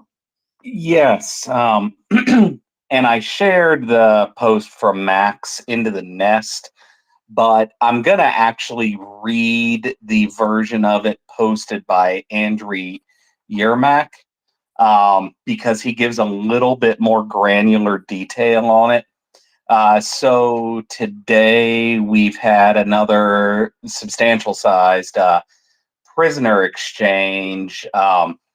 It says, we're bringing home 95 of our people. This includes soldiers of the armed forces, the National Guard, the border guards. Among them are 93 privates and sergeants, 2 officers, as well as a number of prisoners from Mariupol and Chernobyl and Snake Island, as well as Bakhmut and Azovstal. But it looks like this is potentially a fairly big deal for these guys, probably a little more so than some of the prior swaps, because a lot of these guys seem to have been in custody for a very long time and treated with the usual Russian barbarism. And it's I'll go and might actually replace the Max post with the one from Andrew Yermak here, because as I said, he does give a little bit better granular detail. The line I'm seeing here is we managed to return the special operation participants who were flying by helicopter to the besieged Mariupol to Azovstal. So I mean, when did Mariupol finally surrender? I guess over a year ago now. May. So yeah. The heroic defense of Azovstal came to an end last May. We heard those amazing stories of heroism by the helicopter pilots as well as by the guys on the ground. I don't know from this particular note how many of the 95 are Azovstal people, but I think it's immensely good news that some of the Azovstal people are still coming home. And they're still alive at least, and they're coming home. And every time I hear about a prisoner exchange, it gladdens my heart immensely, partly because it means that at least one person over on the Russian side allowing this to happen. I've got,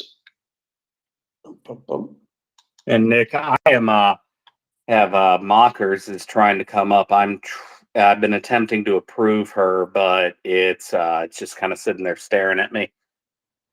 Okay, yeah, I apologize. Sorry, Mockers, I didn't see your request to be the person to broke. Well, she says, let the news be broken. We're trying to bring you up, Mockers. You know how it is. In the meantime, let me read out. So I'm going to catch up with the direct messages that I've been sent, and they're still coming in. But somebody tweeted, so I can name Andrew Hazlitt because he tweeted, who said, before the end of February 22, I was feeling dark. Liberal democracy was in eclipse across the world. Like most, well, he says most, I was sure Ukraine would fall amid Western indifference. The successful Ukrainian resistance was like a sunburst. It lifted my political depression. And we've seen other events in politics in various countries in the last 72 hours that suggest that we may be coming to an end of various eras on both the left and the right.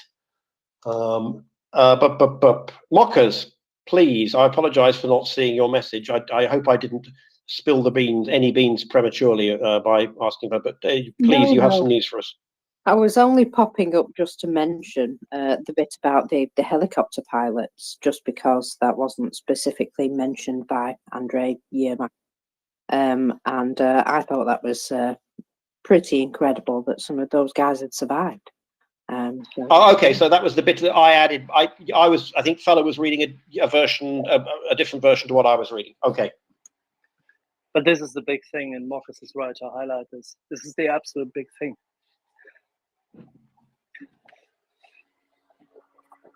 You can't imagine what this means to anyone who flies.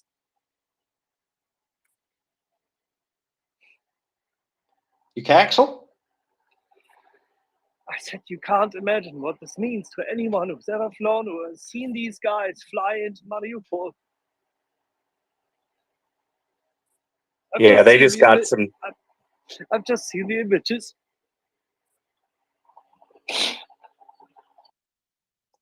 They just got some true top shelf pilots back.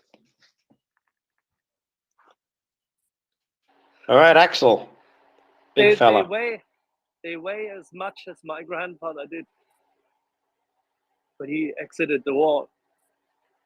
Have you seen these emaciated, tortured people? Hollow eyes, everything, but they are alive. They were flying in, knowing that they had a 90% chance of dying, to supply the defenders of Azovstal with food and ammunition, water, everything. These guys are absolute fucking heroes. Look at these men.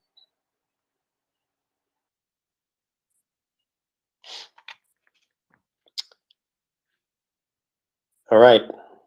We have big moments here sometimes. Favid. Good afternoon, Nick and fella who bonks. It's lovely to hear you. And Axel and G-Man and Mockers, everyone who's here. Just want to be respectful of the moment that we're sharing here and the joy that it is. Something I actually wanted to come and speak about the prior topic, but I think it's a day and moment of celebration. People are coming home to their families, broken in body, but not in spirit or in mind. I think it's important to acknowledge. I've read the chase. There's a little release with it that mentions the different brigades and outfits that are represented. So you mentioned the Azovstal guys are there, and there's gang of guys from the border guards, and there's guys from some numbered divisions that I'm not going to try and remember the number of in disrespect, but I know there's a numbered division, like a 30-something or a 50-something, but not in those decades. But that's something. So it's a conglomeration, like 92 people. That's a lot of people rescued today. And I think it's important, Nick, I'm going to pick your brain for a second, and also, fella, I think it's important to draw it in the context of the scare stories and the nightmares and the fairy tales we've been told about Orban maybe doing this, maybe doing that. I would think that was probably released into the stream to dirty the water in an attempt to blunt this piece of, which would have been imminently breaking and now has broken, good news of 92 men and women, maybe. I don't know if there's ladies among it. I know there's ladies taken among the Mariupol defenders. But 92 people released back to their families and back to their people for care. 95, David. 95. 95. It is. And that's a pure, clean, good victory. That's just good news. No matter what else can be said or what else will be said about other scare stories, I believe them when I see them. Right now, I see 95. Thanks, Mockers. I see 95 free people. Yesterday, they weren't free, and now they are. So, going to have to be cared for and loved and helped brought back to the free world in their mind, because prison can last in your own mind. Even people who haven't been POWs, who have just been in regular jail and prison, often need help to realize their freedom. So, I think they're going to get the best of care. As Axel has said, they are heroes of a nation. The aviators among them and those others who were captured. Honest to God, I didn't think any of those people survived. I'm a little bit dumbstruck. Honestly, I thought and forgive my saying honest to God, it's a slip of phrase. Honestly, I thought they were all perished in the resupply, in the Mariupol resupplies that those aviators had given the ultimate sacrifice. So it is a miracle to see them free, and it's a singularly good piece of information. That is a good thing for Ukraine, for decent people everywhere.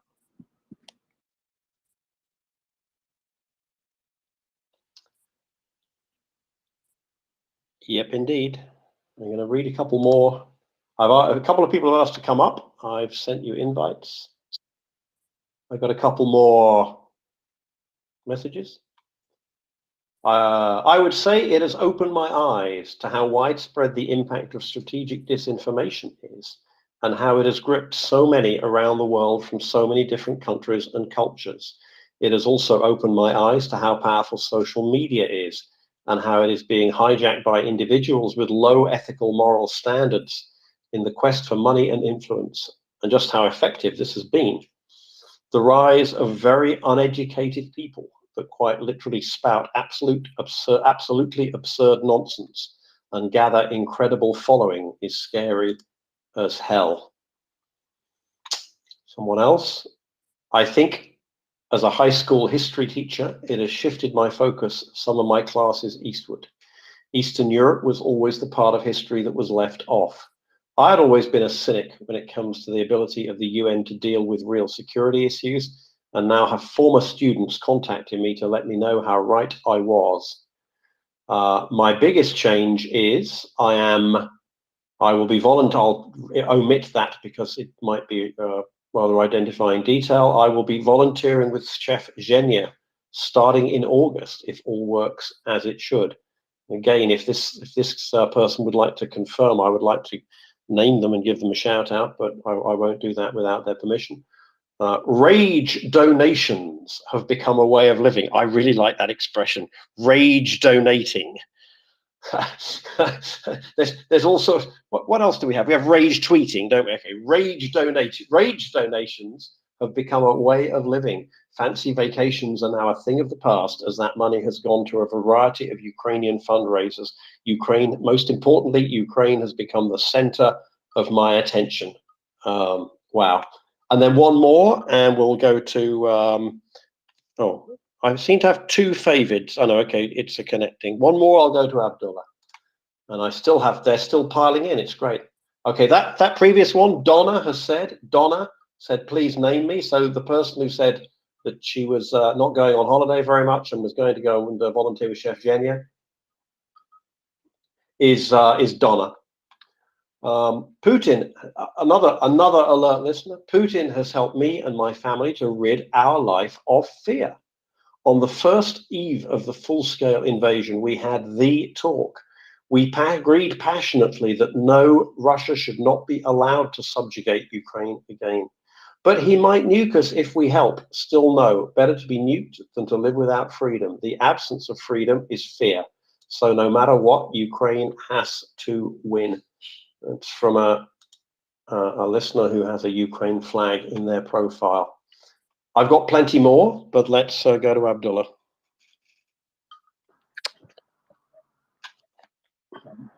Hey fella, hi Dr. Brown. Yeah, thank you so much. Yes.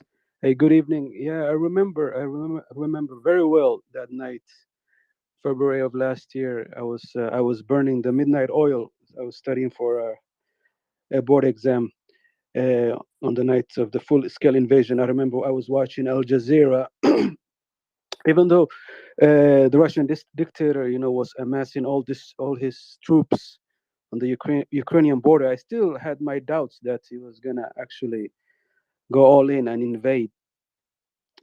But when he did, when I saw the destruction and the indiscriminate bombings of Ukrainian civilians, and on the people, he said that they were Slavic Orthodox brethren. I realized that the Russian dictator was gonna repeat his Syria playbook on Ukrainians on a grander scale, And then I came to realize that since then, that we live in a dangerous world, and that we have a lot of cowards who have the power and could have done so much to prevent human such suffering, in Syria and now in Ukraine. Who could have stopped this, even before it started. Nowadays I remember John McCain, Senator McCain, may he rest in peace, who warned us about the threat from Russia, but it was ignored by the elites at the time. It didn't have to come down to this. It didn't have to come down to this, but what can we do? The other thing that Dr. Nick, with your question nowadays, I think about is on China. I went to school with some Taiwanese friends, and I remember how much they love their independence and freedom. So now I'm also concerned about China's destructive behavior in that part of the world, in lieu of this full-scale invasion of Ukraine. I see the same dithering weakness that we saw with Western leaders, that we saw with Russia, and I hope we grow some wherewithal and what do you call the energy and the what do you call the strength to stand up to the Chinese, so we prevent such destruction. The destruction that we're seeing in Ukraine, China will do it even worse. And the Chinese, they have no mercy, as you know. So yeah, thank you so much, Dr. Brown, for your question. And that's all I wanted to say. Thanks a lot. I think it was G-Man, then Abdullah, but I wanted to go back to one of those letters that you were sent about disinformation, and specifically state-sponsored, state-directed disinformation campaigns. Yeah, I been on Twitter for a long time, and I've been pretty active in the crypto space for the last 4 or 5 years. So I was already kind of familiar with the fact that you can see these 200, 300,000 follower accounts, but they're all purchased followers and they're largely fake. But just, and a lot of it's from my NAFO activities, but just seeing the sheer number of amplifier nonsense mouthpieces that these aren't real people that are out there, it's absolutely mind-blowing.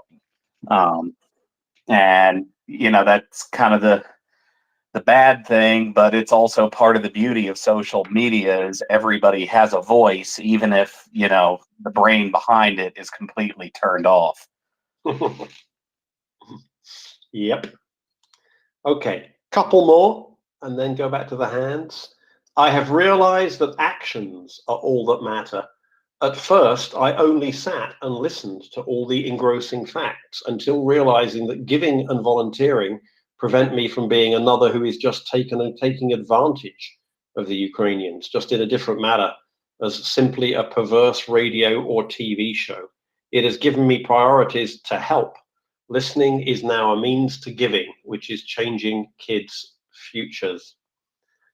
And a second one, and then I've still got more, but I'll just have two for now.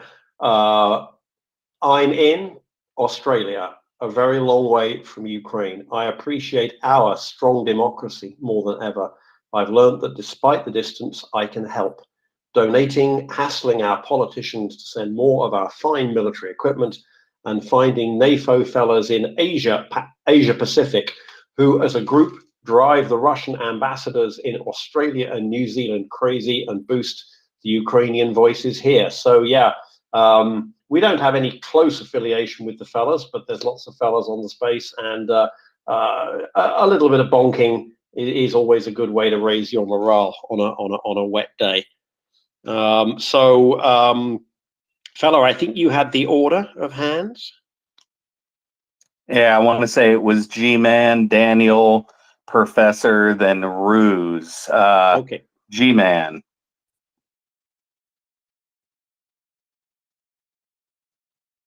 G-Man.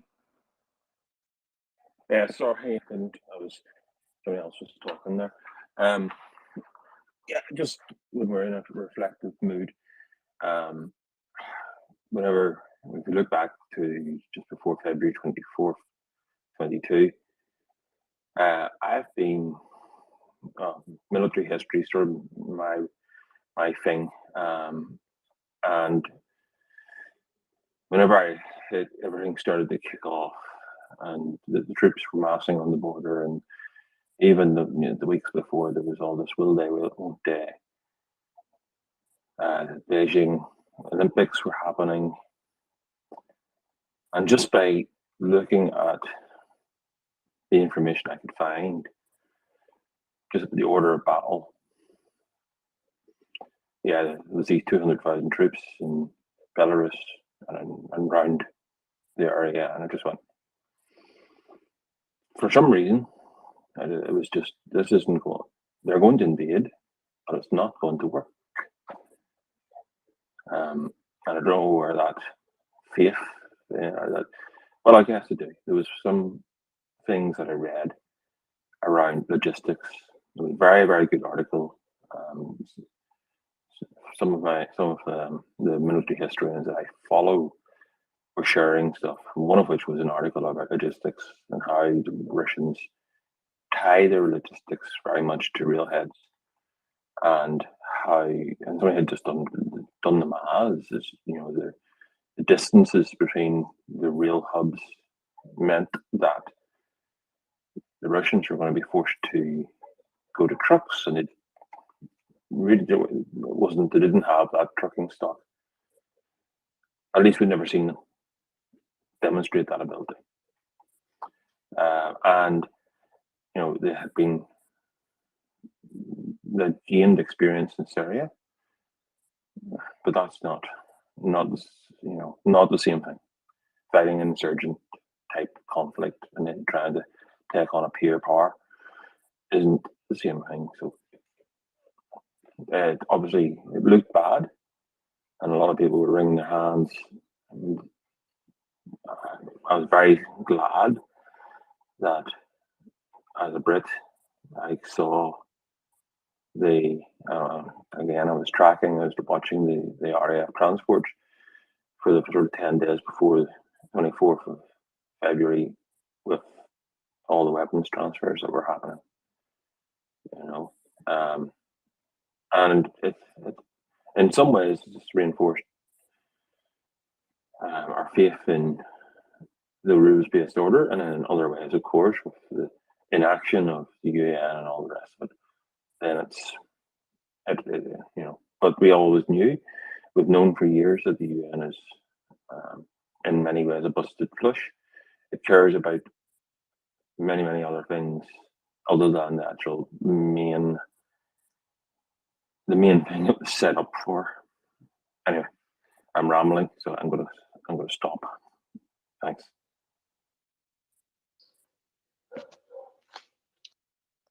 Thank you, Thanks, G-Man. G-Man. Yeah, this isn't easy. A lot of this isn't going to be easy for because in addition, not only are we different now from how we were on February 23rd last year, but I think a lot of us are different now from how we were on April 23 last year as well. I think we've been, many of us have been on a journey, and sometimes it's been up and sometimes it's been down. Daniel, and then I'll read a couple more of the what would we call this? Letters from readers, letters from alert listeners. I quite like the format, and I'm getting so many really, really interesting stories, and I hope that the variety is fantastic, and I hope that people are enjoying hearing from what their fellow listeners, many of whom are a little bit shy or don't want to come on the space and talk, have to say. So Daniel, and then I'll read a couple more. Okay. People sometimes complain I am too kind with Russians, which is weird. Sometimes say I'm too aggressive.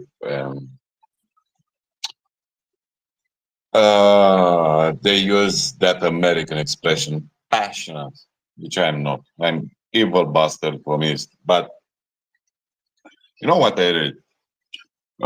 Some emergency situation, guys in Kherson, with 2 police officers took a boat to cross the Dnieper to save someone who yelling is wounded and they need help. And when they go to that point where concealed Russian soldiers with machine guns shoot them, wounded 7, killed three. A 70 years old man just covered with his back a woman to be saved. And after that, people ask, how can you hate? Very easy. Always I wonder, how big need to be your discipline for your soldiers? How big you need to restrain yourself? Because, people sometimes lose their tempers because this is savagery. You just flooded 80 villages and towns. You killed nobody knows how many people, animals, future of that part of the country. And they still machine gun people coming to the rescue. And not just random, they send message to emergency situation of Ukraine, ask for help, and they start shooting with machine guns. My story is, in my opinion, any artillery officers from Russian army must be in Hague for war crimes. Every time you deploy cluster ammunition in Kharkiv, you are just a criminal. If you use S-300 to fire in Dnipropetrovsk or other places like Kharkiv, you are a war criminal. Killing firemen, volunteers who come to save people. Yeah, but Daniel, you know this. From their perspective, these are not worthy individuals. They are just Ukrainians, so it doesn't matter. Mockers, how many artillery pieces have been destroyed in the last week? Gosh, a lot. A record number for this month. Like all in total, 188. 188, exactly. So, Daniel, there's your answer. 188 artillery units, almost likely plus their crews, highly likely with their crews, are gone. There is your justice. Yes, mate, but I'm in rage. Hey, I just channel it differently. I've got a bit of news to add. Sorry to jump in. Do we have that verified already? What's that? The Visegrad thing. Not yet, not yet. But Okay. I do have some details about the released Ukrainian prisoners. So we already found out that some of them were from Snake Island and Azovstal, but this is the breakdown. 27 defenders were from the Donetsk direction, 5 of them from near Bakhmut. There are defenders of Kharkiv, Zaporizhia, Kherson, Luhansk, and Sumy directions amongst those released. 3 of the people had the status of wanted person. That is, Ukraine also returns defenders who were not officially confirmed as being taken by the enemy. Amongst others, a military musician of the 36th Brigade, a Marine, 7 discharged servicemen who took part in the helicopter mission to occupied Mariupol. Among those returned, there are also 4 with injuries, serious injuries, sorry. 1 person has significant weight loss. All of them will receive necessary rehabilitation and meet their families. But I thought that was a bit more information that I wanted to get out there, that 7 of the servicemen who took part in the helicopter missions were returned. Outstanding. Like the letter I got from the tax department. They told me my return was outstanding, which was very nice of them because I hadn't even sent it in yet. Nick, you didn't let me allow read. to make the joke first. Mockers, how many members? 7. 7. Yeah, 7 pilots. That's a big deal. That really is. There was a rumor that two of the helo crews may have been able to survive. I mean, everybody is obviously eager to find out what has happened, but we'll see. It's crews. It's the whole shebang, and it doesn't really matter. They're all heroes. But sorry, Axel, keep may going. I imagine that you're opening a moderately decent bottle this evening? You have no idea. Okay. Keep strong, big fella. So I will read this one because the others are now in my message requests, so I can keep them there at a filing system. But this one is going to scroll off my page in a minute, and it's Twitter DMs are not a good way to keep track of a schedule. This alert listener says, in response to my question, how is your life different from since February 24 last year? I have a poignant family story.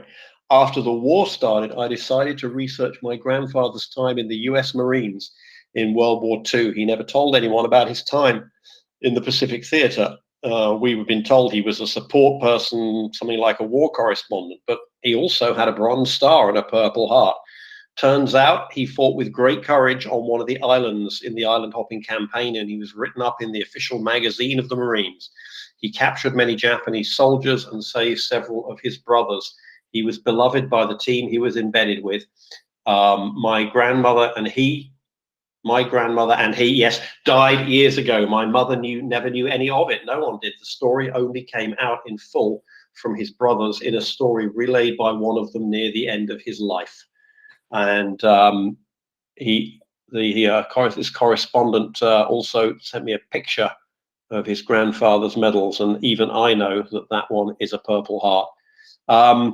Yeah, I think something for just a sort of footnote to that is a great many of us have had really nothing to do with war apart from the experiences of, in my case, my father, in my wife's case, her father. My father was in the Royal Artillery in the North Africa campaign and Sicily, and he was a regimental sergeant major. He was offered a commission, but it would have been involved a place in the first landing ship on D-Day, and he was about to turn it down formally when he got hit on the head by counter battery fire, woke up in a hospital, and was never, I think, quite the same again. Never quite the same again. Decent guy, but he came from a family of medical doctors, and he didn't go to medical school, and I suspect some of the trauma may have informed that. My father-in-law was the observer and navigator on Swordfish torpedo planes. The anecdote about the Swordfish is that it flew so slowly that the secondary guns, doubled as anti-aircraft guns on German battle cruisers, were unable to fire at it because they couldn't turn the volume knob down far enough on the fire director computers. So I think it was Professor Rose and Kerry, wasn't it, fella? Yeah, Professor Rose, then Carey. Okay. Hey, thanks, Nick. Thanks, fella. Hey guys, everybody that has probably encountered me on Spaces knows that I'm a huge Ukraine supporter, but I don't carry the flag and I don't wear a fella for a specific reason, because I don't have the ability to control myself when it comes to politics. I'm going to get in there and I'm going to throw smoke with whoever it is. But the main thing, the reason I do that is because I don't want blowback on Ukraine. When somebody sees my post, I don't want them to associate my politics with Ukraine. And over the past 6 weeks, I can't tell you how many different people have come to me and be like, what's with these Ukraine NAFO? And, they're all up into American politics, etc. And I've literally seen a Ukraine supporter go out and call DeSantis people Nazis. And when other people that aren't necessarily huge Ukraine supporters, they're not they're not going to go out there and campaign, hey, we shouldn't be giving money to these guys, but they're a DeSantis fan and somebody's calling them a Nazi and they have a Ukraine flag. now they are anti-Ukraine. So all I ask is that if you're wearing the flag or you're carrying a NAFO, like try to separate yourself from the politics, because the closer we get to the US election, the worse and worse this is going to get. And the more and more you throwing smoke while doing that is going to cause a problem for Ukraine support. And nothing, ultimately, what we want to do is not damage that support. And also, when somebody says, hey, be cognizant of this, don't say F off and block them, because we all have Ukraine support as our highest interest in mind. And like, I had somebody that I thoroughly respected prior to this morning, and I said, hey, you just called DeSantis fans Nazis. And they literally told me to F off and blocked me. And I'm like, this is the epitome of you burnt. Like, if it wasn't me, they would have burnt a Ukraine supporter, and that's not coming back. There's no apology.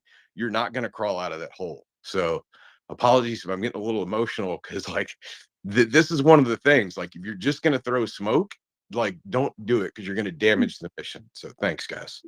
Well, the good thing is I we think, don't do that. We don't do that here. yeah, I think There's a reason why I've the been saying this here from the very get-go. The key thing is that we don't fall prey. Don't fall prey to the campaign of the enemy. The enemy in Russia wants to create diversions and wants to find ways to seed disunited. They need us to be disunited, which is why I'm always tempted to say the very same thing, boring as it may sound. The center must hold. And Professor, I think a lot of and I've seen what you're talking about, and I don't see any of those faces here at the moment. What I said earlier about, kind of the great thing about social media is also one of the crap things about social media is it gives everyone a voice. Whether or not there's an engaged brain behind that voice is a different matter. And I would further posit that somebody that just outright snaps and blocks you like that, you lost nothing of value. People like that, they're not really. In my professional life, I don't deal with silly, unserious people like that. And if they are that snap and rush to judgment, they can kick rocks. I don't need to deal with them. I didn't lose anything. Actually, I might have, saved myself some time. Well, I sent you the screenshot. So some of you, like, if you actually figure out who it is, would be fairly surprised at it. So. All right. The takeaway message here is we, as far as possible, and certainly to the extent that it doesn't impinge on Ukraine, we park our domestic political issues and disagreements. Ruse, or are you Rose? Well, I'm a Rose. Okay.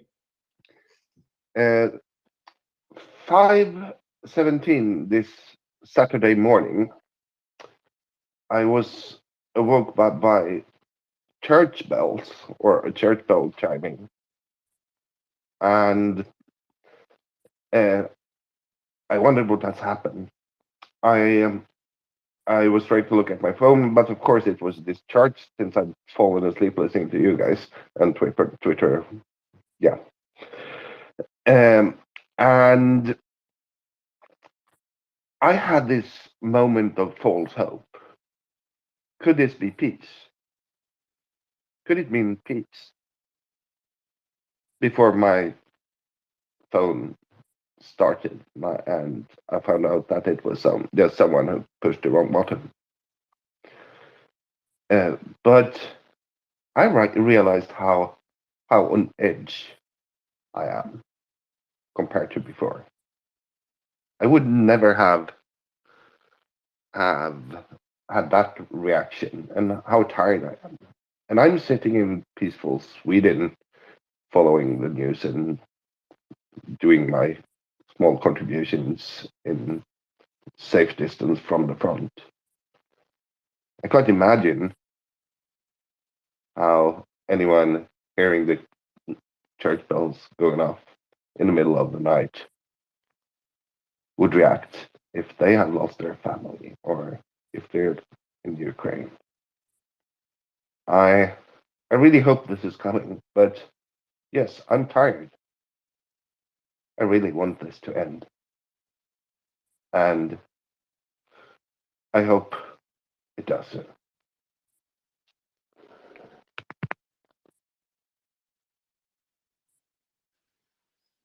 Thanks. It's very powerful.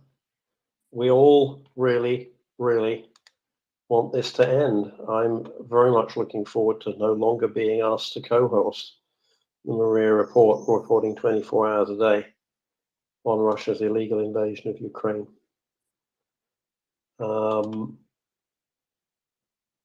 Okay, I'll read two more messages. I'll get right to you, Kerry. So I just got a new one in, but it said, this is a wonderful way to connect. I'm so glad you posed the question. So that's a bit meta. From the west of the Atlantic, many feel here that we babysit Europe. It seems there is constant fighting and we contact to the rescue. I don't think we need to read the rest of those message out. Thank you so much. Person who sent it. My mum lived through the Second World War and I had a strong love of history. Then my dad taught me to appreciate and value other cultures. I don't know any Ukrainians personally, apart from here on Twitter, but there is something existential they are fighting for, which we must all understand and support. By the way, I learned so much from listening to MriyaReport. Thank you. Well, thank you for that message. Kerry, and then I still have more. Thanks, guys. That was such a good question to pose, Nick. It's really opened up a really powerful, really great topic. So many things, but I'm just going to pick on one, which is that I will never forgive the Russians for the rest of my life, literally till my dying day. I will never, ever forgive them for what they have done. I will never forgive them. I will never, sounds awful to say it, but I will never be friends with a Russian person. I will never buy Russian products. I will never visit Russia. I will remember every country and their contribution, and that will be in my mind in terms of holidays, things I buy, anything I do will come down to who were they, where were they as a country in their support for Ukraine, what did they do? And it made me think again about, I never really understood. So my grandfather, so my dad's dad, my grandfather, he, in the Second World War, he would never, ever talk about it. But I went to Japan in my early 20s, so nearly 35 years ago now, because I had such a fascination for the culture, and I won a bursary and I went over there and I had the most incredible time. But my grandfather could not get over it. He found that very, very hard to accept, and I couldn't appreciate, and I don't think I ever obviously fully will, I will never fully understand with that depth of feeling he had, but I can get some perspective on it now. And I do remember when he died and his funeral, he had the Union Jack on his coffin, the Union flag, and I remember the process of it being carried in with the Union Jack on it and the folding of it. And again, you know how sort of memories from the past come back in your mind, and I remember back to that now, and it's more powerful to me now than it was then.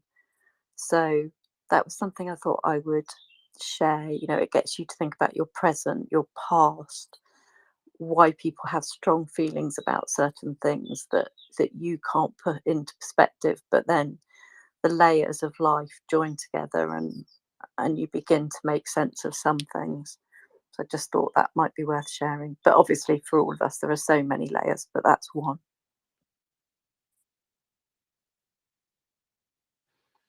Yeah, again, war is in all of our pasts. We can hope that it isn't in too many of our futures. But this current situation has brought that home to us here in Europe. In a way, I don't know, the Yugoslav war wasn't closer to many of us, but it doesn't seem to have had that kind of effect.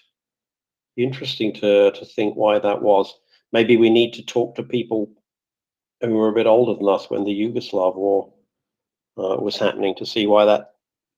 I remember during the Yugoslav war, actually, I remember seeing a village in Bosnia getting shelled, and it looked very much like the village where I lived, kind of on the side of a hill, a few houses close together, a little bit of a gap, a few more houses. That was quite close to home for me, but it was politically so enormously complicated as well. You know, there were atrocities being committed on all sides, and I think, and those were the kind of wars we heard about, weren't they? They were, you know, civil wars or political breakups and ethnic conflicts. And Rupert Smith told us that industrial war was over, and now here we are with, I mean, in a war in many ways unprecedented since 1945. One nation state basically just waking up one morning, mobilizing and invading the other. Pretty unique. Let me read a couple more. We don't have any hands at the moment. So, I'm proud that Europeans, including the British, have stood together to help Ukraine defend herself. What has changed? So the question was, what's changed for you since February 24, 2022? Is that I can't tolerate Russian sympathizers, which most notably includes the best man from my wedding who married a Russian. Pausing that friendship was painful, but he was influenced into spreading Kremlin propaganda. Yeah, I guess a lot of people know Russians at first or second hand. I don't really know any. I haven't had to go through this difficulty, but that's an interesting point on that. This was a tweet, so from @Shemros. I didn't understand the extent of Russian corruption, stupidity, and malice. I never contemplated the psychology. I am ecstatic this will end and what it will mean for the world. Most of all, I'm grateful to Ukraine for teaching me so much. I will go there to help. What else do we have? I missed the start of this, but I assume it's right. Ukraine and supporting Ukraine took over my entire life. I am now typing this from Lviv. Well, I will be till the end of July. I'm now and will undoubtedly return again and again. I'm now trying to balance running my small business while volunteering with Frontline Kitchen. I have fallen in love with the people and the country. I expect to move my business here eventually and pay my taxes to Ukraine to help with rebuilding rather than in the UK. I might even end up moving here. My whole universe has changed. P.S. Happy to be named and to answer any questions about volunteering here in Lviv from those who might want to come over. Okay, so thank you, Michelle, whose Twitter handle is wow any name 4 now, the 4 being a number. Don't remember that, but if you want to be put in touch with Michelle about volunteering, send me a DM and I'll pass it on. And I have one more, and then maybe we'll be getting to the end of this segment. I don't know. Not much has changed in regards. I am Bosnian, says the person, so I have extensive first-hand experience. Okay, we're back to the Yugoslav war. Not much has changed in regards of my view, as we are fighting the same battle. What bugs me is how most people don't see the forest from the trees.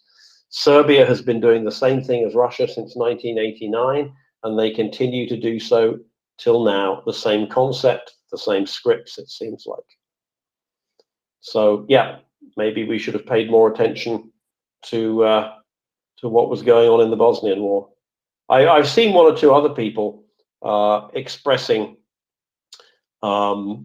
opinions about Serbia that even someone like Doman might even more skeptical than Doman sometimes is about Serbia.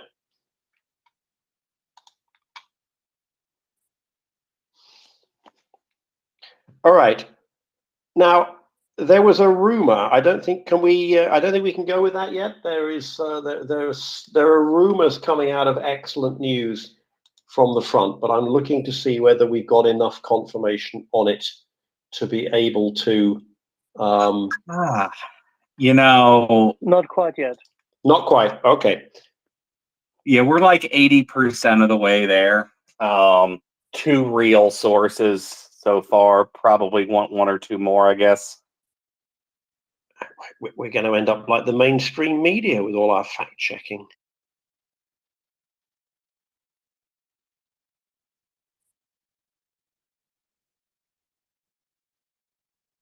Okay, Robin, I'm trying to bring you up.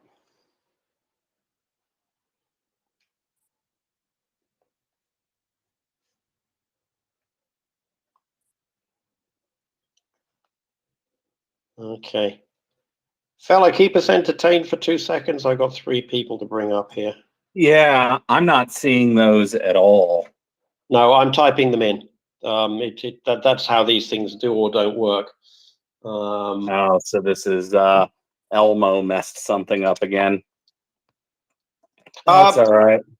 I think this has been like this for a very long time, actually. To be fair, Elmo could have maybe fixed it, but I don't think he's actually. Well, we still don't have a functional iPad app, you know, a full year after he took over Twitter. It's just about a year. Now, you know, credit where credit's due. The space has currently been up for about 6 days, which I think may be a record without a crash. Those used to be fairly, you could almost set your watch by them every 24 hours previously. So that has improved. But just to be fair to Elmo. Yeah, I think we have to make sure that people understand that not everything there. It's not an autocracy, as I understand. Unfortunately, and by the way, here in answer to your question, Nick, what am I going to do? I'm just going to drink some very decent Pilsner. The stability of Twitter Spaces is significantly improved since the acquisition, and there's many reasons for it. Because beforehand they were just left alone and nobody really cared. It was really strange. Still today, it seems that nobody really cares much because there is no. What did you say, Nick? Once, if this were a real business, there would be an account manager for the longest running space, or at least someone from time to time saying hi. Has never happened because we don't matter in terms of numbers. You can see this now. If we cycle through.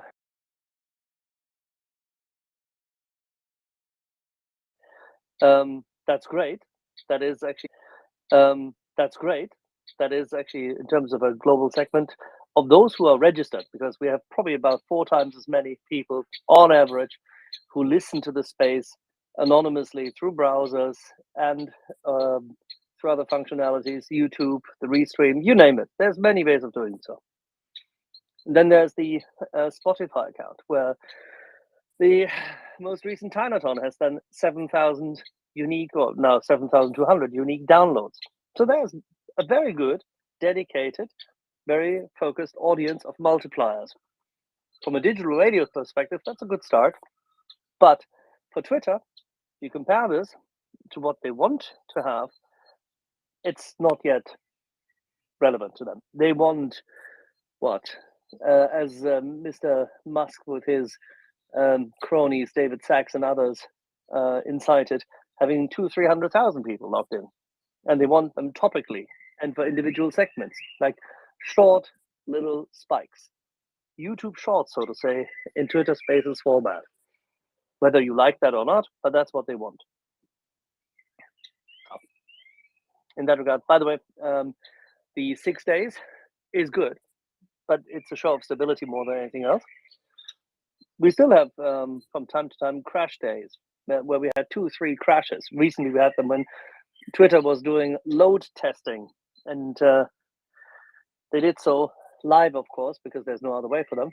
And they did so in the run-up to an interview with a politician who then easily disclosed himself to be unelectable, and by the way, in terms of numbers, didn't compare to the previous announcement by another politician. It's very strange. But it doesn't matter, because this space here has, in one or the other form, existed since the very beginning of this invasion. And it has carried through. It has found more friends. It has found more volunteers. It has made a significant difference by bringing up-to-date news, creating information awareness, and having an impact on the lives of people, as Nick just very kindly in this segment managed to deduce that many people have made individual choices after having engaged with others here. That in itself is putting the finger on the scale of history, as Yehuda always says.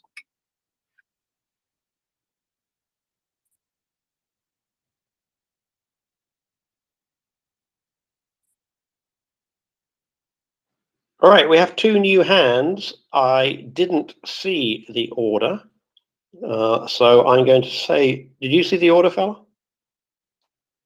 I believe it was Robin and then Becky.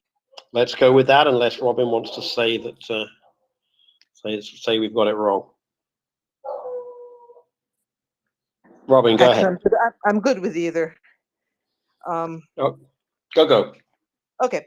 I just wanted to say this is such a wonderful topic. I've been thinking about this a lot lately. Honestly, I can't remember what my life was like before February 24th. I was getting ready to retire, and I was looking around. I had some interests. I was looking around for some things to do, and nothing really. Looking for volunteer opportunities or whatever. And then February 24th happened, and my life changed completely. I've made some wonderful friends. I've lost some friends who I'm quite happy to have lost, honestly. If you don't care about genocide and war crimes, I don't want to know you. But I've met some wonderful people. I've discovered a wonderful country full of amazing citizens. And, I mean, it's not all about me. God willing, Ukraine can go back very soon to just being a regular country like every other country. But, as I've mentioned this all the time, President Zelensky said in his New Year's address, this year was a Rik Ukraina, Rik Ukrainci. It was a time of Ukrainians and a time of Ukraine, people discovering Ukraine. And it's been a wonderful thing for me to discover such a wonderful land. And, God willing, as I said, we'll go back to being a regular country, and we all go and visit and have our beach party in Crimea soon. Anyway, thanks for a wonderful discussion today, and Slava Ukraini.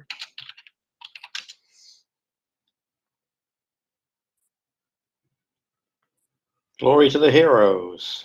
Becky. Good morning. Thank you for the space, and thank you for bringing me up. The question of how has my life changed? I was not on Twitter before Russia invaded Ukraine. And so now I find myself on it daily, and I'm listen around the clock to all that is brought up and educated on MriyaReport, and I crave learning and hearing about the status on this space. I mostly feel that I don't have anything to contribute, so I just stay silent or pass notes to the hosts behind the scenes. But this question, does give me something to say, I think. I would say prior to Russia's illegal invasion, I really wasn't interested in history. I wasn't, including war history. But now I see and I've learned how important knowing history is. I had no concept that war could come to Europe.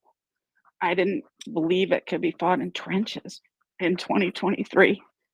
I didn't believe we could see the kinds of things that we're seeing being done to the Ukrainians. And I wouldn't have to be blind to see that that was not naive. I still refuse to watch violent TV shows or movies, but I regularly watch videos of Russians being bombed and blown up. And I don't feel bad about it, and I don't feel any dichotomy between my unwillingness to watch it on TV and my willingness to watch it here. I previously did not focus really on geography, and I didn't know where, I kind of knew where Ukraine was located, but I didn't really know. And now, of course, I know exactly where it is, and I'm just heartsick at what the Russian people are enduring. And at the same time, I'm awestruck at who they are. I give and donate regularly to support both lethal and non-lethal aid. I have known since 1999, the 1999 apartment bombings, that Putin is an evil monster. And I know this because of extraordinarily personal reasons. My husband and I adopted 2 Russian children, and we ended up, through grace and such benefit, meeting a Russian woman here. I'm from America, and her mother's apartment was immediately above where the bomb was placed. Her sister was also in, her mother was blown to smithereens, of course. Her sister was in the building, but one building over. Those buildings are sort of like Cracker Jack boxes lined up. So her sister was in that other building, and her sister's boyfriend stepped out on the balcony for smoke just as the bomb exploded. And so that part of the building imploded. And because of my contacts with the adoption, which went wrong, I was able to get my nanny's sister out of Russia within a week. And because of that, their experience in that, we became intimately aware that Putin had ordered the bombing. So I've known forever that that Putin is a horrific human, and it saddened me, but I thought it was contained inside Russia. And of course, I know that's not true, and that too is naive and blind. I was saddened by things like the wrath and destruction and losses that can be created by waters of hurricanes. But now I'm incensed by the depth and breadth and reach of the Russian evil that chooses to blow up the Novokhovka Dam. People who will willfully choose to kill anything and everything and everyone, every being in the water's wake. And then at the same time shoot at those who would try to save anything living. Regarding Russians, I understand when people say I hate Russians and never want to be friends with a Russian person, but I find this so difficult. While I share the horror at what Russians are doing in Russia, I have 2 Russian daughters, and I chose not to change their names when we adopted them. Children of adoption lose so much, and I didn't want them to lose their identity. I didn't want them to lose their names. So their names are Nadia and Svetlana. I exposed them to Russian art and Russian culture, but not history. But now I find that they're actually experiencing some difficulty, and I feel worry at saying I have 2 Russian-born children, because I know there are so many who hate and show hatred for Russia and people who are Russian. So prior to February 2022, I was happy for their Russianness, and I didn't encourage it regularly, but I could be heard to encourage the love of their heritage. but I don't know, and I worry for them. So that's what I have to share.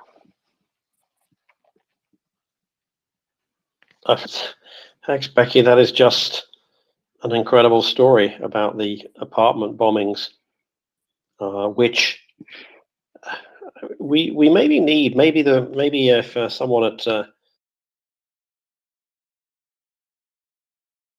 MriyaReport HQ is listening, we could maybe do a section on the website, that Putin blew up on I guess Chechen terrorists, and take revenge on them in the original false flag terrorist operation.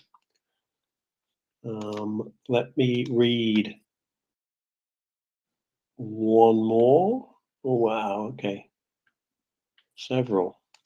I think Becky might have had a follow up on that. I don't know if you want to do that before you. Becky, go ahead if you want to just finish off. Yeah, it was just a reply to your comment about the apartment bombings.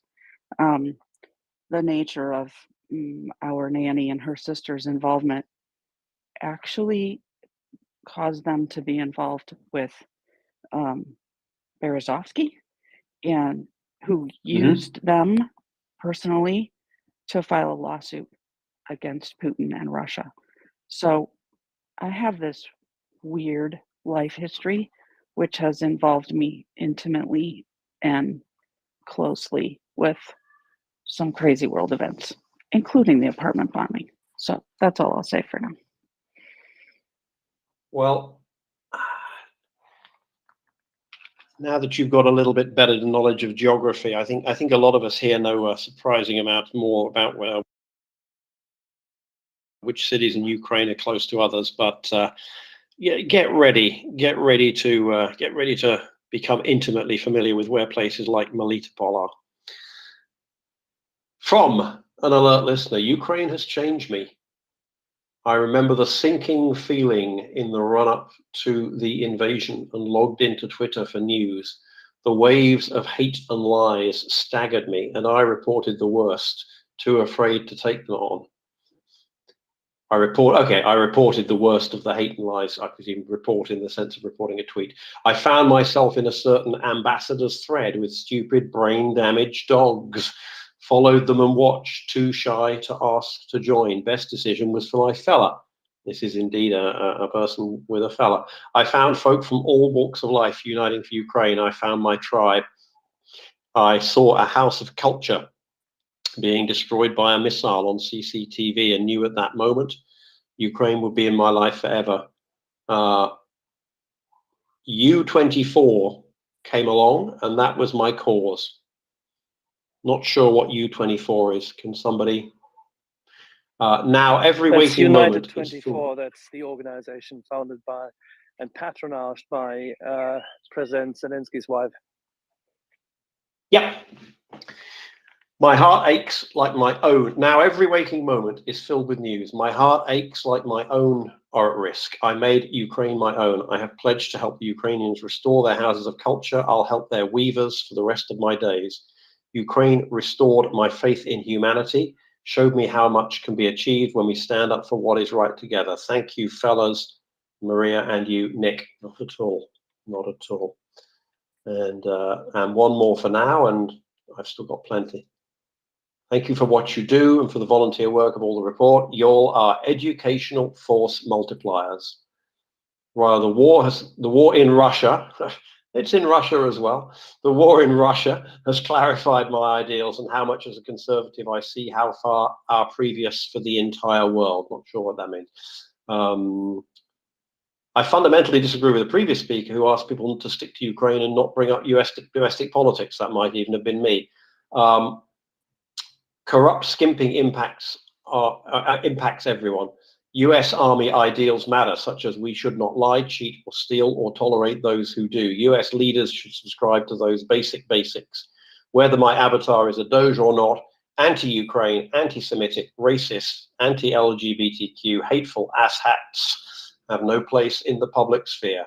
People tend to think a lot about their own stomachs and other people's souls. Instead, we should worry about our own souls and other people's stomachs. I like that. I do like that. Ruse again, and then Smurfy, I think.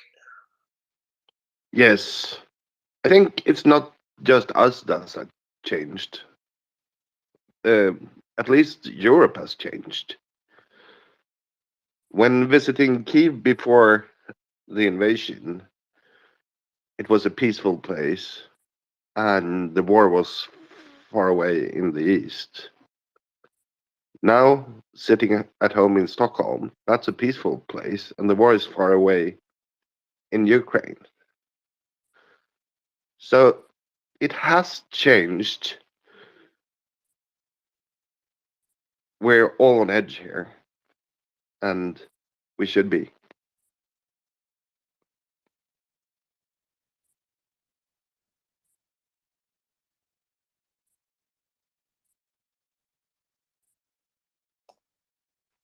Yeah, I think a Mic lot check. of people's perceptions definitely have changed over the last year.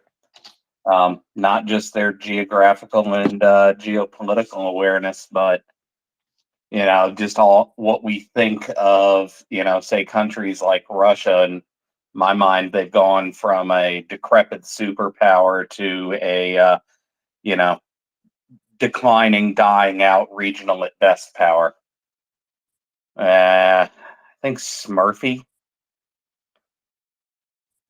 Hey, I just wanted to remind everybody, this space is a very, very important piece for a lot of us for listening and more importantly, learning, whether it be militarily or through Ukrainian speakers, some of the Ukrainian culture.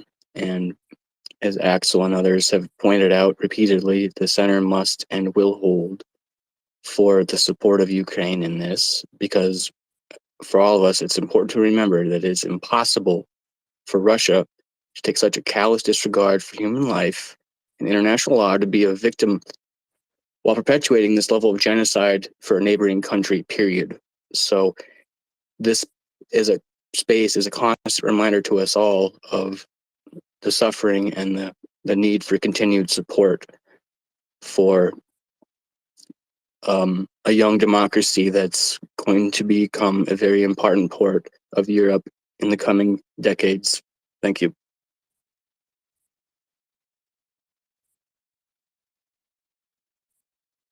Robin? Yeah, thank you. I just wanted to clarify at least my feeling about politics on MriyaReport, American politics. I think there are two different ways of looking at it. One is that we have people from very different backgrounds. I come from a very conservative background. I must say, as Axel says, I have packed much farther to the middle as a result of having the space on MriyaReport to hear about what's going on in Ukraine, not being attacked because of my beliefs in domestic politics and not getting into it with other people. I know one of my best friends on MriyaReport. I know she's very liberal. And you know what? Who the hell cares? We both love Ukraine, and I love her. I will, if I get into an argument with her, I can't imagine we would even at this point, even though I think we have a lot of different attitudes about domestic politics. But it is important if there's somebody who's anti-Ukraine that we know about it and we work together against that person, Republican, Democrat, or Martian, I don't care. But I think it's very important that Ukraine frontmost in our mind, and all the other crap can go away. We'll worry about it later. And $5 to the swear jar. Pardon me, guys. Thank you. Slava Ukraini. Verum Slava. That's because I'm slightly to the right of center as well, but I keep my politics generally off this account. This is here to support Ukraine and deal with Russian disinformation where I see it.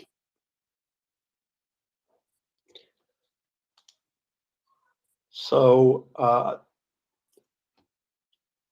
Maria, I'm trying to bring you up, but if you don't need to accept the invitation, that's no problem. I have one more message from an alert listener. who says there's crazy synergy between Russia now and the Nazis, both internally within those countries and how the rest of the world has treated them. I think the difference this time, I see Europe doing the right thing rather than the few. Being British, I want to see other countries stand up to those against freedom. So I guess that's, yeah, perhaps that's what it is. Interesting. I think a lot of people have found themselves moving towards moving towards the political center. I think people on the left have begun to realize that national defense is perhaps a good idea. I think people from the libertarian right are realizing that you can't just do everything with business and money and capitalism, because while they're great at generating wealth and value and making people's lives better, they tend to leave buying tanks to other people. So yeah, no, I think I see out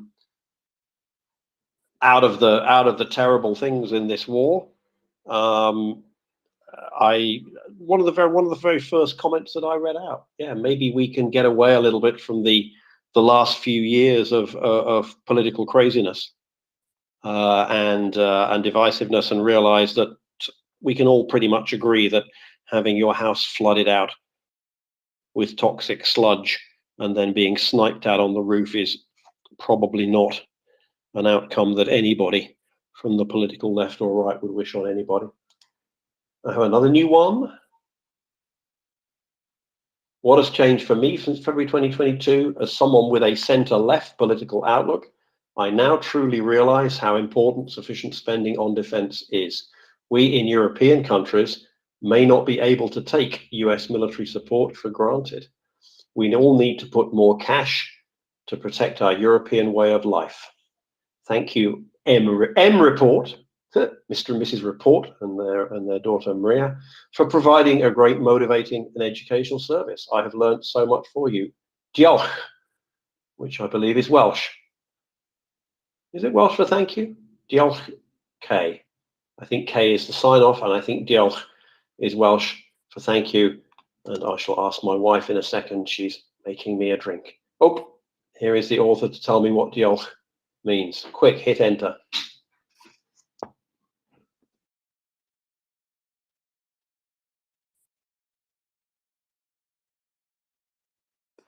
And I think, I don't like spending a whole lot of time on politics, but I think you about hit the nail on the head. Whether you're on the left or the right, or, someone like myself who is a little bit more of a libertarian leaning conservative. I'm, at least socially anyway, I'm quite liberal, but it has exposed the fringe elements on both the left and the right. There's an old saying, it's if you're a fool, it's best to remain silent rather than open your mouth and lay to waste all doubt which may remain.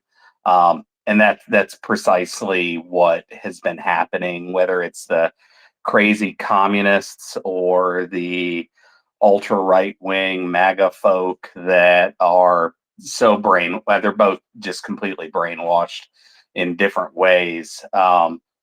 Hopefully this allows something of a political rebalancing in the Western world, as the crazies have shown themselves to be just that.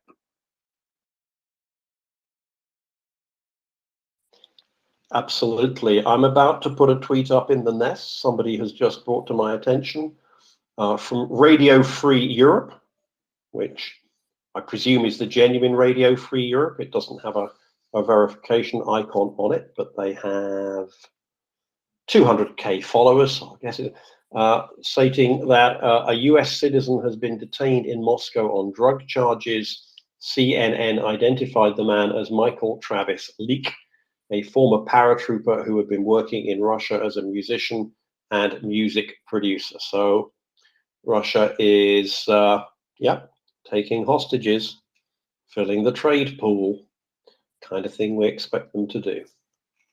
I'll put that tweet up in the nest. It's already a retweet of their previous story, saying someone had been arrested. This is identifying him. Yeah, There are still well, citizens of the Free West who deign themselves impervious to the advice given to them. Indeed, but yep, I nonetheless, much like the person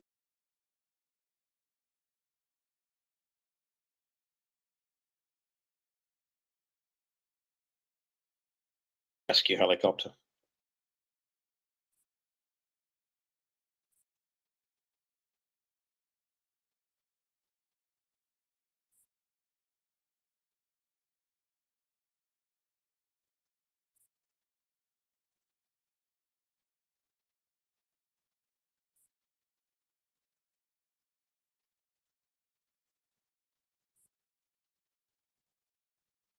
I think I have got to the end of the internet, or let's say I've got to the end of the messages that people sent me about my question. So if you've joined in the last couple of hours, we've just had a nice segment, plenty of interaction. My question was, how has your life changed since February 24th, 2022? Not necessarily in terms of MriyaReport, but the rest of your life. What are you doing differently? What has changed about you? In what way are you a different person? What do you do differently? We've had some really, really interesting stories. Everything from I've given up taking vacations, the money's gone to Ukraine, to I've gone to Ukraine, to my politics have completely changed. Very, very interesting discussion. What else do we have? Yes, CNN identified the man as Michael Travis Leak. And on that note, I need to step away from the microphone for a minute or two. I see that, fella, did you fall off the perch?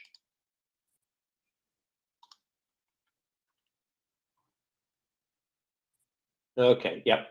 Fella fell off the perch. When he comes back in, I will take a 2-minute comfort break.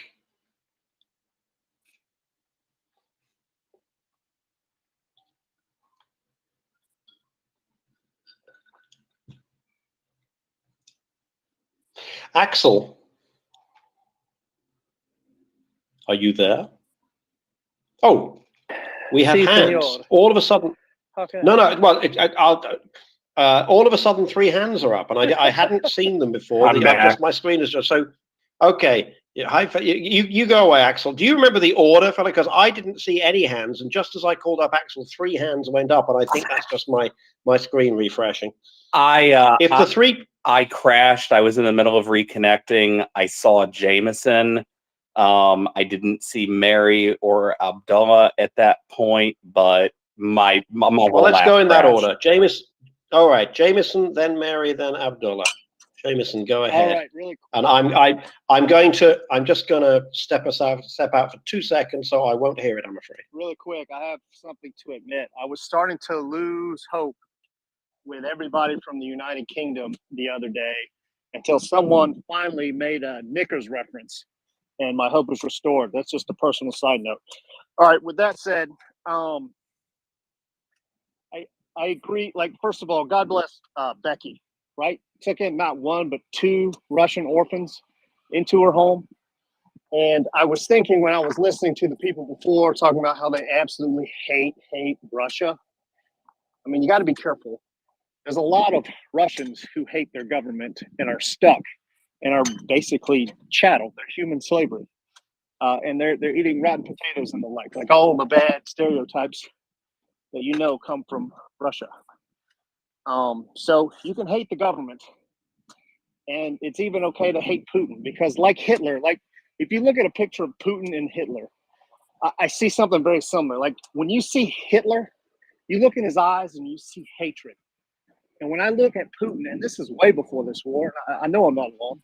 When I looked in his eyes, I see stone cold killer, right? Like the man could murder his mother for an extra $1. He'd do it. And he wouldn't even he probably sighed because he got blood on his suit. Now he's got to change suits. So anyway, back to the hatred thing. We have to put all our emotions, we have to give them all limits, including love. And to hate a whole group of people, absolutely.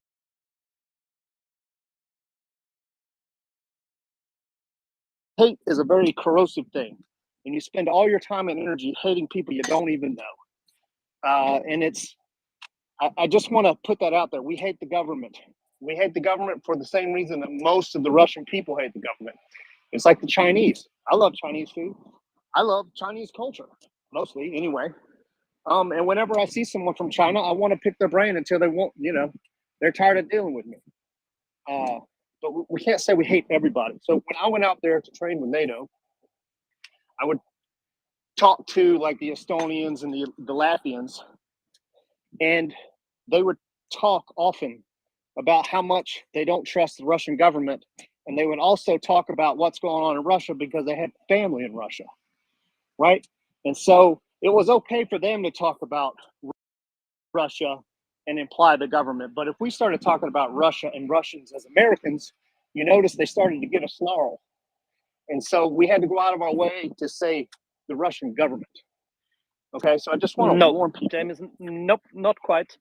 You're going too far. No. Not quite. What do you mean? Not quite. I can tell you why you're going too far. You're giving a culture which is essentially stuck in the early Middle Ages in terms of how they believe human individuals should be treated. It's a whole culture. It's a whole nation. They haven't risen up. You cannot. I'm sorry. I'm standing here in Tallinn, in Estonia. Half the population was killed off by Russian occupation under Soviet flag. I can go down to Helsinki. I can go to the border to look into the occupied lands, which is what they are, thanks to the Winter War. I can look from Latvia across the border into the areas where there are still ruins of villages where people were burned alive by the Russians. No, I can do the same thing in Lithuania. I can look through everything.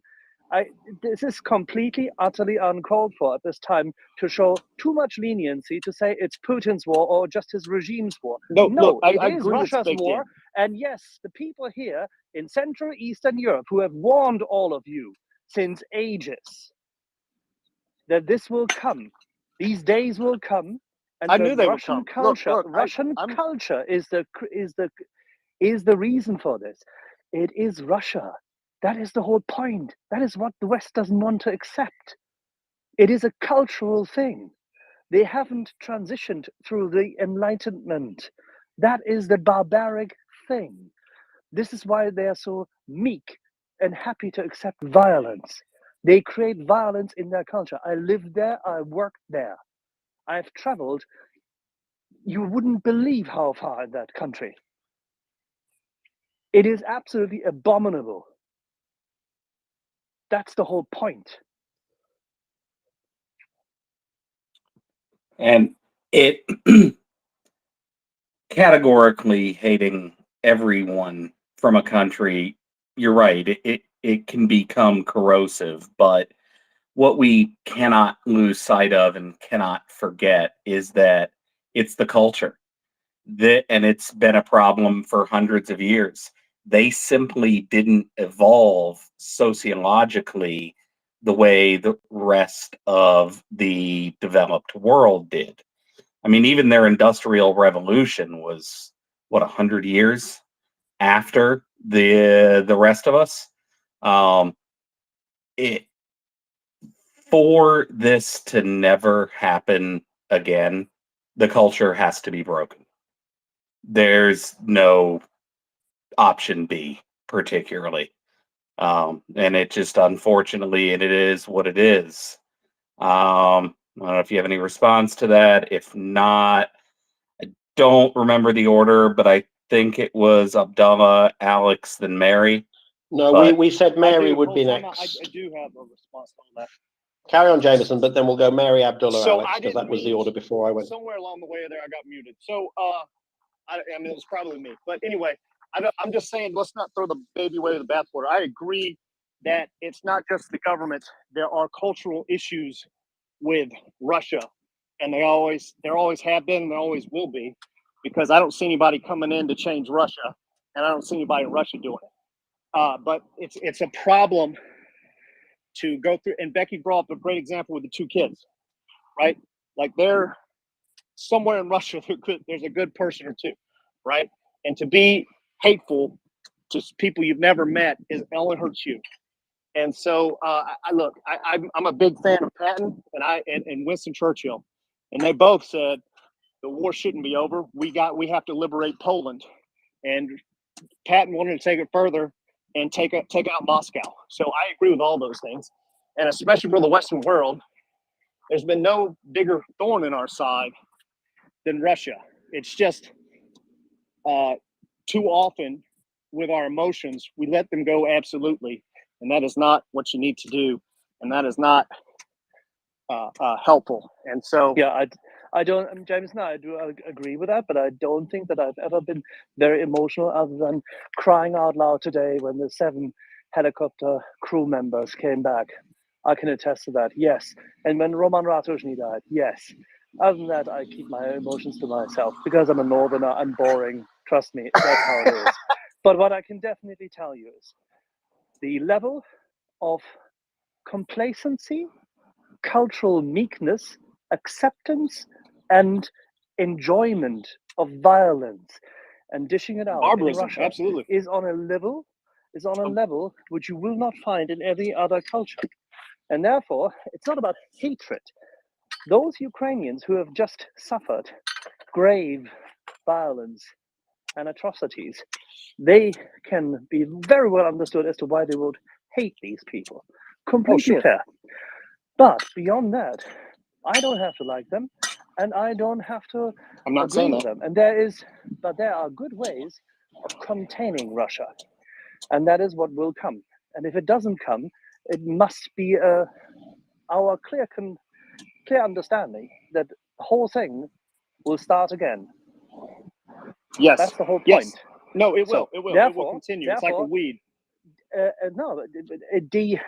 Finding them despicable and telling everybody that it's the Russians who have created that is completely fine. I have no problem with collective guilt in this regard because the Russian population has failed to rise up. Ukrainians did that against, first in the Orange Revolution, a Russian corrupted government, and then against Yanukovych when Russia tried it again.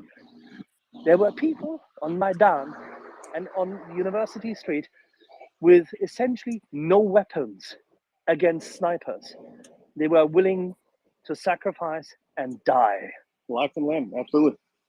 Exactly. So as I an American, agree with you. you will understand this because if I'm not quite mistaken, they're saying that from time to time, yeah, you know what I mean.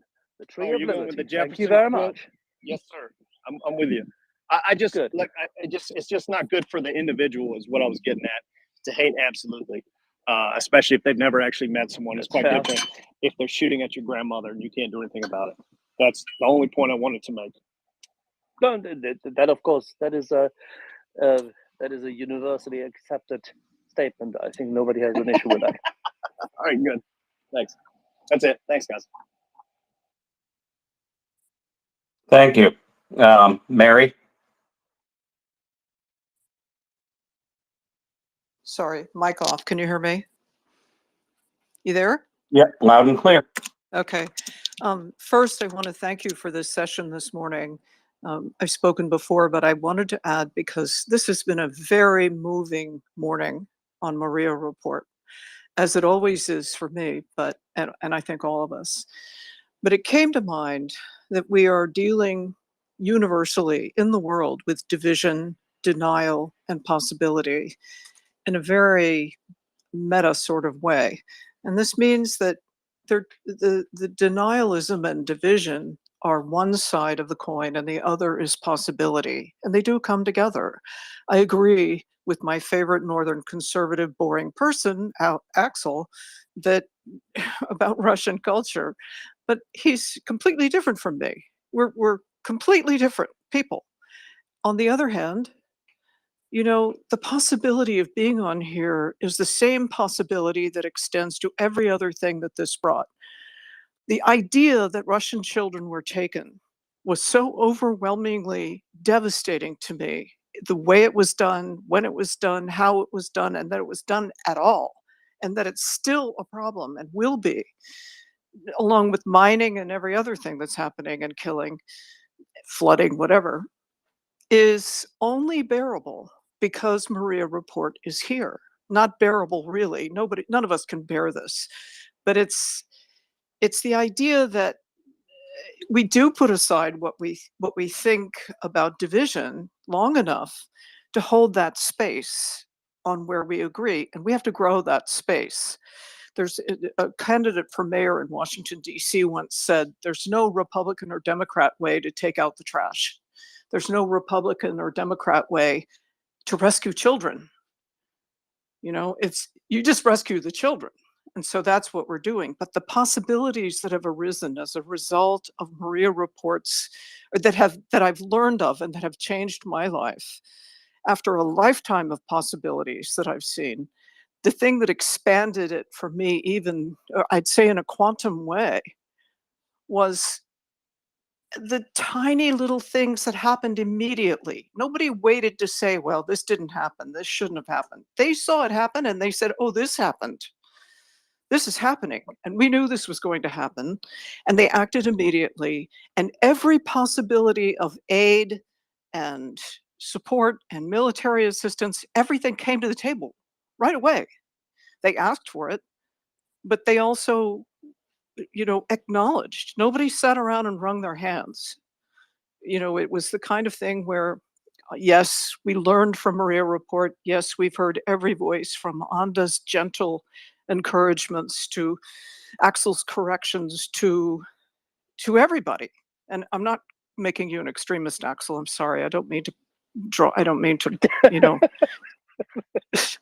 target you. It's You're my fine. favorite. I can take it. You're my I can favorite. take it. No, I know, but you're my favorite, so you come to mind. Sorry, no, sorry, I have favorites. Mockers, for instance, very strong. These voices are so, and all of you, not excluding you, Dave, or any of you. So you have possibility, and what we need to do, I hope we will do through MriyaReport and the types of things that it's done for the first time, in my view, with regard to war and I don't want to say geopolitics. Let's call it something else. I don't want to further dichotomize our politics. Can we call it something else? Can we just find the things we agree on to start with? And it sounds idealistic, I know, but it turns out there is something, and that's all happening in Ukraine. So take those rivers and inlets and tiny creeks and voluminous waterways, whatever they are, and see where they go with possibilities. We had that in Katrina. It didn't go very well, to be honest. With all credit to, who was speaking about that? Will? People wanted to take water, they couldn't. They weren't allowed. People wanted to take food, they couldn't. The pathways weren't there, the crime was up, things were happening. But we here need to learn from this in addition to helping now. That's how we're going to learn. Ukraine is not about us. It's about Ukraine. It's about their children, their people, their government, their country. So I want to leave with that. I don't mean to put any attention anywhere else. But the lessons from MriyaReport have changed me and everyone I know who listens. Anyone I can get to listen. And, there are two kinds of people. On 9/11 in Washington, in the United States, there were two kinds of people I met. One was the kind of person who got it the minute it happened. The minute it happened, I went to my boss and said, everyone has to go home right now. We've been hit. And I nearly lost my job. Didn't matter to me if I got fired for that, because I knew what was happening. And then there are the people who still to this day kind of go, well, I don't remember where I was. It was bad. You can't even believe there are people like that. Or they're a younger generation who don't know. And this thing in Ukraine changed the century. It didn't change the decade. It changed the century, at least. So can we hang on to the possibilities? Do you see what I mean? Am I being clear? Absolutely. MriyaReport will stand for the defense of freedom, 100%. That transcends everything which is being done now. Whether this inspires a new digital radio generation, I do not know. But I can definitely assure you that the possibility for that kind of a, say, public town hall discourse to facilitate horizontal layers of connections to then get things done. That's it. That's exactly what it is. Thank you. And listening now. Thank you very much. Before you go, Mary, let me just quote a friend who's been listening to us a long time and who's very well versed in Swiss and German politics. It's not Florian, but it doesn't matter. And it's also someone who's very well versed when it comes to matters of military strategy and especially procurement. He said, and I have to translate this from German into English.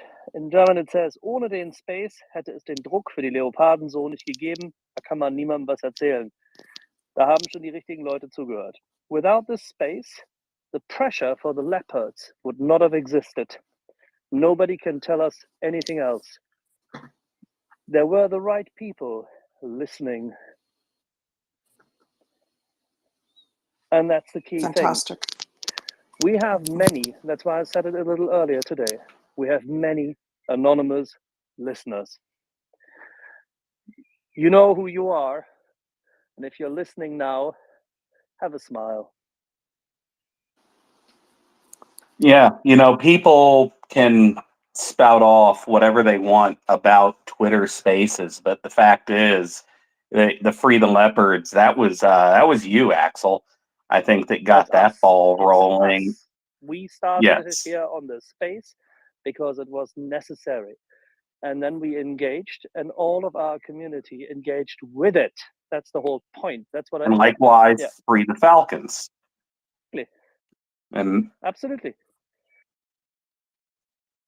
it's kind of I guess humbling to think in a way that geopolitical change can be affected by just some people talking on Twitter. But trying to remember the order, I think it was I think Alex, Nick then has this Abdullah. quote. If I may just ask, Nick, you have the quote about the very few people who can change things. Oh, about do not underestimate the. I don't know it off by heart, but do not underestimate the ability of a small group of people to change the world. In fact, it is the only thing that ever has. Margaret Mead, American author.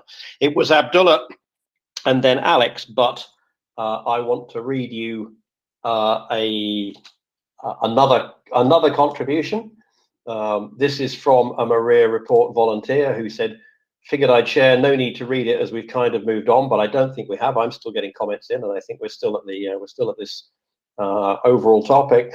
When word came from the US that Russia was about to invade, I was panic-stricken, couldn't sleep with anxiety. I recognize some of that. Cable news was a bust and only repeated the fact that it'd be over in 3 days anyway. Terrified, I went to Twitter and found all kinds of information, started absorbing any news I could. Until this point in life, I knew almost no one from any countries outside my own. I knew almost nothing about Ukrainian culture, nothing about her people. Fast forward to today, I listen to the report daily. I speak with people from Ukraine, Germany, Estonia, Canada, and all over Europe every day. I volunteer with MriyaReport and do my small part to keep the space functioning. And I go to bed each night knowing that Ukraine has a better chance to win the war because of MriyaReport and my small efforts. But most importantly, I love and care for the country and people of Ukraine. Their undying spirit, pride, ingenuity, and strength inspires me daily. People like Faline lead me to do more and provide me the strength when I am feeling less than motivated.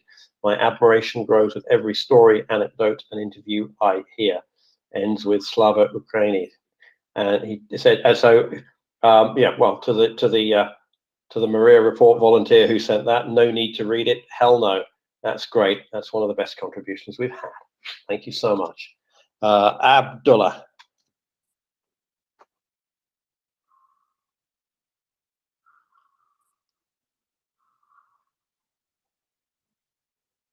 Abdullah.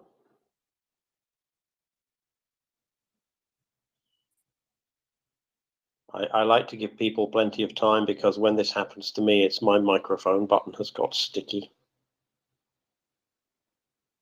Abdullah.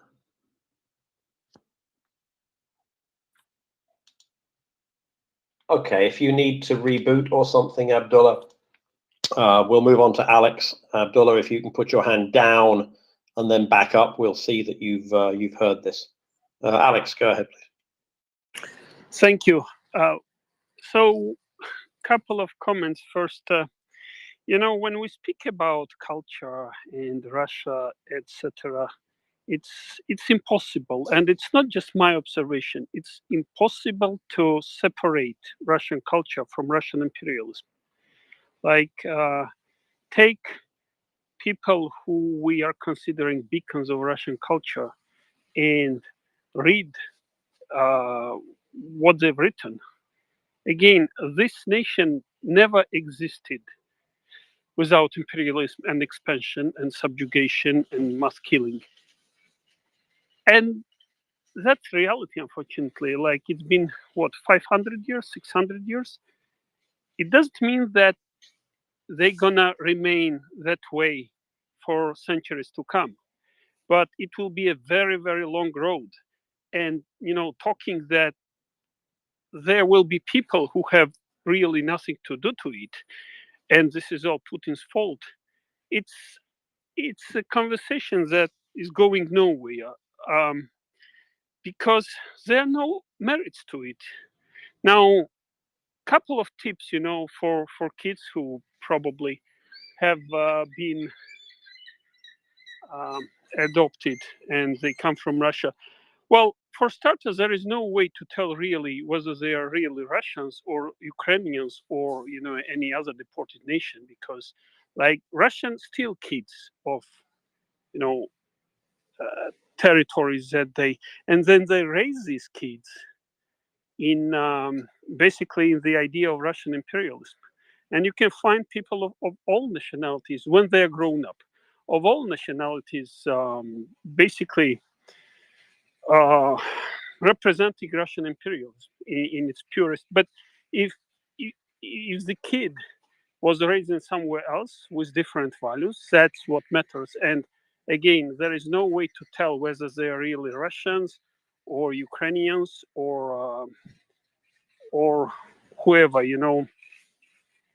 And yeah, I just don't want people, because there will be probably some conversation, and especially do not try to engage, to prove to people that ordinary people are not at fault here and it's all Putin. You can't win this argument. It's unwinnable, and to large extent, this is fault of people. They had 30 years to come up with what they really think, and time and again they come up with positions. They are all kind of flanks and different and colors and tastes and whatnot.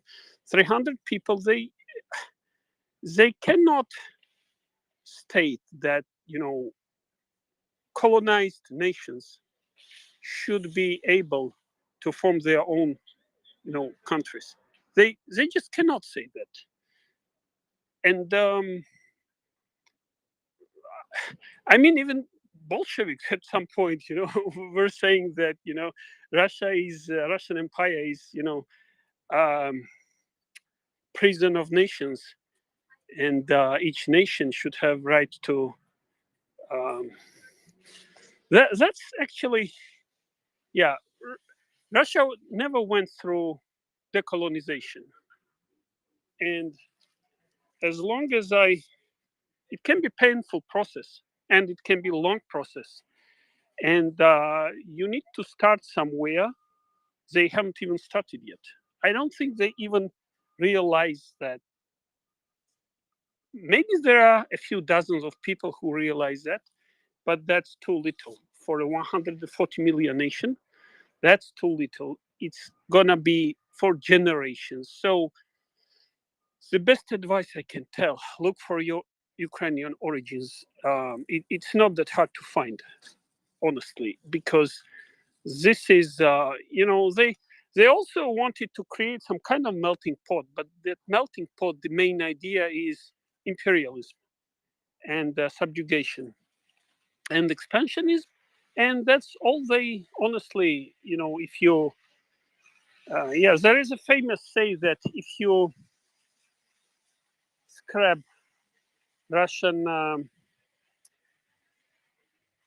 what's it say about Russian culture or something?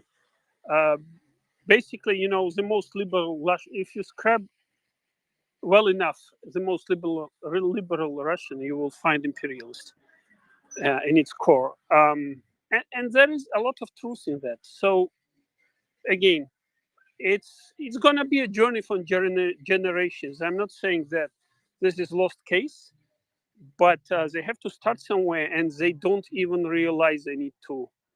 They need to do this change and go take that road. Thank you. I think it's going to take the psychological crash that's going to happen in that country from getting kicked out of Crimea to make them face reality. And one thing that we've been sitting on waiting for additional sourcing, and now we have number 3. Look, and this is from the Deputy Defense Minister of Ukraine. It looks like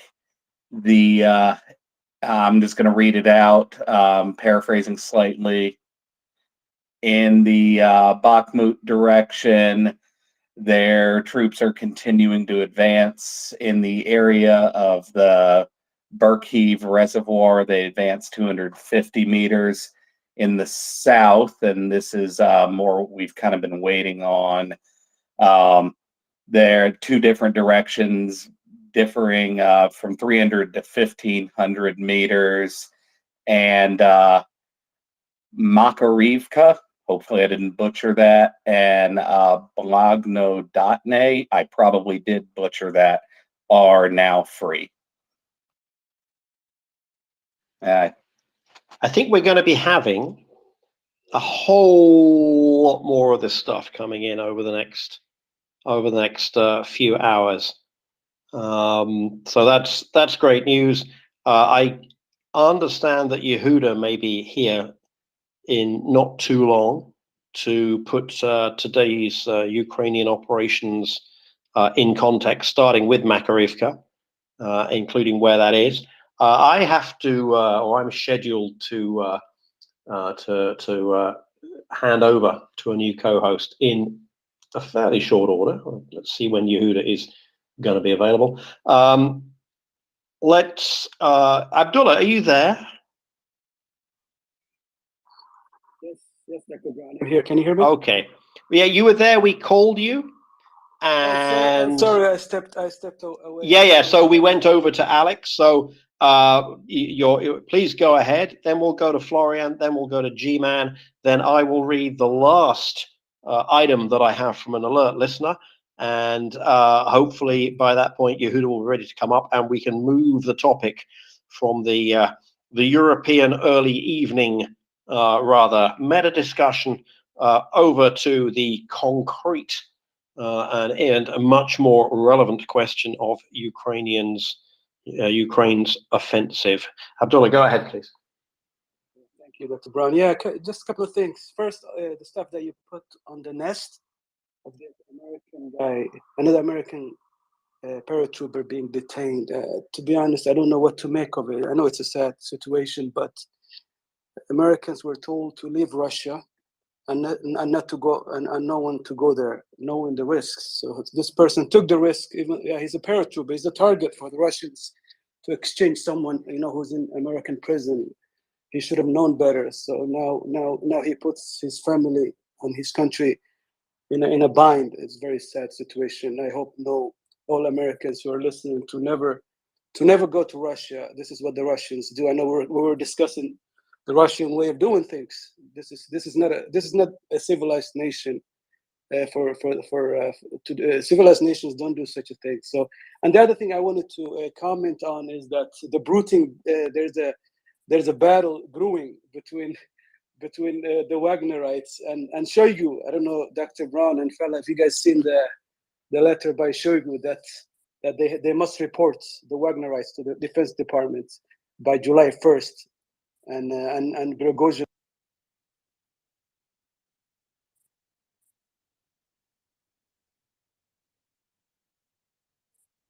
You there, Abdullah? I heard it. I think we lost Abdullah with the. I didn't see this. I mean, the ostensible battle between Shoigu and Prigozhin goes on. I think the longer it goes on, the longer I suppose we'll think it's some kind of theater. I think it's the way they're going. It's going to end up in. It's going to end up either with polonium or defenestration. Let me read my last reaction that I got in, and then we can go with the speakers, and that makes it easier for me to hand over to Yehuda whenever he can get up here. Someone just said, I'm still reflecting on how we got it so wrong. David and I are here. Okay. I'm still reflecting on how we got it so wrong on Russia before 2022. We were pretty clear-headed on their offensive cyber/disinformation programs, but somehow the groupthink discounted the risk of energy blackmail. And of course, to some extent, the energy blackmail didn't work all that well. Europe got its grew a pair and stood up to that and called Putin's bluff, and really remarkably successfully compared to how it could have gone. Okay, Falubonks has dropped down. I have no idea whether he or somebody else will be returning to the seat next to me. We'll go with Florian, and then G-Man, and then CND fella. G-Man's hand has gone. Florian, and for other listeners, keep an eye on the top line of the screen. You may be seeing some co-host changes shortly. Florian, go ahead, please. Yeah, I just wanted to chime in on what Axel has said before. I think the value of this space, or its great value, is really good information, accurate information that comes relatively early, and it helps individuals like me to actually act on things, calling up people, trying to do things. Of course, before that, I only discovered this in August last year. Yeah, I did my Twitter battles and I talked to people. But once, for example, when in fall the problem with the energy system and the way Russia attacks the transformer stations happened, I knew what to do. I knew Switzerland would play a role. I knew who to call who has influence, make pressure on them. And that makes us actually act. It's not just talking about it, it's acting about it. And that's the great value of this space. And this is the great value of knowing people all around here that provide this type of really expert information. And then if you have the resources, be it as volunteering, be it in donating money or having some connections to call that something larger happens, do it. Because we cannot simply stand here and see another genocide happen in the 21st century of Europe, especially if you're of German origin. You cannot let that happen.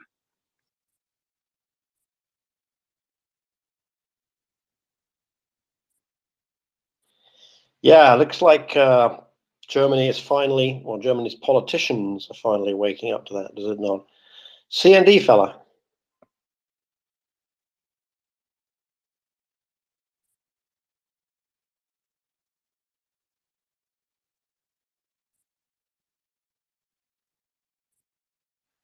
CND fella, are you there? Are you hammering away at your microphone button? I know what happens. I know what happens to me. Yes, hello, sorry. Trying to get online here. I haven't been on for a while because you guys are listening to me, right? I'm not talking in the space. Loud and clear. All right, good. And a couple of weeks ago, I got on with Oleg and basically started rambling on because I had so much emotional discharge that I had to get rid of. And I haven't been up on the space since Doman basically put me back in my place and said, it's Oleg's interview and not yours. And that was a good, really, a a good indication to me is how this space works, right? And how you have to come up and basically be respectful to the person that's speaking and all that. So that's just my first thing. So I'm back, but I've been dealing for 2 weeks now with the forest fires here and all that. So I've been off the space. So I just started listening the last couple of days. I'd like to speak maybe, like Alex made a really good point, but I have this ongoing story as Axel would probably be able to remember, with this hardcore Vatnik that I work with every day. Every day. He's my subordinate, so I have to deal with him every day. So I use a passive-aggressive approach and, you know, put Ukrainian flags, and I contribute to all the different charities and buy little Ukrainian, you know, knickknacks and put them up on my desk and everything. But the last couple of days has been completely different. Since this bridge incident, since the Russians blew the bridge, there's been kind of a divide there where my information that I provide is somehow verified, and the information that the Vatnik I work with provide is complete FUBAR. So it almost goes back to an argument I had with him 3 years ago when he started working there, and it was about the moon landing. And the moon landing was fake, and it was completely fabricated. And But that's true. Everybody knows it was faked in a studio, in a studio on Mars. Oh yeah, that's right. That's right. I mean, now I just have to ask: is he one of the flat Earth idiots? Yes, but he's in Canada, and he has access to all the information known to man. Like, there's no restrictions here to information, zero. But he chooses to watch the Soloyan and all those assholes, right? And he believes it. So there's a point where I come to him and I say, "You're not Russian." And that creates a huge problem because his identity is Russian. So back to Alex is what triggered me to come up. Alex said about colonialism versus imperialism, right? Very, very good point. You could say, like, he'll come back and say, the colonialism of the British, colonialism of the Americans, colonialism of the Belgian, of the Dutch, let's go down those. But imperialism is a different animal. So when I say colonialism to him, he recoils. He's like, no. But when I say imperialism to him, he takes pride in it, not understanding how they link together somehow and how they're two different animals, but they're basically of the same kind, basically usurping power, overtaking weaker countries, using your military in order to exert power. That can be both colonialism and imperialism. So I would like to say to everyone out there who's listening that the battle is actually shifting, the psychological battle is shifting towards our side. Because here's somebody who is in Canada who's hardcore. And when I told him that he's not Russian, there was tears in his eyes because he knew I was telling the truth. You're not Russian. Where are you from? And he said, I'm from Uzbekistan. I said, that's not Russia. And then it almost looked like he wanted to fight me, but he wouldn't even have a chance. But anyways, he looked like he might maybe potentially want to. And then I said, well, what passport did you use to get into Canada? And his answer was Israeli. Okay, so you went, when Russia fell down, America destroyed us because of colonialism. But if I turn the tables on him and say, well, colonialism, explain to me the difference between colonialism and imperialism, imperialistic. methods, and he can't explain it. So I looked at him straight in the eye. Now, you guys can't see my eyes right now, but you should. And I looked at him straight in the eye, and I said, "You're not Russian. You're Uzbek. You are a past Russian state that no longer exists. So why are you putting skin in the game? You're here in Canada. Canada is with NATO. I wear friggin' Trudeau on my shirt. And you're telling me what I should think?" And he crumbled like a leaf. So I'm just trying to help everyone out there who's dealing with this. And I'm dealing with this in Canada. I could only imagine how it is in Europe with all these guys running around freely, thinking that they're in some kind of fucking vacation. So excuse me, is there a swear jar? I'll put it in. I'll send $25 to MriyaReport just for that swear. You get a couple extra for $25. Well, what are you going to do for me? But you know what I'm saying? Like, there is a limit. There is a breaking point, is where my whole point is that there is a breaking point. I've been dealing with this for a year, and it's just now starting to break. Because it's too much. It's too much. It's like information overload. And then you keep questioning these guys, and you keep bringing facts, and you keep bringing facts. And basically, my file. Listen, I've met Chris Hadfield. Chris Hadfield. He signed the book. He gave it to me. I've been in conferences with him. I've been in conferences with Anita Anand. Anita Anand is freaking awesome. Awesome. She is hardcore. I wish I would have met Chris Trifilin, but she wasn't there. But I mean, we're not kidding around. We're not fucking around. I know we like to joke around, and we're Canadians, and we're all nice and handy. But you know what? It's over. It's over. The information war, in my mind, is over, because there is no way. It's like the moon landing. There's no way for them to convince me that it didn't happen. It's impossible. The information is not there. Nothing is available to them to be able to convince me. They're not able to use facts. They're not able to use whatever it is that they want, all of these different conspiracies that they come up with in these pictures, and they send me files. My file on the Russian landing is 1,000 pages. Their file is like 10 pages. No, sorry, I'm the moon landing, which is the same. I'm just comparing the two, saying it's the same kind of bullshit that I deal with. When someone says that there's no one landed on the moon, it's impossible. And I tell them, look at this, look at this, look at this. If you're in Russia, obviously I don't know how the situation is, but there's no way that you'd be able to discern the different and make a conscious decision, because you're not being provided. You don't have access to any of that information. I have access to the information. I think one of the things he has access to the information. Sorry, go ahead. So no, I think one of the things is a lot of the people who say the moon landing is a hoax do not really believe the moon landing is a hoax. They just find it a way to be interesting. So it's contrarianism. It's basically just people who claim to think the Earth is flat have no trouble getting into aircraft or using satellite navigation systems. I don't believe. I think a great deal of it is just advanced contrarianism.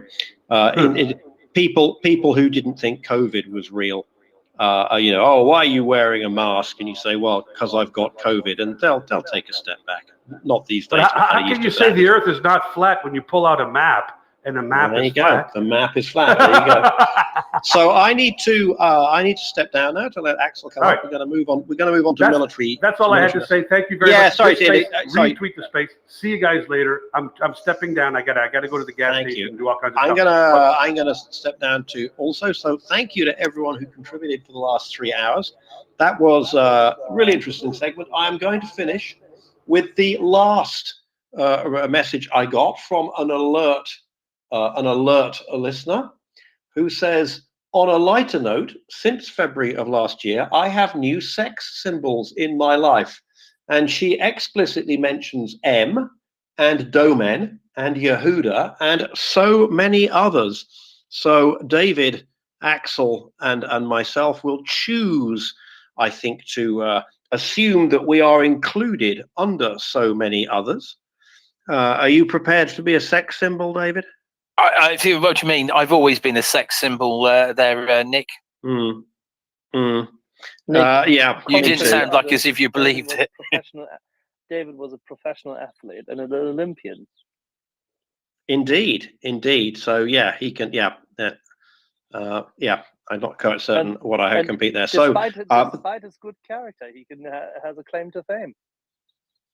Yep. Well, many claims to fame. Normally, when I've done something wrong, Axel. Normally, when I've done something wrong. Does that include? So yeah, does that include going outside of East Berlin, Soviet-occupied zone, and diving in a pond? Yeah. Dum. It pretty much, yes. Nick, we can't thank you very much. Yes. Au revoir, so, Nick. Yeah, thanks everyone for the attention, and I will be listening in to the next segment where I hope to hear all kinds of, well, as much as we can verify and as much military update information as we can get. Things seem to be starting to get a little bit tasty in the Ukrainian counteroffensive. So thanks everyone, and Axel will be sitting in this chair in the next couple of minutes. Gracias. Well, yes. I was going to say something, Axel, and then I've even forgotten what I was going to say. Right? Can't even. Like this. Just forget. There we are, right? And there's no booze involved, nothing. Anyway, so today has been a marvelously, a lovely, wonderful sunny day, and then we just had the almighty thunderstorm for which there was a lightning strike. It must have been about 50 meters away. I did wait to see if one of my neighbors' houses went up in flames, but they haven't. So yeah. I was looking at or a not so good neighbor. Oh, they see if it was the bad neighbor, I would be laughing. I might even be drunk now. But no, yes, it was the nice neighbors. Yes, but what's been happening, Axel? Oh, not here in the UK. I'm talking about somewhere else. Yeah, I've been, as you may have anticipated, I've been in the garden. I've been in the garden, and I've been fixing a pump to save the estate's cellar and electrical system. So I've been doing that. But in the meantime, I've been listening avidly to Mockers, Doman, and Nick and fellow bonks and the likes throughout the afternoon whilst the news trickled in. And there were a couple of things which occurred today. Mightily of importance. We can start with the obvious, that 95 prisoners of war were exchanged today. And these did not involve the so-called, traded prisoners of war to Hungary. No, this was one of those regular exchanges Ukraine actually organizes with the Russian side by itself.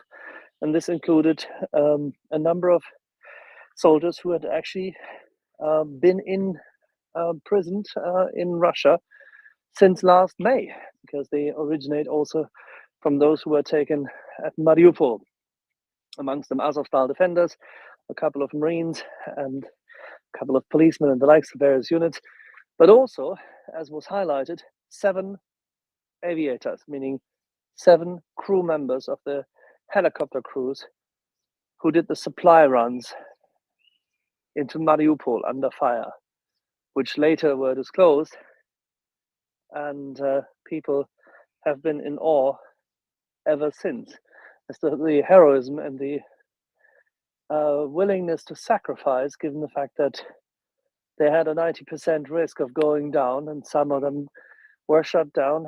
And these were some of those who survived crashes, and ultimately, either because they've been in Azovstal, to which they were rescued, or they'd been taken prisoner, ended up in Russia, in Russian internment.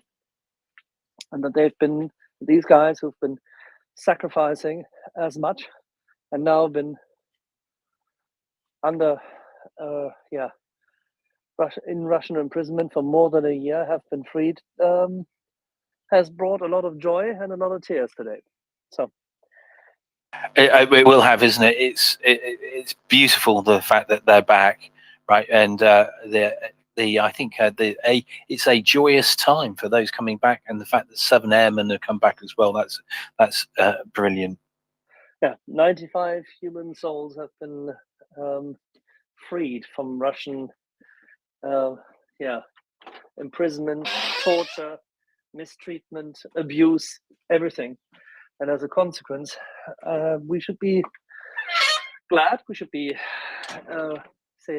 rejoicing, but at the same time, the estimates are that there's yet another about 880 or 920, I haven't gotten a number fixed yet, of soldiers from Mariupol still imprisoned by Russia. So there is work to do. Yeah, lots of work to do, isn't there? Lots of work. Yeah, and as you asked me what else happened, yeah, the story with Hungary has continued to evolve, albeit that Ukrainian military intelligence has very clearly stated that they have absolutely zero information on this case. Hungary is trying to pursue this case in order to achieve a number of goals together with the Russians. Obviously, make its provocation valiant, support the Russian Orthodox Church, which they've been very fond of, provide another gateway for Russian propaganda, but also impinge upon the sovereignty of Ukraine. And by that means, allow the Russians to find a way to get their propaganda also up to, at a later stage, justify what they have been doing in terms of the DNR, LNR, and their own prisoner of war setups. So it's a significant issue that needs to be dealt with. It needs to be dealt with precisely and very specifically. We've gone through this now twice, yesterday and today, and I think we will continue on this matter in more detail, but it is of grave concern. Yes. And then, what in addition, what did I listen to, we discussed earlier, is that Ukrainian armed forces are making significant inroads across a number of attack vectors, one of which has taken significant or has received significant attention because Ukrainian armed forces also released information thereof. And whilst they already indicated a little earlier today that Blahodatne had been freed and the follow-on forces had already planted a flag, the advance, way ahead of this, the advance was obviously pushing forward quite significantly. And if people look at a map and look at the distance between Blahodatne and then Makirivka, and then the next village further down south, you can see that there is a distance of all in total 12 kilometers, which seemingly they have taken in the meantime as well, because indications came up this evening, and then there was confirmation by the Ukrainian armed forces that they have taken Makirivka. There are more rumors abounding, and we'll be talking about them because I think Yehuda will be joining us shortly as well to provide a little bit more of an update and a roundup. There's also significant movement in and around Bakhmut, and it seems that the Ukrainians have taken their campaign of taking out Russian artillery with precision strikes to new heights and new levels, given the fact that what they've achieved already in recent days and up until today, within a week, 188 artillery units of the Russian armed forces have been destroyed, including, of course, in many cases, also their crews and their depots, their local ammunition storages and the likes, which is quite tremendous. It's a huge figure, a huge figure. It's difficult. You remember when we spoke I last year about the M777s when the Americans were delivering, what was it, the first 56 or something? And yes, how delighted we were, right? And just to make sure that I heard, you said 188 Russian artillery pieces in the last week? Yes.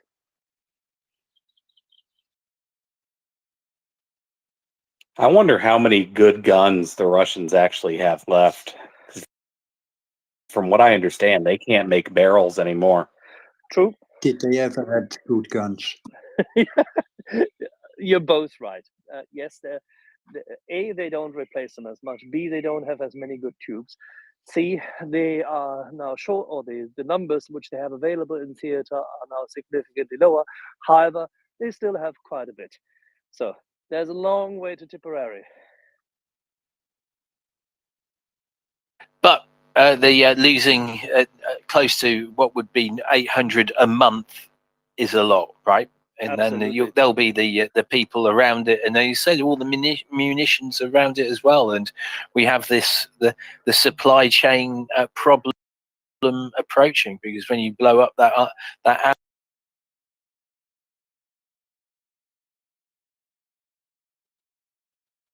it's a piece of metal heavy on your supplies and hard to tow away.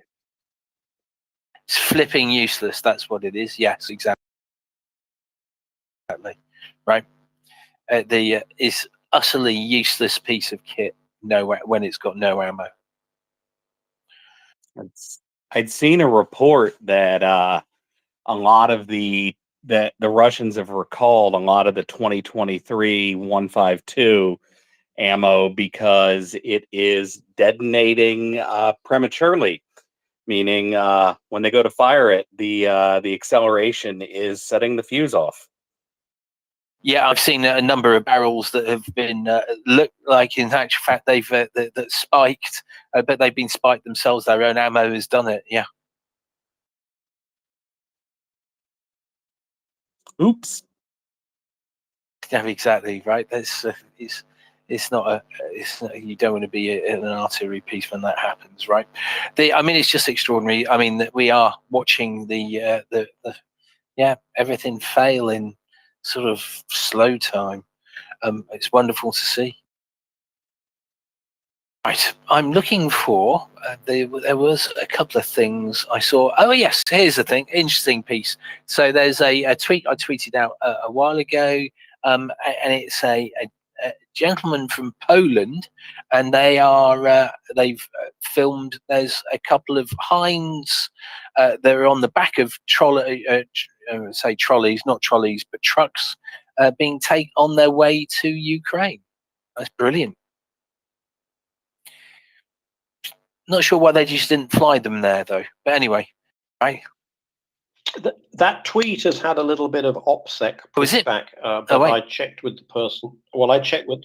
Well, I mean, I don't know how OPSEC it is, the fact that these things are moving in Poland. It's had a bit of pushback, but I checked with the person who shared it with me, who assured me that first of all, it's all over Polish social media, and secondly, it's 48 hours old. That's why I went. Oh, is it? Because it's on the internet, right? At this point, and it's and here's the other one, right? We happily announce when the MiGs and the tanks and the rest of it ever come. There are some people who just get on that OPSEC bandwagon. The fact that there's some new or some newish helicopters going on their way to Ukraine. There's a benefit in that the Russians know that it would be so much better if it was 100 of them, right? That would have been useful, right? Yeah, let me guarantee you the chances of me revealing something that was not already known to the Russians, and indeed most of the alley cats in Wellington, New Zealand, is fairly negligible. Oh, Nick, I think you have become a consummate social media research professional for the purposes of the weapons just as well in the meantime. I mean, it's really simple. You just look at stuff and go, "Ooh, there you are." Tweet, there we are. Done.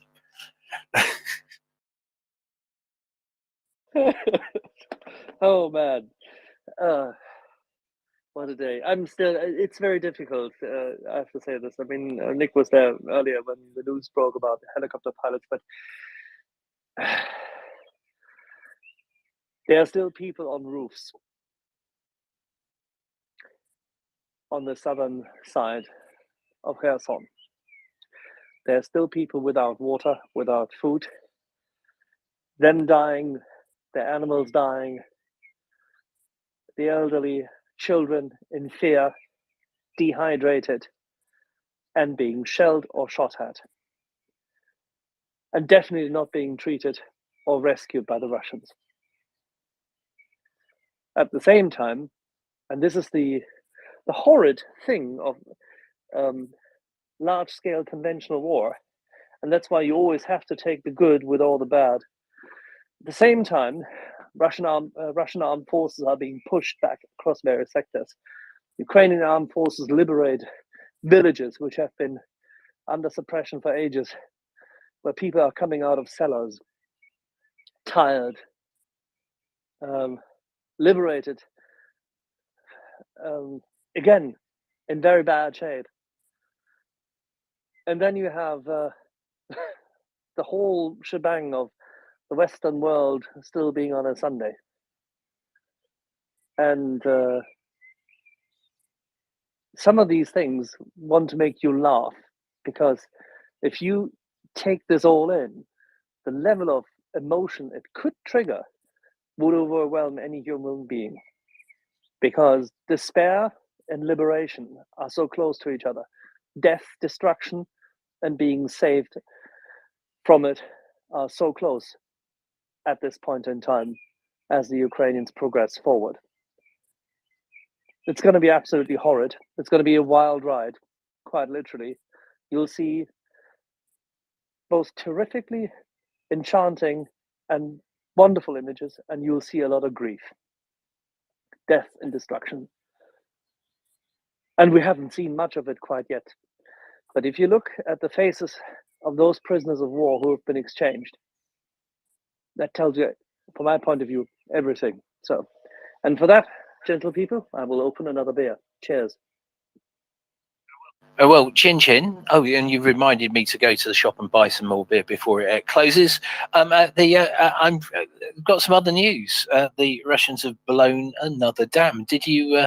I'll ask you. Let me find the dam. It's near a place called. Yeah, we didn't speak about it yet. It's a good point. Please. Yeah. So this is what it's saying. It's from Osint Yuri. The breaking UA officials claim Russia has blown up another dam, this one on the Mokry Yali River near Klitschova in Donetsk Oblast. Right, so I found the place, and I say I found the place. It is finding the right place. Oh, it's sort of northeast of Tokmak. Well, I should probably probably think of it as east of Tokmak by about 50 kilometers. I guess 50 kilometers. I'll get out that little bit, but they've definitely got on the let's blow stuff up, haven't they? Oh yeah, well okay. 64 kilometers. That what I guess that was. So they're just blowing everything up at the moment. Blow dams up, whatever it is, just blow it up. So, which scorched earth policy tells us what, Axel? I know I'm asking you the question. Yeah, sorry, no, I apologize. I'm just walking back from the cabin. I apologize. Yeah, well, it tells us that they are in retreat in those positions. They're preparing for whatever kind of withdrawal they are forced to accept, and that's what they will do, and they will continue to do so. Yeah, it just means that they've accepted essentially. That it means that they know that they're out of the region eventually, so they're just going to kill everything they can, can't they? Yeah, it's a move which is going to continue, because that's the only thing which is left to them. Don't forget, they can delay attacks, they can make it more difficult, And of course, the Russian Air Force will also play a role in this, and they will try to take down as many assets as the Ukrainians can bring to bear, but they can't stop them. And I think that's clear already to them. They'll try to do a defense in depth wherever possible, but I doubt that they have the means, the mental agility, tactical capability, strategic planning, and preparedness for it, and they definitely fail to have the logistics trained for it. It's not the same troops who had a fighting withdrawal from the northwest of Kyiv. Completely different troops by now. Yeah, they'll recycle through those troops. There may be one or two who are still thankful that they're alive. But yeah, it's all fresh stuff now, isn't it? And therefore, you cannot rely on them not making further mistakes. They'll blow up things which are even to their detriment. And we had the discussion about the minefields. And given the fact that the Ukrainians are now making both advances on Tokmak, by the way, nobody has heard much of Tokmak this afternoon or the surrounding areas, which is great. I really like it. Because it only means that a lot is going on and it's not being published.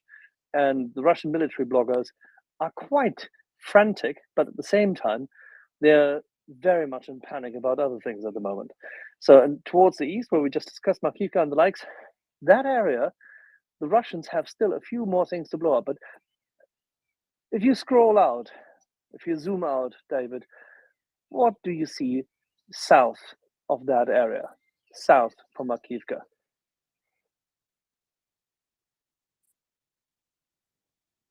Give me a moment when I get to the map. So Makivka, yes, what is zooming out?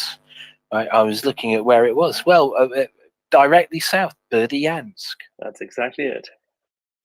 Wonderful, isn't it? I fail to see how blowing that dam is going to help them. No, I was looking at it earlier. I was going, but I mean, part of the problem is when you get idiots in charge, they make idiot decisions, don't they?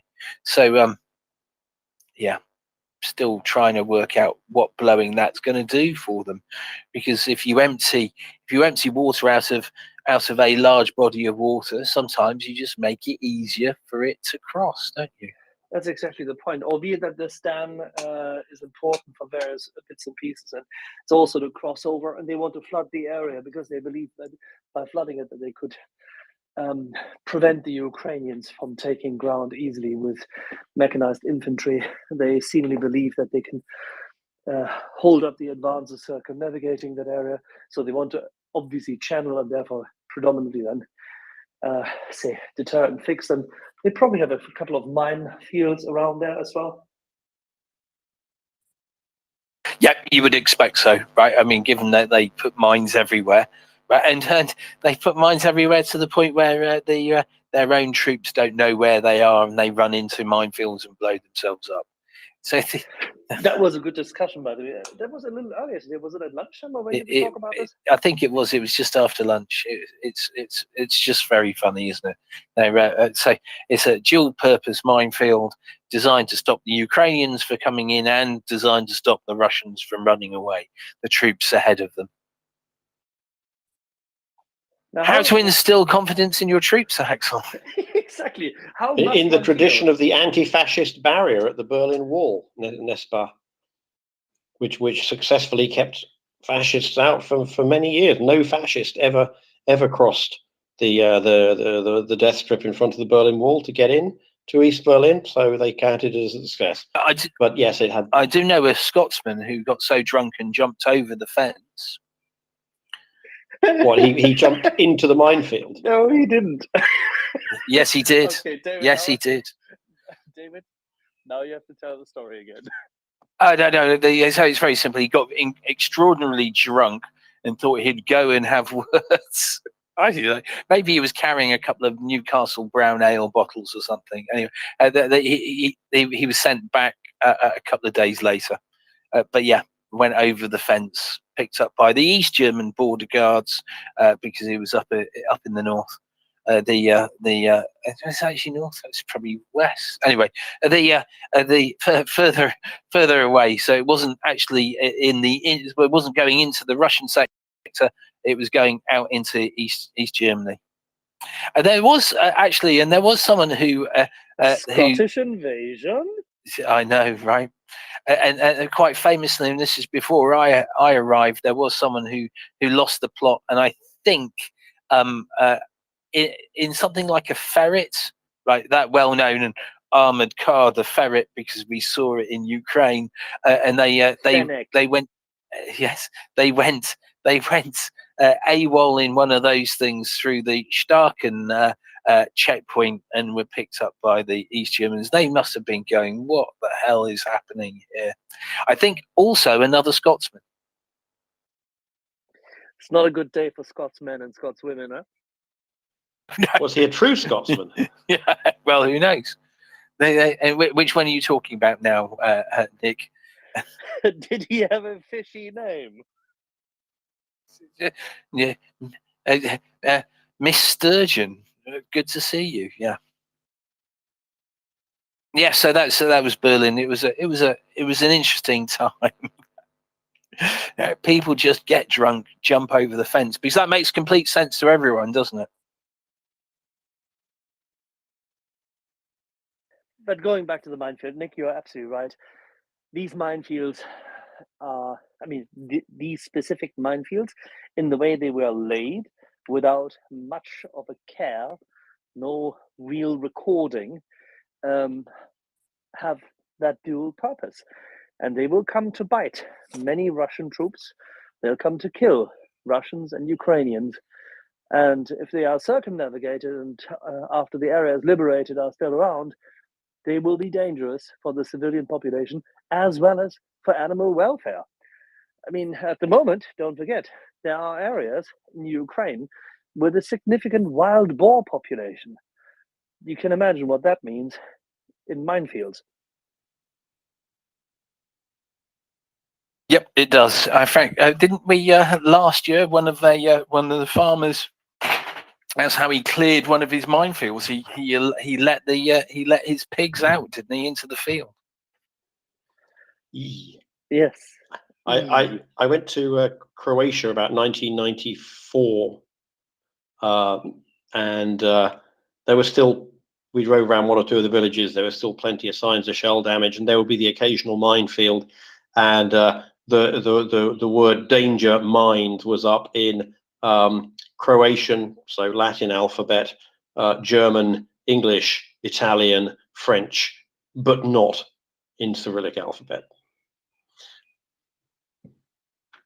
The Croats apparently weren't too concerned if the occasional Serb speaker stumbled into the minefield. That was quite noticeable. Well, let's put it this way. The Serb atrocities, both in the war against Croatia, as well as specifically Bosnia and Bosnia-Herzegovina, are mind-boggling. I mean, they compare well with what we see now.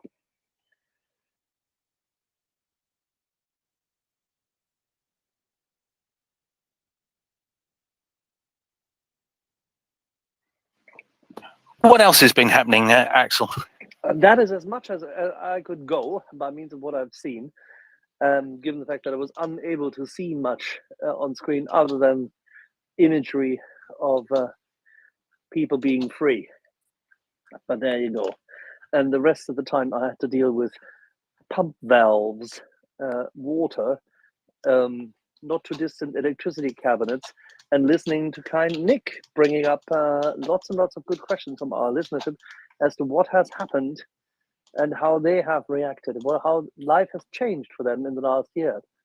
And maybe we can round this off. David, how has your life changed since the invasion and since you came up here? Oh, you mean other than the fact that I spend 16 hours a day on Twitter, nothing's changed at all. Everything's remained the same. I actually don't spend any more time on Twitter than I used to, because I used to be a fairly solid Twitter user, but it's actually now I just spend a great deal more of it on different bits of Twitter, and actually it hasn't even been that much of a strain, because the particular bit of Twitter I use has been fairly heavily migrating away, especially since the arrival of Elmo. But yes, I already was a fairly heavy Twitter user, so no, that didn't change much for me. I did lead off with what had changed, for me, and it was a decent segment. It was a decent segment. It was a wonderful question, Nick. It was brilliant. Loads of people, because loads of people, it's impacted so much, isn't it? And that's the point of the space. Well, I was particularly pleased also to be able to allow the voices to be heard, or not the literal voices to be heard. I'm afraid it was my rather colourless literal voice that read out, but for a couple of dozen people to be able to make their voice heard, who well, in one or two cases will have been struggling to get up, but in most cases people who never ever talk to us, who never come up and speak, but we know who back us. And I think we could do maybe more of these. Hi there, audience. Please DM us if you have a response to this. I found it was a little bit hard to keep up at times, but I like involving as much of the audience as possible, including people who don't necessarily want to speak. So that's also why I have this policy of not reading out anybody's identifying information unless they give me permission to. For the listeners, that's not something I've been told to do as MriyaReport policy. It's just my personal policy. If people DM me anything, I keep it confidential on any topic. Not even Maria related. Anything you DM me will not be, the origin will not be revealed unless I check with you first. See, that's what a nice person you are, and that's one of the things, isn't it? People don't reveal information about people if they don't know if it's acceptable. Like, so that's what normal people do, right? Mm. Yeah. Apart from your hair, David, we're free to bring, and as I say, there's very little to reveal there. Oh, true, that's true.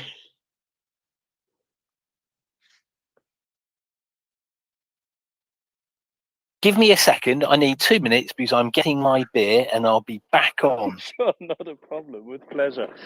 Nick, which brings me to the other question.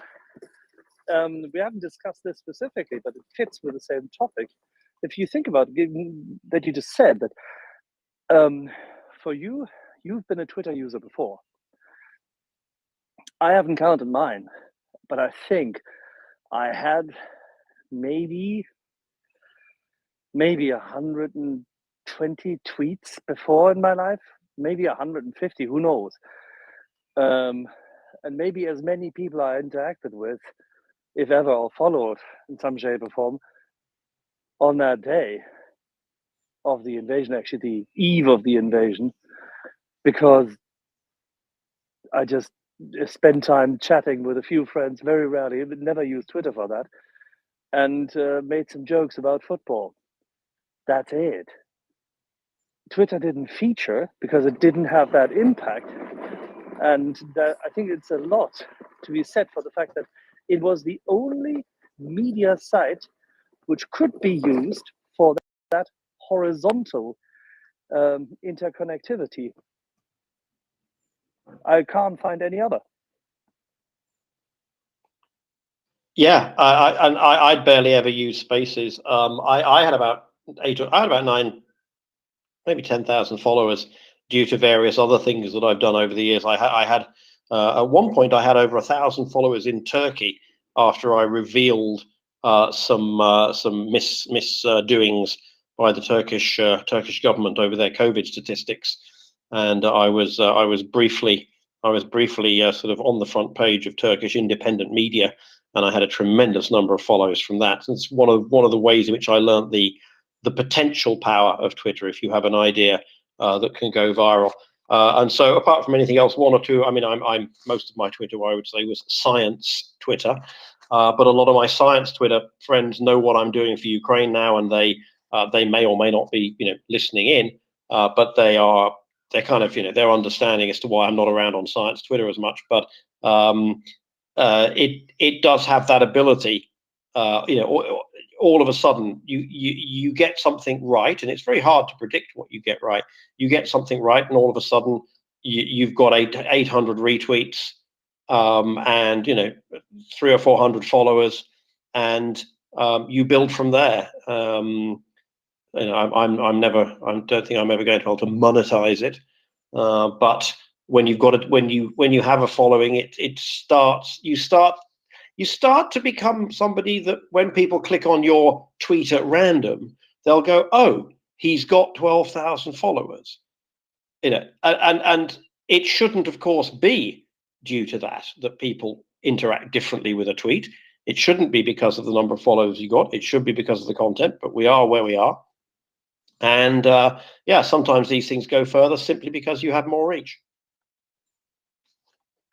Exactly right, and the more followers, more reach, you impact more, and then it's a cycle.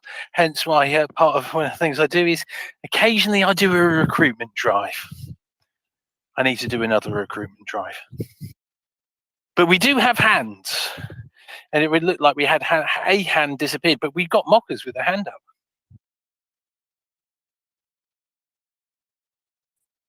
Hello. Well, I was going to bring you a little story from the, Ukrainian volunteer transcript.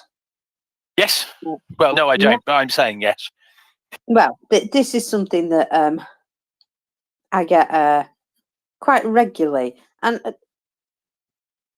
there was a recent one about the breaking in the dam, but he was listening to all sorts of gossip and just did not know what to make of it. And the only thing he said was that he knows a lot about blowing up dams, and it would have required an awful lot of explosives to do so. So I have a feeling that he ended up in the same mindset as the rest of us. So anyway, this is something that the Ukrainian, the chap who's volunteering in Ukraine, this is one of the things that he writes in his downtime. So what happened was the questioner sent a question to him.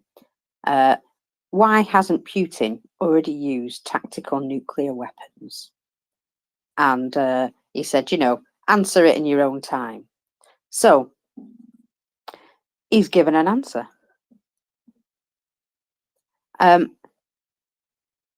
One, he feels he does not need to use them to prevail on the battlefield. This is possible, but to date, Russia has not been able to prevail over Ukraine in any meaningful way, much less the decisive way. The most likely answer is he still feels that we will eventually lose interest from the West and reduce support to Ukraine.